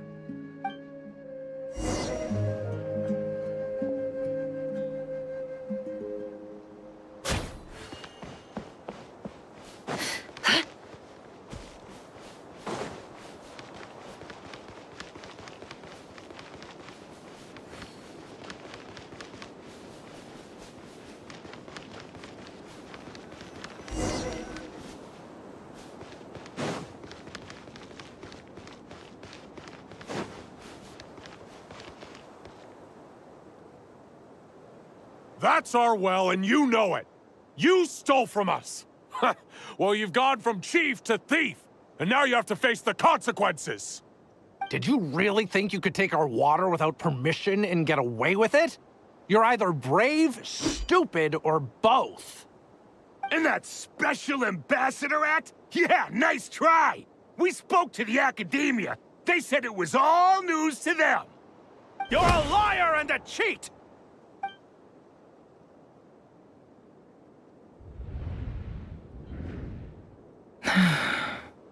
I heard Yehuda gasp, but I don't blame her. Most people are terrified by the sight of blood. Corpses strewn across the ground. The wounds are clearly from scimitars and daggers. The desert dwellers' weapons of choice. There's a handwritten note on the ground. Let's see what it says. Halil, this is Sinuhe, chief of the Shimti tribe. Surely you remember me. I was the one who helped you and your colleagues avoid the quicksand in the desert. This is my second time writing to you. I assume my last letter must have gotten lost in the mail, as I didn't receive a reply. I hope this one makes it to you safely. I'm writing to you because I need some help. That sandstorm the other day completely blocked up our well, forcing me to look for another water source in Iab and Unut territory. It was a matter of survival. Praise the gods. The well of the Iab tribe was intact. It was my last resort. I drew what water I could and left, but not without being spotted. I fear they will retaliate. You told me to write to you if I ever needed help. You said you'd be my ally in the academia. I urgently need you to formally recognize my title of Special Ambassador and send some of your people to assist me for a few days. It's the only way I can convince them that this was the academia's decision and prevent them from retaliating. This is an emergency. Please send help as soon as possible. Looks like this letter never got sent. The writer died a grisly death, and the letter was trampled into the ground. It's badly defaced. Some parts are barely legible. What a ridiculous lie the surviving Shimti tell. Their whole village was butchered over a sip of water.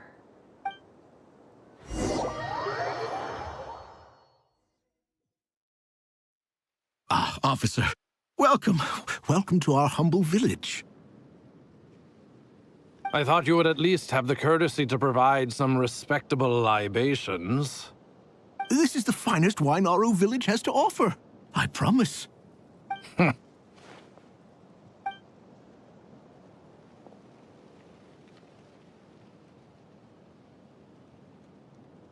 The Academia has agreed to reserve a single space for a candidate from your village. But I remain skeptical of this entire endeavor. I highly doubt anyone in this desert possesses serious academic potential. Please, have faith. If not in us, then in our god. The child we found shows great promise. I beg you, take her away from this place. Give her a chance. Don't let her talent go to waste. I don't recognize her. New arrival? She showed up here a few days ago and we took her in. She's a really bright kid. Please help. I'm begging you. So, where are you from? Nowhere special.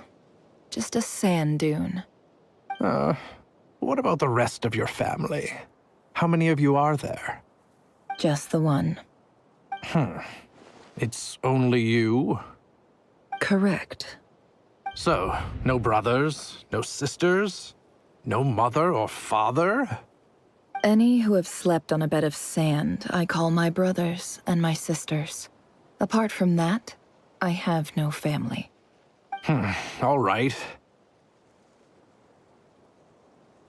Get over here. Sign your name on the form.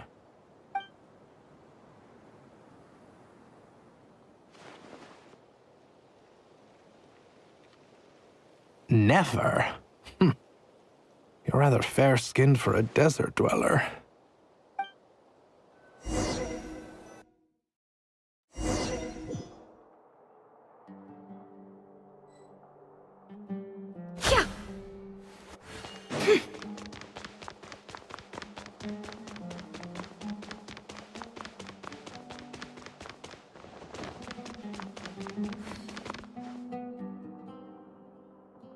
Nefer, this term's assignments have been issued already. Please read through the materials thoroughly, conduct your own additional research, and then write an essay on the topic. Yes, Professor, I'm aware. I just had a couple more questions I wanted to get your perspective on. Oh? Please, ask away. Well, I saw the other students' problem sheets, and I couldn't help but notice that my assignment is much easier than theirs. Do you really think I'm a weak student? A weak student? Goodness, no. Quite the opposite. You have a sharp mind, almost too sharp. I think what you're saying is, a weak student wouldn't have noticed the discrepancy. And if they did, they certainly wouldn't complain about the lighter workload. You see, sharp as they come. You see things the way they are, and I'm sure you know why they're like that. Because of where I come from. Because I'm different. I'm sorry, Nefer. I don't like it any more than you do. It's just... Anyway, you said you had a couple of questions. What's the other one? I wanted to check. If someone sent me a letter to the Academia, where do I go to collect it? Ah, your family wrote to you. Well, as long as they put your name on the envelope, someone should hand it right to you. Not exactly. It's not even a recent letter. I was just curious where the mail would end up if no one collects it. The House of Dana, I expect. I know there's a box for unclaimed mail somewhere in there, probably sitting on a shelf. Whatever you're looking for, that'd be the place to start. Okay, got it. Thank you, Professor. Oh, don't mention it. Honestly, I feel like I failed you. I'm supposed to be your teacher, but I haven't taught you anything. Hey, don't say that. You're a great teacher, and you do your best for all your students. But the rules are the rules. You're not allowed to teach students like me. It's not just the academia either. The whole world bends over backwards for the successful and leaves the losers to suffer and die. Oh, my dear child. Don't tell me you've given up on life already. I haven't. I just think that if you want to make it in this world, you have to find a way to become successful.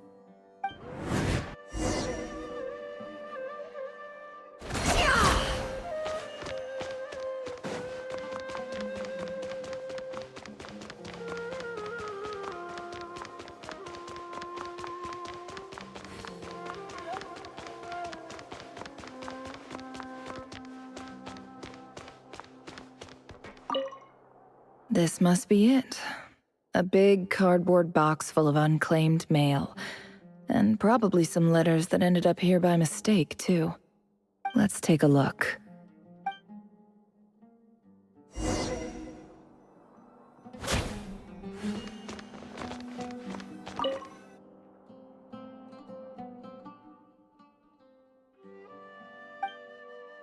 A dilapidation survey from Port Ormos. Looks like it's from a Core of 30 representative. What a strange thought. A bunch of mercs losing sleep over rundown buildings. This one was never even opened. I guess the recipient didn't care what the Core of 30 had to say about anything. Who was it addressed to? I don't recognize the name, but it must have been a Kasharawar professor.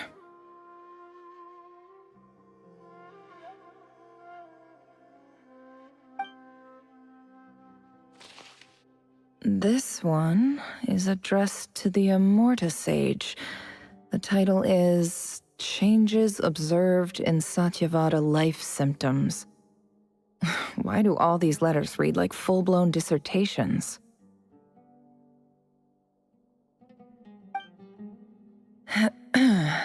Guided by the incense, we became lost somewhere in the forest. All the barriers between levels of consciousness disappeared as our minds soared around in circles, looking for a branch to seek refuge on. Wait a minute. Is her, like, box thing she used for this, like the incense that we experienced at the beginning of Sumeru's questline? In clinical terms, these symptoms fit the description of incense poisoning. The Immorta Darshan strictly prohibits the use of hallucinogenic substances, but I believe there are still people getting away with it.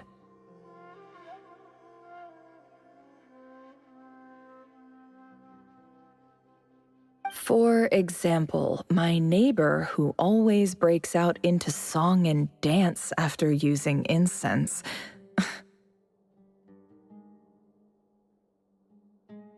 This seems like something the academia would want to know about.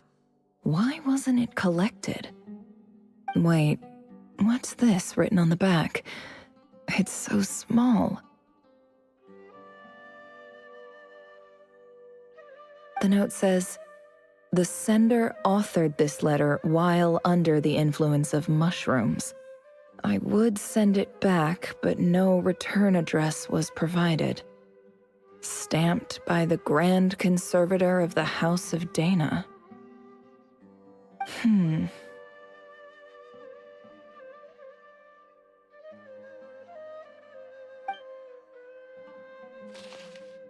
This next one is addressed to Grand Sage Azar?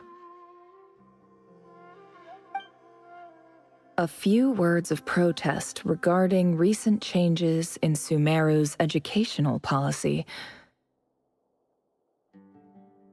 In recent years, the academia has taken on a small number of students from the desert region, as per the policy to this effect.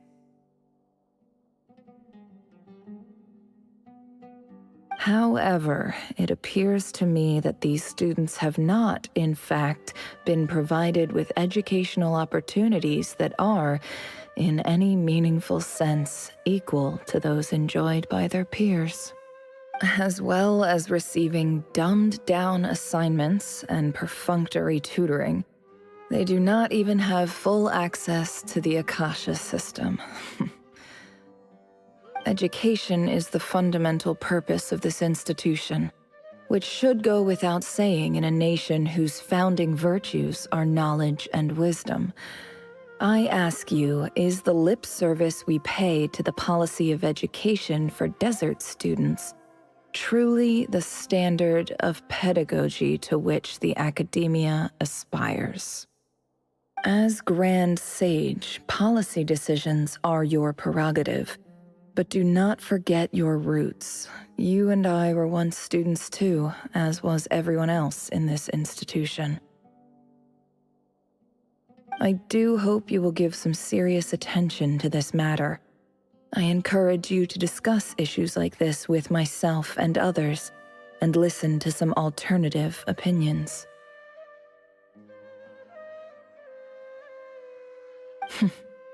Great letter. Shame it didn't get to where it needed to go. And the sender is... Huh? Sage Cyrus of Spontamod.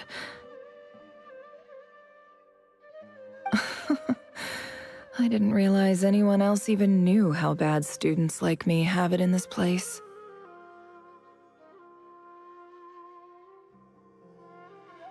So this is where letters from the Sage of Spontamod end up?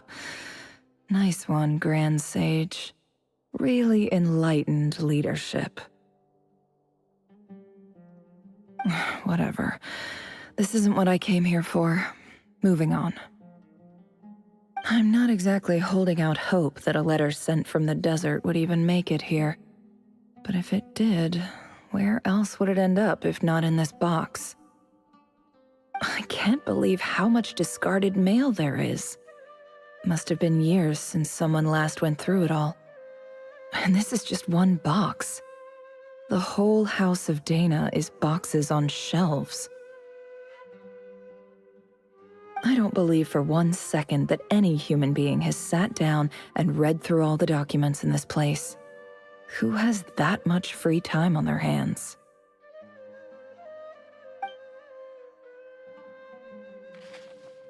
Wait, could this be it?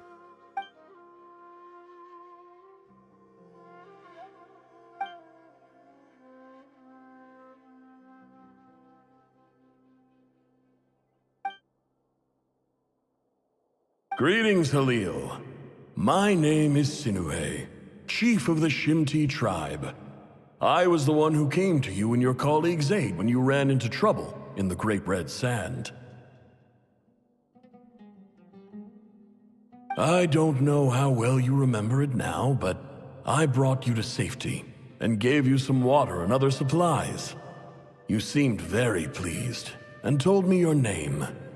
In my tribe, learning a person's true name is serious business, and I therefore see you all as friends. You were kind enough to leave your contact details so we could stay in touch. The Shimti tribe lives a harsh, nomadic existence in the desert.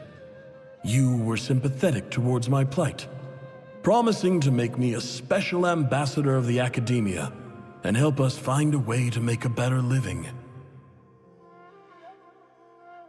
This brings me to my reason for writing. Our tribe has fallen on particularly hard times, and I would like to ask for your assistance. There was a terrible sandstorm a few days ago, which blocked up the well in our land. To ensure my people's survival, I had no choice but to venture into Iyab and Unut territory in search of an alternate water source. The Iyab and Unut are descended from the Thamudians, while we trace our ancestry to Tulatala. We worship the Lord of Flowers and have had relatively good relations with our fellow tribes up until now. I found a well belonging to the Eob tribe. They declined to help us, but I really had no other option. So I took some water to keep me and my tribe alive. My actions are certain to incur their wrath. When we met, you assured me that you would be my ally in the academia. I would like to take you up on that offer, because I really need your help. I wonder if you could send an academia representative to meet with me. That aside, the last time you were here, you mentioned that the academia had started accepting students from the desert, and I told you a little about my daughter, Nefer. We have next to no resources here in the desert, and my power and influence are limited. Would you consider enrolling my daughter at the academia? She is a smart girl. I know she won't disappoint you.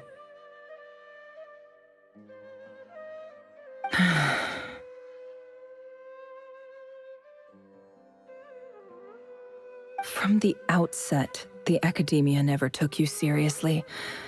Those things they promised were just empty words.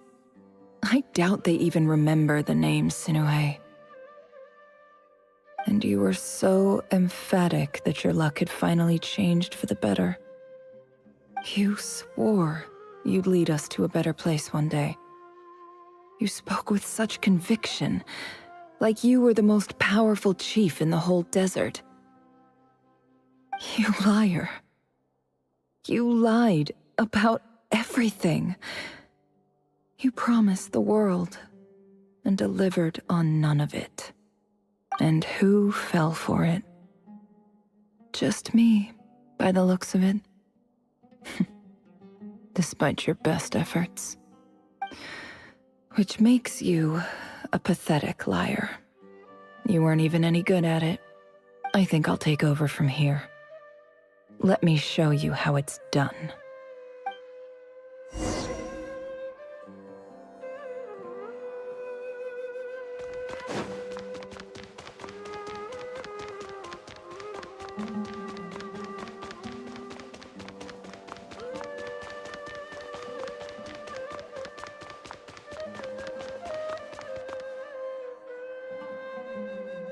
I just came to say goodbye. Thanks for everything you've done for me in my time here. Nefer? You packed your bags. Where are you going? I'm quitting. Something's come up in my hometown. Gonna head back and deal with it. Huh? But this was a hard-won opportunity for you. You know that better than I do. It was, but it doesn't matter. I have more important things to deal with, and they can't wait. Oh, and I didn't want to overfill my bags, so I left some incense on your desk.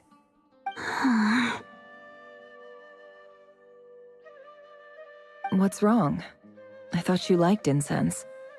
Although, I did read somewhere in the House of Dana that it has hallucinogenic effects. Don't use it all at once, all right? Isn't this the stuff you brought from your hometown? You're just letting me have it? But you said it's a rare and valuable commodity. Yeah, about that. I lied. It's not rare at all. There's this bunch of ruins near my hometown that are practically overgrown with this plant. It's not worth much. Keep it, it's fine. But Nefer... All right, that's all from me. You take care.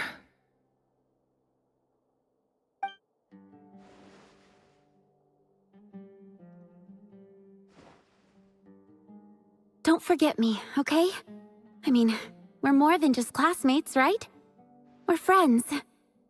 Yeah, I'll remember you. I lied again. That incense is worth a fortune, and it's a rare find even in those ruins. And as for remembering her, I have far too much to do when I get back. No time to reminisce. I'll be lucky if I even make it through this alive. But either way, I expect I'll forget you pretty quickly.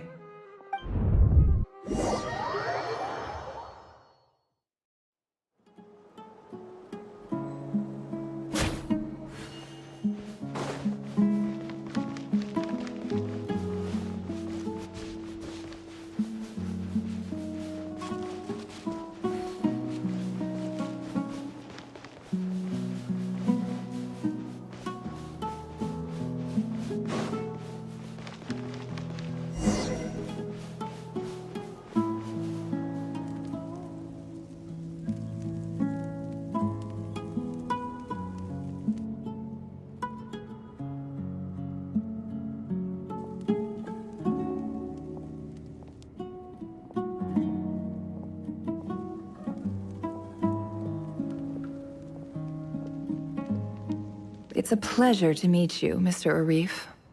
So, what does the Academia want? Since they've sent their special ambassador, I assume there's a big business deal to be made. If not, I'd be very disappointed. Please, sir, lower your blade. You're lucky I'm the one they sent.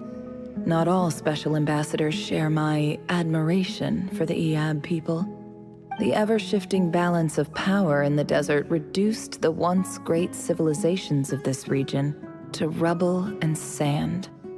But the story of the Eab has a very different trajectory. Others grew weak, but you grew strong, beginning in obscurity and moving to prosperity. You're the only ones who defied the trend. Huh. So, you do know who you're dealing with?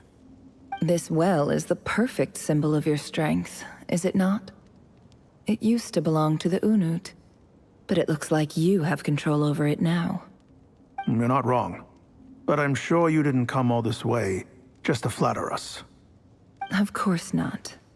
I came to bring you some very good news. Some information that recently came to light, which might just be your ticket to freedom. Records uncovered by the Vahumana Darshan show that a certain well currently under Eab control is built on top of some ancient ruins. These ruins are of great archaeological interest to the Academia. I checked the map carefully on my way over here, and I'm confident that this is the well in question. The Academia is offering 50 million mora in return for excavation rights. 50 million? No, wait. If these ruins are as important as you say, 50 million's a little low, don't you think? Don't get greedy, Eab. We know far more than you think. We know that you seized this well by force. Wasn't that the first step in your rise to power? To drive away the Unut and steal their water supply? So what if it was?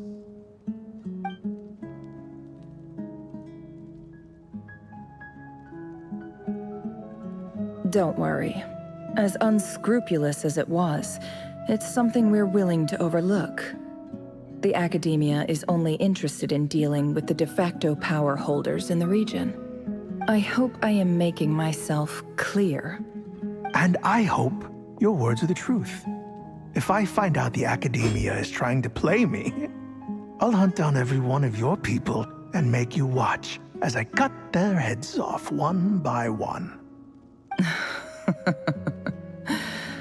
I assure you, Chief, that would not be in your long-term interests. You don't want to make an enemy of the Academia. You see how I'm dressed, don't you? I appreciate that you've never been to the rainforest, but surely even you recognize an ambassador's attire when you see it. And what does a barbarian like you have to lose anyway? You really think the Sumeru Academia would bother to come all this way just to lie to you? We have more important things to worry about. All right, I take your point. The Academia is the highest authority in the land. I'm sure you're trustworthy people. In that case, we have a deal. We will sell you the excavation rights. I'd like to thank you, Ambassador. This is good news indeed. Excellent news. In fact, it calls for a celebration. Would you do us the honor of staying a while and enjoying some Eab hospitality? Gladly. I am partial to wine myself, and I trust you are as well. So let's indulge in a few drinks together, in celebration of this momentous occasion.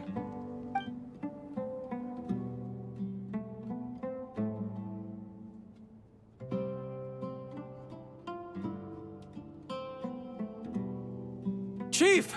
Chief, it's an emergency! It's the Unut. They've taken the well. What? Well, don't just stand there. Take it back. Yes, Chief. I have every confidence in the Eab's military superiority. And yet... What is it? The Unut's response was alarmingly fast. The day after we reach a deal, they seize the well. This can't be a coincidence. Perhaps there is a traitor in your midst. I don't think so. I am obliged to remind you, Chief, that the Academia will only deal with the de facto power holders.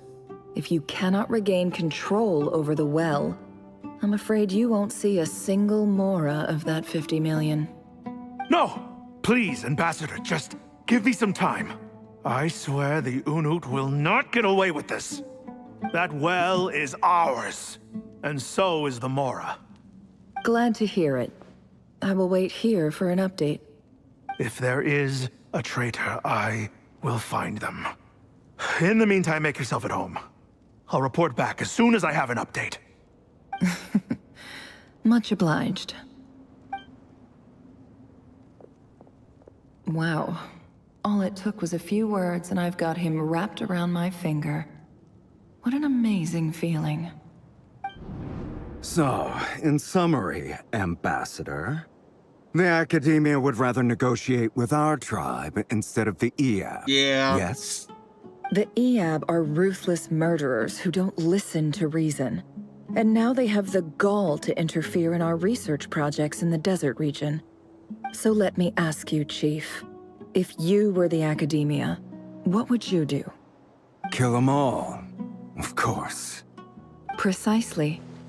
The Academia does not tolerate those who stand in our way. The EAB have held back our academic pursuits for too long, and our patience is wearing thin. At the same time, there is simply no way that the Academia can be seen to be intervening in desert affairs. I'm sure you understand where I'm coming from. We have our own rules out here. If the rainforest dwellers raised arms against a desert tribe, you'd start a bloody war. Right. We can't confront them ourselves, but we can support their enemies. The Unut have always had strained relations with the EAB, which makes you our natural allies. Natural allies. Weren't the EAB your allies once? You were quick to send them after us to protect your interests back when we stole that water. And now look at you. You're at each other's throats. Let me be clear.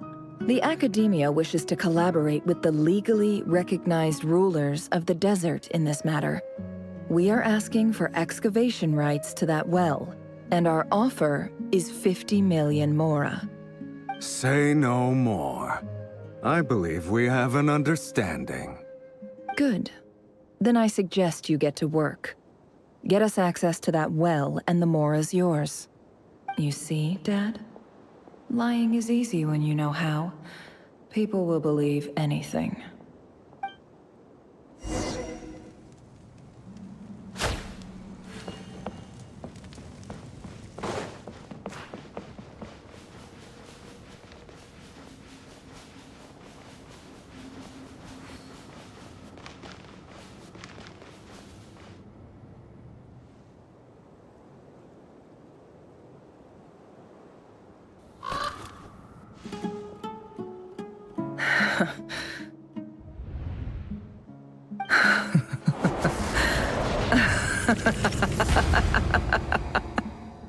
Look at yourselves.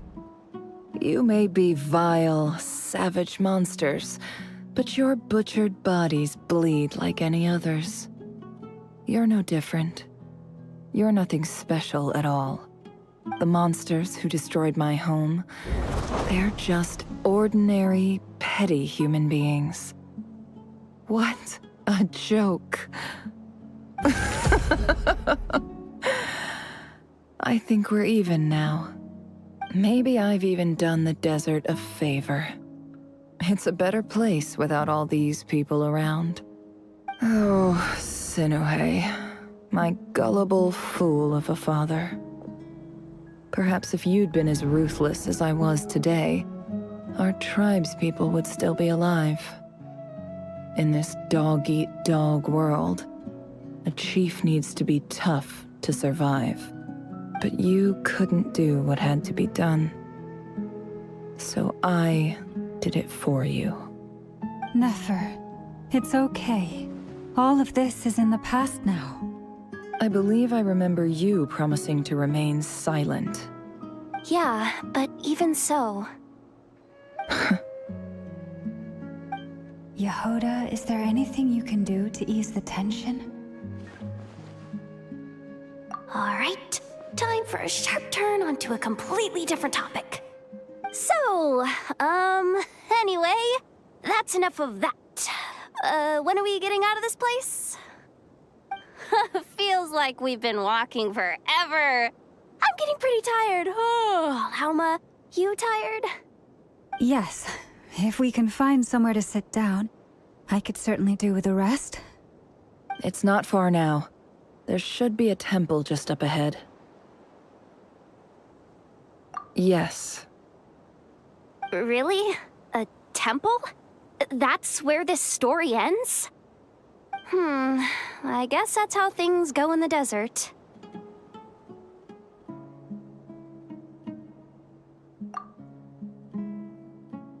Desert dwellers can never escape their destiny. Or so everyone says. I never wanted to believe it, but looking back now, I'm as desert as they come. You mentioned a temple. What's waiting for us there? My biggest trade secret of all. Ah. Then I'm guessing it's where you got your power from. The power to peer into other people's minds. I didn't know you were clued up on any other religions. I'm no expert in the history of Sumeru, but since you come from the desert, I would imagine it has something to do with King Deshret. Sounds impressive.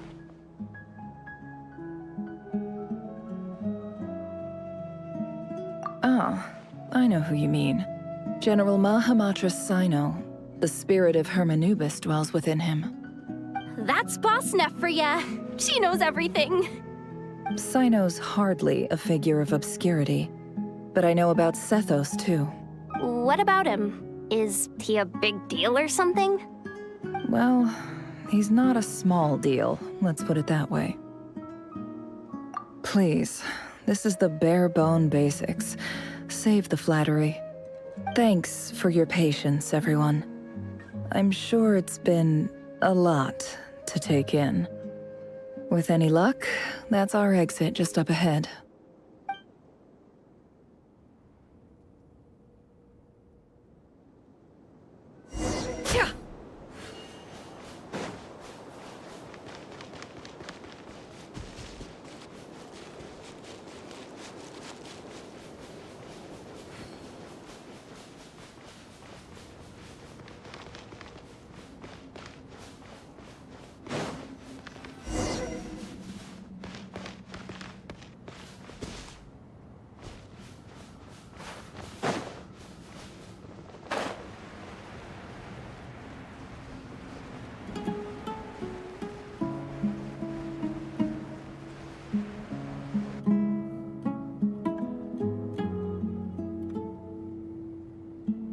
Uh-oh.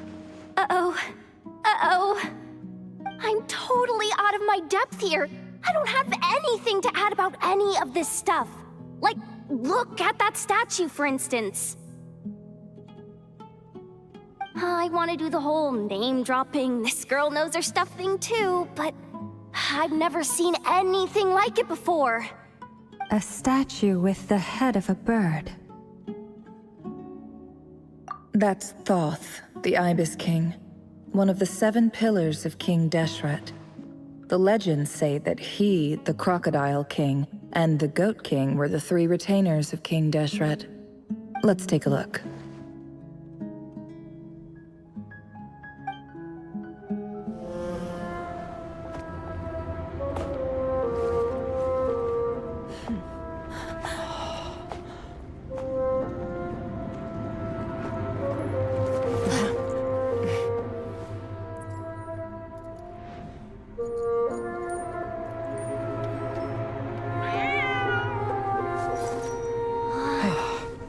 just Ashru.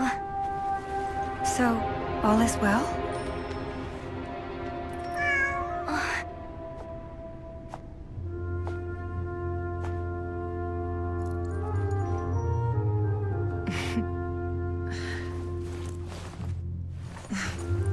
Typically speaking, at this point, the world disintegrates. Then we find ourselves back in the outside world. Besides, these are my memories. There's nothing to fear. You're sure? Of course. It's almost over.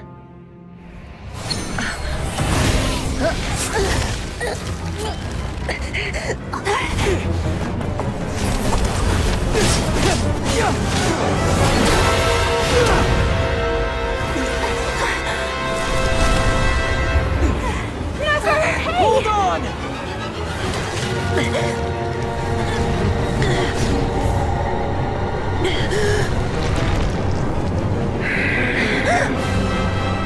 Knowing too much is always a death sentence.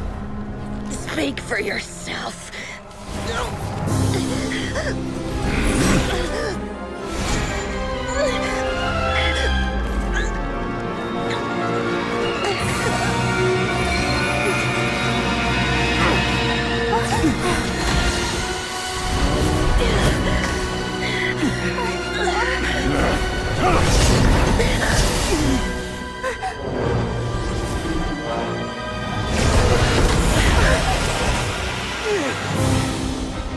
How repulsive.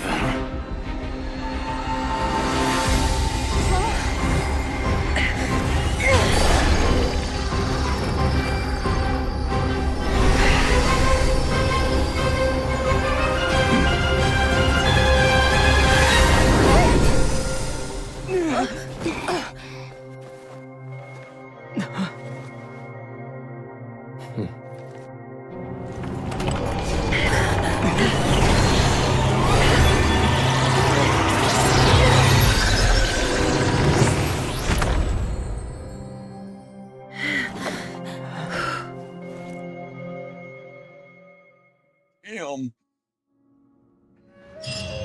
That was close.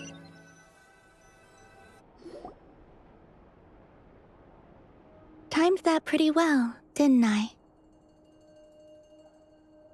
It's okay. I'm just glad no one was hurt. Paimon noticed you doing something too, Dainsleif. Were you helping get them out? Of course. When I asked Nefer to conduct this investigation, I was not naive to the dangers involved. I had a duty to ensure your safety. Good to know your sense of justice is still intact after all these years. I take that to mean that you saw the truth. That comes as a great relief. I certainly did. And thanks to your help, I also managed to trap Rerir inside the chess set. Whoa, really? How'd you manage that? Well, to be honest, I sensed that something was wrong long before we made it to the temple. By using this fragment to probe into Rerir's past, well, the monster formerly known as Rerir, it seems I alerted him. I was tracking him, then he caught on and started tracking me too. Can't say I'm surprised. But how did he track you through your thoughts alone? That shouldn't be possible. Rerir was a secret agent who reported directly to the Vinster King. He is an expert at finding a trail and hunting down his pursuers. No wonder. He infiltrated the chess set, read my thoughts, and built a new virtual chess set inside of it. That's why we weren't able to leave at first. Speaking of your chess set, it's quite a remarkable item. Would I be right in thinking you have some connection to King Deshret? You overestimate me. I only have a connection with one of his underlings, the Ibis King. You all saw how this came to be. A long time ago, the Iab massacred my tribe, the Shimti, in our home village. A few years later, I enrolled in the academia, where some new information came to light. The Unut and the Iab fought a bitter battle over the rights to a well, all for the sake of a non-existent 50 million mora. The Iab ultimately won that confrontation, but their victory came at the cost of almost every warrior in the tribe. The final blow to the Iab came at the victory feast, when an Unut assassin beheaded their chief right before my eyes. The remaining Iab fled and have been scattered to the winds ever since. Having gotten my revenge, I returned to my hometown, where to my surprise, the nearby temple was still standing. There it was, seemingly immune to the relentless hostility of the desert, while my tribal home lay in ruins. As I stood there gazing at the temple, I noticed a cat just outside. This cat, as it turned out, was home to the spirit of the Ibis King. He led me to a gate deep inside the temple, and there he made a deal with me. This chess set is my gift from the Ibis King. The chessboard within is made to the same specifications as the one in the mausoleum of King Deshret, and represents his power of piercing analysis. With this chessboard in its container, I gained a certain ability to perceive hidden secrets. Now, you could conclude that the Ibis King simply wanted to give the people of this world the power to seek the truth, but I don't believe that's the full story. Every god plays favorites. Their hearts are as fickle as any human's, full of secrets, perversions, egotistical tendencies. But precious few gods are willing to admit this. It is the same with all powerful forces, including fate itself. Their gaze falls preferentially upon a select few. As you rightly point out, this is an act of favoritism. If you're alluding to the Abyss, then yes, I agree. Gather the others. It's time to share everything I've learned.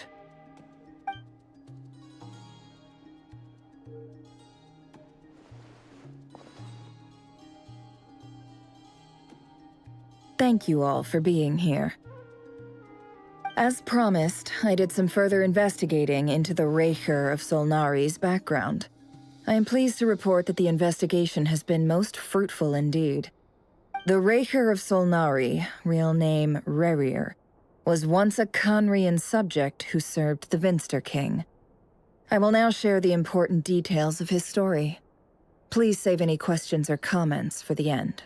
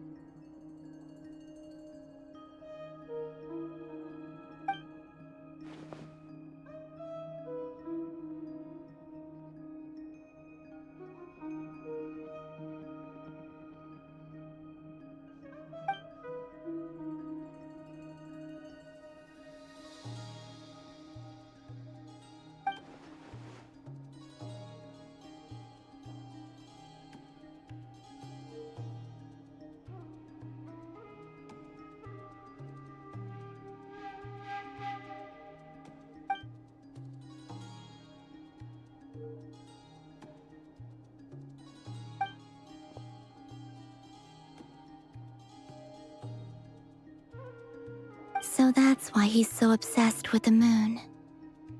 A tragic tale, to be sure. But it does not excuse his many transgressions. No matter how much Rerir suffered in the past, the fact remains that he is what we know today as the Wild Hunt, wreaking havoc upon innocent lives in Notcry. He becomes more dangerous with each passing day. If left unchecked, it is simply a matter of time before all of Tevat suffers the consequences. This is a threat that the Knights of Favonius cannot ignore. A question for Miss Columbina.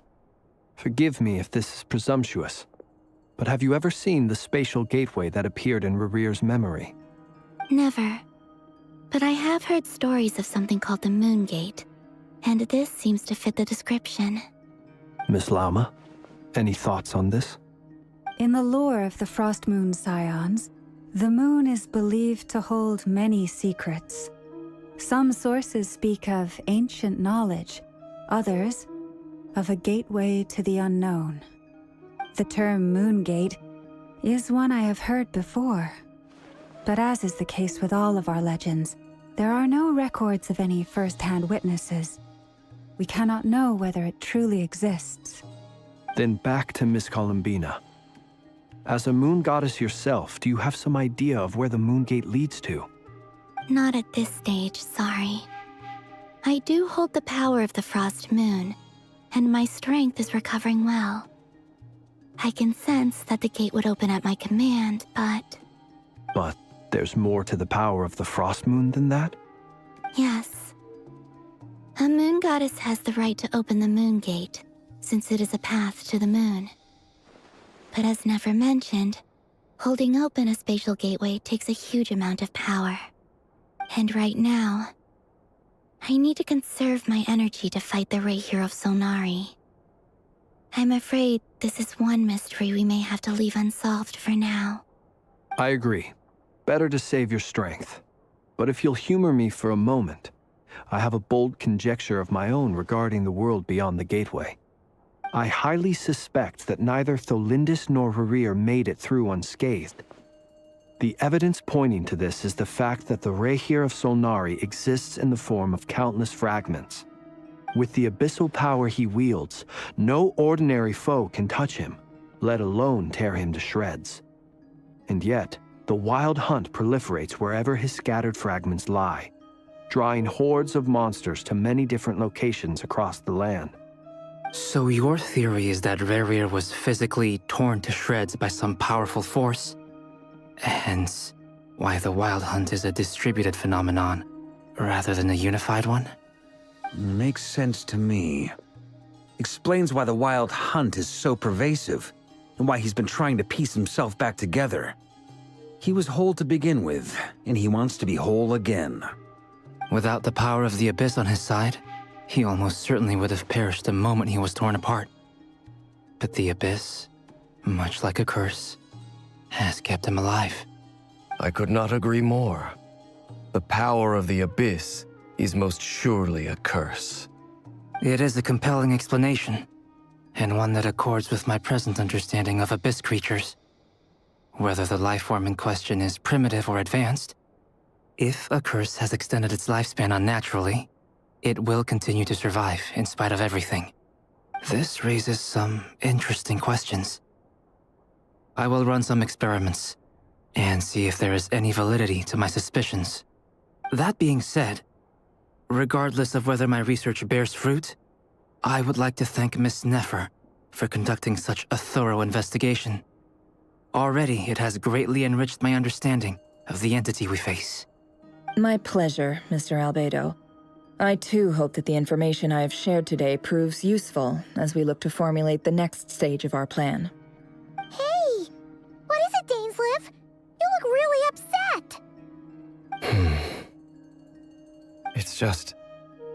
when I think of the man I once knew as Rerir, I struggle to understand why things had to turn out like this. The two of you used to be friends, didn't you? I don't know if these words will bring any comfort, but my heart goes out to you. Mine too. We can never know all the hows and whys of the way things are. The moon and stars are full of untold secrets and lies, and the skies are host to many more mysteries than these alone. Yet, none of that can begin to compare with the complexity of human life. Those are the first comforting words I've heard in a long time. Thank you both. Well, I think this is a good place to end today's meeting. I'm sure Nefer needs some time to recover. She's been through an awful lot today. That's very thoughtful of you, Loma. Of course. Sounds good to me. Take some time to rest and digest before we reconvene to nail down a plan.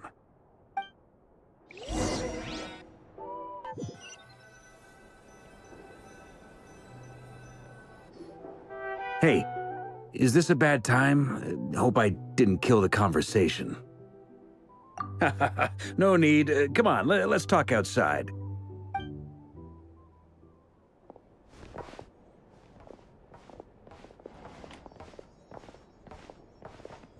Anyway, Nefer went back to the curatorium to get some rest. But before she left, she shared some things with me that I thought you should be aware of.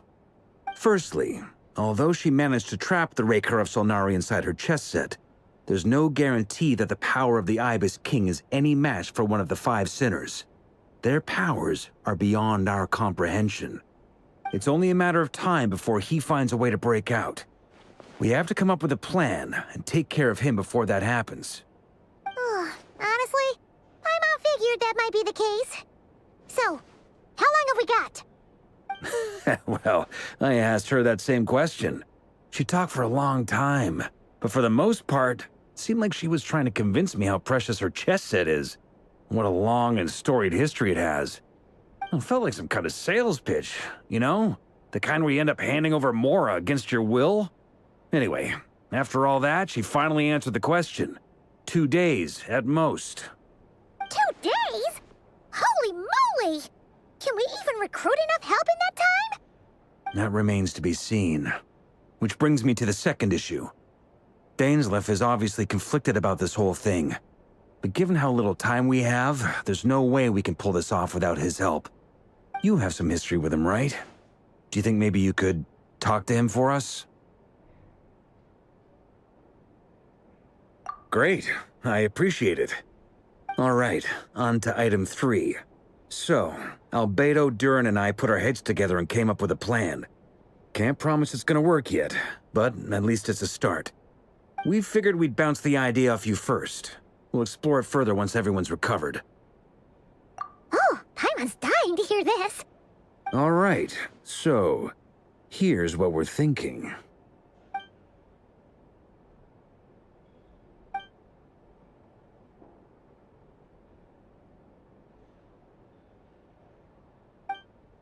We felt a little uneasy about roping you into this. I mean, firstly, you're not locals, and secondly, none of us are your boss.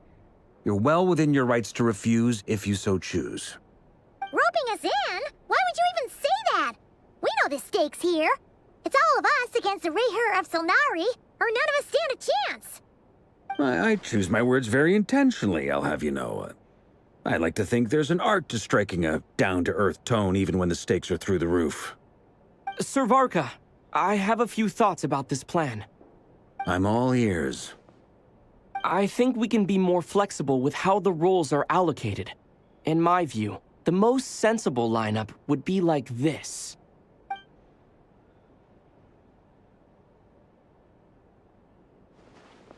I see your point, yeah. But if that's how we're going to approach this, you'd better make sure you're ready. To be clear, I don't doubt your abilities. Far from it. I just want to make sure. Are you really willing to take all this on? I want to do everything within my power. The Rayher of Solnari is a truly fearsome opponent, and if I do my part, it'll greatly reduce the risk for everyone else involved. Well, that tracks with what I've heard. Jean's mentioned in her letters that you're so diligent it's almost abnormal. As in, most people weigh up the risks and rewards in situations like this. But you seem to just march towards danger without a moment's hesitation. Of course, everyone appreciates a fearless pioneer. But all that aside, I'm the Grand Master of the Knights of Favonius, and you're our honorary knight. I want to make sure your courage doesn't come at the expense of your safety. Thank you, Sir Varka. I should be the one thanking you. It means a lot to have you on board. I'll give some serious thought to your suggestions.